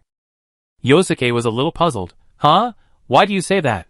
Naoki raised his eyebrows. Humans have never stopped exploring, right? There are still Pokemon in this world that have not been discovered by humans, and the achievements that humans have made today are also the result of explorers from ancient times to the present. Yosuke was stunned and smiled. That's right. At this moment, the motorcycle lizard with its head facing the wooden house seemed to have discovered something and shouted over there, Geo. Naoki was attracted by his attention, and turned his head to see that the metal pupa originally hanging under the eaves was shining brightly. Evolved? Yosuke exclaimed. He had never seen the process of Metapod evolving into Butterfree, which aroused his strong interest. The two of them hurriedly got up and went to check. In the strong light, a crack slowly appeared on the back of Metapod's hard dark green carapace. Then, a slightly immature Butterfree with a blue-purple body and a pair of huge white wings behind it broke out of its shell. It flew out of its shell and danced in the light of the stars and the moon. The scales on its wings sparkled, leaving a trail like the Milky Way on its flight path. Yosuke was stunned by this beautiful scene and couldn't help muttering, it's so beautiful. Naoki couldn't help but marvel at the scene. One Butterfree is so beautiful. If a group of Butterfree evolved together, what a spectacular scene it would be. Butterfree spread its wings in midair, and after slightly adapting to its current body, it gently landed in front of Naoki. Naoki also smiled. Congratulations, Butterfree. Butterfree responded softly. Naoki turned around and went into the house to take out some fruit, smiling and saying, Are you hungry? Let's eat something first. Butterfree happily took it and started eating it in small bites. Naoki sat on the grass and watched Butterfree eat. Yosuke took out a pen and paper from his backpack, and while his memory was still clear, he quickly drew the scene of Butterfree evolving in the moonlight. Naoki leaned against the motorcycle lizard. The evening breeze blew through his hair. He looked at Butterfree and the quiet night, and felt unprecedented peace and relaxation in his heart. However, when Golden saw Naoki leaning against the motorcycle lizard instead of it, he began to get jealous. Ah, gah! Chapter 56. The next morning, after breakfast, Yosuke started to pack up. He was leaving the Padia area to visit other areas. Before leaving, he said to Naoki, If you have a chance, you must go to the Galar area. It is a very beautiful place. Naoki nodded, if you have time. Yosuke smiled brightly, waved goodbye to Naoki, and embarked on a journey alone with his school bag on his back. Naoki stood in front of the ranch entrance and stared at his receding figure until he could no longer see him. Then he withdrew his gaze. Life is like a moving train, with many stops along the way. Some people suddenly break into our lives, and some get off at the stops, bidding us farewell and saying goodbye. Life goes on. Naoki shook his head gently and turned back to the ranch. Today's weather is still sunny, there is no rain, and there is no way to help Dragonite practice rain prayer. After finishing his daily ranch work, Naoki looked at the empty ranch and decided to buy some decorations to plant. For example, flowers. They not only beautify the pasture, but also help Butterfree to collect pollen after evolution, providing it with a good living environment. So, at 9:30 in the morning, Naoki rode his motorcycle Lizard to the seed store in Jichin town, where he bought several bags of flower seeds and a space backpack with 20,000 alliance coins. Tulips, irises, hyacinths. They returned to the town, opened up a new piece of land on the farm, and planted these flowers together. Soon, there will be a beautiful flower field here. Looking at Butterfree beside him, Naoki smiled and said, "It will take about 20 days for these flowers to grow out of the ground, and then you can collect pollen and nectar here." Butterfree was very happy. It began to look forward to that day. And Naoki fell into deep thought. As we all know, the personalities of some Pokemon will change after they evolve. Xiaoxi's Charizard is one example. Then the question is, has Butterfree's personality changed? Thinking of this, Naoki asked, "Butterfree, how do you feel now? Do you still want to work hard to become stronger like Caterpillar?" Butterfree thought carefully, and found that he seemed to have lost the urgent desire to become stronger. Instead, he wanted to live a good life and protect this ranch. But protecting the ranch also requires strong power, just like Butterfree in the forest protecting Caterpillar from the bird Pokemon. So, it will still work hard. Not bad. Feeling Butterfree's perseverance and determination, Naoki smiled and touched its head. "Then keep working hard, I will help you too." Butterfree, Time came to noon unknowingly. Naoki returned to the house and started preparing lunch. While he was processing the ingredients, he thought about what had happened recently. The evolution of Caterpillar made him realize one thing, that all the Pokemon in the ranch can evolve. Many few evolved into Oliva, the Mount Lamb evolved into the Mount Goat, and the Saltstone evolved into the Saltstone Giant. After the evolution, the appetite and output of these Pokemon will be greatly improved. But in reality, there is no level and experience, and Naoki has no way to judge what stage they have grown to, so he can only wait slowly. However, it is so satisfying and exciting to cultivate all these Pokemon to the final stage. Perhaps, this is the fun of cultivation. Today is February 5th, and there are still 2 days before the Cherry Blossom Party. The work at the ranch is not too busy, so Naoki and Dragonite start to pay attention to the weather, hoping that it will rain tomorrow. However, it is regrettable that it has been sunny for 2 consecutive days, let alone rain, and the sky has never been cloudy. This makes Dragonite very sad. In this sunny weather, the footsteps of time finally come to the day of the Cherry Blossom Party. It was his first time to attend such a large-scale event, and Naoki couldn't help but start looking forward to it. The letter said that ranchers could bring some of their own ranch's specialties to set up stalls there to sell. Naoki looked at his ordinary ranch and fell into deep thought. What should he bring to sell? Turnips? Tomatoes? Cucumbers or eggs? No, these are too ordinary. There are more farms and ranches nearby than his. There must be others who will sell these vegetables and crops. So what about goat milk and rock salt? Naoki thought it was feasible, but it lacked some novelty. At this moment, he suddenly thought of the dish he made yesterday, the boiled pork slices that made the flame a spit fire. Although there are Chinese restaurants in the Padilla area, there are not too many of them, and the taste has been slightly changed according to the local people's eating habits, so it is not authentic. Sharing the food of your hometown with the people nearby should be in line with the theme of the Cherry Blossom Wine Party, right? Moreover, the price of Chinese food like this is much higher than that of ordinary crops, and you can make a lot of money in a day. Thinking of this, Naoki immediately began to prepare. It was 7 o'clock in the morning, and there was still an hour left before the Cherry Blossom Cocktail Party. Naoki rode on Gillerton, with a bag full of poke balls in his pocket. Frost Milk, Minifew and Saltstone and the poke balls were looking forward to today's activities. After hearing that Naoki was going out, they immediately said that they also wanted to come and see. So, except for the 3 sheep he was not interested in, all the other Pokemon in the ranch were brought here by Naoki.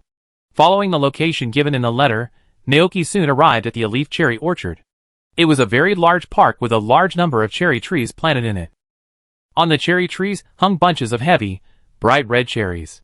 From a distance, Naoki saw the open space in the cherry orchard. The open space was very large, with iron art booths neatly arranged on it. At this time, a lot of people had gathered in the venue, most of whom were farmers from several nearby farms. Elif, the owner of this cherry orchard, was busy entertaining them. At this time, he suddenly saw a guy riding an unknown Pokemon slowly descending from the sky.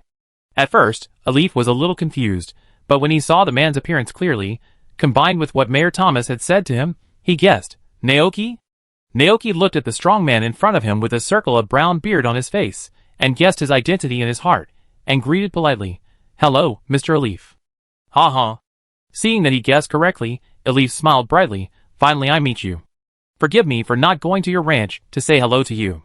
You know, this season is the time when cherries are ripe, and we have to be busy harvesting. But now we are done. Welcome to join us, Naoki. Naoki smiled.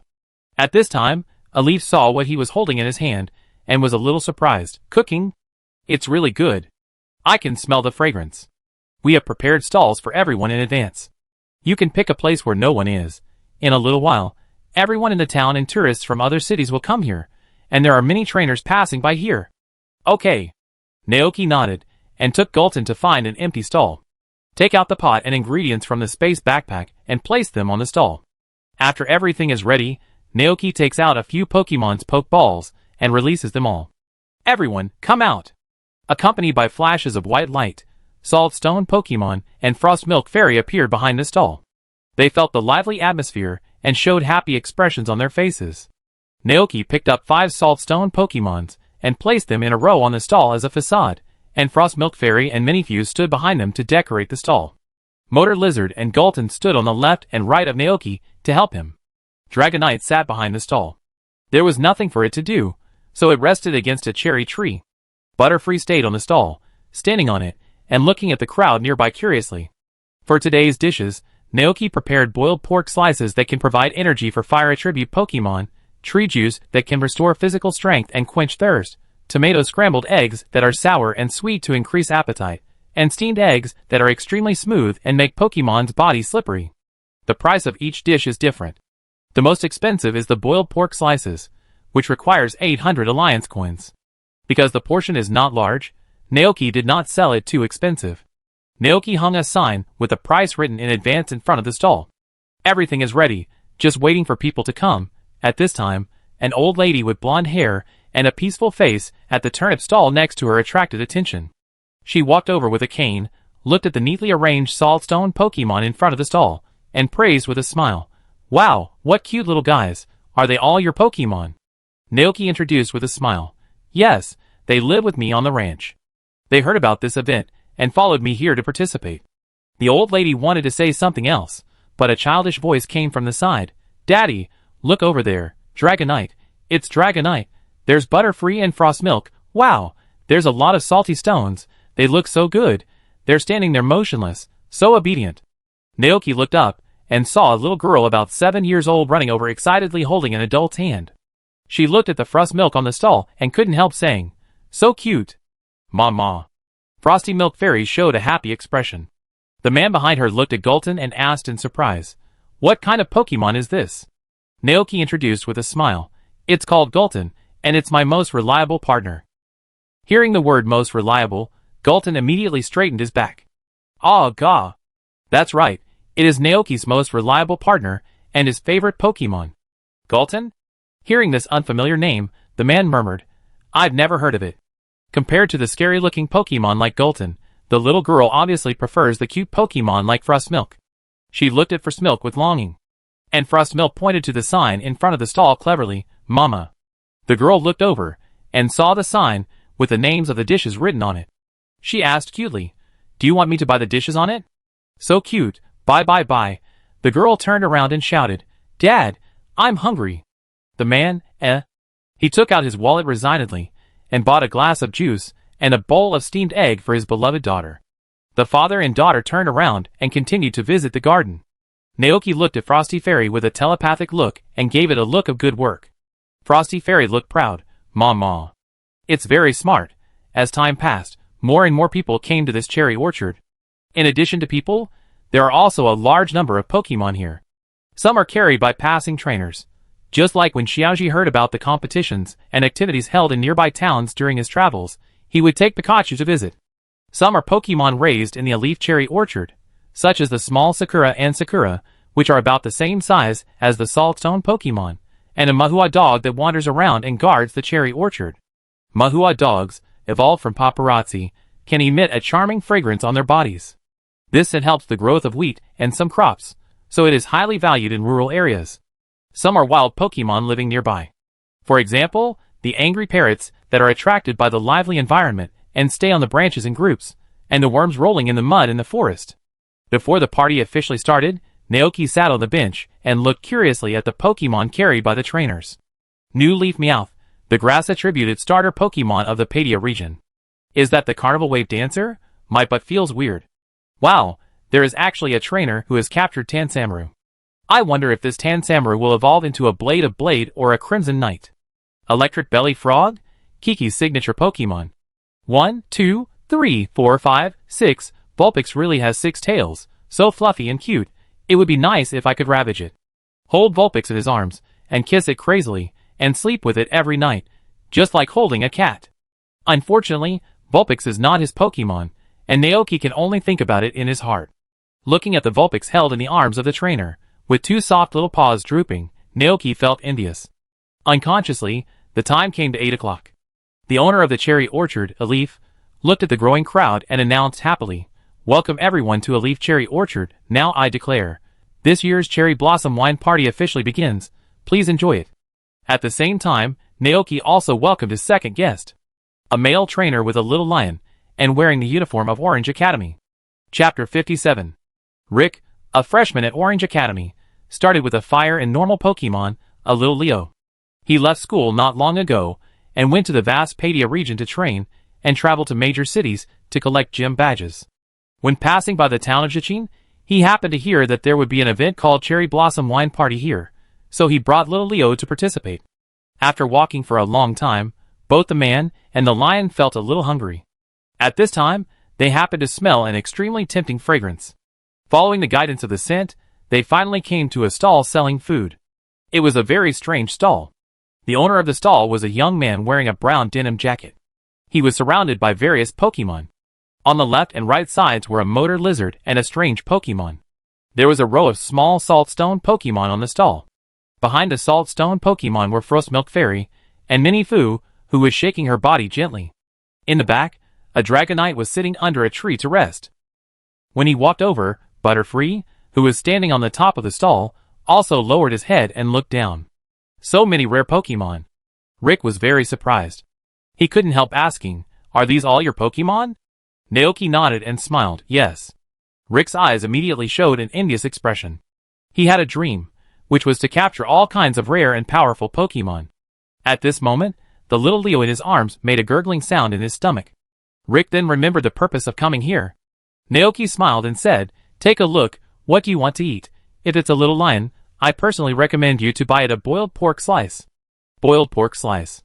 Rick looked down at the price tag and murmured, "Boiled pork slice, 800 Alliance coins, tree juice 200 Alliance coins, tomato scrambled eggs 500 Alliance coins, steamed eggs 300 Alliance coins. Then I want a boiled pork slice and a steamed egg." Okay. Naoki took out the dishes he had prepared in advance. He packed them in a small portable box and provided them with disposable tableware, which was very convenient. Rick also took out the money and handed it over. The two exchanged the money and the goods. The moment Rick opened the lid, he smelled a spicy smell. Looking at the meat slices covered with red oil, he couldn't help swallowing his saliva. He picked up a piece of meat with chopsticks and put it in his mouth. After chewing it a few times, Rick suddenly opened his eyes wide. So delicious, spicy and fresh, the meat is tender. Except for being a little spicy, it has almost no flaws. "Little Lion, come and try it too." Rick put Little Lion on the ground, and the man and the lion sat directly on the grass beside them, and began to share the two dishes. In addition to the boiled pork slices, Rick opened another steamed egg. The steamed egg was smooth and tender, as tempting as jelly. Just when he was about to scoop up a piece with a spoon to taste, Little Lion beside him suddenly became strange. Its face flushed, its cheeks bulged, and then it suddenly opened its mouth, and a beam of extremely hot flame spurted out from it. What happened? Rick was slightly startled. He looked down at the remaining slices of meat covered with red oil in front of the little lion, and then a strange thought popped up in his mind. Could it be that the spiciness made it spit fire? But it was not that spicy when he ate it. The little lion spit out fire, then stopped, licked its mouth with its tongue, and then continued to lower its head to eat the meat. But before he could take a few bites, it raised its head and spit out fire again. Rick was stunned. He hurried to the stall and asked, "Boss, why does your food spit out fire after eating it?" "Naoki, it's because I added a special secret seasoning to my food. After eating it, the fire attribute Pokemon's fire attribute energy will explode. But don't worry, it won't have any effect on the Pokemon's body." Rick was puzzled. At this moment, a flame suddenly shot out from the little lion next to him. The flames were getting more and more intense, gradually covering the little lion's body. After the initial confusion, the little lion felt the new power in his body, and couldn't help but let out an excited cry. He aimed forward, accelerated, and ran around the stall, faster and faster. That's it. Rick opened his mouth wide. If he was not mistaken, that move was a charged flame attack. "It seems that your little lion is lucky," Naoki said. Rick turned his head and looked over. "What do you mean?" Naoki said half-truthfully, "This is the effect of this dish. The spicy taste in it will stimulate the fire attribute energy in the Pokemon's body. When the fire attribute energy in their bodies reaches a full state, their brains will be in a very strange state. In this state, they sometimes comprehend new fire attribute moves." This sentence is too complicated, and Rick did not understand it. Naoki explained, "Just like some trainers let their Pokemon practice in the whirlpool of the sea, the water attribute energy there is abundant, which is conducive to their understanding of water attribute moves such as whirlpool." Rick understood now. He was shocked and asked loudly, "So, this dish can help Pokemon practice? How did you do it?" Naoki smiled and said, "It's an exclusive secret recipe, and it's not to be passed on to others. If you want to eat it, come back and buy it at this time next year." After asking to no avail, Rick's eyes were fixed on the remaining dishes. He touched his pocket and asked, "Boss, can I buy a few more to take away?" "No, each person can buy up to 2. Naoki shook his head. "Okay. That means he can buy another one." Rick immediately took out the money and bought the second one. "Boss, can other dishes also help my little lion practice?" he asked. "Unfortunately, no. These are very ordinary dishes." "Okay." Rick felt a little regretful, and secretly decided in his heart that he must come here again next year. Just when he was about to turn around and leave, he suddenly noticed something. Wait, shouldn't the people who set up stalls here be farmers from nearby? Why does this man know so much profound Pokemon knowledge? Boss, who is he? Thinking of this, Rick asked directly. Naoki spread his hands helplessly. "As you can see, I'm just an ordinary farmer who runs a ranch nearby." And just at this moment, another new customer was attracted by the fragrance. This is a girl with a new leaf cat. She walked up to look at the menu, and then said, "Boss, I want 2 cups of tree juice and 2 bowls of steamed eggs." Chapter 58. "Okay, please wait." Naoki took out a cup and started to collect juice. He was not worried that what he said just now would arouse suspicion, because the theory did exist. In addition to ordinary evolution stones, this world also has various attribute gems. Those gems have a lot of energy. After being given to Pokemon, they will be absorbed into their bodies to enhance the power of the corresponding attribute moves, and occasionally they may also comprehend new moves. Secret seasonings also exist. They grew in the Padia pit, and were later brought out of the Padia pit, and guarded by the Pokemon of the Pokemon Master. After all, this is also an important main line in the game. In contrast, is it reasonable that eating food can make Pokemon understand moves? This is very reasonable. Naoki handed the tree juice and steamed egg to the girl and new leaf Meowth. Then he looked up and found that Rick had left with the little Leo. For Pokemon that are not fire attributes, boiled pork slices are just ordinary food, and the effects of tree juice and steamed eggs are very ordinary. So Naoki is not worried about causing any strange effects. As time went by, the flow of people in the cherry orchard increased, and Naoki began to get busy. Gillerton and Motor Lizard, who understood his meaning, also helped him. During this period, Mayor Thomas came to watch for a while. But seeing Naoki busy, he did not disturb him, but stood quietly not far away and looked at the opposite side. Seeing this scene, he was sincerely happy for Naoki. He was happy that the ranch that had been abandoned for many years was operating again, and he was also happy that the poor child had come out of the haze of losing his parents. Tree juice, steamed eggs and tomato scrambled eggs are very suitable for the appetite of the Padians. The popularity of these three kinds of food exceeded Naoki's imagination, and they were sold out in a short time. In the end, only a few boiled pork slices were left. Gradually, time came to the evening, and the cherry blossom party came to an end. The visitors left one after another. Seeing that there were no more people, Naoki sat down and counted the profits of this morning. 1,000, 2,000, 3,000, 12,000, 18,300. Wow, the profit is a bit beyond my expectation. Naoki was a little surprised. Even if the cost is removed, there is still a net profit of 14,000. Cooking is really profitable. Naoki wanted to open a restaurant in town. But after thinking carefully, forget it.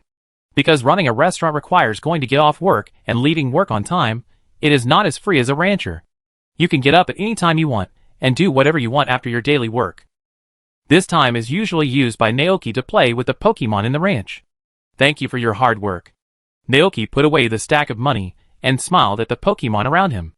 After playing for most of the day, the Saltstones, Frost Milks and Minifew were a little tired and even began to doze off. Seeing this, Naoki took them back into the Pokeball and let them rest well inside. Suddenly, only Gillerton was left outside. And Naoki began to pack up and prepare to return to the ranch. At this time, Elif, the owner of the cherry orchard, came over with a bottle of wine. Hi Naoki, thank you very much for coming to this cherry blossom wine party today.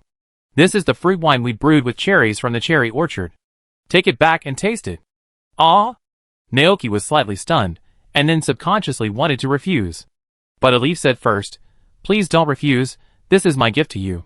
God knows how happy I was when I heard from Mayor Thomas that the ranch was reopened. Oh my dear neighbor, please take care of me in the future. Naoki reached out to take it with relief, thought about it, took out a piece of boiled pork from his bag and handed it over. Mr. Elif, this is a dish I made by myself, give it to you to taste. Elif's personality is bold and generous, just like the rough beard on his face. He reached out to take it, opened the lid, picked up a piece of meat, and put it in his mouth. After a moment, he gave a thumbs up and exclaimed, it's so delicious. Naoki also smiled. Elif left, and at this time, another old man with white hair came over. He held a bag of cheese in his hand and said to Naoki, hello, I am Matsuda, the rancher of Sanshui Ranch. This piece of cheese is a specialty of our ranch. Can I use it to exchange a dish with you?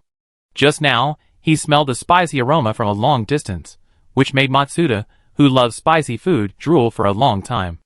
Of course. Understanding the other party's intention, Naoki smiled and nodded. He turned around and saw an old lady on the stall opposite.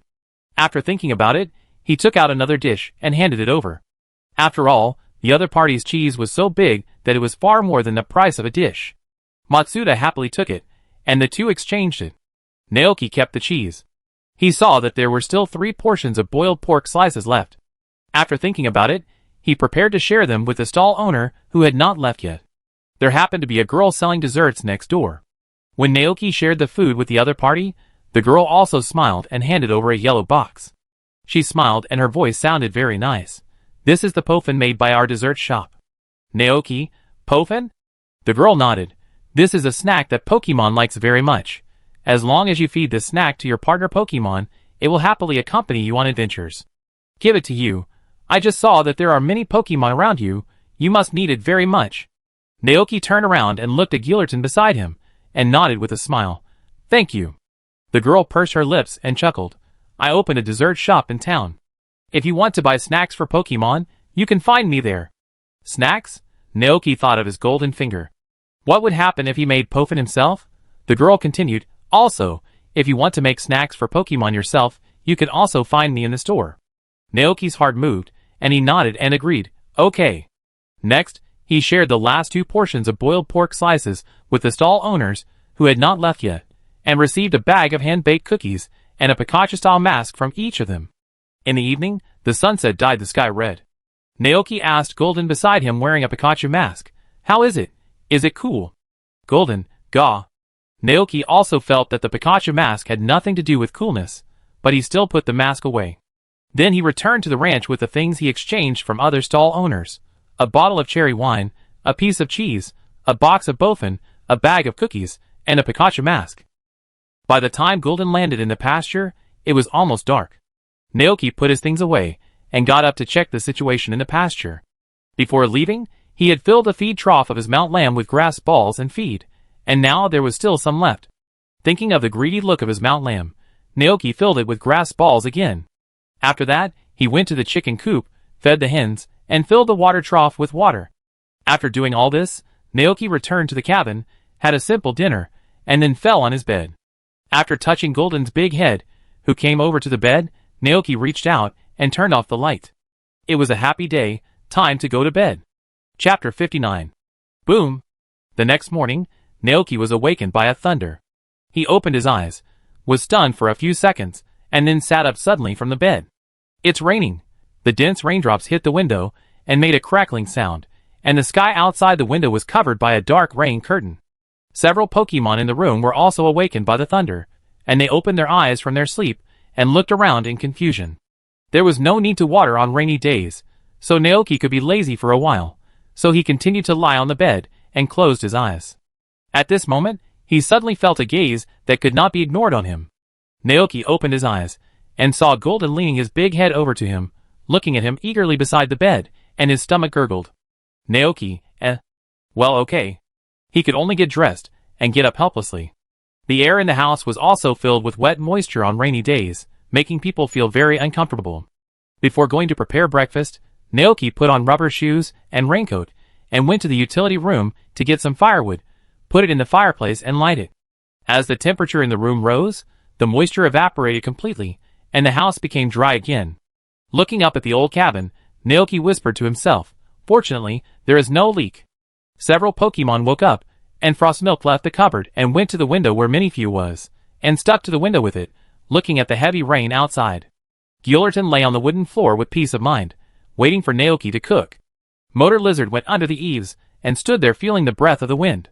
Above it, Butterfree was standing on the wooden box, gently fluttering its wings and looking at the rain. Naoki took out the ingredients and prepared breakfast while thinking, this old house is almost several decades old.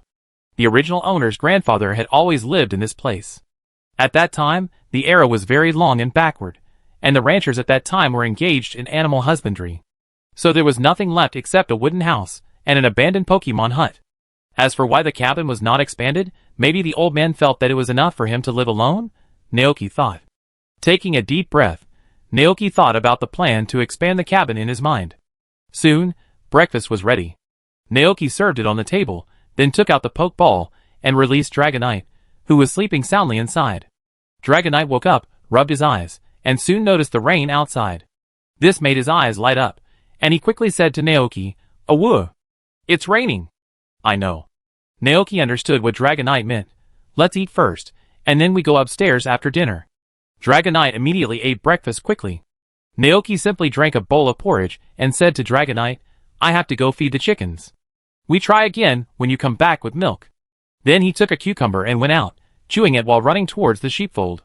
On rainy days, the lambs didn't want to go out, so the three of them stayed together, lying under the awning and looking at the rain outside. When they saw Naoki coming, they all looked over. Naoki looked into their troughs, and saw that the grass balls inside had been eaten up. Naoki, he just filled it up last night. These three little lambs are really good eaters. With a silent sigh, Naoki resigned himself to refilling the grass balls. The grass balls were almost gone, so he had to make them again in the afternoon. The little lambs on the side made a cheerful cry. "Ba ba ba. Have you learned any new moves?" Naoki asked casually. "Ba." One of the little lambs nodded. "Oh." Naoki asked curiously, "What is it? Show me." The lamb started to demonstrate. It looked serious, and the grass attribute energy on its body surged, condensing into a sharp leaf blade. The lamb controlled the leaf blade and cut forward like a sword. "This is leaf blade?" Naoki raised his eyebrows slightly. "Meh." The lamb looked very happy. Looking at this scene, Naoki thought of the legendary Pokemon Sword King Songxiang in the Galar region for no reason. He suddenly asked, "Can you make this leaf bigger and bite it in your mouth to attack?" "MMM?" The lamb had a silly expression, as if it didn't understand. Naoki looked around, picked up a piece of grass from the ground and put it in his mouth to show it to the lamb. Ding! A big light bulb popped up on the lamb's head. It used grass energy to create leaf blades again, but this time it didn't attack directly, but bit the blade that looked like a sword horizontally in its mouth. "Wow, cool!" Naoki didn't expect the lamb to be able to do it. Now it can go to the Galar region to cosplay Songxiang. Biting the leaf blade, the lamb turned its head left and right twice, and then was surprised to find that it seemed easier to control. The other two lambs looked envious. They also wanted to do this. So, they turned around and started eating the grass dumplings. Jishu felt a little numb to the scene. He said goodbye to the lamb, went to the salt house, filled the salt stone treasures inside with salty food, and then played with them for a while. After that, he went to the chicken coop again.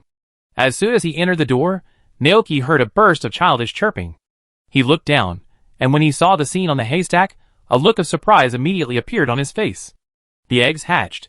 In addition to the original 3 hens and 1 rooster in the chicken coop, there were 6 new lives. 6 fluffy, beige chicks. That's great. Last time Naoki laid a total of 9 eggs, and now 6 have hatched, and 3 are still hatching. Thank you for your hard work. To reward the hens for their hard work, Naoki filled their troughs with chicken feed and water, and then took out tools to clean the floor of the chicken coop. But at this moment, Naoki suddenly noticed a row of inconspicuous small footprints on the floor of the chicken coop.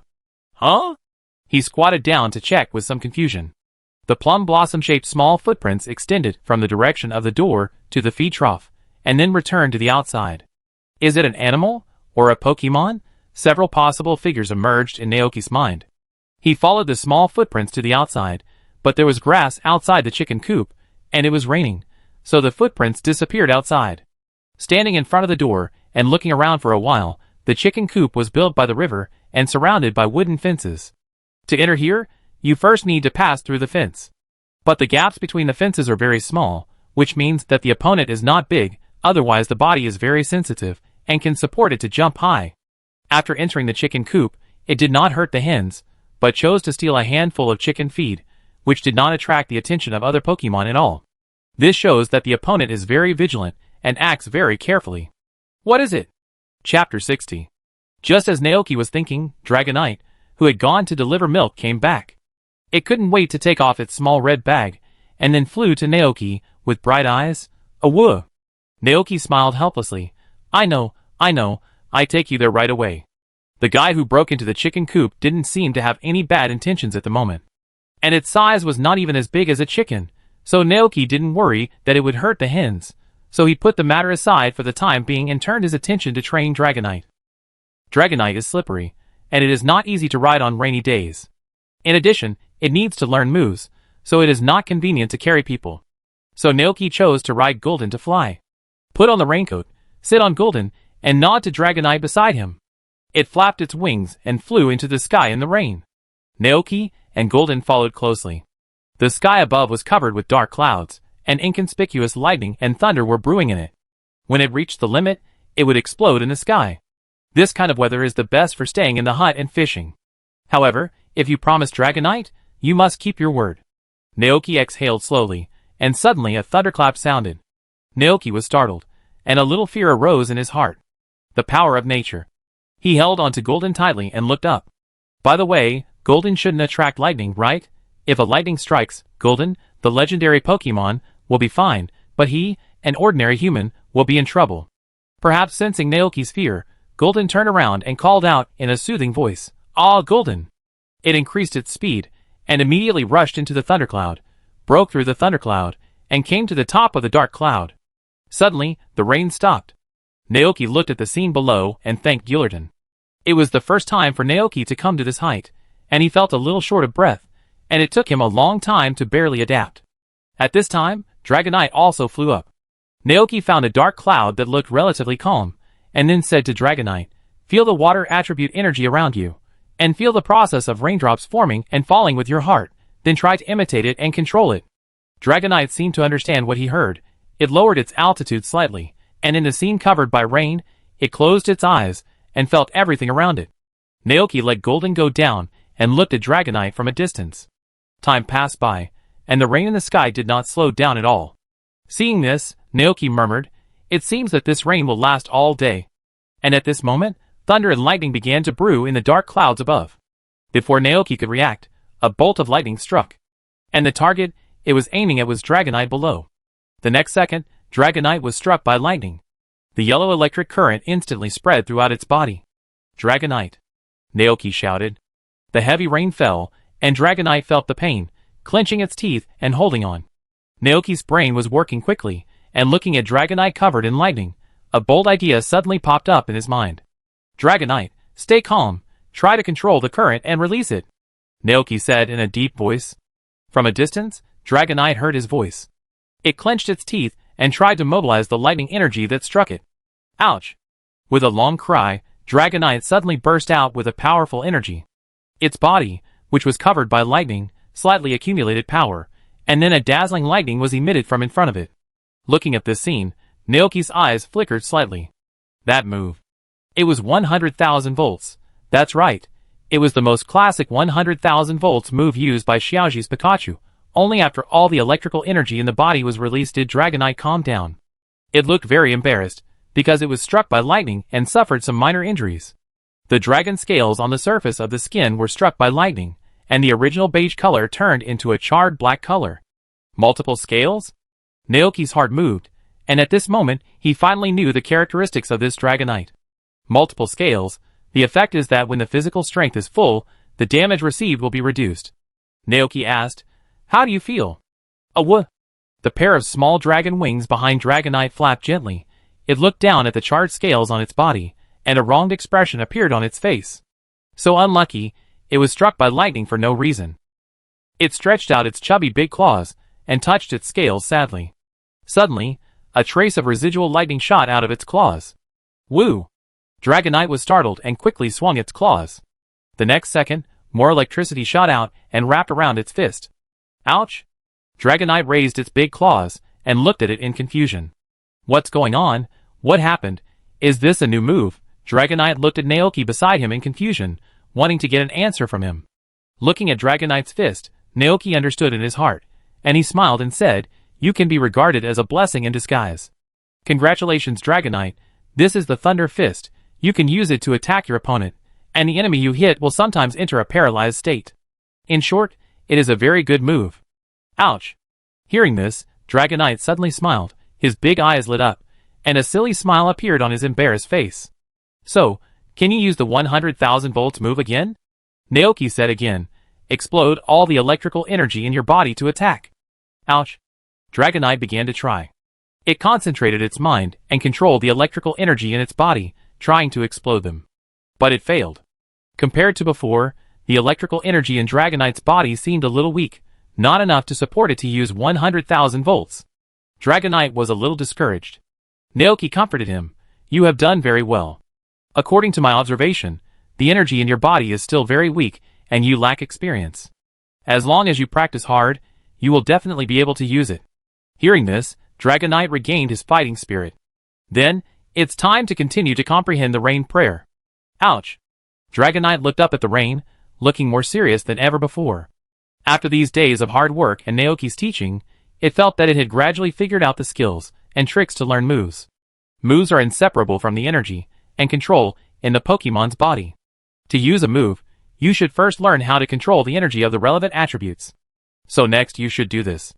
Dragonite closed his eyes again, and used his heart to feel the rain falling around him.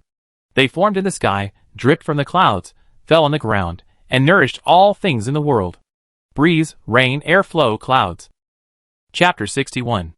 It was near noon when the rain finally stopped. The dark clouds in the sky dispersed, revealing the bright but not dazzling sunlight. Naoki took off the hood of his raincoat, looked at Dragonite, who was in the state of enlightenment not far away, and asked Golden under him, "Golden, do you think Dragonite can successfully comprehend the rain prayer?"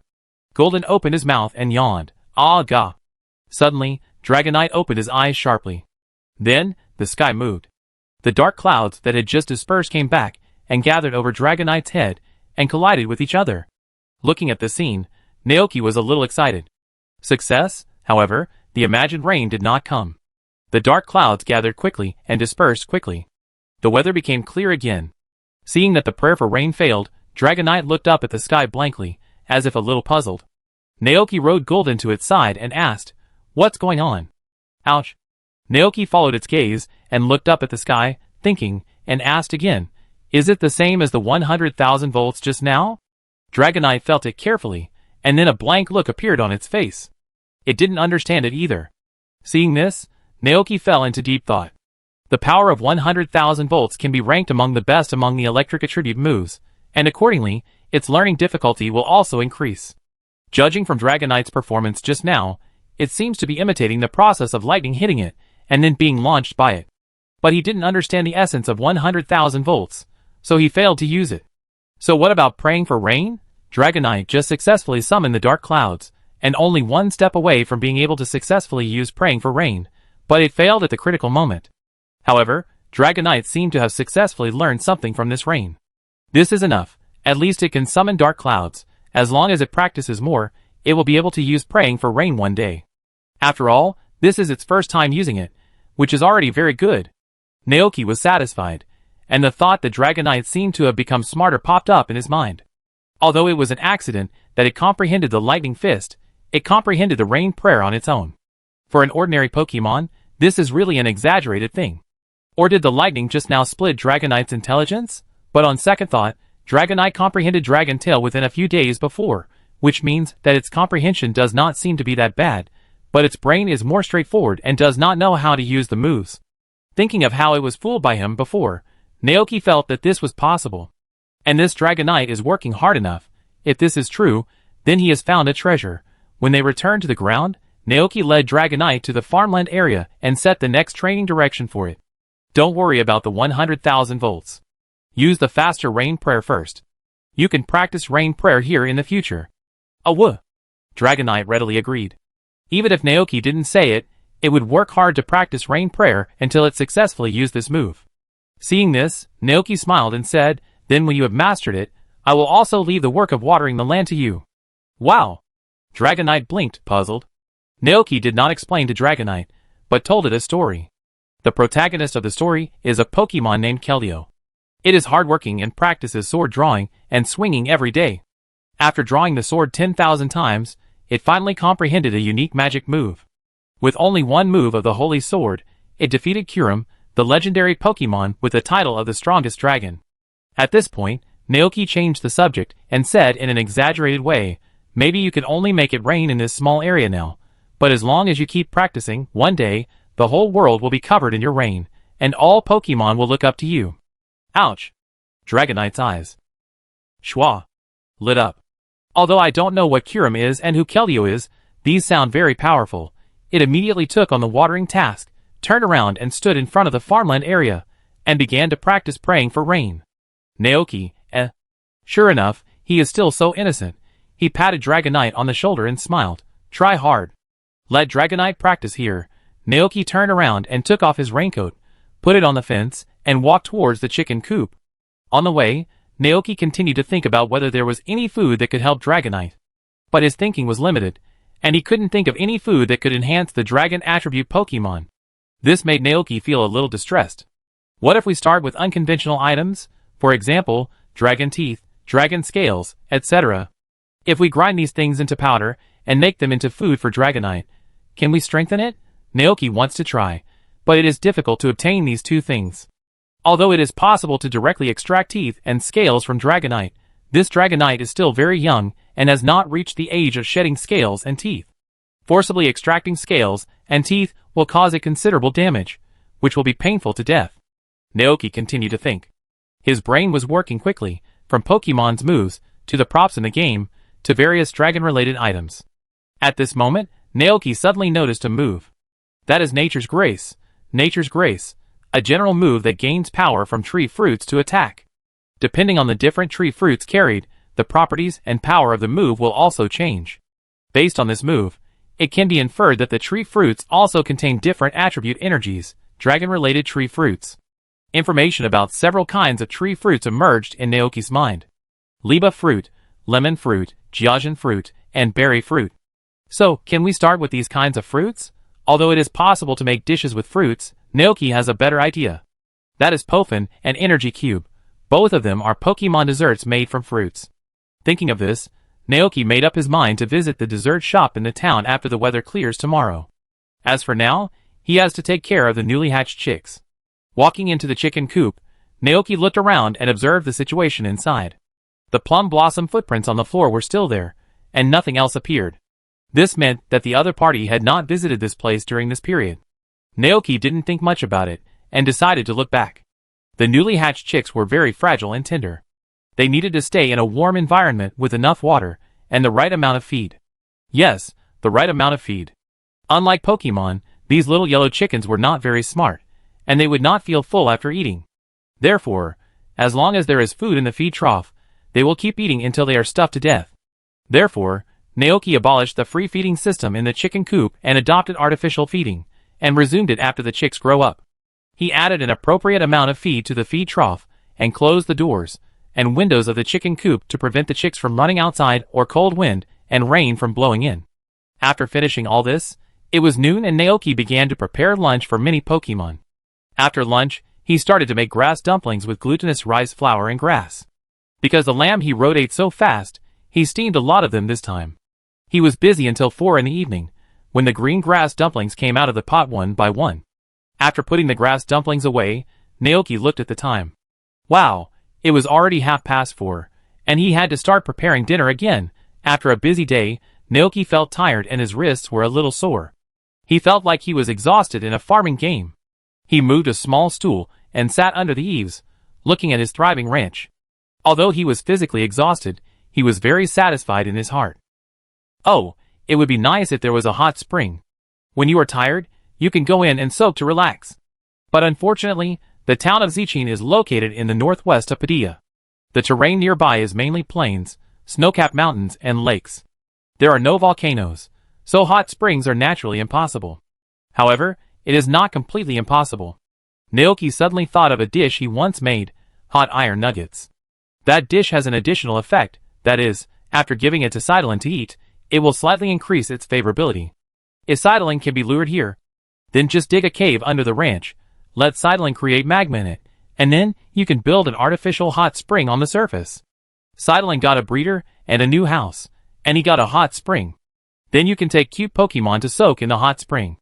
This kind of life is a beautiful thing to think about. However, imagination is beautiful, but reality is very skinny. The old-fashioned wall clock in the house chimed on time. It was 5 o'clock, and he had to prepare dinner. Looking at the pile of ingredients waiting for him to process, Naoki couldn't help but take a deep breath. No, the family still needs a Pokemon that is good at doing housework to help him process the ingredients and tidy up the house. For example, AI Butler and Magic Doll. These two Pokemon are very good at doing housework. Because of the Magic Doll in Xiaoji's house in the anime, the fact that Magic Doll can do housework has been deeply rooted in people's hearts. It can clean the yard, wake up Xiaoji, and wash dishes. Not only that, it is also very smart, and is an excellent housekeeper.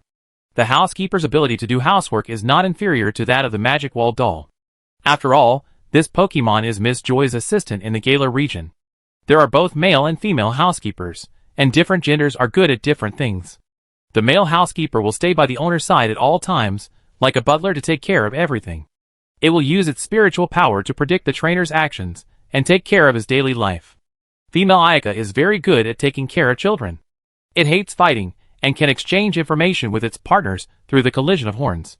But both females and males will diligently take care of humans and Pokemon everywhere in order to seek joy and gratitude. This is because positive emotions are its source of energy. It will use its horns to receive the positive emotions of other creatures, and then convert them into its own energy. However, it seems that there is no Pokemon like Magic Wall Doll in the Padilla region. But AI Guancher does. It seems that I have to pay attention to AI Guancher's information in the future, Naoki thought. Because he was too busy today, he went to bed early after dinner. The next morning, Naoki woke up from his sleep, but felt sore all over and dizzy. He felt a little nervous and couldn't help thinking, is it possible that I have a fever? No way, didn't it just rain for a while yesterday? Supporting his body to sit up from the bed, Naoki looked around and began to think with his drowsy brain. There was no thermometer or antipyretic medicine at home, so it seemed that he had to go to the hospital in town. At this time, Golden and Motor Lizard, who were lying beside the bed, noticed his condition and came forward with worried expressions. Geo. Gaxa. Naoki touched their heads one by one and said with a smile, "It's okay, it should be a fever caused by the rain, a minor illness. I will go to town to buy some medicine later, and it will be fine." With that, Naoki got up and started to prepare breakfast. Golden and Motor Lizard followed closely behind him. Frosty and Minifew also looked worried. Frosty jumped onto the stove and said sadly, "Ma."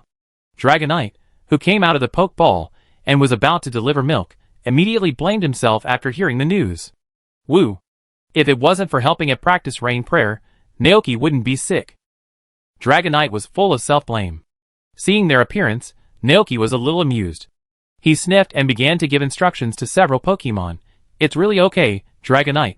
Go and deliver the goat milk to Mrs. Dantes first. Solidin Motor Lizard, Frosty, Minifew, you go wait aside, don't crowd here. Dragonite went to deliver milk with worries in his heart. Guten and several Pokemon who retreated to the side looked at each other, exchanged a few words, and then began to help Naoki with the ranch work. Guten went to help Naoki water the field, Motor Lizard went to feed the lamb, and Frostmilk took salty food to the salt house, where the Saltstones lived. Butterfree under the eaves saw this scene and flew in, standing by the bed, and looking over worriedly. Little Minifew could do nothing but wander around anxiously. Naoki looked at this scene with amusement, but for some reason, seeing the backs of these Pokemon, he felt a sense of my son has grown up. That feeling was like a child raised by his own hands, who knew how to help his parents with work. Not bad, he has grown up. Naoki smiled with relief and continued to prepare breakfast. Because of his physical condition, today's breakfast was very simple. He casually fried a few eggs and sliced tomatoes to make sandwiches. Just as the sandwiches were finished, several Pokemon returned. Naoki didn't have a good appetite, so he let them eat first, and went to the chicken coop to feed the chickens himself. At this moment, he saw a string of plum-shaped footprints in the room. It had just rained, and the ground was not completely dry. The unknown creature must have accidentally touched the mud on the way here, so it left footprints again. It looked like a creature walking on 4 legs. The other party's target was clear, and it was still the chicken feed in the trough. This time, Naoki was a little more careful and prepared to go back and make a trap to see if he could catch this thief. Chapter 62. Every night, the door of the chicken coop was closed, but the other party was able to enter the room, and the glass and items around were intact. This shows that the thief will push the door, and even close the door when leaving in order not to attract attention. However, the other party forgot that the weather would affect him, and he would leave footprints on the floor. And judging from the dryness of the footprints, the thief obviously committed the crime in the early morning. Then, there is only one truth. Naoki sniffed and prepared to set up traps as soon as he got back from town. After pouring the chicken feed into the trough, Naoki checked the silo again. Seeing that there was not much feed left, he prepared to buy some from town later. At this time, Dragonite, carrying a small red bag, landed in front of Naoki from above. Looking at the money Dragonite handed over, his face was full of surprise.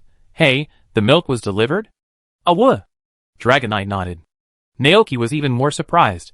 Why are you so fast today? Hearing this, Dragonite was also a little confused. When it was on its way to the town to deliver milk, it thought of Naoki getting sick because he was helping it practice moves, and felt very guilty.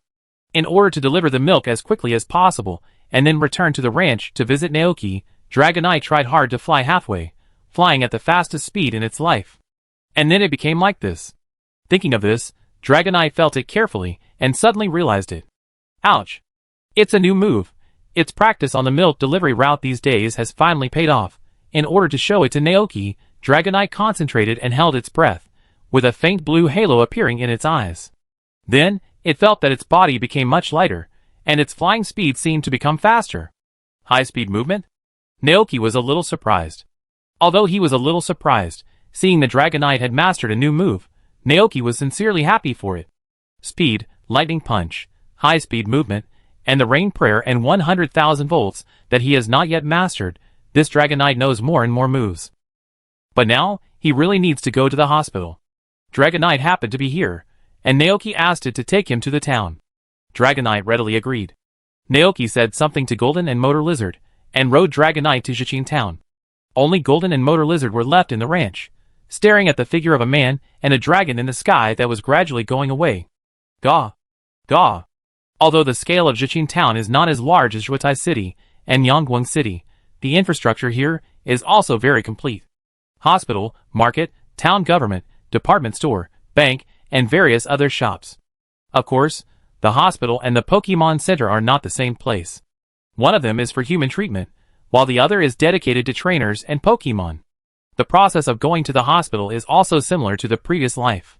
After a series of examinations, it was finally determined that it was a cold and fever caused by catching a cold. After getting the medicine, Naoki went to Happy Ranch again. After learning his purpose, the old man went to the warehouse to get feed.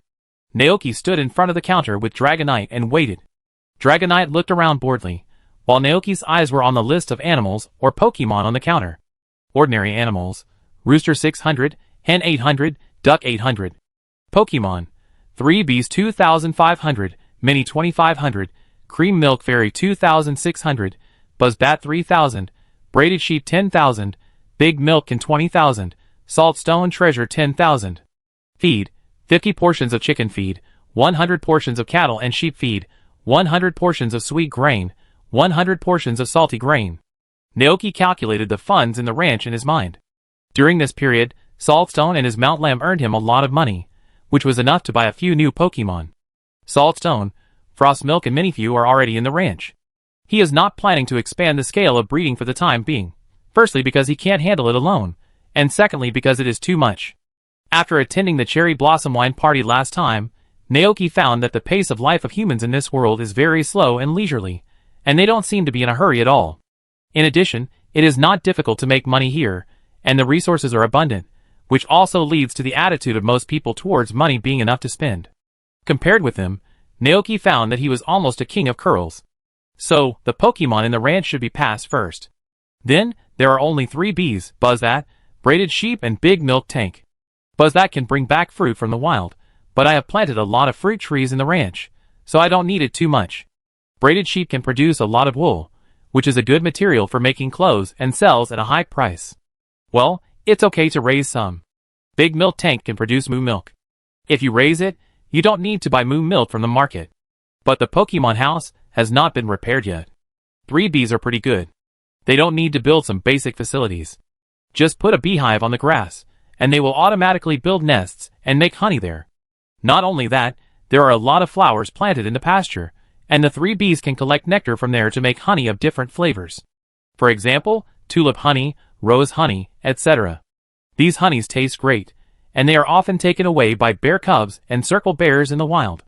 To sum up, the most suitable one for the ranch is the 3 bees. He happened to have some money with him, and Naoki was going to take a few back to the ranch. At this time, the old man who went to the warehouse to carry feed came back. He saw Naoki looking at the Pokemon list on the counter and asked, "What Pokemon do you want to take back this time? But there is one thing I have to tell you, that is, the Big Milk Tank in the ranch is gone." "Huh?" Naoki was a little puzzled. "No more." "Yes, they are all sold out," the old man said helplessly. There were no milk cans in the Padilla region. The milk cans in the ranch were all imported from the distant Johto region. But not long ago, the ship carrying the milk had a problem. It seemed that it encountered a storm at sea and lost contact with us. You know, the sea is terrible. In front of it, humans are really insignificant. This is true. No matter which world it is, there are people who die from tsunamis and sea storms every year. Naoki sighed and wished, "I hope the people on that ship and milk can return safely." "Yes." The old man nodded, and then said, "Do you have any other Pokemon you want?" Naoki said, 3 bees. Chapter 63. 3 bees? The old man smiled and said, "They are also a very good choice. Place them in the pasture, and they will automatically help you collect nectar and bring it back." Naoki nodded, and at the same time, he was a little confused. Because 3 bees are social Pokemon. They are 3 from birth, and will swear allegiance to the queen bee. They will also please the queen bee for their own tribe with other 3 bees, and they will work hard to carry sweet nectar for the queen bee from morning to night. But after Naoki's observation, the 3 bees in Happy Ranch don't seem to need a queen bee. Thinking of this, Naoki asked, "If I buy 3 bees, do I need to buy a queen bee?" The old man immediately understood what he meant. He smiled and shook his head and said, "Of course not. The 3 bees sold to customers are different from wild ones. They have all been specially cultivated and can survive on their own even without a queen bee. In other words, for them, you who feed and take care of them are the queen bee of this group of 3 bees." Naoki, Although it sounds a bit strange, he still understands it. The old man continued, 3 bees live in a beehive, 3 in a group. If there is a large flower field nearby, they produce honey very quickly and can harvest once a day. But vice versa, if the number of flowers nearby is sparse, their honey production speed will also drop significantly. Naoki nodded thoughtfully. "Then I will buy a group first." He originally wanted to save money to expand his house and improve his quality of life. But now it seems that it will take some time to save up 2 million, so it is better to build the infrastructure of the ranch first.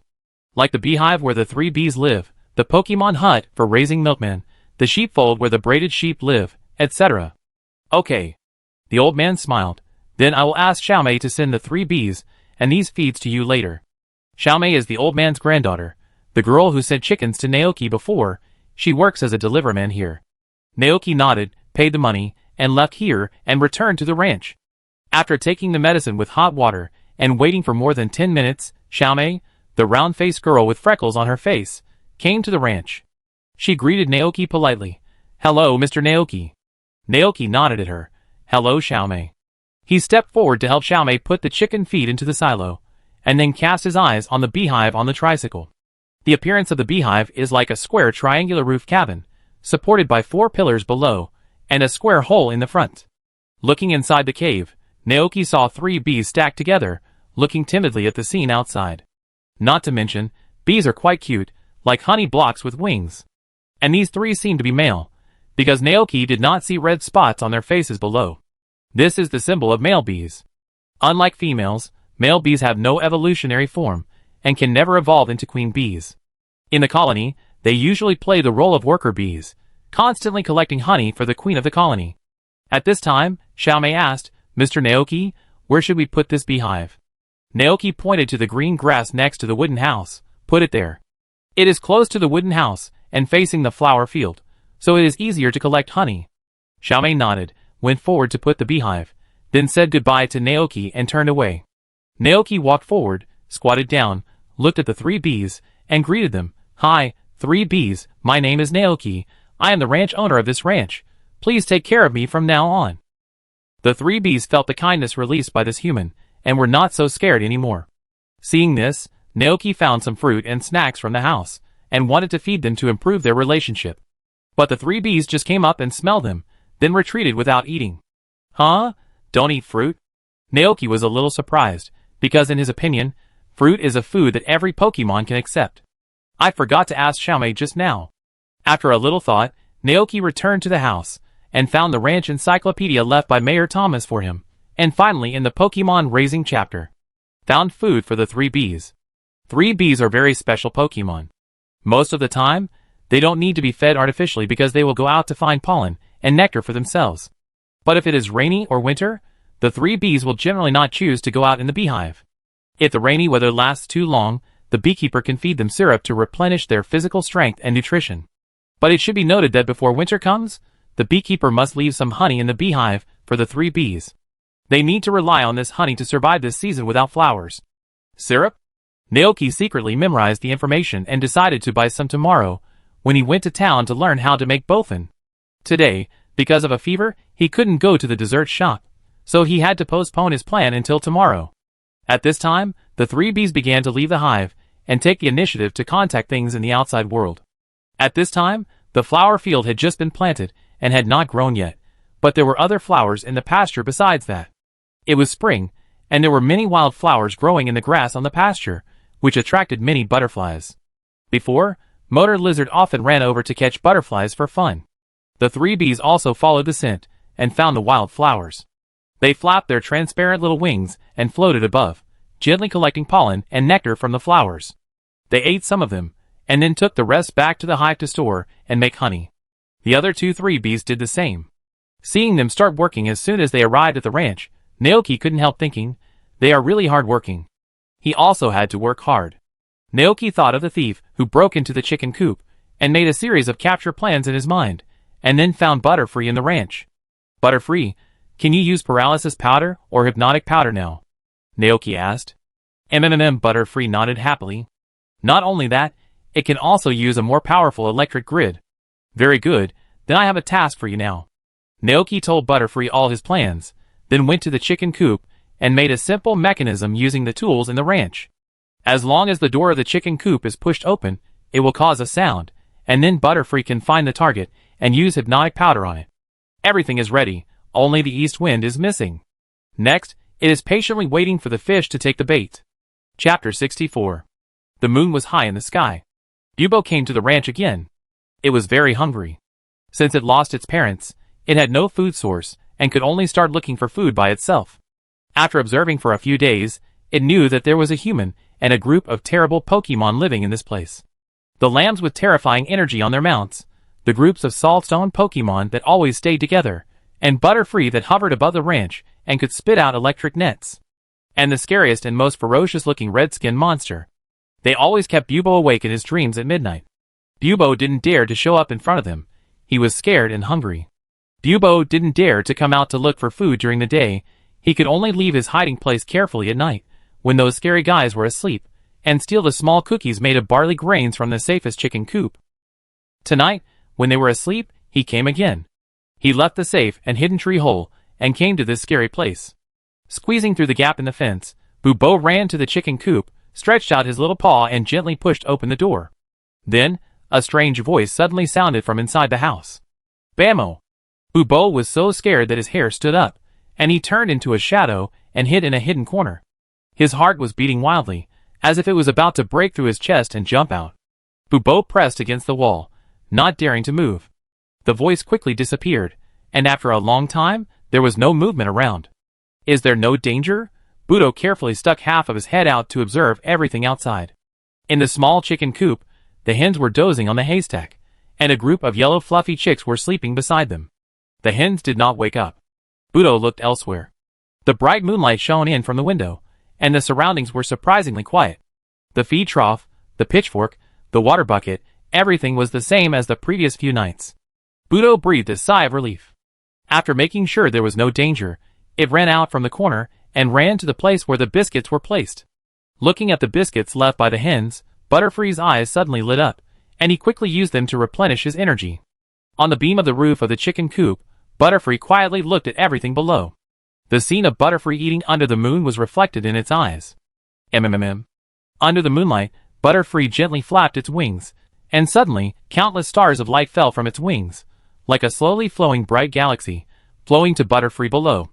Bubo, who was eating chicken feed, moved his nose. It seemed to sense something, and immediately stopped the movement of his mouth and raised his head with some doubt. The next second, it saw an extremely beautiful scene. But before it could react, a strong sense of sleepiness came over it.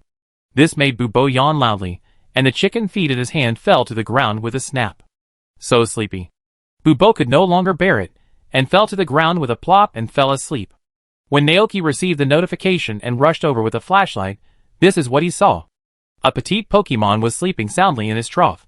No doubt, this was the thief who only visited the chicken coop at night. A Budapest. Budapest is a Pokemon unique to the Padia region. Like Pikachu, it is an electric mouse Pokemon. It has orange fur all over its body, beige fur on its hands and tail, round yellow electric sacs on its cheeks, and pink pads on its paws. Well done, Butterfree. Naoki praised. Butterfree flapped its wings and made a happy sound. Naoki picked up the Butterfree on the ground. It was small, with a prominent frame, slightly thin, and its fur was dull and rough to the touch. Naoki checked the Butterfree over and over again. The sleeping Butterfree was like a plush toy, and had no reaction to being pinched or touched. It's pretty cute. Naoki was not angry about the behavior of the Pokemon stealing chicken feed. He was just a little curious why the Pokemon did not steal other things, but chose chicken feed for chickens. Although the chicken feed was made of various grains, it was okay for Pokemon to eat it. After careful consideration, Naoki closed the door of the chicken house, and took the Pokemon back to his house. It was only 3 o'clock in the morning, and several sleeping Pokemon were awakened and gathered to watch the Pokemon brought back by Naoki. At the same time, the duration of the hypnotic powder ended. Buda woke up from a deep sleep. It opened its eyes, and saw the big red monster in front of it. The next second, a terrified cry rang out Bammo. Golden was a little confused. Gashi? Buda curled up and shivered, and began to touch his cheek with his claws. Looking at this scene, Naoki said speechlessly, Golden, don't scare it, it will shock you soon. Before evolving, the electric sac on Buda's cheek had not yet fully developed, and it could not discharge electricity directly like Pikachu, so it had to rub the meat ball of its front paw desperately to generate electricity. After feeling uneasy, Bubo will stroke his cheek to prepare for discharge. He will first stroke his cheek back and forth to charge, and then release the electric shock from the pads of his palms, and electrocute the other person by touching him with both hands. Naoki still remembers the relevant description about this. However, Golden was not afraid of Bubo's electric shock at all, but smiled at Bubo, as if greeting it. The result of this was that Bubo used electric shock, and Golden's whole body was covered with electric light. Bathed in the electric light, Golden looked like nothing happened, as if the electric shock from Bubble had no effect on it at all. Naoki, It is indeed a dragon Pokemon with double resistance to electricity. Bubble was stunned when he saw that his moves could not hurt the big red monster. How could this happen? Naoki walked forward speechlessly, and looked at the little Bubble. At this time, Bubble finally turned his eyes away from Golden, and he realized that there were some other Pokemon around, and the owner of this ranch. Seeing the other party coming towards him, Bubo's heart skipped a beat, and his eyes were full of fear. It was caught. Bubo remembered the warning of his parents in the past. Some bad guys would hunt them as prey, and once they met them, they should turn around and run away immediately. However, now, with this terrible red-skinned monster, it was impossible for it to run away.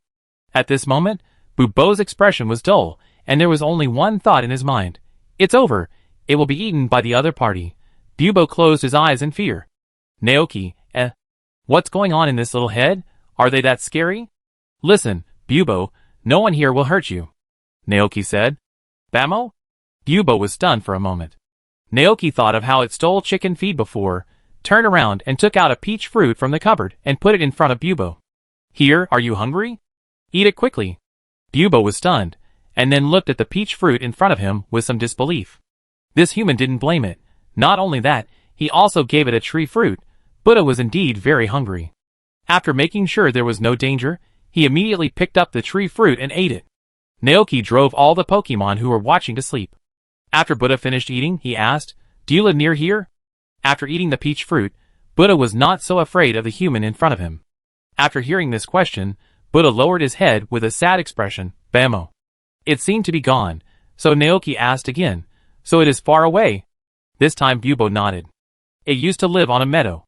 Once, when it was sleeping next to a stone, it was accidentally put into the bag of a migrating rock bird along with the stone and mouse. When it woke up again, it had been brought here by the rock bird. It was very scared at the time, and used electric shock in the rock bird's bag. The rock bird was frightened and dropped it and the stone. Fortunately, he fell into the river and was not injured. Next to the river is this ranch. Seeing Bubo nod, Naoki continued to ask, "Do you remember the way home?" Bamo. Bubo shook his head sadly. At that time, he was in the bag of Shiashir bird and couldn't see anything. Okay. Naoki took a deep breath and concluded, "That is to say, your home is far away, and then you were brought here for some reason, and you don't remember the way home." Bubo nodded, Bamo. That's about it. But Naoki was still a little confused. How did such a small Bubo get here? Thinking of this, he asked. In response, Bubo stood up unsteadily, and then flapped his little arms, pretending to spread his wings and fly.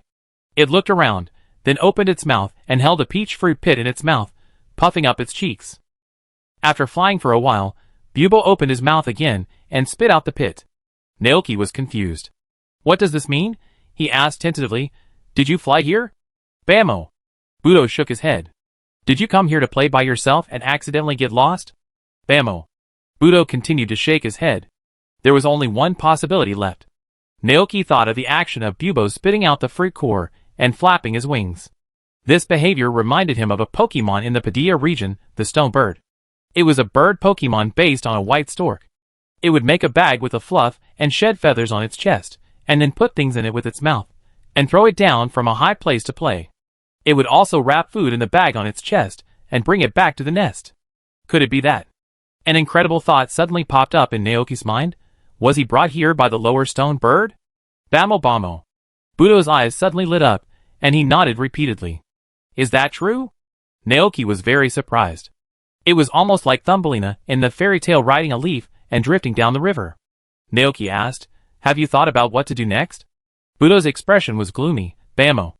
Naoki asked at the right time. So, do you want to stay at the ranch and work with us? Hearing this, Bubo was stunned. Bamo? Can I? Of course. Naoki smiled and said, In our human world, this is called employment. You work for me, and I give you food so that you don't have to go hungry anymore. Bamo. But it didn't know what it could do. It was called employment, but Naoki was just making up a reason. After thinking for a while, he said casually, How about managing the chickens? Of course, you don't need to feed them. You just need to watch them to prevent them from running out of the pasture or being hurt by wild Pokemon. Bammo! Budo nodded and agreed. Seeing that his goal was achieved, Naoki was delighted. Finally, there was a furry Pokemon in his ranch. In this way, Budo settled down in the ranch. The next morning, when Budo saw the moo milk and various delicious foods on the dining table, a shocked expression appeared on its little face. Bammo!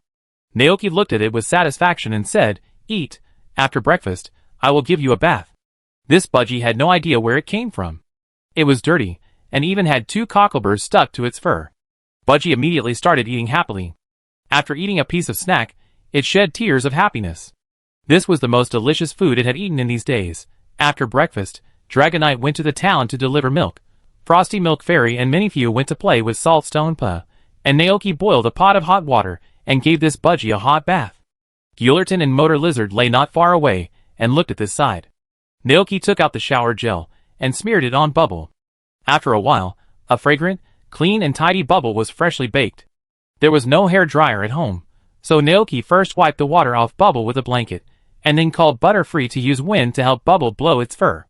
I saw Butterfree flap its wings, and a whirlwind of moderate size blew over. Bubble closed his eyes and enjoyed the wind. Butterfree looked at this Bubble, thinking of the hypnotic powder he had used on it last night, and couldn't help but apologize to it softly. Hearing this, Butterfree also started to feel embarrassed. Bammo! Butterfree was very happy. Bammo! Naoki didn't understand the language of Pokemon, but judging from their appearance, they should get along well. Soon, Butterfree's fur was blown dry. Butterfree stopped, and Naoki held Butterfree's armpits high up. Butterfree faced the light and exclaimed, "Bammo! So cute!" Naoki thought. He put his face against Butterfree's furry and soft belly and sucked it wildly. Ah, it's really cute. Chapter 65. Bammo! Bubba was frightened by the sudden rubbing against his cheek and cried out in surprise. It smells delicious. Naoki took a big breath before letting go of Bubo. It's just too thin and a little malnourished. Maybe it will feel better when it gains some weight. Naoki made a nutrition supplement plan for Bubo in his mind, then put Bubo on the ground and said to it, "Okay, go play." Bammo! Only then did Bubo wake up from his daze. He was not unfamiliar with Naoki's behavior, because Bubo would stick to each other, rub against each other, roll on the grass together, and play with each other. This is a way to express friendship and love. But it was the first time for it to be treated like this by a human. Bubo was a little shy, and he couldn't help thinking, this human is so nice. Not only did he take him in, but he was also so friendly to him. Coupled with a hot bath just now, Bubo felt that his body became much cleaner and fresher, and his fur was no longer dirty. Bubo likes this feeling very much. Pink hearts seemed to appear on its little head, which is the proof of its rising favorability. Realizing that Bubo is coming to this ranch for the first time, Naoki plans to let Golden take it for a walk and meet everyone in the ranch. But thinking of how Bubo was afraid of Golden yesterday, he changed his mind temporarily, and said to the motorcycle lizard beside him, "Motor Lizard, take Bubo to familiarize himself with this place." "Gaw!" Motorcycle Lizard agreed happily, got up and left with the cloth.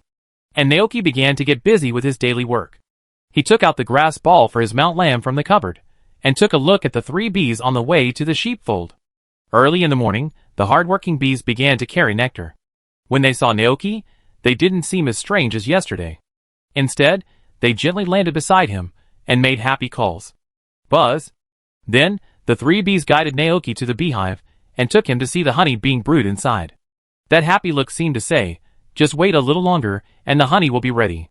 Seeing this, Naoki was a little surprised. He immediately thought of what the old man said yesterday. The 3 bees in the happy ranch do not need a queen bee. They will regard the rancher as the queen bee, the leader of the group. The queen bee plays the role of leader in the group of 3 bees. It will raise young bees, and lead the other 3 bees. The rancher who takes care of them, and provides them with food is no different from the queen bee to the 3 bees. Therefore, they will also work hard to collect honey for the ranchers just like they do for the queen bee. The 3 bees are also very smart. They can think and have their own values. Compared with living with a queen bee in the wild, this kind of life of being raised and cared for by people without worrying about starvation is not much worse. This is a process of mutual selection. After understanding this, Naoki no longer hesitated. He reached out and touched the head of a 3 bee, smiled and said to them, "Thank you for your hard work. Let's work together." Buzz buzz. The three bees continued to collect nectar, while Naoki went to the sheepfold and poured the grass balls into the feed trough. Unconsciously, it was milking day again. He brought the milk bucket and skillfully milked the lamb. The lamb ate grass and enjoyed the process. And Naoki touched the lamb's round belly and had a clue. "Have you gained weight?" he asked suspiciously. The lamb, "Bah!" Naoki pushed aside the wool on its body, and when he saw the chubby body of the lamb, his eyes widened immediately. "How can you get so fat in just 1 month?" The lamb looked innocent. Meh. Naoki went to check the other 2 lambs, and found that they had also gained a lot of weight. This made him speechless. "You have become fat sheep. Aren't you afraid that Grey Wolf will catch you and eat you?" It's not that he dislikes the fat lamb, but because being too fat can easily affect the body, resulting in a series of diseases. But the faces of the lambs showed a high-spirited look. "Me?" The next second, a green energy surged from them, and almost in an instant, the whole sheepfold was covered in the green grass field. The lambs huddled together, with the lamb that had fought with Golden as the center, and the other 2, one on the left and one on the right, transformed gorgeously in front of Naoki. They all condensed strange-looking leaf blades, then bit the leaf blades in their mouths and took a fighting stance. "Although I don't know which Pokemon Grey Wolf is, they are not vegetarians, Naoki, eh. Okay, quickly put away your magical powers." If this scene was discovered by wild trainers, they would be scared to death on the spot. Naoki waved his hands helplessly at them, and the 3 lambs returned to their original state. Naoki was worried that obesity would have a bad effect on the lambs. While thinking in his mind whether to ask a Pokemon doctor to come and check the body of the lambs, he said to the lambs, "It's not that I don't let you eat, I'm just worried that you will get sick if you eat too much." As he said this, he listed in front of his lamb, "Take us humans for example, if we eat too much, it will cause a series of abnormal conditions, high blood pressure, high blood sugar, and it is easy to die from heart disease." The 3 lambs in front of him stood in a row to listen to the class, with confused expressions on their faces. Woo! When watching anime in the past, Naoki only paid attention to Xiaoji and the gym in the anime, and didn't pay much attention to the illness of Pokemon. He only knew that Pokemon, like humans, can catch a cold, have a fever, and lose their appetite. Even though they are magical creatures that can spit fire and water, they sometimes fall into dangerous situations because of these minor problems. Just like in the anime, when Ash risked his life to deliver a wild Pokemon with a fever to the Pokemon Center, Miss Joy said, "It would have been bad if you had sent it a little later." Then, what about obesity? Naoki fell into deep thought. For this kind of thing, it is better to consult a professional. It is better to do it sooner rather than later, otherwise it will be too late when you really get sick. Naoki immediately thought of Miss Joy at the Pokemon Center in the town of Jichin. Looking at the 3 lambs in front of him, Naoki turned around and prepared to go to the town after feeding the chickens and the saltstone treasure. But before that, he had to water the land first. Since Dragonite has not yet realized the rain prayer, watering needs to be done manually. After watering, after saying goodbye to Golden, Naoki rode the motorcycle lizard to the town. Chapter 66. Zichin Town is a very leisurely seaside town. There is no gym here, so the number of trainers coming here is far less than that of big cities such as Nyangwang City and Boli City. Because of this, Miss Joy in Zichin Town is not busy every day. When Naoki arrived here, Miss Joy was talking on the phone with her sister, who was far away in Anaza town. Seeing a trainer visiting, Joy immediately put down the phone and entered the working state, with a gentle voice. "Hello, how can I help you?" Naoki explained his purpose to the other party. "Hello, Miss Joy, I am the rancher of a nearby ranch. Recently, the Pokemon raised on my ranch are too fat. I am worried that it will have an impact on their health, so I want to consult about this matter." Fat. Joey thought about it carefully, and then asked, "What Pokemon is it?" "Mount Lamb. I can't judge this kind of thing in advance. I need to do a further physical examination of the Pokemon's body before I can give an answer," Miss Joy said. "I see. I should have brought the lamb for a checkup," Naoki thought. There might be too many Pokemon raised at the ranch, and Miss Joy thought that the other party didn't bring the lamb because there were too many. She thought for a moment and smiled and said, "If it's inconvenient for you to bring them to the Pokemon Center, I can also go to the ranch to help check them." It just so happened that there was no work at the Pokemon Center now, so she had time to go there and take a look. Hearing this, Naoki was a little surprised. "Is it possible? Isn't Miss Joy not allowed to leave the Pokemon Center?" Joey nodded and explained, "Of course, some Pokemon in other farms have been sick before, because not everyone is a trainer, It's not convenient to carry Pokemon without Pokeballs, especially those Pokemon that are large in size, so I will go to the farm to help them treat them when I have time. Naoki understood that he didn't have to make another trip, so he nodded and said, "Then please. This is my job, please wait." Miss Joy smiled, turned around and prepared the medical examination tools with Jigglypuff. After everything was ready, she walked out of the front desk with a medical box. "Okay, let's go." Naoki nodded, then went out the door, riding a motorcycle lizard in front of him. The Pokemon that Miss Joy rode was also a motorcycle lizard. The two soon arrived at the ranch. Miss Joy walked on the stone road, looking at the Dragonite practicing rain prayers next to the farmland, the frost milk running on the grass, and the golden waiting in front of the door, and she couldn't help showing a surprised expression on her face. "It's so lively here. Are all these Pokemon you raise?" "Yes." Naoki smiled and said, "I inherited this ranch not long ago. Some of these Pokemon were given to me by others, some I caught in the wild, and some I bought from the ranch in town." "That one too?" Miss Joy looked at Gillerton. She had worked at the Pokemon Center for so long, but she had never seen a trainer with this Pokemon. Following her gaze, Naoki looked at Gillerton, who was walking towards him. It looked like a big dog wagging its tail to welcome its owner home. Naoki reached out and touched its head, and said vaguely, "To be honest, I don't know where it came from. I met it in the pasture. Maybe it came here from a very far place?" "I see." Miss Joy nodded and didn't ask any more questions. Under Naoki's guidance, she saw the three chubby little lambs lying on the grass. "Are they the three?" Naoki nodded, waved to the lambs, and they stood up and ran over. Naoki introduced them.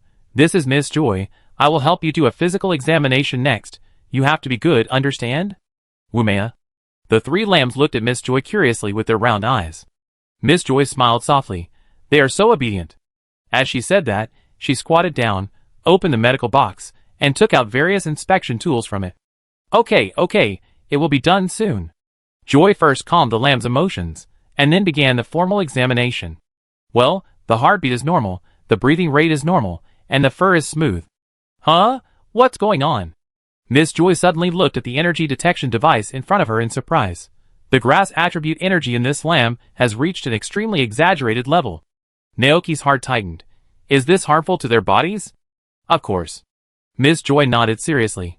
"Under normal circumstances, the energy in the Pokemon's body will be balanced with their body's tolerance.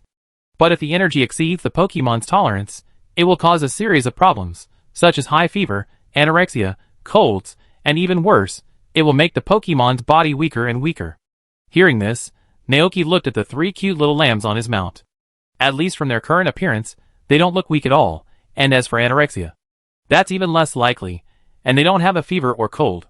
Miss Joy continued to check, and while checking, she continued, "So some trainers will let Pokemon relieve energy through fighting when there is too much energy in their bodies, so that the body and energy can reach a balance. If the energy cannot be discharged in time, it will cause great harm to the Pokemon's body." "How long has this state lasted?" "How long has it lasted?" Naoki carefully recalled the time when the Mount Lamb first ate the grass ball, and answered, "Almost a month." "Miss Joy, ? How is it possible? This is not normal." Miss Joy was stunned for a moment, and then asked, "Then how do they discharge energy?" As soon as she finished speaking, the three Mount Lambs in front of her suddenly moved. After the inspection, they ran nimbly to an open space. "It's time to dance." Then, the green light spread out from them, turning into countless small grasses swaying gently on the ground. On this green grass field, the lambs began their daily dance. The green whips swung back and forth, the sharp flying blades flew around, and the thick sunlight beams sank into the sky. The three lambs ran around on the grass with the blades in their mouths. "Miss Joy, ? What is this all about? How come the green grass field has such a large coverage area? Is that a grass attribute move called leaf blade? But why is it held in the mouth of the lamb?" She opened her eyes wide, and was so shocked that she was speechless for a moment. Naoki's helpless voice came from the side. "Well, that's it." Chapter 67. Miss Joy stared blankly at the three active little lambs on the grass in front of her. She had never seen such a Pokemon before. Using moves was as easy as walking and eating, and it was free to do so many moves with just a slight movement. And every move seemed very skilled. Green grass field, leaf blades in the mouth, three little lambs. "Is this reasonable?" After a long time, Miss Joy said, "I'm sorry, I can't comment on this matter." "Naoki, Miss Joy continued, "But don't worry, Judging from the appearance of the lambs, the energy in their bodies may not have a bad effect on them. And there is nothing wrong with the physical examination. These lambs are very healthy. As long as they run more and consume their energy, they will soon be able to return to their normal size. Hearing this, Naoki couldn't help but breathe a sigh of relief. That's good, that's good. In other words, as long as the excess energy in their bodies is released every day, it will be fine, right? Naoki asked. Miss Joy nodded gently. It seems so at the moment. Venting can also help the lambs practice those moves, achieving the effect of training, so that they can use the moves they have learned with ease. Perhaps the leaf blade in the mouth is the proof that the lambs have mastered the leaf blade move to the extreme, Joey thought. Okay. Naoki thanked him politely. Thank you very much, Miss Joy. Miss Joy smiled and put away the inspection tools. At this moment, she remembered something. That's right. Naoki, what? Joey explained. In addition to what I just said, I once heard a theory from a doctor. The evolution of Pokemon is actually a huge leap in the level of life. It depends on the foundation accumulated before the evolution. The deeper the foundation, the stronger the power after evolution. Just like Magikarp evolves into Gyarados.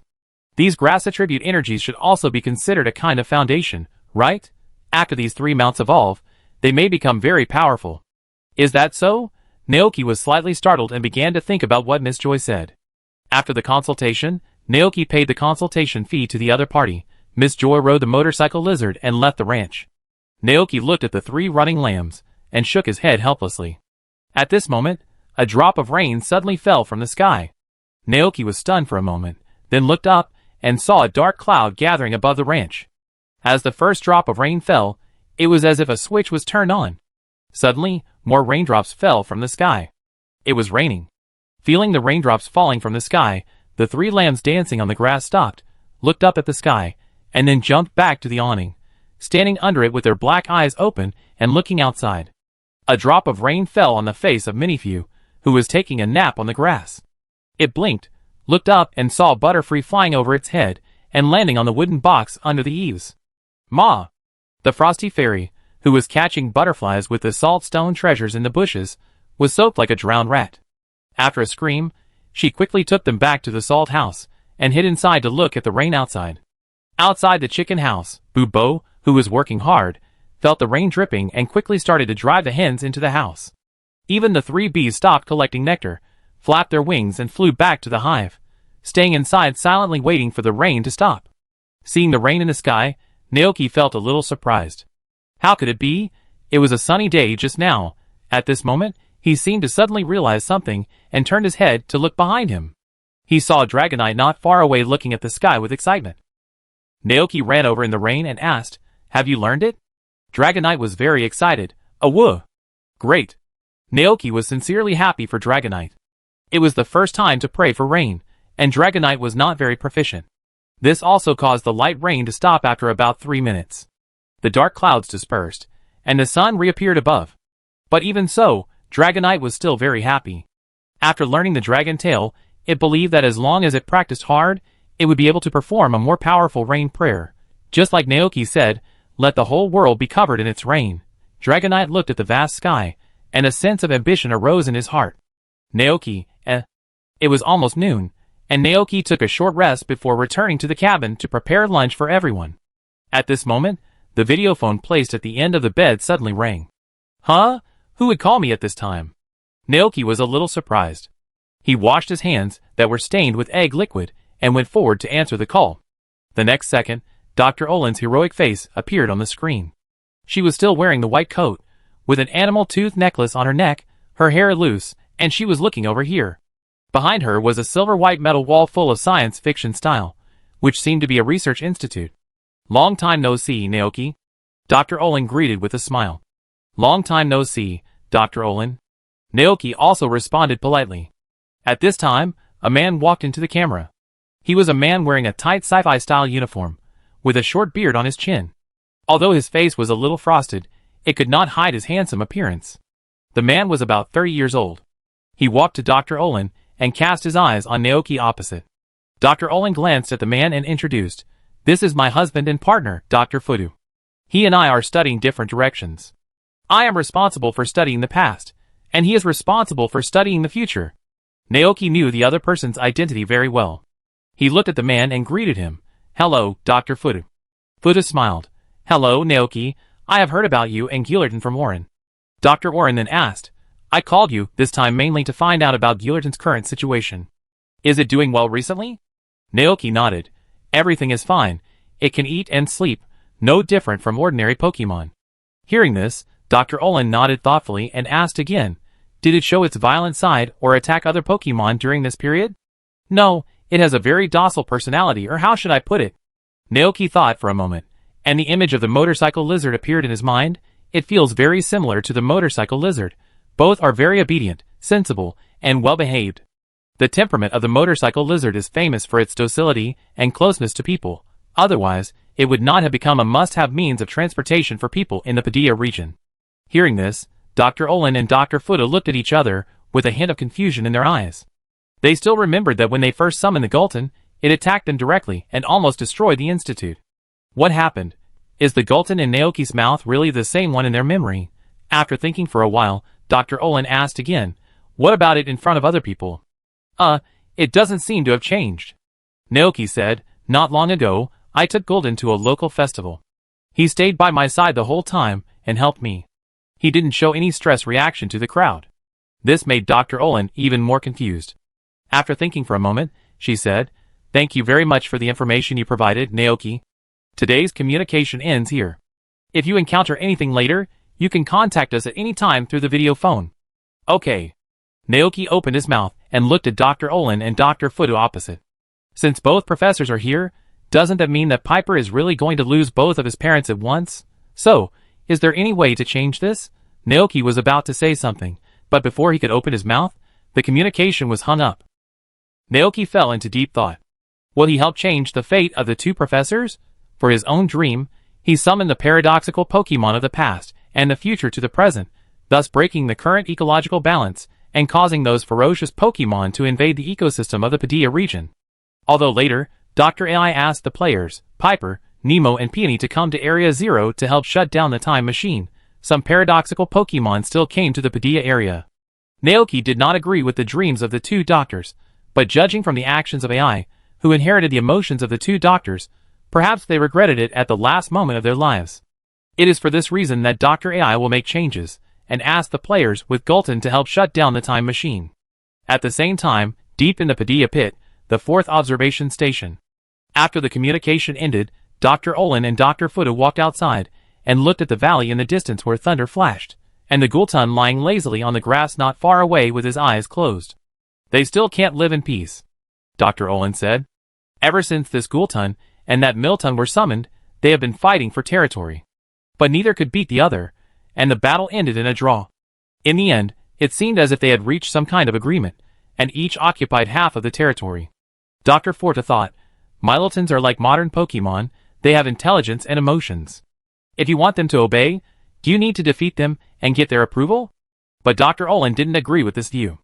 Naoki's Milton has never been captured in a battle, and the young man doesn't look like a strong trainer. Dr. Forta touched his chin and fell into deep thought. After a long time, he finally spoke. Should we let Piper come over and give it a try? Doesn't that kid like Pokemon very much? Let him live with Gulton and Milton, and slowly get to know each other. Maybe one day, the two Pokemon will be able to accept him. But halfway through, Dr. Fuda shook his head again. No, Zone 0 is too dangerous. Forget it, let's continue our research first, Dr. Olin said to her husband. In addition to Gulton and Milton, many paradoxical Pokemon were summoned, like Majestic Fong, Roaring Tail, Crawling Wing, Iron Thorn, Iron Warrior, Roaring Moon, etc. After lunch, Naoki did not go out immediately, but sat at the desk to sort out the ranch account book. The rock salt produced by Yanchibo and the milk of the lamb he rides are very profitable, plus the mushrooms in the cave. He has saved a lot of money in this period of time. The money is getting more and more, and the drawer can no longer hold it. Naoki plans to go to the bank in the town to apply for a bank card and deposit the money in it. Well, I can go to Clee's place to see if there are any other facilities that can be built, Naoki thought. After thinking it over, he decided to complete all the infrastructure in the ranch first. The beehive of the 3 bees, the sheepfold of the Mount Lamb, the chicken hut, and the salt house are all there. The sheepfold of the braided sheep and the Pokemon hut, where the big milk can live are still missing. There are no these two Pokemon in the Padia region, and they cannot be caught in the wild. They can only be imported from other regions or purchased from the Happy Ranch. In addition to these, perhaps some other places for Pokemon to live can be built. A grassland for Tropical Dragon, a field of sunflowers, a grove of pots, a house for Jigglypuff. Although there are few wild Jigglypuffs, what if he encounters one day? Compared to ordinary eggs, the eggs produced by Jigglypuff are more nutritious and more delicious, and can be eaten by both humans and Pokemon. In addition, you have to buy a TV, a refrigerator, and an air conditioner. With a refrigerator, food can be stored for a longer time, and you can also make some ice cream and popsicles. With a TV, when he has nothing to do and can't sleep at night, he can watch TV with a group of Pokemon in bed. As for air conditioning, it is also a necessity of life. Naoki learned from the original owner's memory that the summer in the Padilla region is very hot. Without air conditioning, staying in the wooden house might be hot to death. Naoki felt uncomfortable when he thought of the feeling of sweating all over. Therefore, air conditioning must be installed before summer comes. After making a plan in his mind, Naoki rode the Gulton to the town. He first went to apply for a bank card, and then went to Klee's forest hut. When Naoki arrived there, Klee was bandaging the wound of a monkey monster. Seeing Naoki's surprised look, she smiled and explained, "Since I saved a blue-feathered parrot not long ago, some injured Pokemon in this forest come to me for treatment from time to time." As she said that, Klee patted the monkey monster gently and said to it gently, "Okay, it's okay now, go home." The monkey monster looked at the bandage tied into a bow shape on its hand, scratched its head with its claws, squeaked twice, and then turned and ran away. Klee watched its back until it disappeared. She was about to turn around and talk to Naoki, but the monkey monster suddenly ran back quickly, put a tree fruit in Klee's hand, and then ran away quickly again. Klee looked at the tree fruit in her hand, smiled slightly, then put it away, turned to look at Naoki, and asked, "What facilities do you want to build this time?" Chapter 68. I plan to repair the Pokemon house first, and start raising Miltank, Naoki said. He paused and asked, "Do you have any other Pokemon facilities here?" "Of course." Claire nodded with a smile. She turned around and walked towards the room. "Come with me. Recently, the woodworking shop has received a new batch of building materials, and we can build a greenhouse now." Naoki followed. "Greenhouse?" Claire explained. "Well, it's a bit like an ecological park where you can adjust the temperature freely, right? But greenhouses are used to grow crops. They keep a warm environment all year round, and crops that grow in other seasons can be grown there." As they said that, the two entered the house. Claire took out a list from the counter and showed it to Naoki. It recorded a bunch of facilities that can be built. Greenhouse, Pokemon house, pasture, sheepfold, fish pond. In addition to these, the woodworking shop also sells some furniture and ranch tools. For example, the most basic wooden tables, chairs, benches, lazy sofas, fireplaces, scarecrows, crab cages, glass fish tanks, chandeliers, high-legged table lamps, wardrobes, lockers, double beds, etc. Naoki was so excited that he wanted to buy them all at once, but he didn't have enough money. It would cost 50,000 Alliance coins to build a Pokemon house, and he had finally saved up 120,000 during this period of time, and half of it would be spent on building a Pokemon house. As for the price of the greenhouse, Naoki took a look and exclaimed, "Wow, it costs 250,000. Seeing his expression, Klee explained helplessly, "Because the materials used are different. The Pokemon house is made of ordinary wood and stone, while the greenhouse is made of special materials, equipped with temperature control function, and can simulate the environment of 4 seasons." Okay. Hearing this explanation, Naoki couldn't help but sigh. The road ahead is long and arduous. "Then let's just build a Pokemon house this time," he said. Claire smiled and nodded. "No problem." After paying the money, Claire said that she would lead the construction team to build it tomorrow morning.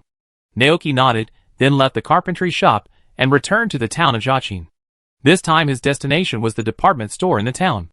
Although it was called a building, it was actually only 5 stories high, far less than the silver company in the Johto area. But it was small but complete, with almost everything that could be sold on the market. The first floor was a clothing store, where everyone, regardless of gender, age, height, weight or size, could buy suitable clothes. The second floor was a place for selling trainer supplies, with the main products being space backpacks, sleeping bags, camping tools, a wide variety of poke balls, and so on. He bought his space backpack here. The third floor is the electrical appliance city, which is also the destination of Naoki's trip. There are many kinds of electrical appliances sold here, including toilets, washing machines, color TVs, air conditioners, refrigerators, hair dryers, rice cookers. This time, Naoki is ready to buy air conditioners, TVs and refrigerators at once. He went forward to check their prices. There are many kinds of TVs, ranging from 7,000 Alliance coins to 100,000. The cheapest refrigerator costs 50,000, and the most expensive one costs 200,000. Naoki really wanted to buy the best, but he was really short of money, so he had no choice but to choose the price that suited him. The TV was 9,000 off, and the refrigerator was 53,000 off. The cheapest air conditioner was 30,000. After buying the TV and refrigerator, he had very little money left, and the rest needed to be saved for living expenses. Forget it, there is still more than a month before summer, and the weather is not very hot now, so there is no rush for air conditioning. Naoki thought. After a little thought, he called the staff to help him load the goods. This mall provides door-to-door delivery, which can help him save some effort. After paying, there was only 8,000 Alliance coins left in the card, which was barely enough. But Naoki was not worried, because he would be able to harvest a batch of rock salt and goat milk in 2 days, and then he would have money again. Back to the ranch, the department store just delivered the TV and refrigerator. At this time, the TV is still very backward. It is the old-fashioned rear projection TV, the screen is not big, and the volume is a bit bulky. The refrigerator is a double-door refrigerator.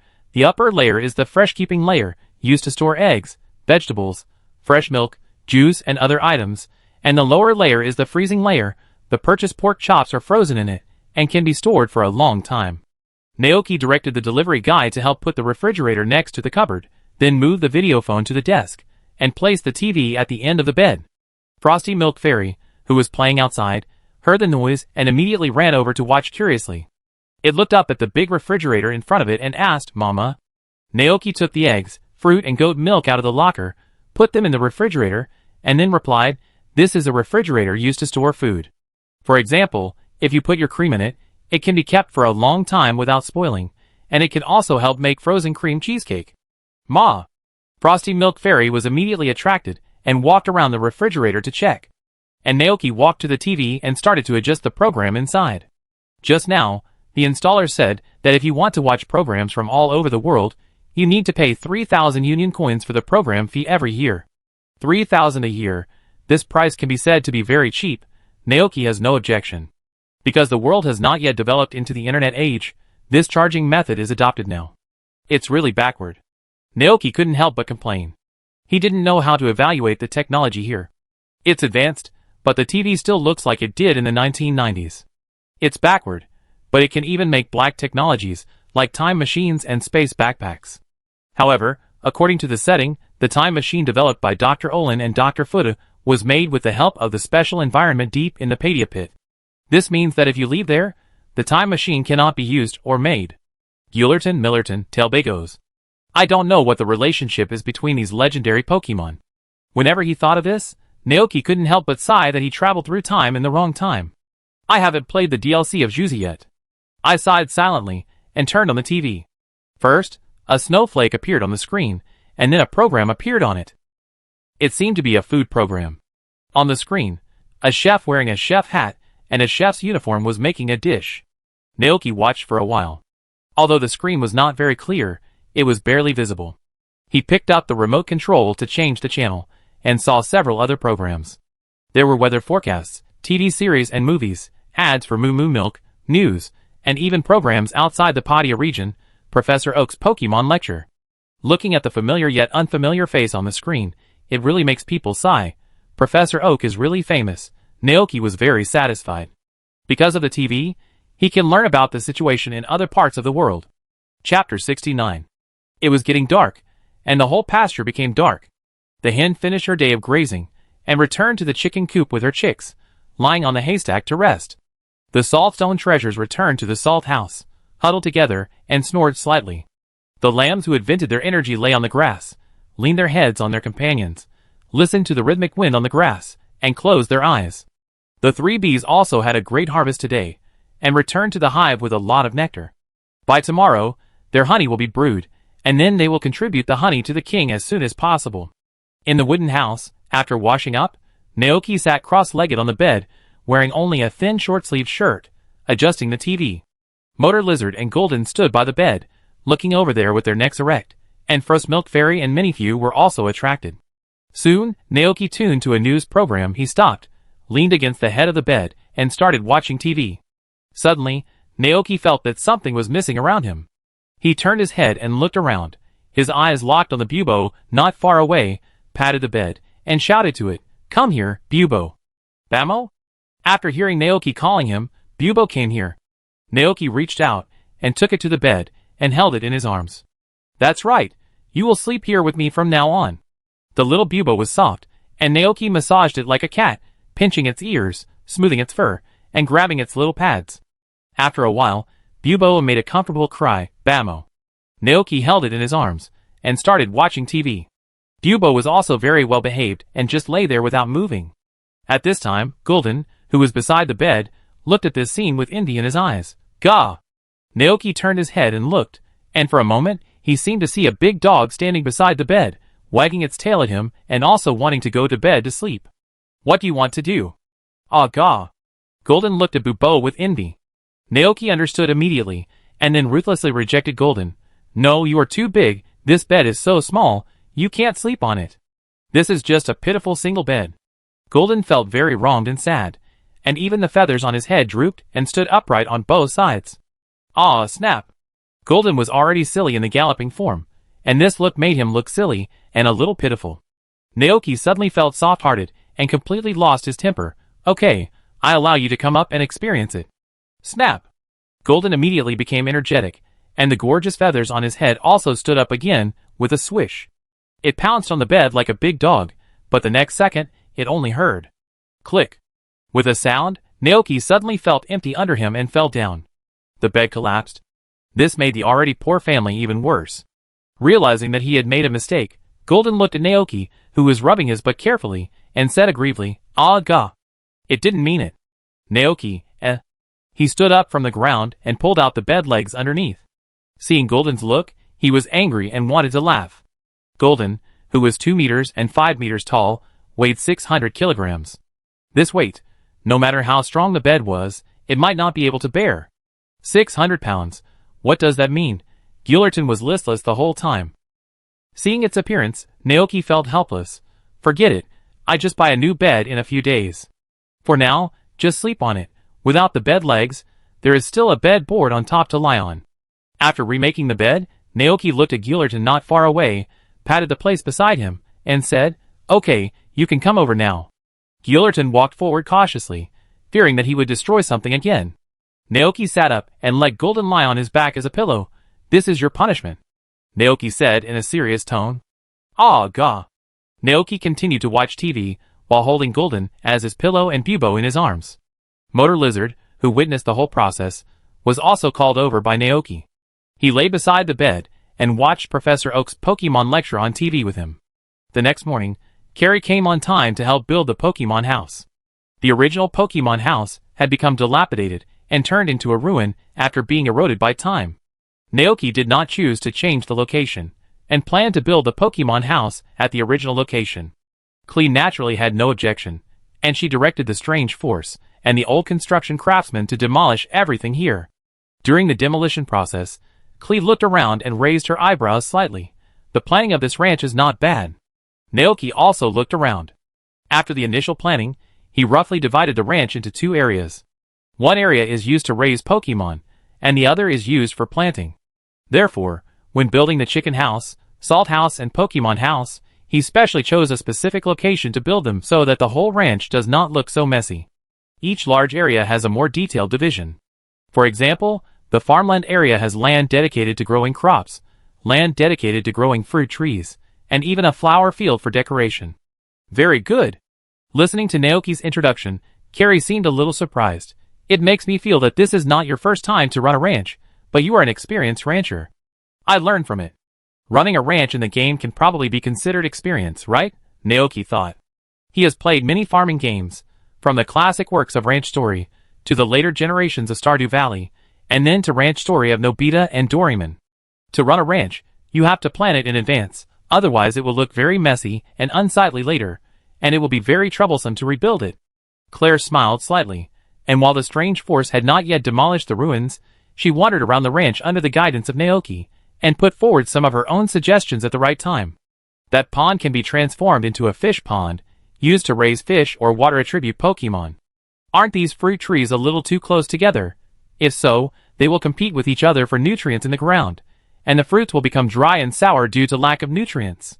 In fact, I suggest you put a scarecrow in the farmland, otherwise some birds will come to make trouble and eat your crops. As they spoke, 3 bees landed in front of the two. Under their guidance, Naoki came to the location of the beehive and found the brood honey inside. From a distance, Naoki could smell the fragrance coming from inside. The honey can be harvested. Looking at this scene, Carrie suddenly remembered something. She turned her head and looked at the back mountain, reminding, the smell of honey brewed by 3 bees can spread far and wide. This place is very close to the back mountain. You have to be careful that some wild Pokemon are attracted to steal the honey. If you encounter a violent one, they may even harm the Pokemon in the ranch. Chapter 70. Pokemon that likes to eat honey. Several figures flashed through Naoki's mind, including Gentleman Moth, Heracross, Snorlax, Baby Bear, and its evolved form, Bear. Thinking of this, Naoki instantly became interested. Are there baby bears in the back mountain? Claire was stunned for a moment, and a question mark appeared on her head, wondering if her focus was wrong. She replied, yes, this forest is very vast, and its end is connected to the Cauldron Lake. The unique geographical environment has created a very rich Pokemon ecology. There are countless wild Pokemon living in this place. The locals call it nature's treasure house. I see.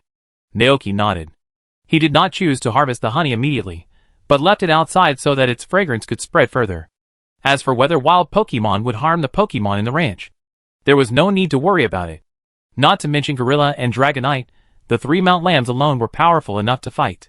Soon, the ruins of the Pokemon house were demolished. After talking to Naoki, Carrie went to start construction with the construction team. All the work on the ranch had been done, and Naoki had nothing to do, so he planned to take advantage of his free time to go to the dessert shop in town to learn how to make bofin. Before leaving, he went to the chicken coop to visit Bubo. On sunny days, Naoki would let the hens out and let them walk outside. When he arrived there, the hens were walking around on the grass with a group of little yellow chickens, sometimes tilting their heads to look around, and sometimes lowering their heads to dig for food in the soil. Bubo was lying not far away, basking in the sun, while looking at the chickens.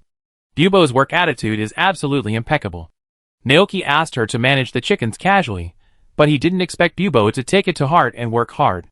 In the past, when herding chickens, people always felt uneasy, worried that they would be taken away by wild Pokemon without anyone watching, and worried that the chickens would fly out of the fence when he was not paying attention. Now with Bubo here, Naoki feels much more at ease. Seeing him coming, Bubo's eyes lit up. Bammo! Naoki smiled and said to Bubo through the fence, I'm going out for a while, I leave this place to you. Bammo! Bubo nodded obediently immediately, it will definitely take good care of the chickens. Looking at this scene, Naoki smiled. Who doesn't like such a cute and obedient Pokemon? Naoki sighed with emotion and left the ranch. In order not to cause a commotion in the dessert shop, he chose to ride the motorcycle Lizard this time. We're leaving. Help me keep an eye on everyone at the ranch. Naoki touched Golden's head, then rode away on his motorcycle. Only poor Golden was left standing at the ranch exit, staring at the backs of the man and the lizard. Ziqing Town, Shaoxian Milk Dessert Shop. Standing on the red stone paved street, Naoki looked at the glass display cabinet with various desserts, muttering, this should be it? At this time, the door of the shop was pushed open from the inside, and a girl in a red plaid apron came out and put the sign with the words, Open for business. A wooden sign with 4 big characters was hung in front of the door. Then, she saw Naoki and Motorcycle Lizard standing outside the door. Is it you? The girl recognized Naoki. Hello, I'm Naoki. Naoki formally introduced himself. I came here to ask how to make bofin. I know, please come in. The girl smiled and welcomed. Naoki walked into the store, and a strong sweet smell hit him. This dessert shop is not very large. There are many glass display cabinets in the store, which are filled with various desserts, including bofin, toast, fruit cake, chocolate pie, etc. On the counter, Naoki also saw a dozing Frosty, the milkman who seemed to have not woken up yet. My name is Lily, and I'm a pastry chef. The girl introduced herself. She followed Naoki's gaze and saw the Frosty the Milkman, smiling and saying that Frosty the Milkman is my assistant. Thanks to it, this dessert shop can be opened. Naoki looked at the Frosty the Milkman and judged from its color and smell that it should be a Frosty the Milkman with a milky vanilla flavor. Please follow me. Under Lily's guidance, Naoki came to the work area of the dessert shop. There were various molds and facilities placed here. Lily asked, "Have you ever made Pofin before?" Naoki shook his head honestly. "No." Lily thought and nodded. "In that case, I will introduce it to you from the beginning." Naoki immediately put on a posture of listening carefully. Lily, Pofin is a dessert that is very popular with Pokemon. Because various tree fruits are used as raw materials, the finished Pofin will bring some magical changes to Pokemon. For example, it can make them healthier, their fur more shiny and smooth, less likely to shed, and it can also make them stronger. There are many tree fruits growing in this world, and each tree fruit has a different taste. Combining tree fruits with different flavors can make Pofin with richer flavors. Each Pokemon likes different flavors. I once met a Pokemon breeder. The Pofin he made was rejected by Snorlax, but was loved by another boar. The boar even wanted to go with him, because he liked the Pofin he made. Naoki blinked his eyes. Hearing this, he became more curious about what kind of magical effect the Pofin he made by himself would have. He began to imagine himself feeding Pofin to a group of wild furry Pokemon, and then all the Pokemon followed him back to the ranch. All the evolved forms of Eevee, Baby Bear, Vulpix and Ice Vulpix, Snorlax, Mew Mew. At this time, Lily showed an embarrassed smile on her face. "Ah, I accidentally said so much. Let me show you how to make Pofin." Naoki came back to his senses and watched Lily take out the fruit, flour, eggs, milk and other materials from the refrigerator. She first mixed the flour and milk, then put the two different flavors of fruit in cold water into the pot, and finally started to heat it. When the water changed color due to the fruit, Lily poured the mixed flour, eggs and milk into the pot, and then introduced, "Watch carefully. During this process, you must keep stirring to give the Baofin a taste, but you must also pay attention to the temperature. Don't let the Baofin get mushy, and don't let it spill." Naoki memorized the whole process and steps. After about 10 minutes, Lily turned off the fire, poured the mixed batter into the mold, and finally put it into the oven. Soon, with a sound of ding, a piece of Baofin was made. The rich and mellow fragrance spread in the room. The motorcycle lizard beside Naoki couldn't help swallowing his saliva when he smelled it. Seeing this scene, Lily gave Baofin to the motorcycle lizard and smiled. "It seems that your motorcycle lizard likes it very much. For you, motorcycle lizard." The motorcycle lizard did not stretch out its claws to take it, but looked at Naoki inquiringly. "Gale? Eat it if you want." Naoki thanked Lily on behalf of the motorcycle lizard. Lily pursed her lips and smiled. "Okay, you can try it too." Chapter 71.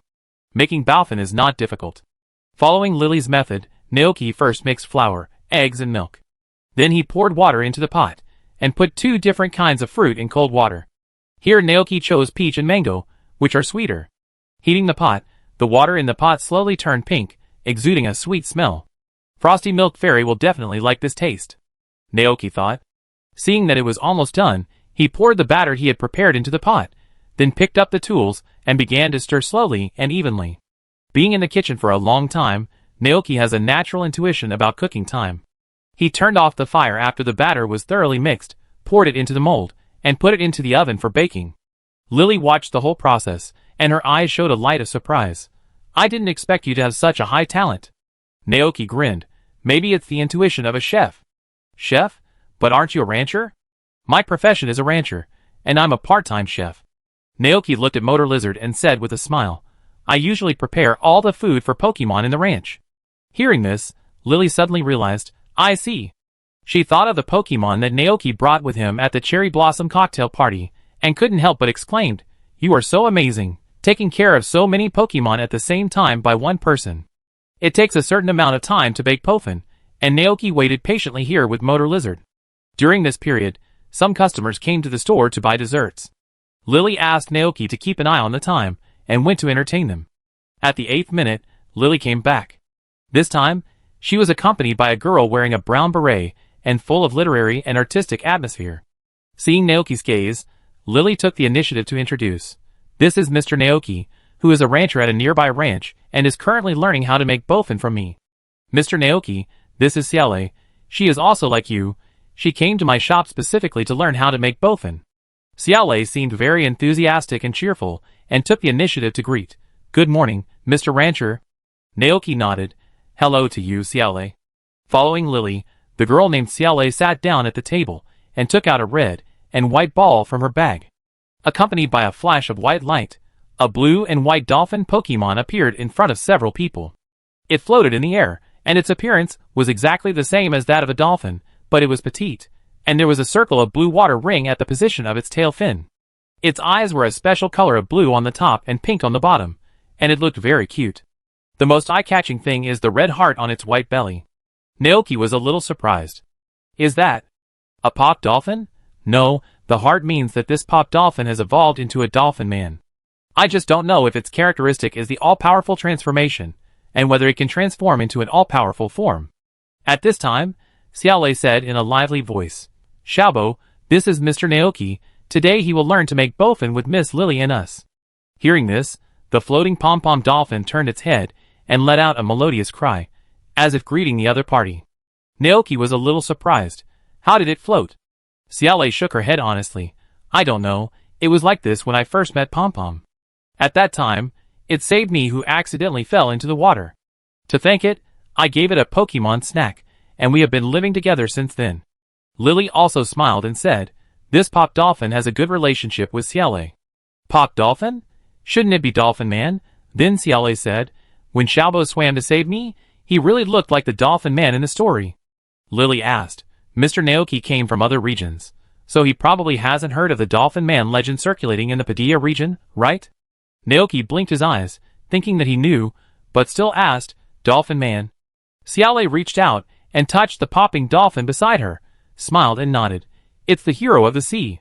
As long as it hears its companions calling for help, it will change its appearance, and it will never let anyone see it at that moment.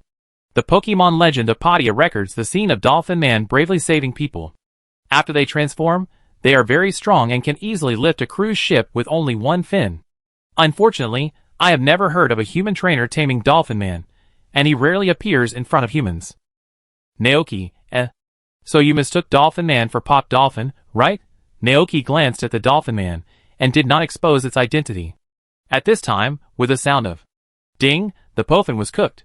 Naoki put on heat-insulating gloves and took the Pofin out. Instantly, a sweet fragrance spread throughout the room. Looking at the pink Pofin in the baking pan, everyone present and Pokemon showed surprised expressions. Wow, it tastes very mellow. The information about this Pofin also appeared in Naoki's mind. Fragrant and sweet Pofin, a delicious dessert made with tree fruits, milk and other ingredients, quite popular with Pokemon. Cooking effect. Good friend LV2, greatly increases the friendliness of Pokemon who like sweet tastes, and it is easy to attract Pokemon when placed in the wild. Additional effect. Long-term consumption will make Pokemon's body stronger. Evaluation. Pofin with a strong fragrance and mellow taste, both humans and Pokemon can eat it. Good friend, greatly increase the favorability of Pokemon. In general, this effect is pretty good, and it can effectively help him get closer to Pokemon. It's just that he didn't make the cooking effect he wanted, which made Naoki feel quite regretful. It's just right to take it back to replenish the nutrition for Bubo. As Naoki thought, he shared the Pofin with everyone and Pokemon present, and took a piece to taste. The baked Pofin was soft and sticky, a bit like a pancake, and tasted with the fragrance of tree fruit, perfectly blending the taste of peach fruit and mango, sweet and not greasy. Wow, it's delicious. When Xiaolei took a bite of the Pofin, her eyes lit up. Lily was a little surprised at first, then she praised, it's really good. Motor Lizard and Dolphin Man also showed joyful expressions, stuffing Pofin into their mouths. Looking at Motor Lizard's anxious look, Naoki couldn't help laughing and said, eat slowly, if it's not enough, I can make more. Motor Lizard made a happy cry. Gayo. Chapter 72. The recipe for Pofin is not limited to just one or two. There are many tree fruits, and there are many combinations of them. You can develop Pofin that is unique to your taste according to the situation of the Pokemon around you. After the happy baking time, Lily said this to Naoki. The work at the ranch was very busy, and Naoki didn't have much time to stay here. Therefore, after learning the production method, he hurried back to the ranch and began to prepare lunch for the Pokemon. There was no oven or pot for boiling tree fruit at home.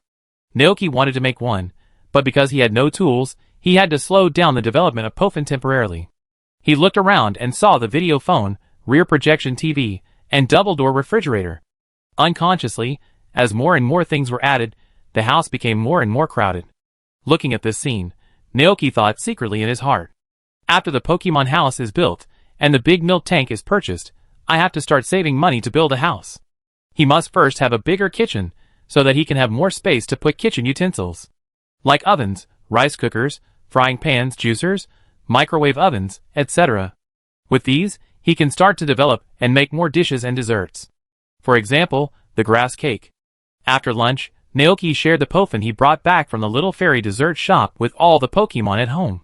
Due to the large number of Pokemon, each Pokemon only got one piece. After eating Pofin, the good friend effect was triggered, and many Pokemon, led by Frosty and Minifew, followed Naoki closely. Wherever he went, these Pokemon followed him. Naoki was about to go outside to check the growth of crops. Clea, who was building a Pokemon hut, found a group of little tails following him, and was immediately surprised. Are you playing the game of eagle catching chickens? Naoki, The Pokemon following him. Me? Mama. Fu. Yen Yen. Awu. Naoki was annoyed by the chirping sound. If he had known, he would not have fed them the Pofin with this effect.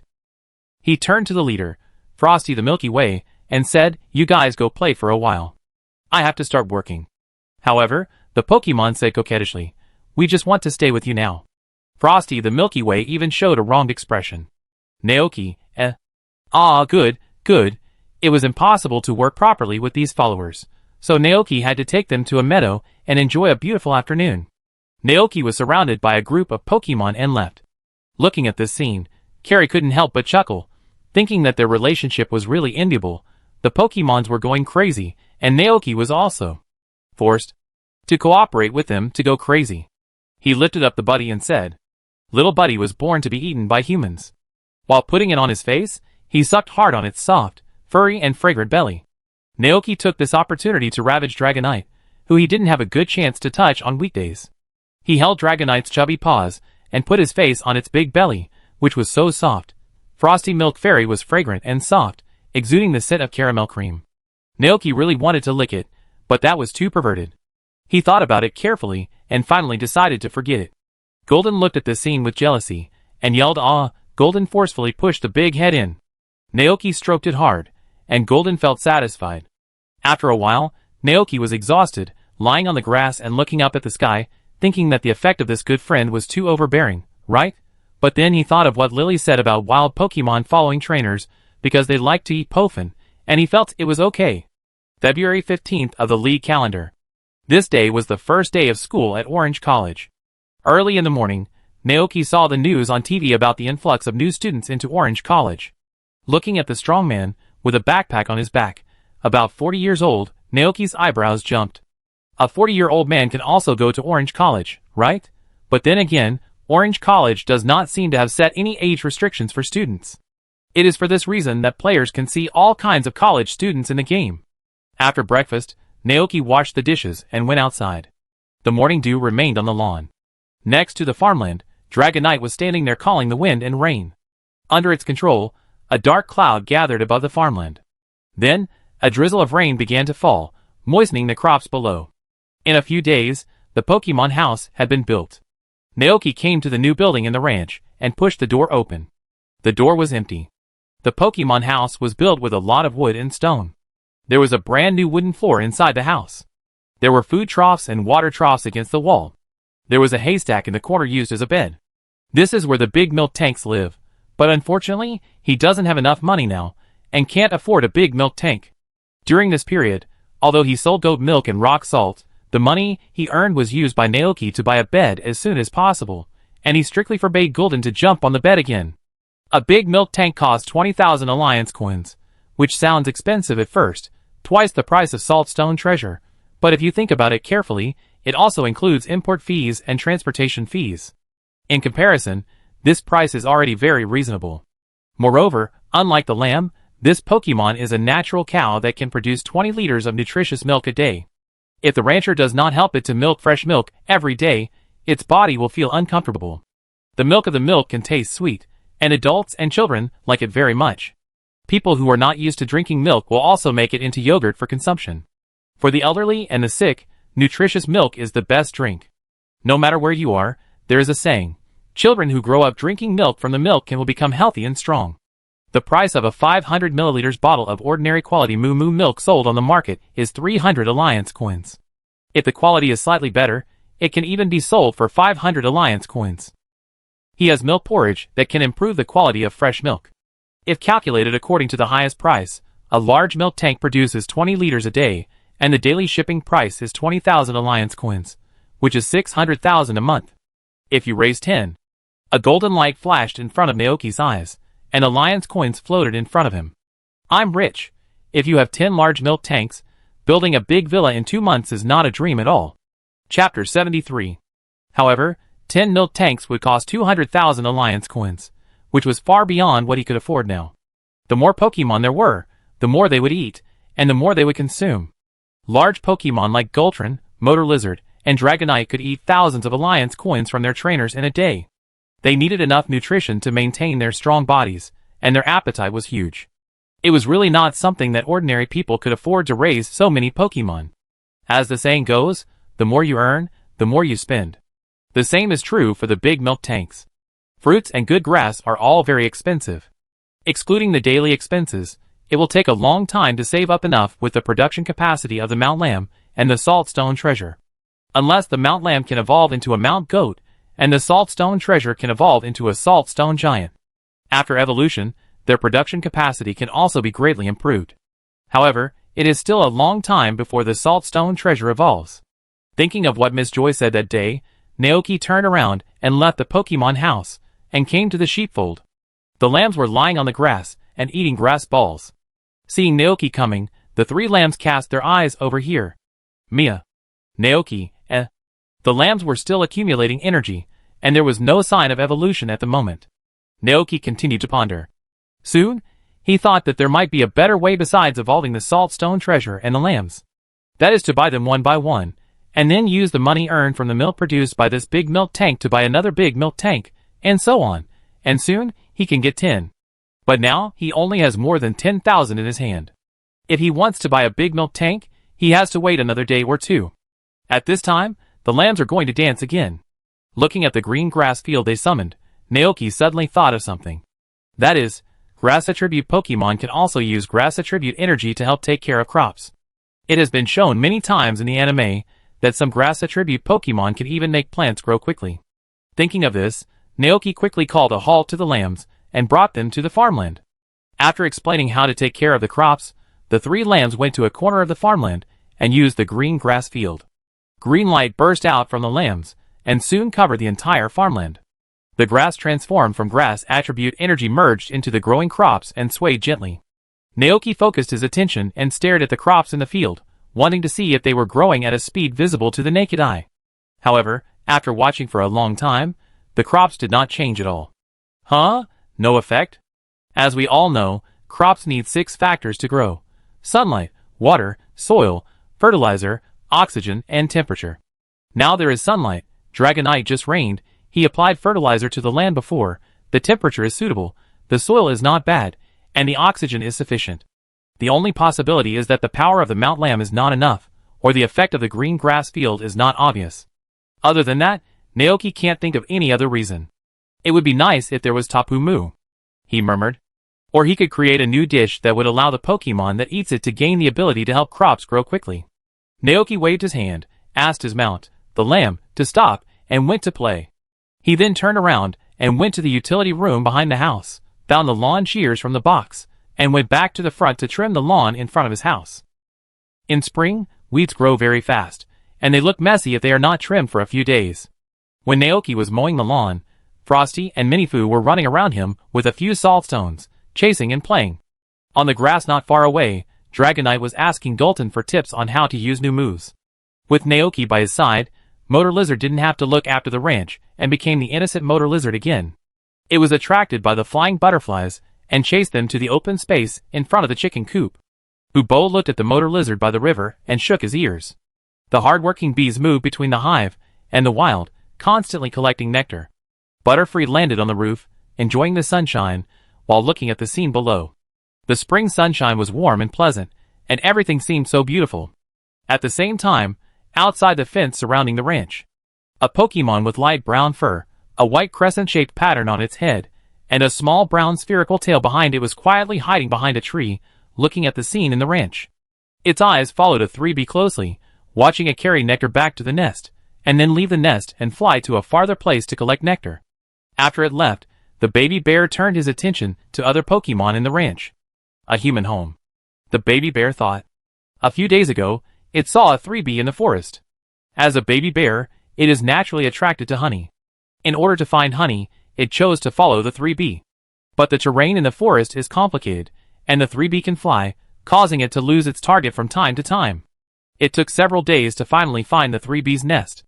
The sweet honey juice appeared in his mind, and the baby bear couldn't help swallowing his saliva.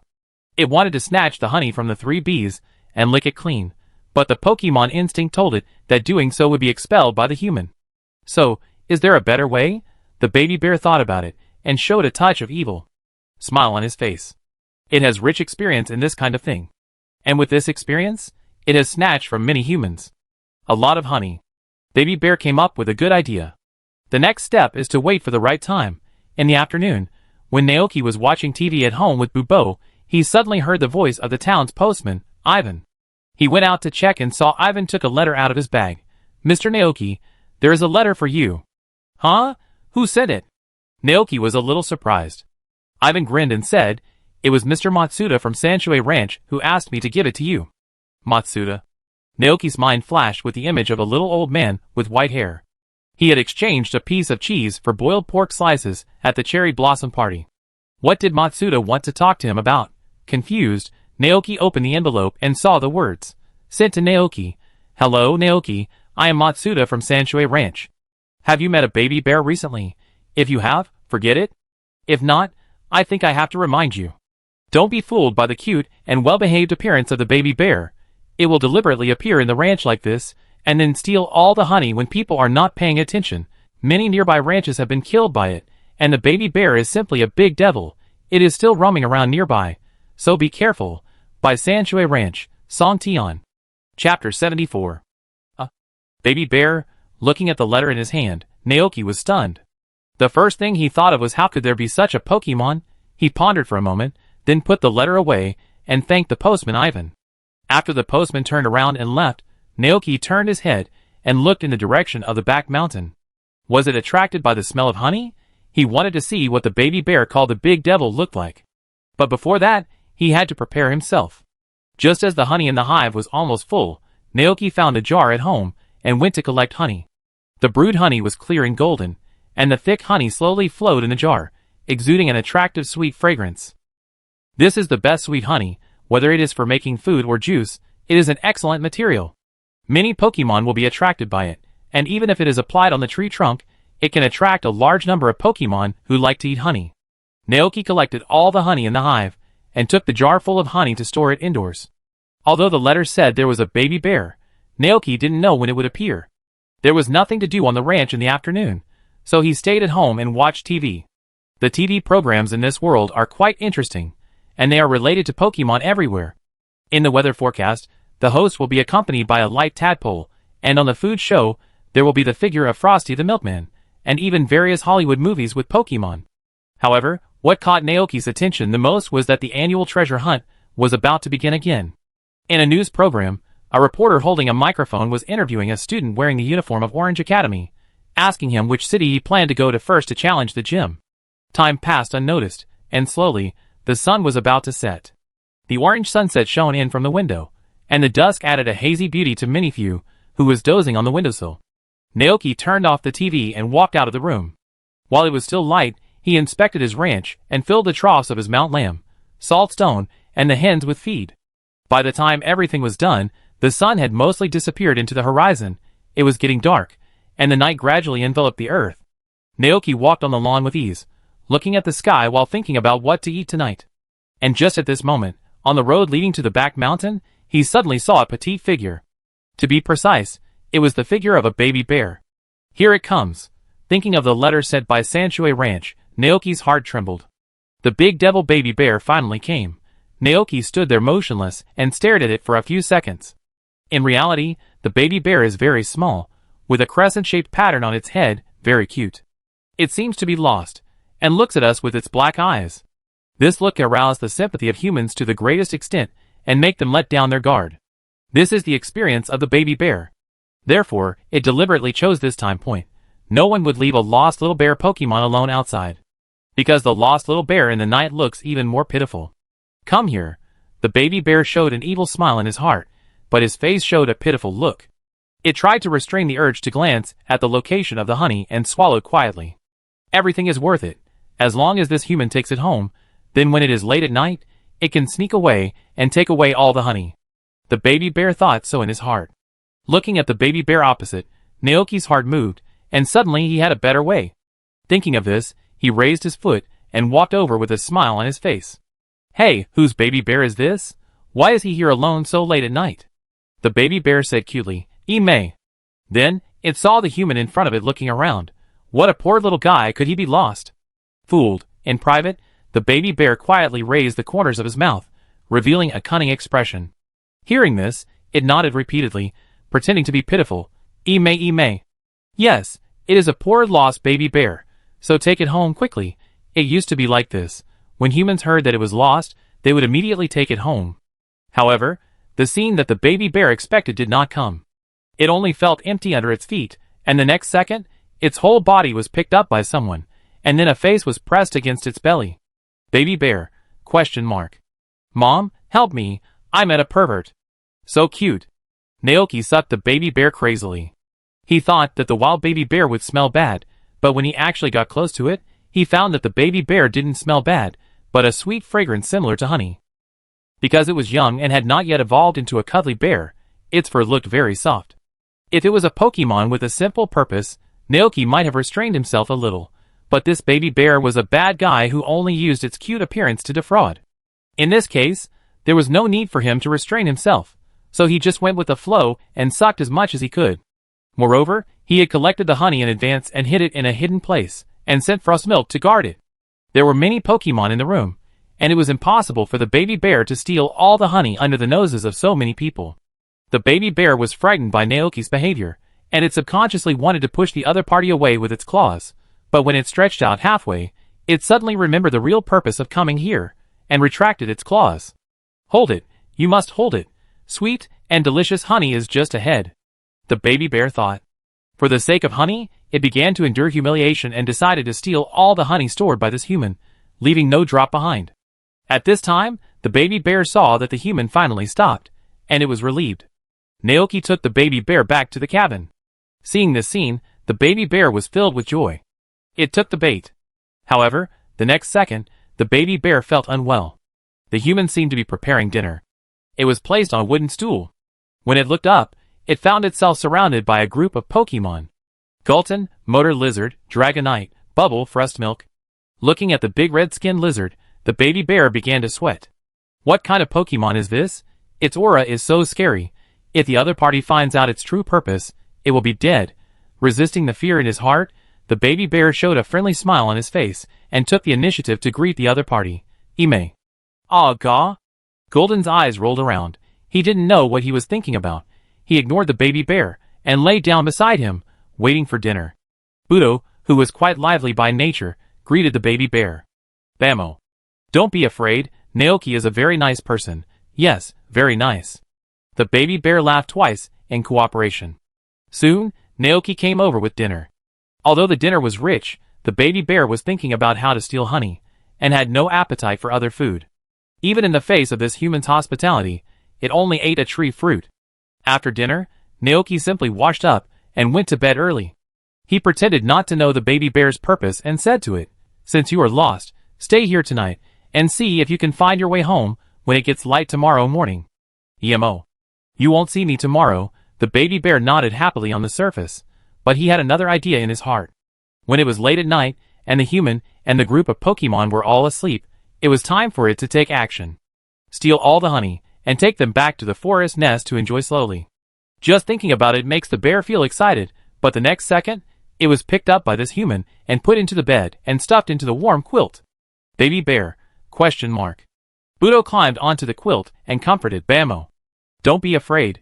Naoki rubbed his cheek against you because he liked you very much. Baby Bear pulled the corner of his mouth. Yemo. The lights in the room were turned off. Baby Bear closed his eyes, concentrated and held his breath, pretending to sleep, but actually waiting for the opportunity to come. Time passed slowly, and after a long time, there was only darkness all around, and everyone in Pokemon seemed to have fallen asleep. The baby bear opened his eyes wide, and his vision was very good, and he could see things around him clearly even at night. He propped up the bed with his paws, and observed the situation around him. The human in front of him closed his eyes, and breathed evenly from his nose. The red Pokemon and another motor lizard lay beside the bed, resting their heads on their paws, and seemed to have fallen asleep. It's time. The baby bear had an idea and wanted to get up secretly, and leave here to take the honey and escape. However, before it could get up, the human next to it suddenly turned around and tightened his arms, hugging it tightly. The baby bear held his breath, and didn't dare to breathe. Has he been discovered? The baby bear felt a little guilty.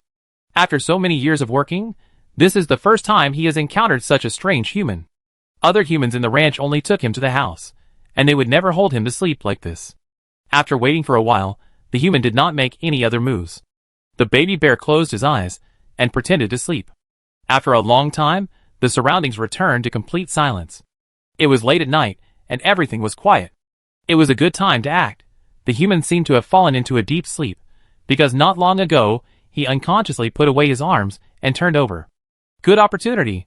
The baby bear quickly climbed out of the bed, then gently grabbed the sheets and slid under the bed, and walked on the floor quietly under the moonlight. It passed the sleeping Gulton and motor lizard, and was relieved to see that they were not awake. Looking at the door getting closer and closer, the baby bear was filled with joy.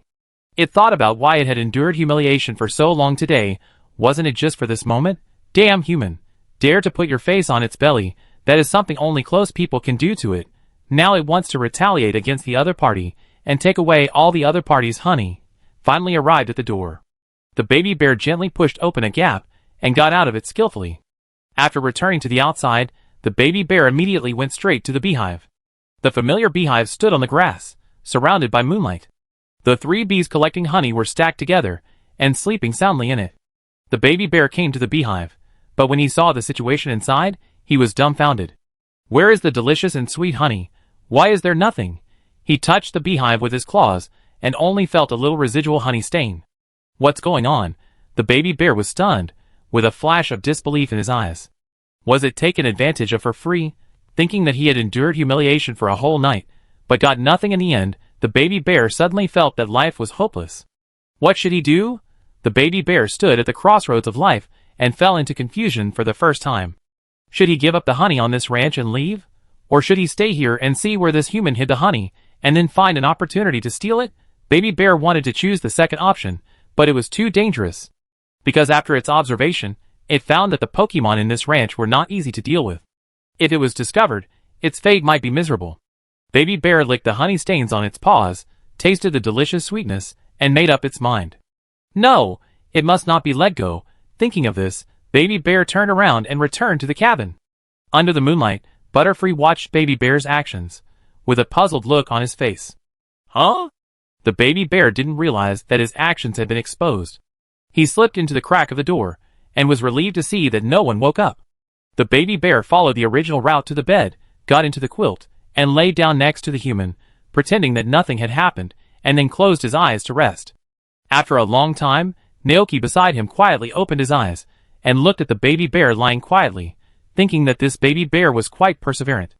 If it evolves into a circle bear, its characteristics should become perseverance. However, if that's the case, then he won't be polite. Thinking of this, Naoki curled his lips, then closed his eyes, and began to sleep. The next morning, Naoki woke up to Bubo's call. He opened his eyes, and saw Bubo lying on his chest. Bammo. The sunlight outside the window shone in. It was a new day. Bubo greeted happily.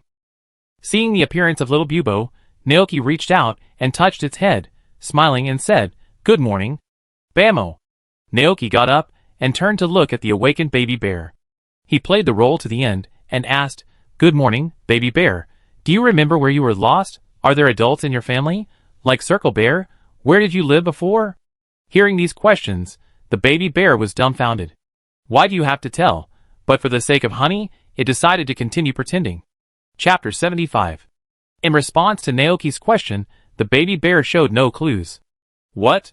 It pretended to be calm, opened its round black eyes, and its clear eyes revealed a hint of innocence and ignorance, as if it didn't understand what the human in front of it was saying.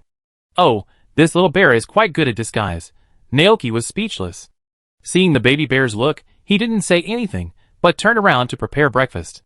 Today's breakfast is still moo milk, tree juice, sandwiches, and delicious fried eggs that are fried to golden and greasy, and a few small cookies sprinkled with sugar. Dragonite and the others all like to eat these foods, but Baby Bear doesn't seem to be interested. Under Naoki's gaze, it absent-mindedly ate 2 peach fruits. Are you full? Naoki asked. Don't you want to eat something else? Yes. Baby Bear shook his head and took a look at the food.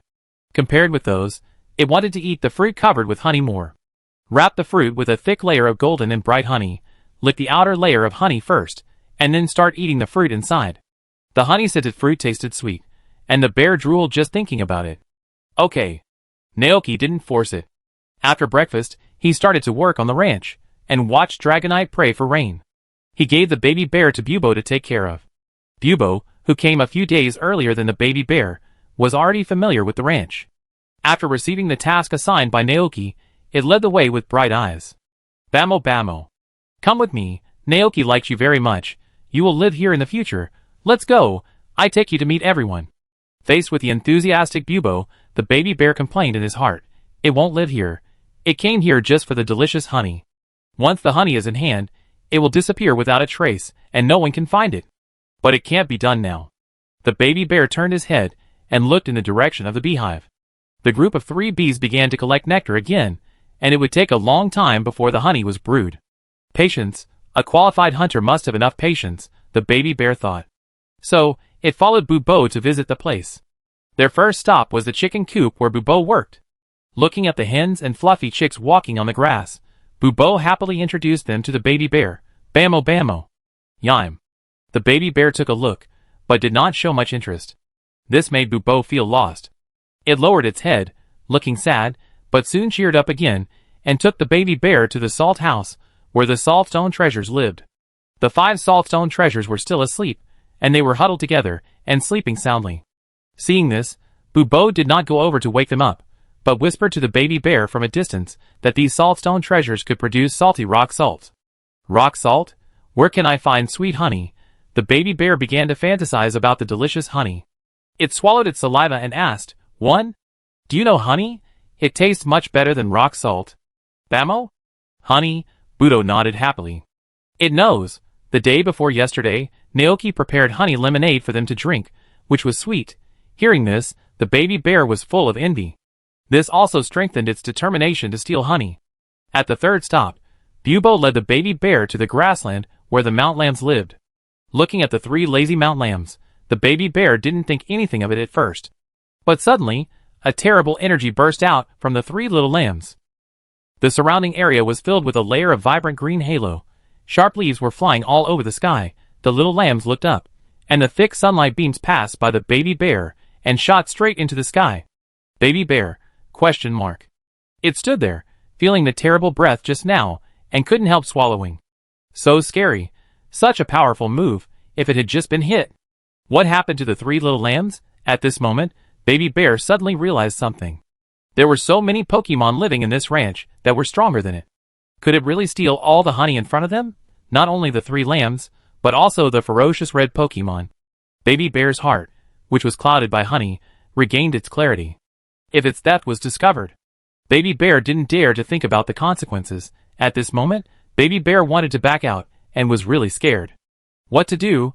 Looking at the 3 lambs that were beyond his imagination, a drop of cold sweat appeared on his forehead, and the scene of himself being submerged by 3 beams of light also appeared in his mind. At this time, Bubo said as if it was normal, Bamo. Don't be afraid, the lambs won't hurt us. They are all Naoki's Pokemon, they will protect everyone in the ranch. However, the baby bear had a guilty conscience.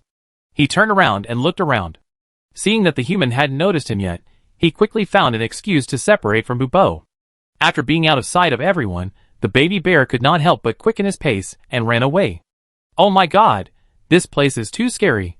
It doesn't want honey anymore, and it never wants to come here again. In this way, the baby bear was scared away by the lamb. When Naoki finished his work on the ranch and turned around to look for it, he didn't find it in the ranch. Naoki was puzzled, so he found Bubo and asked him, "Where's the baby bear?" Bubo looked confused. Bamo. It didn't know what happened, and the other party suddenly disappeared. Seeing this, Naoki raised his eyebrows slightly. He asked Bubo what happened, and Bubo demonstrated what just happened. After watching, Naoki was surprised. Huh? Was it scared away by the lamb? He couldn't help but be a little speechless, looked up in the direction of the back mountain, searched around, but couldn't find the baby bear. Naoki couldn't help feeling a little regretful. He hadn't touched it enough. I had planned to boil a pot of hot water to give the baby bear a bath after work, and then stroke it well after it smelled fragrant. But before he could make a move, the other party was scared away. Thinking of this, Naoki felt that he had gone too far. The other party was just a baby bear who wanted to eat honey. He even sold his body for honey. He looked into the distance while thinking, and then turned back to the house, took out the jar of honey from the cupboard, took out a small part, and put it in a slightly smaller jar. Then he gave it to Butterfree and said to Butterfree, "Butterfree, take this jar of honey to the forest to see if you can find the baby bear. If you find it, remember to tell it that stealing is wrong. If you want to eat honey, you can exchange it with me." If he guessed correctly, the baby bear's characteristics should be related to perseverance. But before evolving into Kuriko, its current characteristics should still be picking up. Pokemon with this characteristic have the habit of picking up things from the wild, and it should be easy for it to pick up some tree fruits and the like. Butterfree gently reached out to take it, then flew towards the back mountain with the honey in its arms. Watching it leave, Naoki couldn't help but take a deep breath, and then returned all his attention to the pasture. The crops in the field were already the second batch, and they were still about half a month away from maturity. Unconsciously, half of spring had passed, and summer would soon be here. Naoki murmured, "Should we buy a batch of seeds for crops that can be planted in summer in advance?" "Well, we still have to prepare, otherwise when the season changes, there will be too much to do, and it will be easy to be busy. In addition, every Pokemon living in the ranch must also be planned. Don't worry about the Mount Lamb for now. With the grass balls, they can grow without pressure. Currently, he needs to pay attention to Saltstone, Dragonite, and Minifew. 1. Let Saltstone evolve into Saltstone, and then work hard towards the final stage of Saltstone Giant. 2. Help Dragonite learn more moves. 3. Help Minifew evolve into a Rinho, so that he can get fresh and delicious olive oil. So next, we can try to make more dishes with rock salt to see if we can make dishes similar to Qingtuan dumplings that can make Saltstone Pokemon grow. However, Saltstone Pokemon is a rock attribute, so maybe I should use mineral-rich rocks and soil to make dishes. The moves that Dragonite currently has are Wing Attack, Glare, Tornado, Dragon's Fury, Speed, Dragon Tail, Pray for Rain, Thunder Fist, and the 100,000 volts that he is working hard to practice. In general, this Dragonite can use Flying, Dragon, Lightning, and 4 general attributes for attack, and its attack range is getting wider and wider. It's a pity that the Dragon attribute food can't be made. Naoki murmured, but Dragonite is now practicing 100,000 volts, and he plans to start practicing other moves after it masters 100,000 volts. As for Minifew, as a grass attribute Pokemon, Naoki has tried to feed it grass dumplings before. But Minifew doesn't like the sticky taste of glutinous rice skin, and its mentality is very lazy, and it doesn't care whether it becomes stronger or not. Well, we have to start developing grass-attributed dishes that suit Minifew's taste and can help it grow, Naoki thought. Today he was going to town. In addition to buying summer crop seeds, he also wanted to take a look at whether the big milk can had arrived. Last time he asked, the old man at Happy Ranch said that the freighter transporting the big milk can might have encountered a storm and lost contact with them. Thinking of this, Naoki rode Gulton to Zhiqing town. Because he rode a motorcycle lizard last time he went to town, it was Gulton's turn this time. This is the rule set by Gulton, because it thinks it will not suffer any loss. Zhiqing town is still so lively. On the way to the seed store, Naoki passed by the Zhiqing market. He was thinking about the Saltstone treasure in his mind, and at this moment, he suddenly heard shouts from the Zhiqing market. "Come and take a look, take a look. The Sunstone freshly unearthed from Shueijia town, the starting price is 2,000 alliance coins." Sunstone? Naoki rushed over and saw a lot of people gathered in front of a stall. On the stall was a fiery red stone that looked like the sun. The stall owner was shouting with a smile on his face. 3,000 alliance coins, 3,000 alliance coins once, 5,000 alliance coins, 5,500, 7,000. 7,000 alliance coins once. Is there anyone who can offer a higher price? Sunstone, the magical sunstone. The sunstone that can make Pokemon evolve. You will definitely not lose out if you buy it. Wow, this gentleman is offering 10,000 alliance coins. Is there anyone who can offer a higher price? Naoki was watching curiously outside. The sunstone was finally bought by a wealthy trainer for 60,000 alliance coins. Then, the stall owner took out the second auction item, a handmade sweet ball. Hey, I didn't expect there would be an auction here. Naoki was a little surprised, because in the game, the Zhiqing market is a very cool place. The people here can auction anything for you, from tree fruit and medicine to diamond beads and white jade beads, and even Arceus's stone tablets can be sold. But in reality, this place is not so strange. The rarest thing sold here may be the evolution stone. But those are useless to Naoki. He looked at them for a few seconds and turned away, and went to visit the Zhiqing market. Here, he saw people selling crops and milk harvested from the ranch, fish and seafood caught from the water, and some people selling handmade cooked food. Naoki was not very interested in these. He walked through the food area and came to the stall near the right. What sold here are some Pokemon supplies, such as food, toys, and Pokemon climbing frames for small Pokemon. Naoki picked up a frisbee, weighed it in his hand and asked, Gulton, what do you think of this? Gulton looked at the frisbee, and the picture of Naoki throwing it hard, and then running to pick it up appeared in his mind. He liked this game very much, so he nodded his big head happily. Ah gah. Okay, then buy it. The ranch was in need of some Pokemon toys. The price of the frisbee was not expensive, only 800 alliance coins, so he simply paid the money and continued to move forward. At this moment, he suddenly noticed a small bag of special soil on a stall selling Pokemon food. The soil was powdery, and had a very special color, similar to metal. What is this? Naoki asked curiously. The stall owner glanced at Golden beside him, and said with a smile, This is soil that is very suitable for steel attribute Pokemon and rock attribute Pokemon to eat. It contains very rich minerals and trace elements. It can provide great help for their physical growth. There is such a thing. This is the first time I have heard of it. Naoki was surprised. The stall owner smiled and nodded. Of course, this is a special soil dug out from the mine in the town of Aza, which is the specialty of that town. The price is not expensive. Such a small bag only needs 1,500 alliance coins. Many trainers who specialize in rock and steel attributes will buy this soil from me. I specially transport it from Aza. Hearing this, Naoki's first reaction was that the strengthening food of salt stone treasure was settled. The price of 1,500 is not expensive. Whether it is useful or not, buy a bag and try it first. Thinking of this, Naoki immediately said, I want a bag. Okay. Chapter 76. Carrying the bag of soil, Naoki walked around the Zhiqing market again, trying to see if he could buy something suitable for other Pokemon in the ranch. However, after walking around, he didn't find any similar items. Helplessly, Naoki had to turn around and leave, continuing to the next destination, the seed store in the town. The owner of this store always wears a brown coat. He is a middle-aged man with slightly curly brown hair and a slightly bloated body.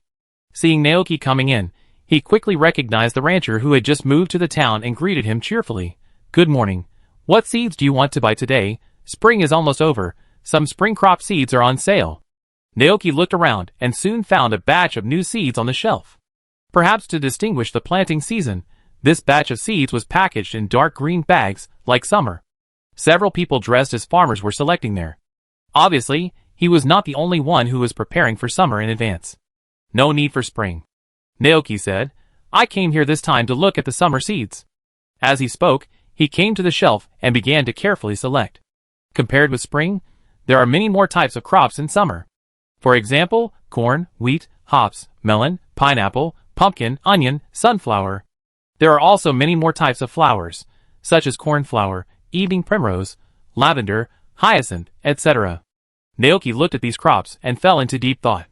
At present, his ranch is mainly engaged in animal husbandry, and the main source of income is rock salt goat milk and mushrooms in the cave behind, not farming. Therefore, when buying crops, the first thing to consider is their practicality. Corn can be sold. In addition to selling, it can also be made into boiled corn and popcorn, which are also two good snacks. Wheat, after a while, I have saved enough money to build a mill. With a mill, I can throw wheat and corn into it to process them into flour and animal feed. Hop. Although there is no brewing cellar in the ranch at present, according to my plan, the new home will be built before winter comes at the latest. I don't know if the hops harvested in summer can be stored until autumn. If so, I can use the time in winter when crops cannot be planted to brew wine. As for melons, pineapples, pumpkins, etc., you can plant some of them. In addition to selling them, the crops can also be used to develop new dishes. The same is true for sunflowers.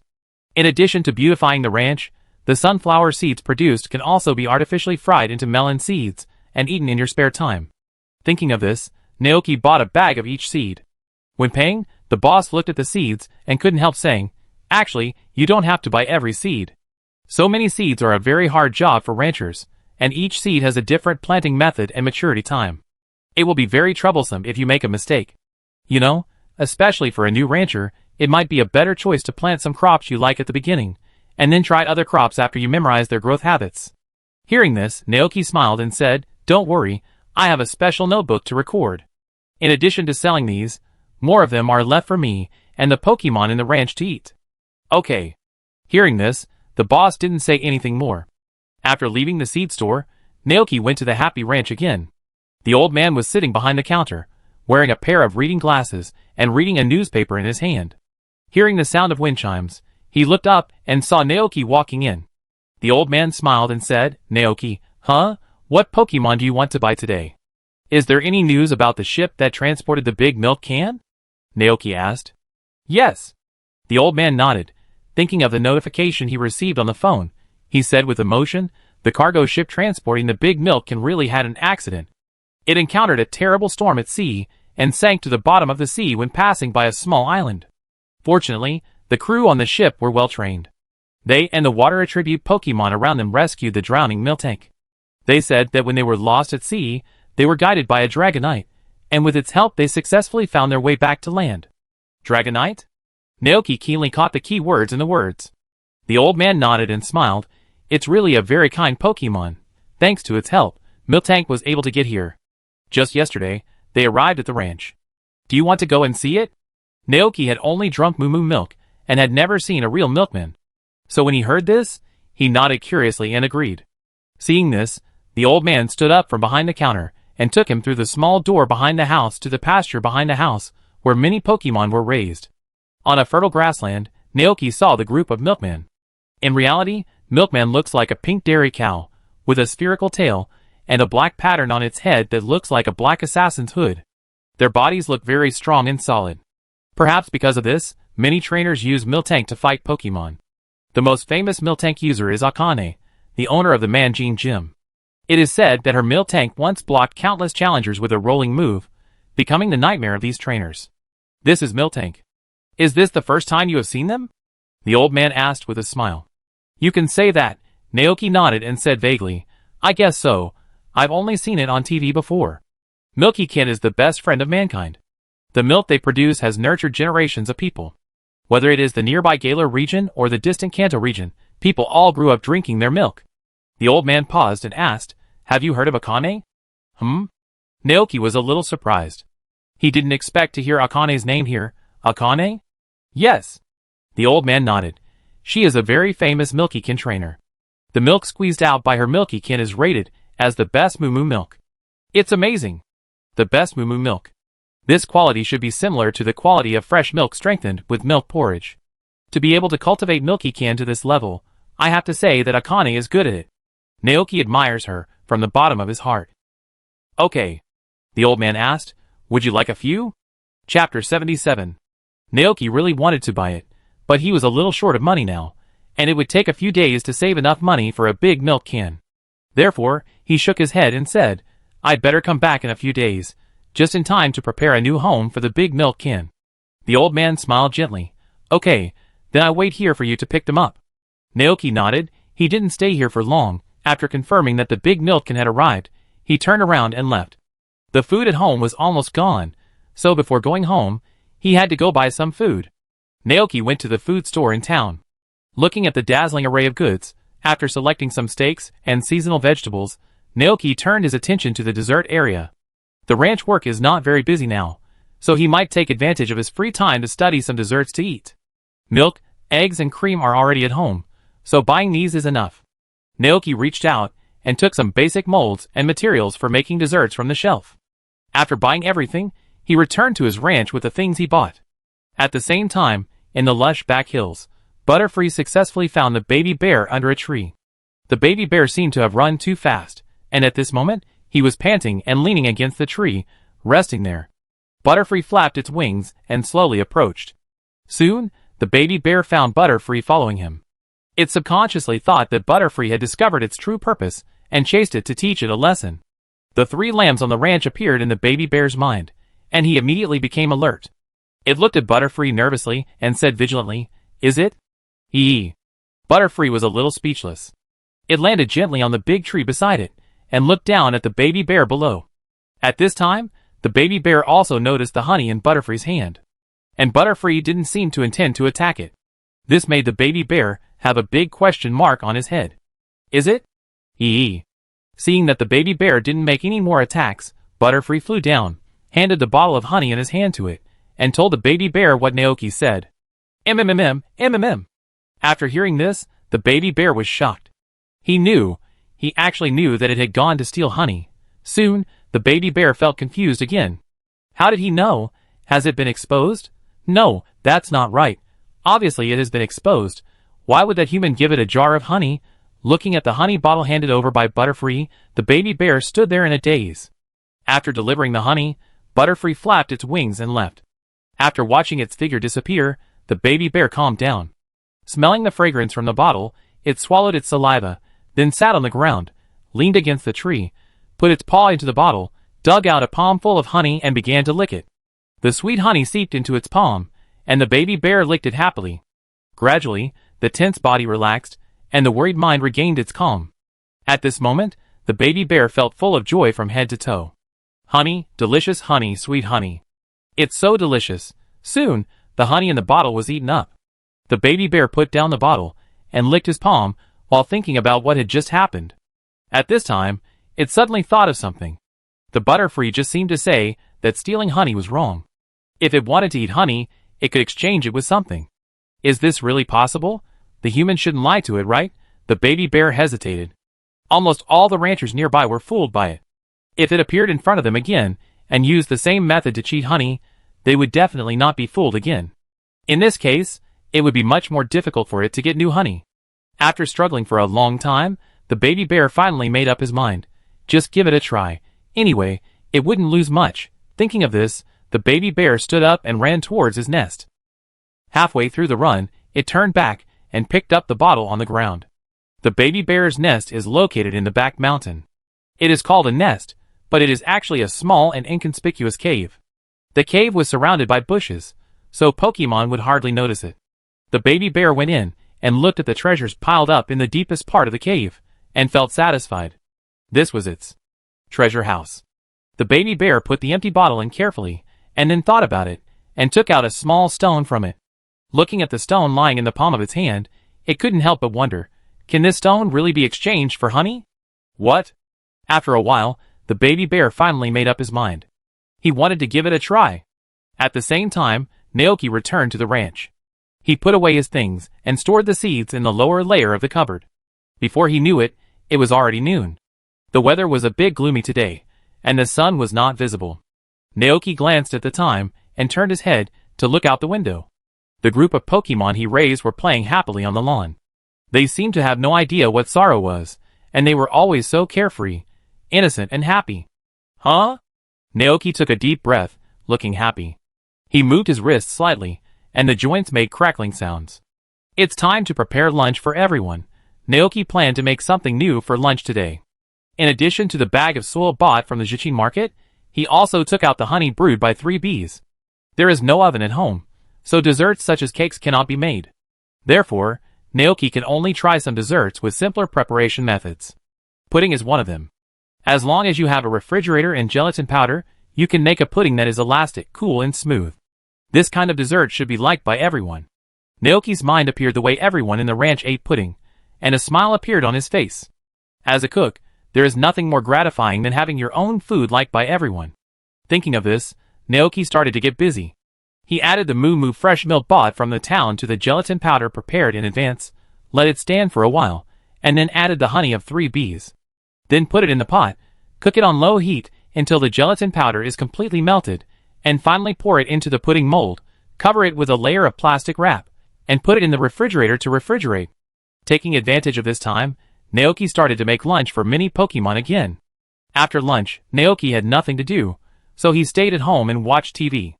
At 3 o'clock in the afternoon, the old-fashioned pendulum clock on the wall chimed on time. Naoki quickly got up and took out the pudding on the lower layer. After opening the plastic wrap, more than a dozen puddings with a cool breath, crystal clear appearance, elasticity, and brown color appeared in front of him. Naoki looked down, and the information of these puddings also emerged. Lucky pudding, a dessert made with a happy mood, made with whipped cream, moo milk and sweetness. Cooking effect, good luck. After eating it, the luck of humans will increase slightly for a short period of time. After eating it for Pokemon, the chance of picking up rare items during travel will increase. Evaluation, delicious dessert. Eating it can make people feel happy and easily bring good luck. Chapter 78. Chapter 79. Lucky pudding? Naoki was surprised to see the effect of this dessert. He immediately thought of those Pokemon with the pickup trait. If they were combined with this pudding, it might produce some magical effects. Pickup Pokemon. Naoki's mind appeared the figure of the baby bear. According to Butterfree, it had successfully delivered the honey to the baby bear and told it those words. But it had been several hours since the baby bear left, and it had not shown up in the ranch during this period, so Naoki had no way of knowing its attitude. First of all, it was definitely wrong for the baby bear to steal things. The reason why he asked it to exchange things for honey was because he hoped that it could change this behavior and get honey from nearby ranches by bartering. If the baby bear was so sensible, coupled with its cute appearance, even if it didn't deliberately pretend to be cute, the ranchers would be happy to share honey with it. Most Pokemon have a childlike personality. Although they are naughty, their personalities will slowly change after certain things happen or after being taught by someone. Even Pokemon with evil nature will restrain their personalities after identifying a human, change for the other person, and become obedient. Thinking of this, Naoki felt sorry that he and the baby bear were not destined to be together. He actually liked Pokemon like the baby bear. But this regret was quickly dispelled by the surprised voice of Frostmilk. Naoki's consciousness returned to reality. He looked at the frosty milk fairy in front of him, smiled and handed one of the puddings to it, and then shared it with other Pokemon one by one. He tasted one himself, and it was icy cold at the entrance. Then, a sweet honey flavor mixed with the taste of moo milk and caramel filled his mouth. Not to mention, it tasted pretty good. But the effect of this pudding seemed a bit illusory. It improves the luck of the eater in a short period of time. Naoki felt it carefully, but found that his body seemed to be no different from before. Turning around and looking around, the scenery around him remained the same. After eating the pudding, many Pokemon, led by Frosty, showed happy expressions on their faces. So what would good luck look like? Picking up money while walking, encountering rare Pokemon, discovering mysterious treasures, and catching a big catch in fishing. Several possibilities emerged in Naoki's mind. Thinking of this, Naoki walked out of the house. As soon as he opened the door, he found a round object on the floor at the door. It was a stone. Naoki picked it up with great surprise, held it in his hand, and observed it for a while, and roughly guessed the name of the stone. The Stone of Invariance. Is this the effect of this dish? It's too strong, isn't it? Naoki couldn't help thinking. And at this moment, he suddenly found a sneaky figure not far away. Naoki looked at the figure and the Stone of Invariance in his hand, and suddenly he had an idea, and immediately shouted loudly, "Baby bear!" The baby bear, who was hiding in the corner and peeking at this side, was startled and almost jumped up. "Naoki, come here!" The baby bear hesitated for a while, and then walked forward cautiously. Naoki held the Stone of Immutability, looked at the baby bear on the lawn, raised his eyebrows, and asked, "Did you put this here?" The baby bear nodded repeatedly. Ime. Why did you think of giving me this stone?" Ime. The baby bear looked tangled and looked quite embarrassed. Seeing this, Naoki understood. "Do you want to exchange it with me for honey?" At this time, Dragonite and other Pokemon who had finished eating the pudding ran out of the house happily. Looking at their figures, the baby bear felt a little scared when he thought that they knew that he wanted to steal the honey. He couldn't help swallowing his saliva, and then nodded honestly. "Is it okay?" Soon, Naoki gave the answer. "Wait!" He turned back to the room and took out a small amount of honey from the cupboard. When he was about to go out, he suddenly thought of the lucky pudding and took a piece with him. He wanted to see what kind of sparks would be created when the baby bear, whose characteristic was pickup, collided with this lucky pudding. After handing the honey to the baby bear, a surprised expression suddenly appeared on its face. What? The baby bear had never thought that he would get honey in this way. Naoki looked at its reaction and advised at the right time, "Look, isn't it easier to exchange honey with humans in this way? And the process is also very safe, and there is no need to worry about being discovered and attacked." Is it? Baby bear thought about it carefully, and found that it was true. Seeing this, Naoki handed over the lucky pudding again. "This is my extra gift to you. I hope you can stop stealing other people's honey in the future." Hearing this, Baby Bear couldn't help but feel ashamed. "Is it?" Naoki said, "Eat it. I made this with honey, it should suit your appetite."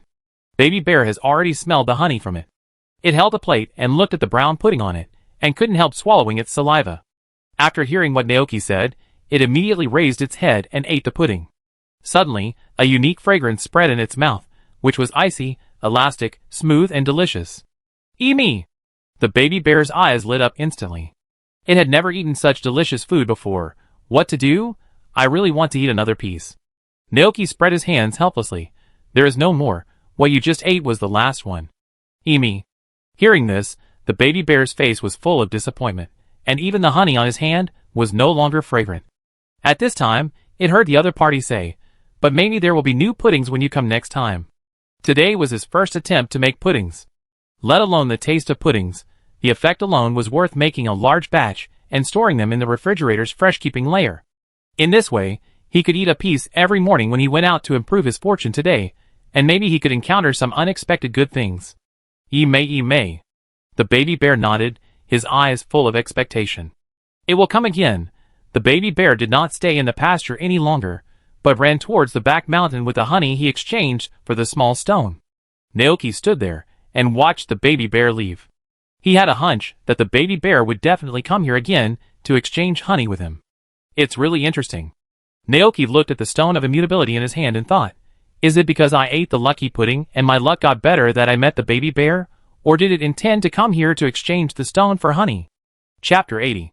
The Stone of Invariance, a magical stone, can help Pokemon suppress their evolutionary energy.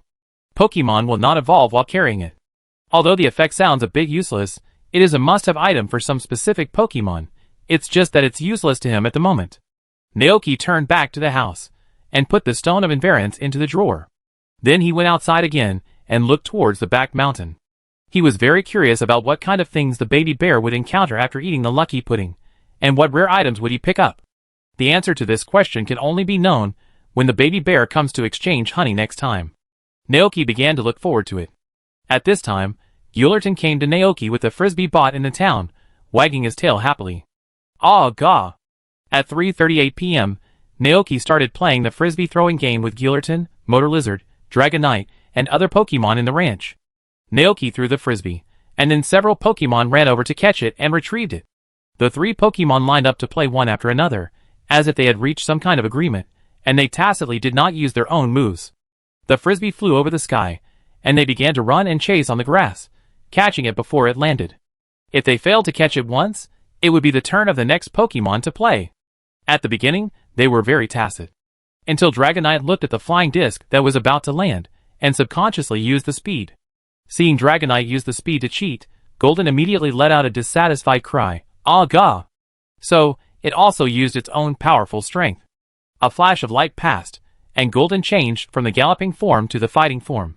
Looking at the flying disc, its strong leg muscles suddenly exerted force, pushing the ground with powerful foot force, and then its strong body jumped high, using the falling speed and its own weight to hit the flying disc.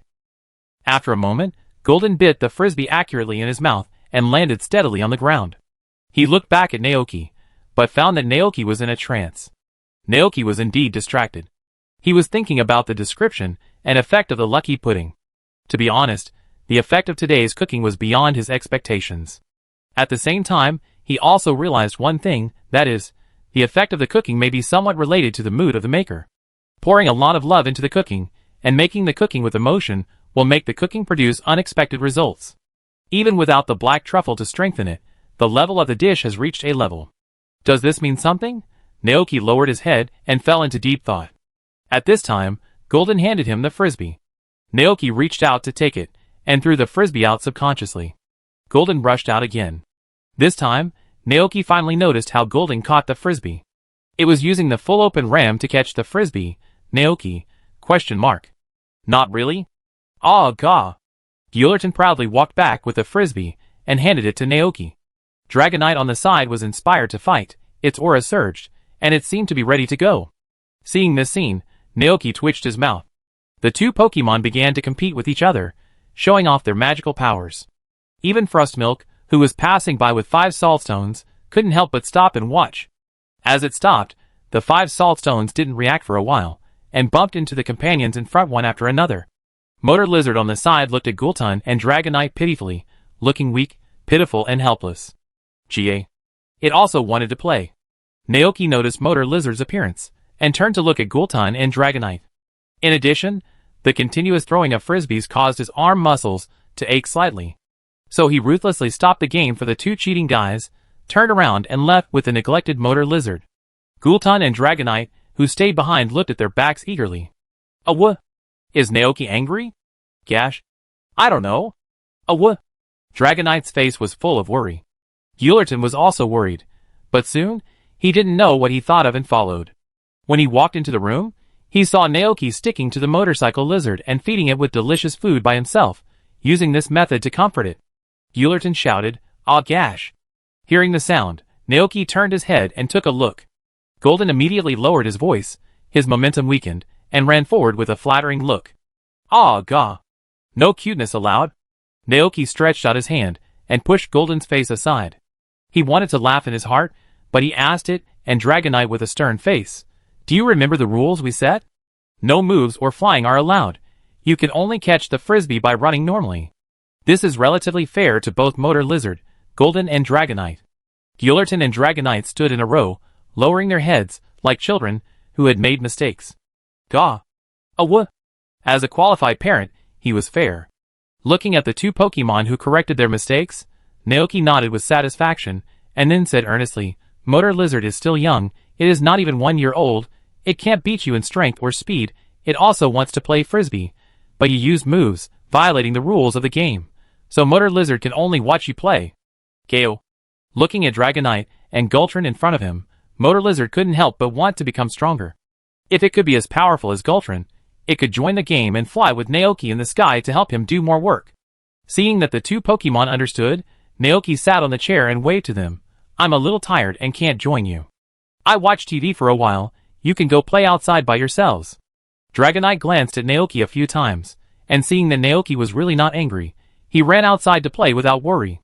Guillerton stayed, lying on the wooden floor, lying next to Naoki with Motor Lizard, and watched TV with him. Today's TV program was replaying the previous noon news.